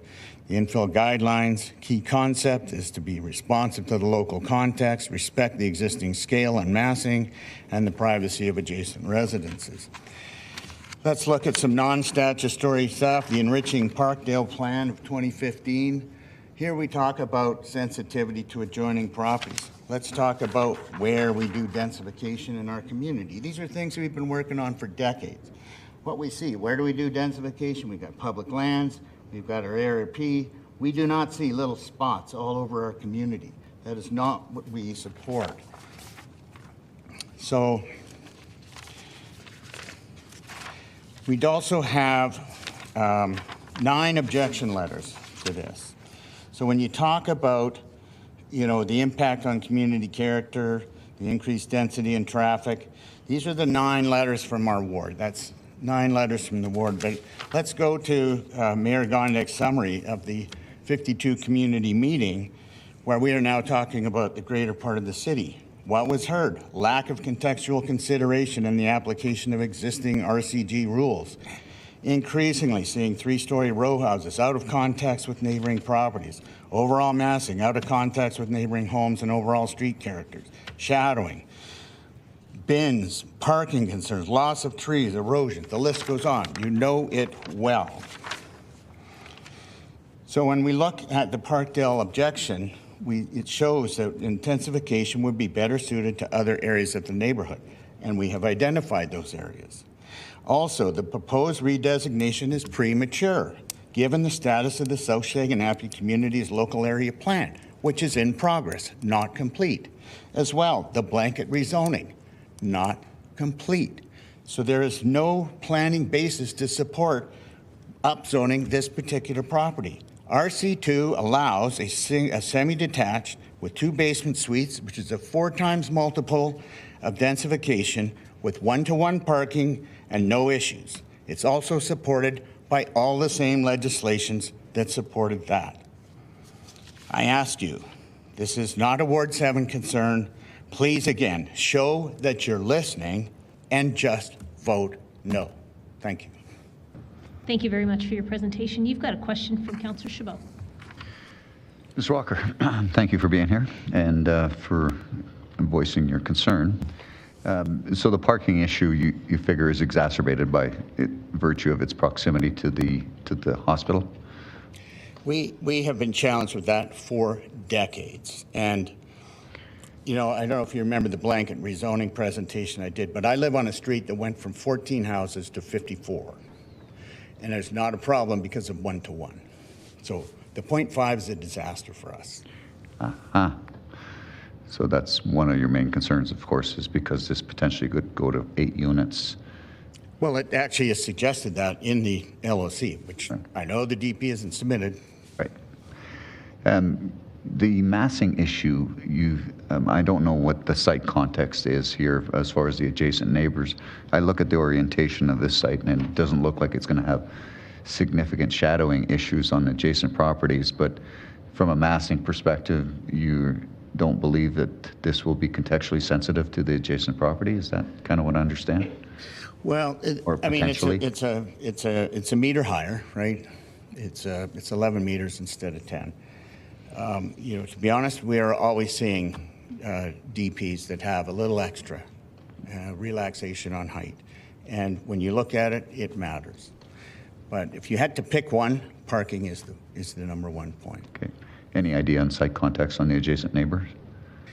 Well, again, it was mentioned, this is one of the first ones in our community, right? I mean, the only reason the 704 unit is not being built, the shovels are not in the ground, is there was a restrictive covenant that was successfully defended by the community at their cost, and it was thousands of dollars. Restrictive That's covenant how significant. just for the site-specific lot or for the community as a whole? Well, the issue with the lot, we have a densified area that we've set aside for density. It's called our ARP area. This was just outside of it. So this is our RC2 part of our community, and that's what is wanting to be preserved. Is that listed under a restrictive covenant, that RC2 zoning? The restrictive covenant is single family. Oh, interesting. Yeah. Any idea on how close you are to your completion of your LAP? I believe we're close to finishing phase 2 if we haven't already. And do you know what sort of identification there is for this area specifically as to what the future development might look like? In our LAP to date, the nodes, Parkdale Boulevard, 3rd Avenue, are identified for densification. The provincial lands is before up, not on, you can't see it on here, but as you go up to Shaganappy Trail, up where the ERW site is and the medical examiner, like right in there, we go up to 26 stories. Right. But right around here, around 3rd Avenue, this is north of 3rd, but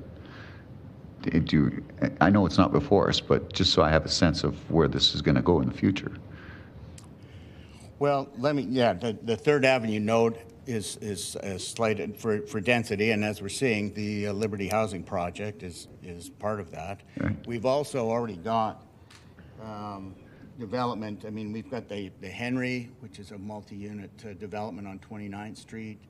We've got Da Vinci on the corner of 33rd Street. These are all multi-unit developments. So we're already seeing it now. The densification of the corridor is happening and is supported by the community. But in and around this particular site?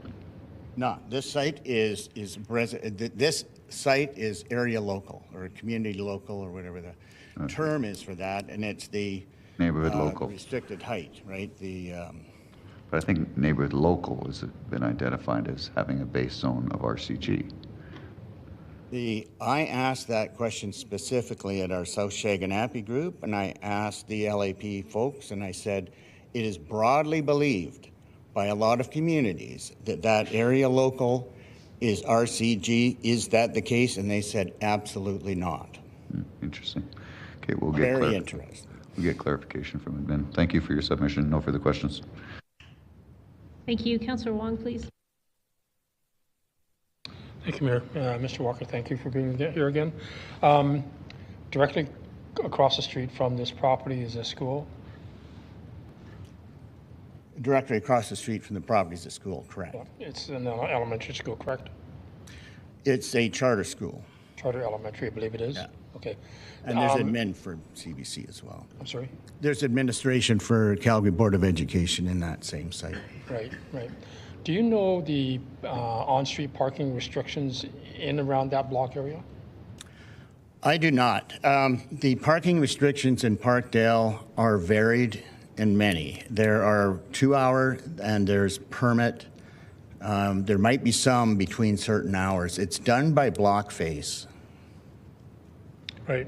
Okay. Just for information's sake, because I got the Calgary parking map here. There's parking by permits and 1-hour parking only. So given the situation that's there now, are the residents around the area concerned about parking, given the, the 1 hour parking and parking by permit? So I mean, we mitigate parking with the, with the permitting, right? That's been a strategy against the Foothills Hospital staff. Although we have seen people come down with a mittload of keys and move cars around in the 2 hour zones.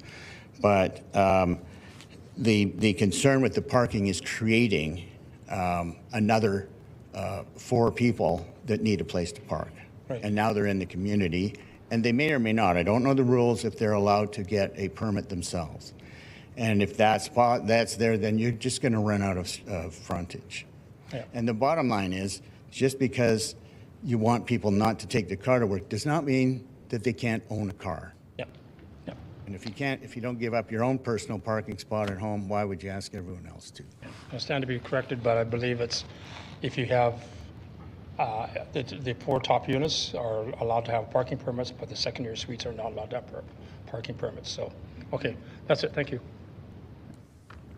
Thank you. I'm just going to see if there's any other questions for you. I don't think there are. Thank you very much for joining us. That's it for the questions in the queue. And I will ask, is there anybody else waiting to speak to item 7.2.18?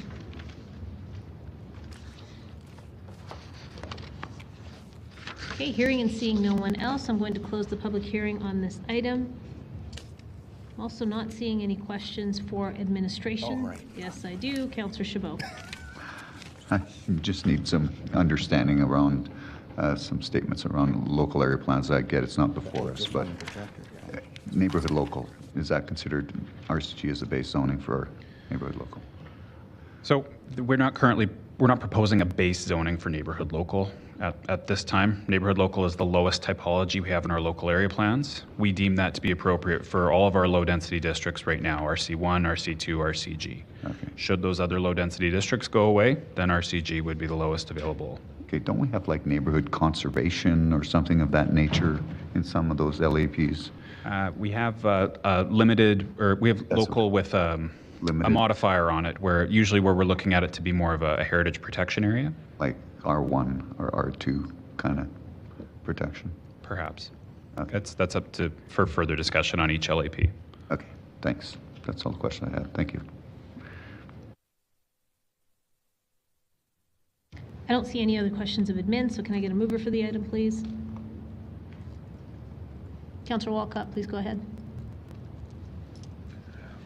You know, my favorite part about some of these is I spend a lot of time on Google Maps going in and around these areas to see like what would some of the mitigations be and what would it look like. In particular, I noted that on this single detached house, there are 4 parking spots already. There's 2 in a parking pad, 2 in a garage, and of course, the fact that across the street, you have a school. And I think some of the big challenges of parking are often that you're standing directly across from another house and those 2 sets of groups are going to be competing for the spaces. That's not the case here. And I think that is some really useful context. I know that there's a lot of conversations about you can't force people to not have their cars, but if you do give them the choice, and the choice for how people travel based off of the location of this type of housing is really key. So circling back to this is only 2 blocks away from the last conversation. Again, this is an area that is one of the best served by active mobility, simply because you are only a couple 100 meters away from the river pathway that gets you directly downtown. That means you're also only a couple 100 meters away from some of the best train stations in the city. And that also means that you're only a couple 100 meters away from some of the best outdoor space and amenities that any city in Canada has to offer. If you can't put a row home in a location like this where it is a meter higher than its neighbor and down the street from every other type of infill you can imagine, I don't know where else you'd put it, so please support. Thank you. Who's seconding this? Councillor Croft, thank you. Let's go to, I think it's Councillor Wong next in the queue. Thank you, Mayor. As the community association has indicated, an RCG in another part of Parkdale is appropriate. They've indicated the reasons why it is not appropriate on this particular site. Councillor Walcott, you made reference to that there were 200 meters of a train station. I'm not sure where the train station is. Bus, perhaps, but not necessarily a train station. This community is a community I've walked and conveyed with many times with, and most of them are vehicle drivers, and not cyclists in a greatest extent, and certainly not pedestrians that can walk to a grocery store or anything else as such. There's no grocery store in probably 2 kilometers of this place. But more importantly, the reason I'm voting against this is similar to the one we dealt with a while ago on 704 Fifth Avenue, and it's the proximity to the school. And I don't know how many times we get complaints from the Westmount Charter School or elementary school about speeding through the area. And we've also talked about parking on the area. We've also talked about creating traffic calming in the area. And we've also talked about many different things around that charter school. And that charter school is one that, you know, I don't know whether myself, my staff, I don't know how to appease them other than reduce density in the area. So again, like I say, 7th Avenue, 5th Avenue is a corridor for a lot of vehicles coming off of 29th Street, heading westbound on 7th and 5th as you get in there. And around the school itself is a risky proposition. So consequently, I think we got to be careful where density goes. So with that, I'm not supporting it. Thank you. Thank you. Let's go to Councillor Carra, please. Yeah, I think I just want to give you sort of Calgary Planning Commission's perspective. We have a consent agenda, and RCG generally go on to that consent agenda. And when Calgary Planning Commission meets before the meeting, there's a conversation. Is anyone pulling anything from the consent agenda? And generally, it's acknowledged that if they meet the criteria for RCG, it goes on the consent agenda. And I'm sort of reminded of some of the arguments that we heard from people saying, well, you know, you approve 94%, but what about that 6%? This 6% is, you know, if this becomes one of the 6%, it would just be a wild decision. I understand that the community association doesn't support it, but it's ideally located there, and concerns about parking and traffic. You know how you slow down traffic? You move cars up, you move buildings up to the street. You create more interaction that slows traffic down. You put more eyes on the street, it's safer. You put more parked cars, it slows traffic down. And so, I mean, I think we'd be tying ourselves in knots, but this is an absolutely perfect place to put RCG. And I highly support it, and I encourage everyone to do so as well. Otherwise, it'd just be random. Councillor Penner, please. Yeah, thanks. Traffic around schools is something we hear no matter where that school is. And the most complaints come from parents complaining about other parents driving around that school. And we are spending oodles of dollars trying to save this. So what I'm basically going to say is that parking in and around a school or traffic in and around a school is not a symptom of density. It is a symptom of something much bigger that we need to address as a society, and should not be a reason that we are not putting people next to amenities and services. Thank you. Let's go to Councillor Walcott to close. Thank you. I'll make it quick. If you want to reduce cars going to a school, help people live closer to it. That is usually a pretty big solution. And second, if we have to choose between mitigations for speeding, I will always choose a speed bump over limiting housing in a community. So please advocate for more speed bumps and approve more housing. Closed. Thank you. E-scribe to vote, please.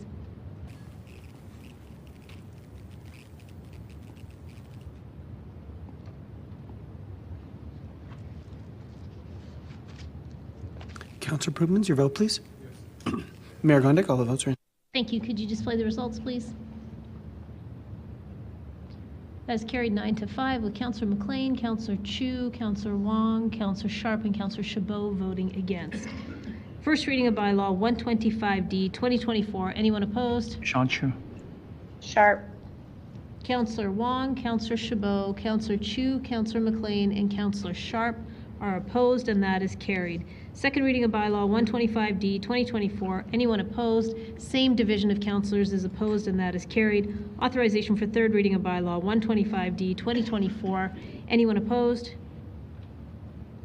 Hearing none, that's carried unanimously. Third reading of bylaw 125D, 2024. Anyone opposed? Same division of councillors are opposed, and that is carried. Mr. Pomeranke, let's go to 7.2.19. Thank you, Mayor. Item number 19 is a land use application to allow for up to 4 residential units plus secondary suites. Slide 2, please. The recommendation before you today is to give 3 readings to proposed bylaw 147D 2024 to redesignate the site located at 2624 First Avenue Northwest from RC2, the residential contextual 1-2 dwelling district, to MCG, the multi-residential contextual grade-oriented district. Next slide, please. This site is about 4 blocks southeast of the previous application, now in the community of West Hillhurst. The site is close to the Bow River Pathway as well as the primary transit network. Next slide, please. Surrounding development is characterized by a variety of densities: older bungalows to the east, semi-detached infills to the west, and townhouses and 3-story apartments to the south. My apologies. Next slide, please, Jordan. I'm just going to start over. Surrounding development is characterized by a variety of densities: older bungalows east, semi-detached infills to the west, townhouses and 3-story apartments to the south. A church is at the end of the block, and local commercial uses face Kensington Road. Next slide, please. This application proposes to redesignate the site to MCG, which is a multi-residential district intended to allow for 4plexes adjacent to lower density development. The district has a maximum building height of 12 meters and, as proposed, has a maximum density of 80 units per hectare, which would allow for 4 units on the site plus secondary suites. Next slide, please. In closing, this application allows for a moderate increase in density and a suitable transition from taller buildings to the south. Calgary Planning Commission supports the application and recommends Council's approval. Thank you. Thank you very much for your presentation. Let's open the public hearing on this item. It is 7.2.19. Let's go to Lee Wang, please. Thanks, Mayor. Councillors, good evening. This is Lee Wang. I'm speaking in support of this application for reasons below. First of all, this lot is within 100 meters of Parkdale Boulevard, which is part of city's primary transit network, providing convenient public transit network. Secondly, this lot is within 165 meters of neighborhood Main Street, being Kingston Road. There are many commercial and social establishments along this main street. So those 2 criteria: one, within 100 meters of primary transit; second, with 165 meters of the neighborhood main street, make it a good candidate for HGO lot. Thirdly, there are multiple residential houses and commercial lot already exist on the opposite side of First Avenue. The proposed grade-oriented house match with the community character. Last but not least, this site is within 180 meters of Bow Valley Parkway, which again I consider as one of the best parkway in the city. During our public engagement, we hear concerns from the community with regard to the number of units this lot can accommodate. With HGO can accommodate a maximum of 5 units. So the prefer is for us to apply for MCG with a density factor that can restrict the number of units to 4, which is what we did here. We think the current proposal is achieving a good balance of this site with the planning perspective and also reflecting residents' concerns. So we hope councillors can support this. Thank you. Thank you for your presentation. I don't see any questions for you in the queue. Thanks very much for joining us today. Do we have anyone else wishing to speak to 7.2.19? All right, seeing and hearing no one else, I will close the public hearing on this item. I'm also not seeing any questions of administration, so can I get a mover on this, please? Councillor Wong, please go ahead. Thank you, Mayor. As described by the proponent of this application of building 4 units on on First Avenue, which is close to Parkdale Boulevard and close to a primary transit network, is a reasonable application here, so therefore I do support it. Thank you. Can I get a seconder, please? Councillor Penner, thank you. I don't see anybody else in the queue. Over to you to close, Councillor Wong. Close. Thank you. You scribe to vote, please.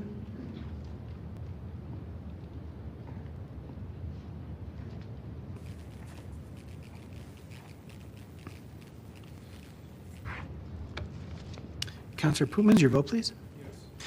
Mayor Gondek, all the votes are in. Could you display the results, please? Thank you. That's carried unanimously. First reading of bylaw 147D, 2024. Anyone opposed? Hearing none, that's carried. Second reading of bylaw 147D, 2024. Anyone opposed? Hearing none, that's carried. Authorization for third reading of bylaw 147D, 2024. Anyone opposed?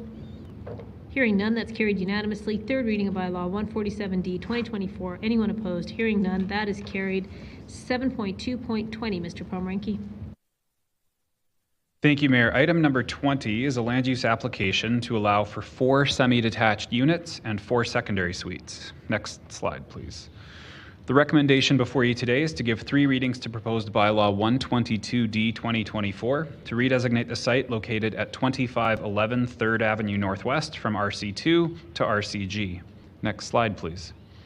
The subject site is approximately 2 blocks northeast of the previous application in the northwest community of West Hillhurst. This site is directly west of Crowchild Trail and is 2 blocks north of Kensington Road. Next slide, please. The site consists of a single parcel currently developed with a single detached house and a rear detached garage on the lane. A public pathway runs down the site's eastern property line alongside the sound barrier separating the community from Crowchild Trail. Next slide, please. Surrounding development is entirely single and semi-detached housing under the RC2 district, shown here in yellow and orange. Next slide, please.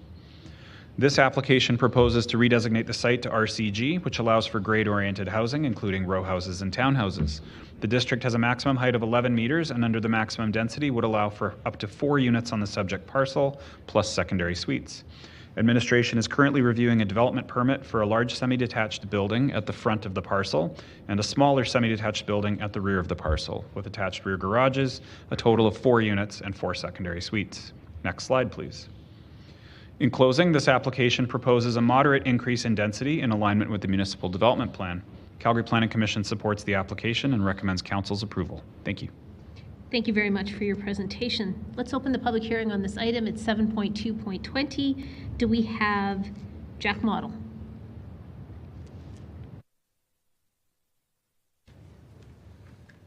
Good evening, Mayor and Council. My name is Jack Model. I'm with O2 Planning and Design. On behalf of Utopia Luxury Homes, we are the applicant. I will keep things brief. I know you've had a long day, week, or month. We are here speaking in support of the application. We believe it's appropriate given its adjacency to the primary transit network. We initially reviewed the potential initially reviewed the potential to go for HGO, but we worked with the applicant, with the client to look at their development aspirations and found the RCG was suitable. So I think that was a concession that was appropriate on this site. I'd be happy to answer any questions. Thank you very much. I am not seeing any questions in the queue. I have a procedural type question. Is Hayden Keogh also presenting? No. Okay, thank you for that. Thanks for joining us. Is there anybody else wishing to speak to 7.2.20? Okay, I don't hear anybody, so I'm going to close the public hearing on this item. I am not seeing any questions of administration in the queue, so I'm looking for a mover. Councillor Wong, please go ahead. Thank you, Mayor. This is, again, a good development. And one of the reasons I say that is on Crowchild Trail, with the noise attenuation wall, it's one of those things where we don't see a lot of development there because of the attenuation wall, because of Crowchild. So the fact that we got an applicant coming forward wanting to do something and do something substantial, I think is a great opportunity. There are some concerns from the community association, but I believe those considerations can be resolved through a DP conversation. Thank you. Thank you. Councillor Chabot is seconding it. Do you wish to weigh in? All right. I don't see anybody else in the queue. Over to you to close, Councillor Wong. Thank you. Closed. E-scribe to vote, please.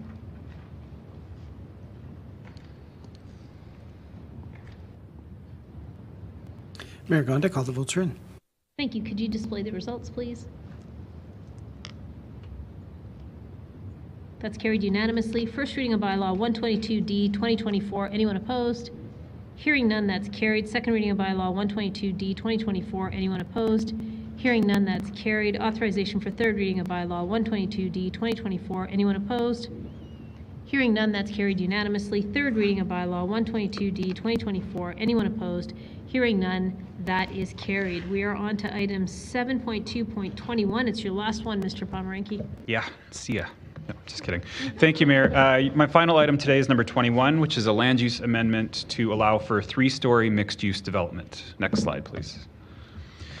This recommendation before you today is to give 3 readings to proposed bylaw 139D 2024 to redesignate the site located at 114 and 118 19th Street Northwest from RC2, the residential contextual 1-2 dwelling district, to MU1, the mixed-use general district. Next slide, please. The subject site is located in the northwest community of West Hillhurst, near the corner of 19th Street and Kensington Road. This site is approximately a 10-minute walk from the Bow River Pathway and a 15-minute walk from retail in Kensington. Next slide, please. The site consists of 2 parcels currently developed with single detached houses and rear detached garages accessing the lane. Next slide, please. Surrounding land uses include low-density residential to the north, commercial development to the south, multi-residential with commercial uses at grade to the west, and a seniors independent living building directly to the east under the SCI district. The large white area shown on this image is the former Kensington Legion site, where an 8-story mixed-use building is under construction. Next slide, please. This application proposes to redesignate the site to MU1, the mixed-use general district, which is intended for multi-residential development with commercial uses facing busier streets. As proposed, the district offers a maximum floor area ratio of 1.5 and a maximum height of 12 meters, or approximately 3 stories. Administration is currently reviewing a development permit application for 2 buildings on the site, one in the front, one in the back, with 16 residential units in total. Commercial bay facing 19th Street and surface parking along the rear of the lane. Next slide, please. In closing, this application proposes a reasonable development form and will serve as a transition from higher densities along Kensington Road toward the rest of the community. Calgary Planning Commission supports the application and recommends Council's approval. Thank you. Thank you very much for your presentation. Let's open the public hearing on this item. It is 7.2.21. Do we have Kalika Hoogstraten?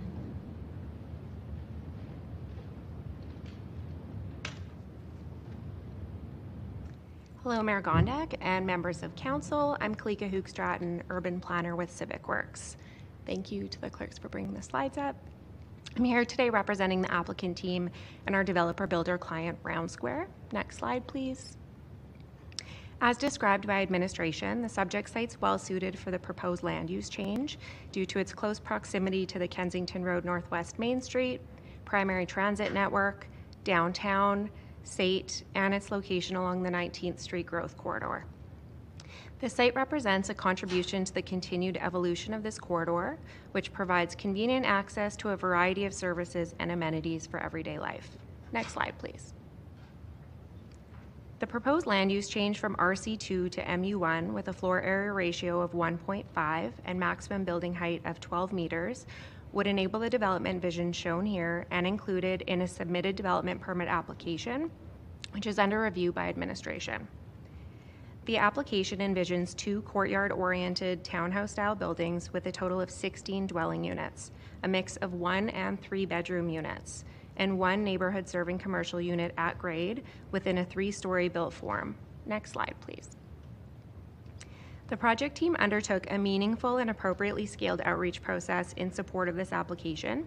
And as part of our process, we reached out to the Ward 7 office, West Hillhurst CA, and the community through a number of methods and received balanced feedback with both comments of concern and of support. We also met with the West Hillhurst Community Association, who expressed opposition primarily due to parking and traffic.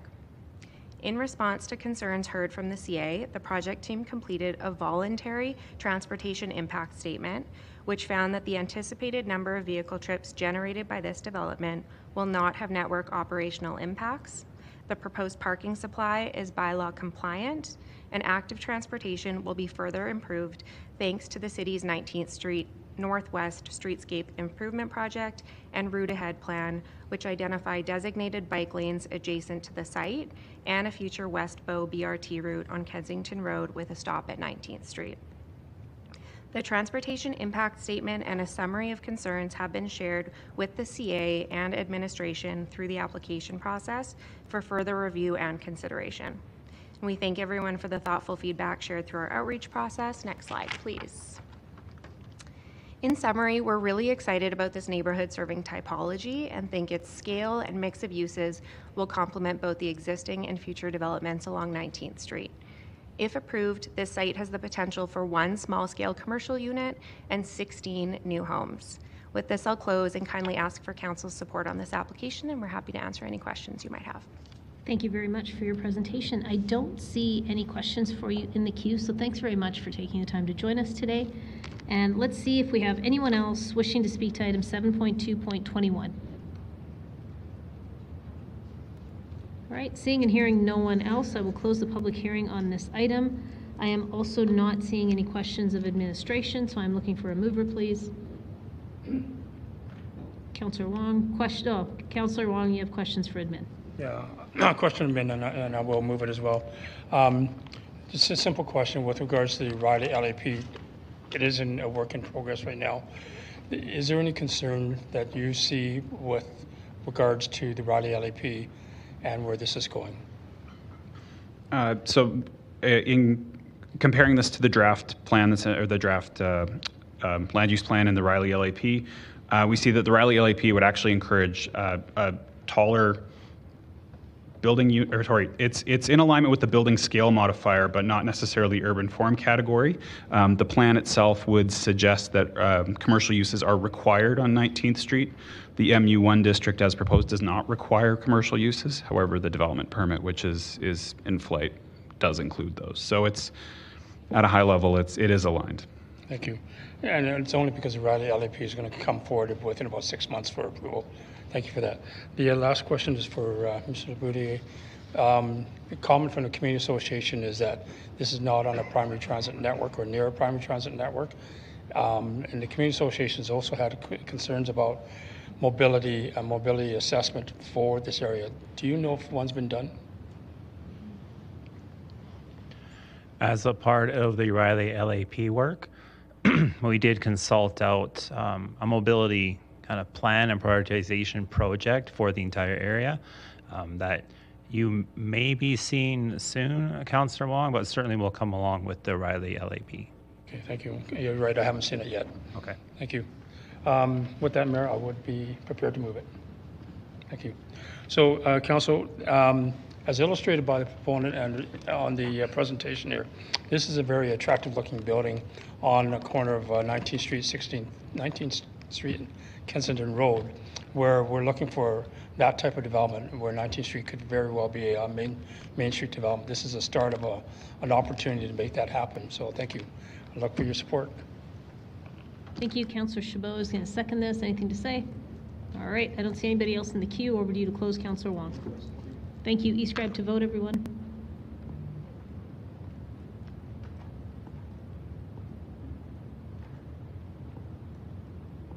Mayor Gondik, all the votes are in. Thank you. Could you display the results, please?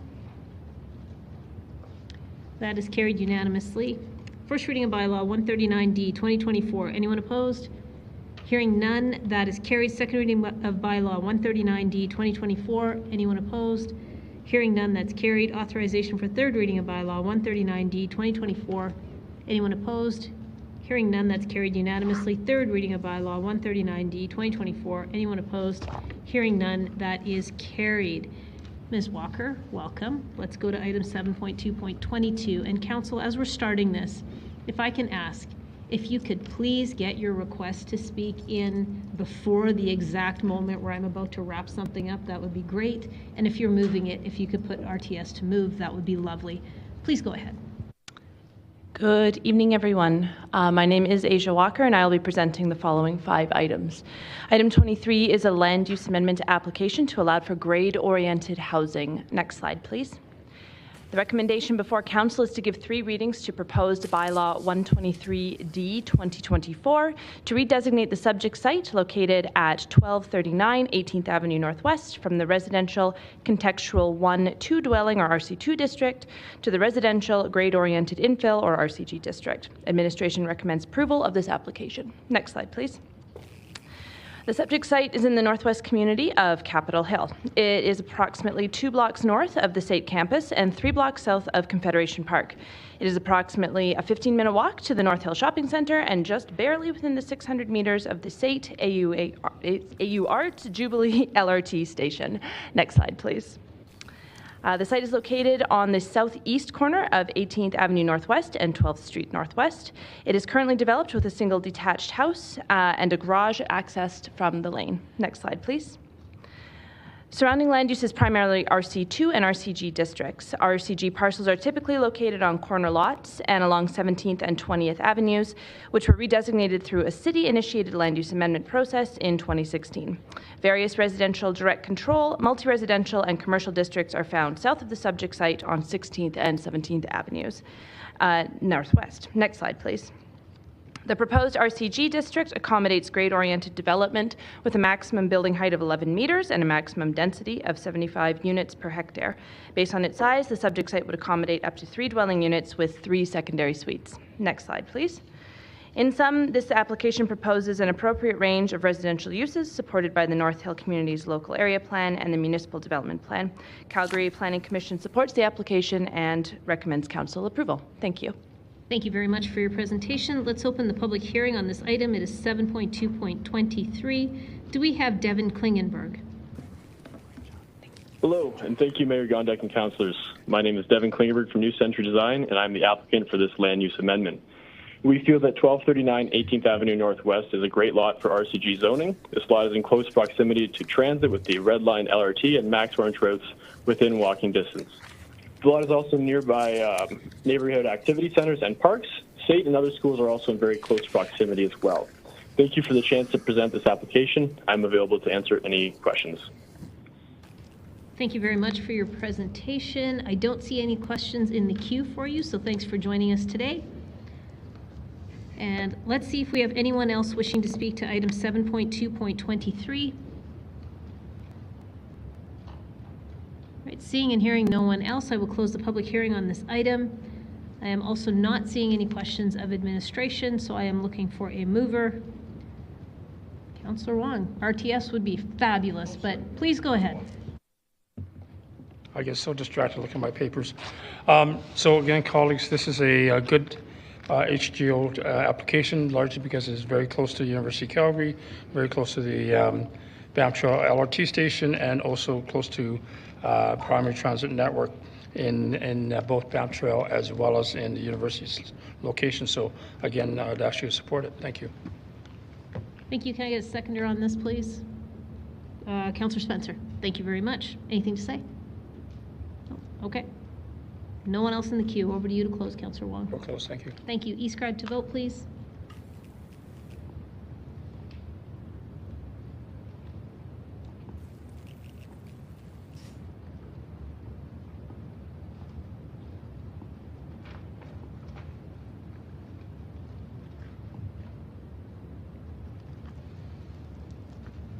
Councillor Chu, your vote, please.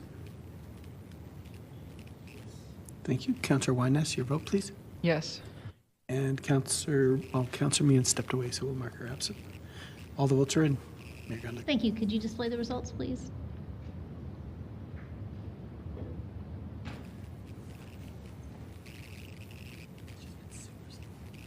That's carried unanimously. First reading of bylaw 123D 2024. Anyone opposed? Hearing none, that's carried. Second reading of bylaw 123D 2024. Anyone opposed? Hearing none, that's carried. Authorization for third reading of bylaw 123D 2024. Anyone opposed? Hearing none, that's carried unanimously. Third reading of bylaw 123D 2024. Anyone opposed? Hearing none, that is carried. Ms. Walker, 7.2.24. Thank you. Item 24 is a land use amendment application to allow for grade-oriented development in a range of housing forms. Next slide, please. The recommendation before Council is to give 3 readings to proposed bylaw 133D 2024 to redesignate the subject site located at 839 20th Avenue Northwest from residential contextual 1-2 dwelling district, or RC2, to the housing grade-oriented, or HGO district. Administration recommends approval of this application. Next slide, please. For this application, we head east of Capitol Hill to the community of Mount Pleasant, which also happens to be the community I call home. The subject site is located on 20th Avenue Northwest, designated neighborhood connector in the North Hill Community's local area plan. It is 1 block west of King George Elementary School and 4 blocks north of 16th Avenue Northwest, which provides various commercial services and is a key corridor in the primary transit network and urban Main Street identified on the municipal development plan. Next slide, please. The site is located on the southeast corner of 20th Avenue Northwest and 8th Street Northwest and is accessible by a rear lane. It is currently developed with a single detached house and a garage accessed from 8th Street Northwest. Next slide, please. Surrounding land use is primarily RC2 district. Redesignation to the residential grade-oriented district has occurred on many corner parcels in this area.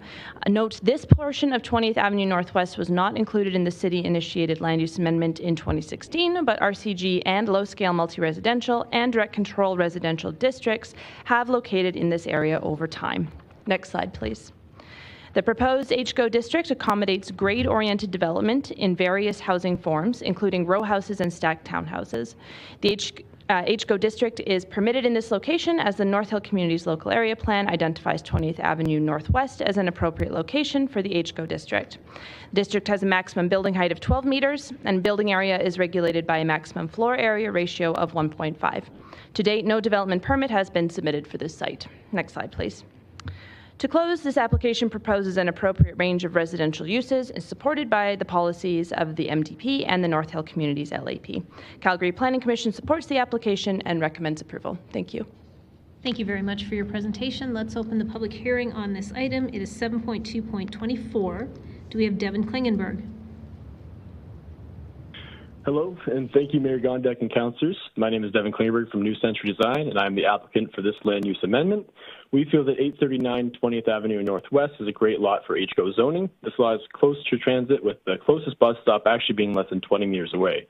The lot is also near the Mount Pleasant Community Association, off-leash dog parks, playgrounds, and parks. There's a wide variety of schooling options near this lot, and SAIT is approximately 500 meters away. Thank you for the opportunity to present this application. I'm available to answer any questions. Thank you very much for your presentation. I don't see any questions in the queue for you, so we appreciate you joining us this evening. Let me ask, is there anybody wishing to speak to 7.2.24? Right, I'm not seeing or hearing anybody else, so let's close the public hearing on this item. I also don't see any questions of administration. Let's go to you, Councillor Wong, to move. Thank you, Mayor. I want to draw your attention to the fact that during the Housing Task Force housing strategy and the recent blanket zoning, 20th Avenue was identified as a walking tour for HGO and RCGs. And again, if you do walk along the area, you do recognize that there is a number of opportunities for that. This is one of those opportunities for HGO, and I ask you to support it. Thank you. Thank you. Can I get a seconder on this one, please? Councillor Penner, thank you. I don't see anybody else in the queue. Over to you to close, Councillor. We're close. Thank you. Thank you. E-scribe to vote, please.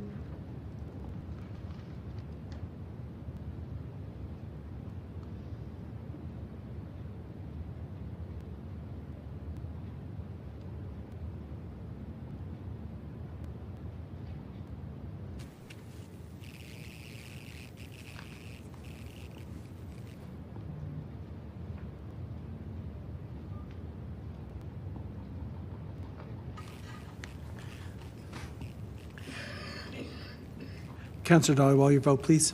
Yes. Thank you. Councillor Pootmans, your vote, please. Oh, we've got it. Thank you. Councillor Penner, your vote, please. Yes. Councillor Chabot, your vote, please. Yes. Thank you. Councillor Spencer, your vote, please. Yes. And Councillor McLean. Yes. Thank you for your patience with the slow e-scribe vote. Mayor Gondek, all of the votes are in. Thank you. Could you display the results, please?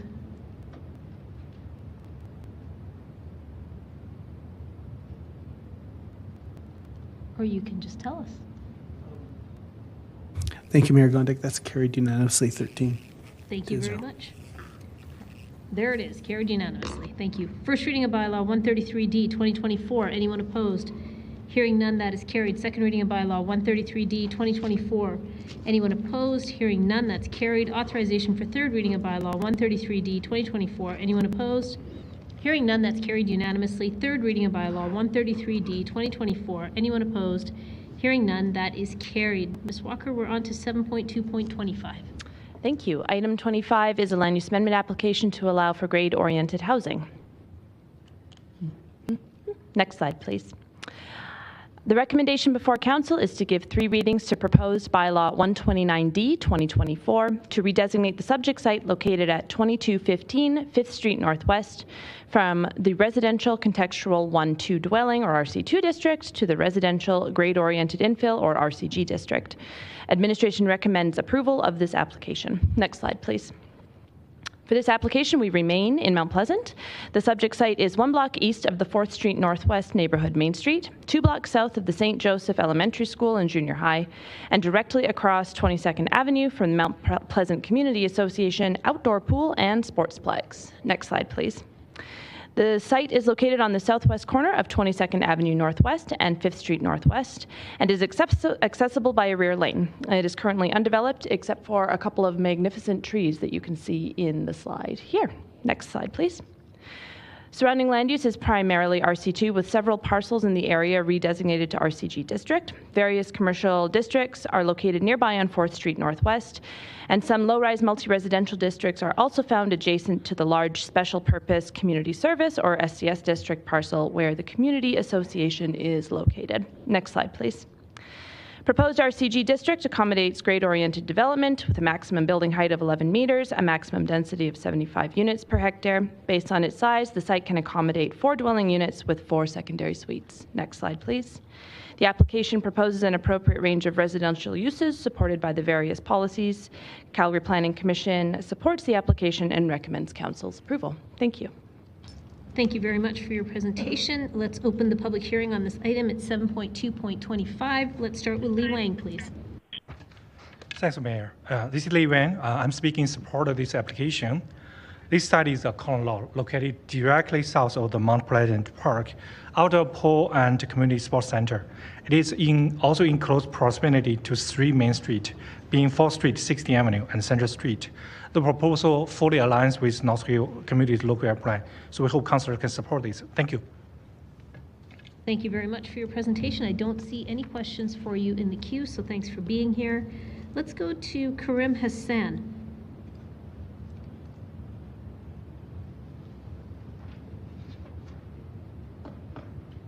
Karim Hassan? How about anybody else wishing to speak to 7.2.25? All right, seeing and hearing no one else, I'm going to close the public hearing on this item. I'm also not seeing any questions of administration, so let me go to Councillor Wong to move, please. Thank you, Mayor. Once again, this is a RCG development close to both 4th Street Northwest, for those that know that area around the McDonald's there, but also very close to 20th Avenue, so therefore a good cross-section for being to get to downtown as well as over the state. In addition to that, it is across the street, as indicated, from the Mount Pleasant Community Association, which includes a outdoor ice rink, outdoor swimming pool, and an indoor ice rink. So therefore, great location for families. Thank you. Thank you. Councillor Chabot is seconding this. Anything to add? Just briefly, I had a little bit of experience and spent a little bit of time there myself over the years, and I think this is an ideal location for this. So happy to support it. Thank you. I don't see anybody else in the queue. Over to you to close, Councillor Wong. Thank you. E-scribe to vote, please. Mayor Gondek, we appear to be having some significant performance issues with e-scribe. If it's okay with you, I'll call the vote by voice. Let me just see if there's anybody by exception. Okay. If you're okay with That's that. fine. Okay, Council, e-scribe's not working for us, so on this item, is there anyone opposed? Councillor Chu is opposed, and that's carried. Okay, so First reading of bylaw 129D 2024. Anyone opposed? John Chu. Councillor Chu is opposed, and that's carried. Second reading of bylaw 129D 2024. Anyone opposed? Councillor Chu is opposed, and that's carried. Authorization for third reading of bylaw 129D 2024. Anyone opposed? Hearing none, that's carried unanimously. Third reading of bylaw 129D 2024. Anyone opposed? Councillor Chu is opposed, and that is carried. Ms. Walker, let's go to 7.2.26. Thank you. Item 26 is a land use amendment and policy amendment application to allow for grade-oriented development in a range of housing forms. Next slide, please. The recommendation before Council is to give 3 readings to proposed bylaw 26P 2024 and accept the proposed amendments to the Sun Alta Area Redevelopment Plan and redesignate the subject site located at multiple addresses from the multi-residential contextual grade-oriented or MCGD11 district to the multi-residential contextual medium profile or MC2 with a floor district with a floor area ratio modifier of 1.5. Administration recommends approval of this application. Next slide, please. We now trundle down 14th Street and arrive in the southwest community of Sun Alta. The subject site is 2 blocks south of the Sun Alta LRT station, 2 blocks north of the historic Calgary Tennis Club, and 2 blocks northwest of the Sacred Heart Church and Elementary School. Next slide, please. The site is located mid-block on the south side of 12th Avenue Southwest between 16th and 17th Streets Southwest and accessible by a rear lane. The site is approximately 0.21 hectares and is currently developed with 5 single detached houses hosting a total of 9 dwelling units. Next slide, please. Surrounding land use is a diverse mix of residential districts. Adjacent parcels are primarily MCG district with various density modifiers, with higher density multi-residential districts located north of 12th Avenue, and the residential one dwelling or RC1 district to the west, enabling the historic community of Scarborough. Next slide, please. The proposed multi-residential contextual medium profile district accommodates multi-residential development with intensity measured by floor area ratio to provide flexibility in building form. This application proposes a maximum FAR of 1.5. This is a reduction of the FAR allowed by the standard land use district, which is 2.5. Development permit for grade-oriented stacked townhouses has been submitted, proposing 48 dwelling units in 4 buildings and is currently under review. Next slide, please.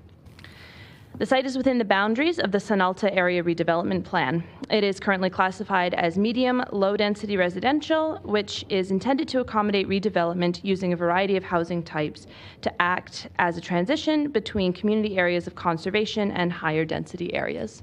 Next slide, please. The proposed reclassification is to medium density, which is intended to allow for new development of 4-story apartments with a focus on diversity in facade treatment and architectural design details. No height modification is proposed, so the maximum building height of 12 meters will continue to be allowed. Next slide, please. In closing, this application proposes an appropriate range of residential uses and is supported by the appropriate policies, including the ARP amendments. Calgary Planning Commission supports the application and recommends Council's approval. Thank you. Thank you very much for your presentation. Let's open the public hearing on this item. It is 7.2.26. Let's go to Paul Needham, please. Hello, Mayor Gondek and members of Council. I'd like to extend my apologies. I intended to be in chambers, however, did not expect Council to move through the item so quickly, so kudos for the efficiency this evening. My name is Paul Needham, urban planner with Civic Works, and am joined on the line by Sophia Baker, architect with Formed Alliance Architecture Studio. I'm here tonight representing the project team on behalf of our developer builder client, EC Living. Would the clerk kindly confirm that the submitted presentation is on the screen? It is. Okay, great. So starting on slide 2, please. Building on administration's presentation, this application represents a proposal for a well-located transit-oriented development within the amenity-rich community of Sun Alta. The site has excellent proximity to alternative transportation options, including the Sun Alta Blue Line LRT station and several other transit service routes within about a 5-minute walk. The site is bounded by 3 main street corridors and the greater downtown area. There's immediate access to the 12th Avenue Southwest cycle track, one of Calgary's busiest bikeways, and easy access to the Bow River pathway connecting the site to the greater regional pathway network. The site also meets 7 out of 8 multi-residential infill criteria, reinforcing that this is a great location for more housing options for Calgarians. Next slide, please. The site is within the Sun Alta Area Redevelopment Plan and is identified as having support for up to 12 meters or about 4 stories and aligns with the proposed project scale. A minor map amendment of the land use policy from medium-low to medium density is required to realize the proposed transit-oriented development outcome. Next slide, please. As shared by administration, this application would redesignate the subject site from the MCG district to the MC2 district with a maximum floor area ratio modifier of 1.5, enabling a range of rental options contextual with other building forms along 12th Avenue Southwest. A total of 48 homes are proposed, consisting of 16 larger 2-story townhome units, 16 at-grade flats, and 16 smaller basement units, all with entrances at grade, or in other words, the jackpot of all trick-or-treat locations. 19 vehicle parking stalls are proposed, 48 Class 1 and 16 Class 2 bike stalls are proposed within the submitted development permit being reviewed concurrently. Next slide, please. The project team undertook a multi-channel community outreach process starting in November 2023, implementing several outreach strategies as shown on this slide. We heard a relatively low volume of feedback through our outreach process, which included nearby residents, the Sun Alta Community Association, and the Ward 8 office. A letter of support from the Community Association and a community member have been included on the public record for this hearing. Now, an applicant-led outreach summary has been prepared and is included on the public record. Next slide, please. This concludes our presentation, and we kindly ask for council's support on this application, and the applicant team would be happy to answer any questions that you may have. Thank you for your time. Thank you very much for your presentation. I don't see any questions for you in the queue, so thanks for making the time to be with us today. Council, as we're approaching 9:30, can I get general consent for 2 things? Number 1, to go past our 9:30 time. I'm wondering if you would entertain finishing this item and the next one because Ms. Walker is done after those 2. Is there anyone opposed to that? Thank you very much. Okay, so let's go to Michael Jones. Are you on the line?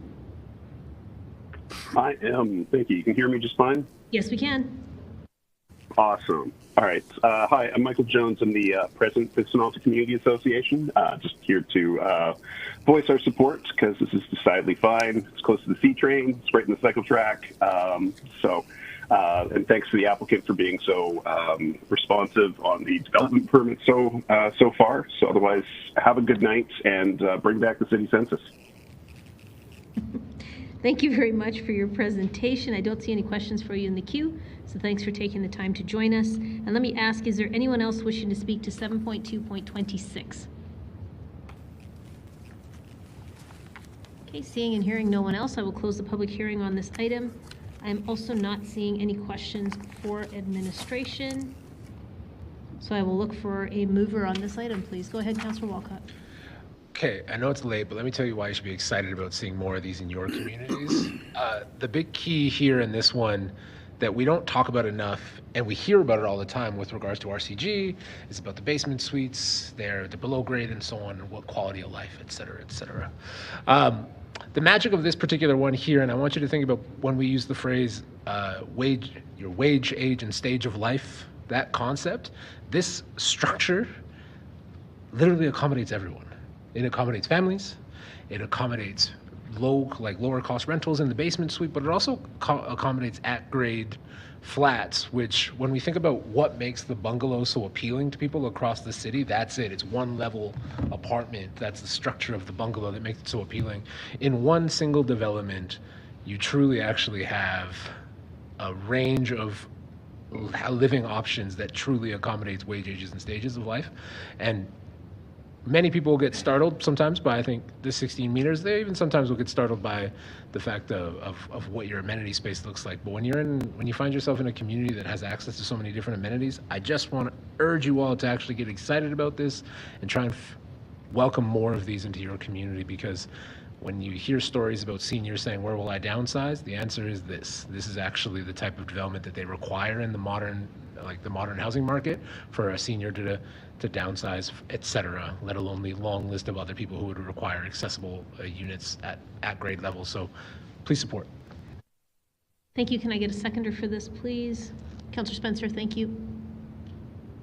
Do you need to weigh in? I just want to say I am excited. I just want to. Thank you. I don't see anybody else in the queue. Let's go to Councillor Walcott to close. Okay, I have a new speech. I'm closed. Thank you. E-scribe to vote, everyone.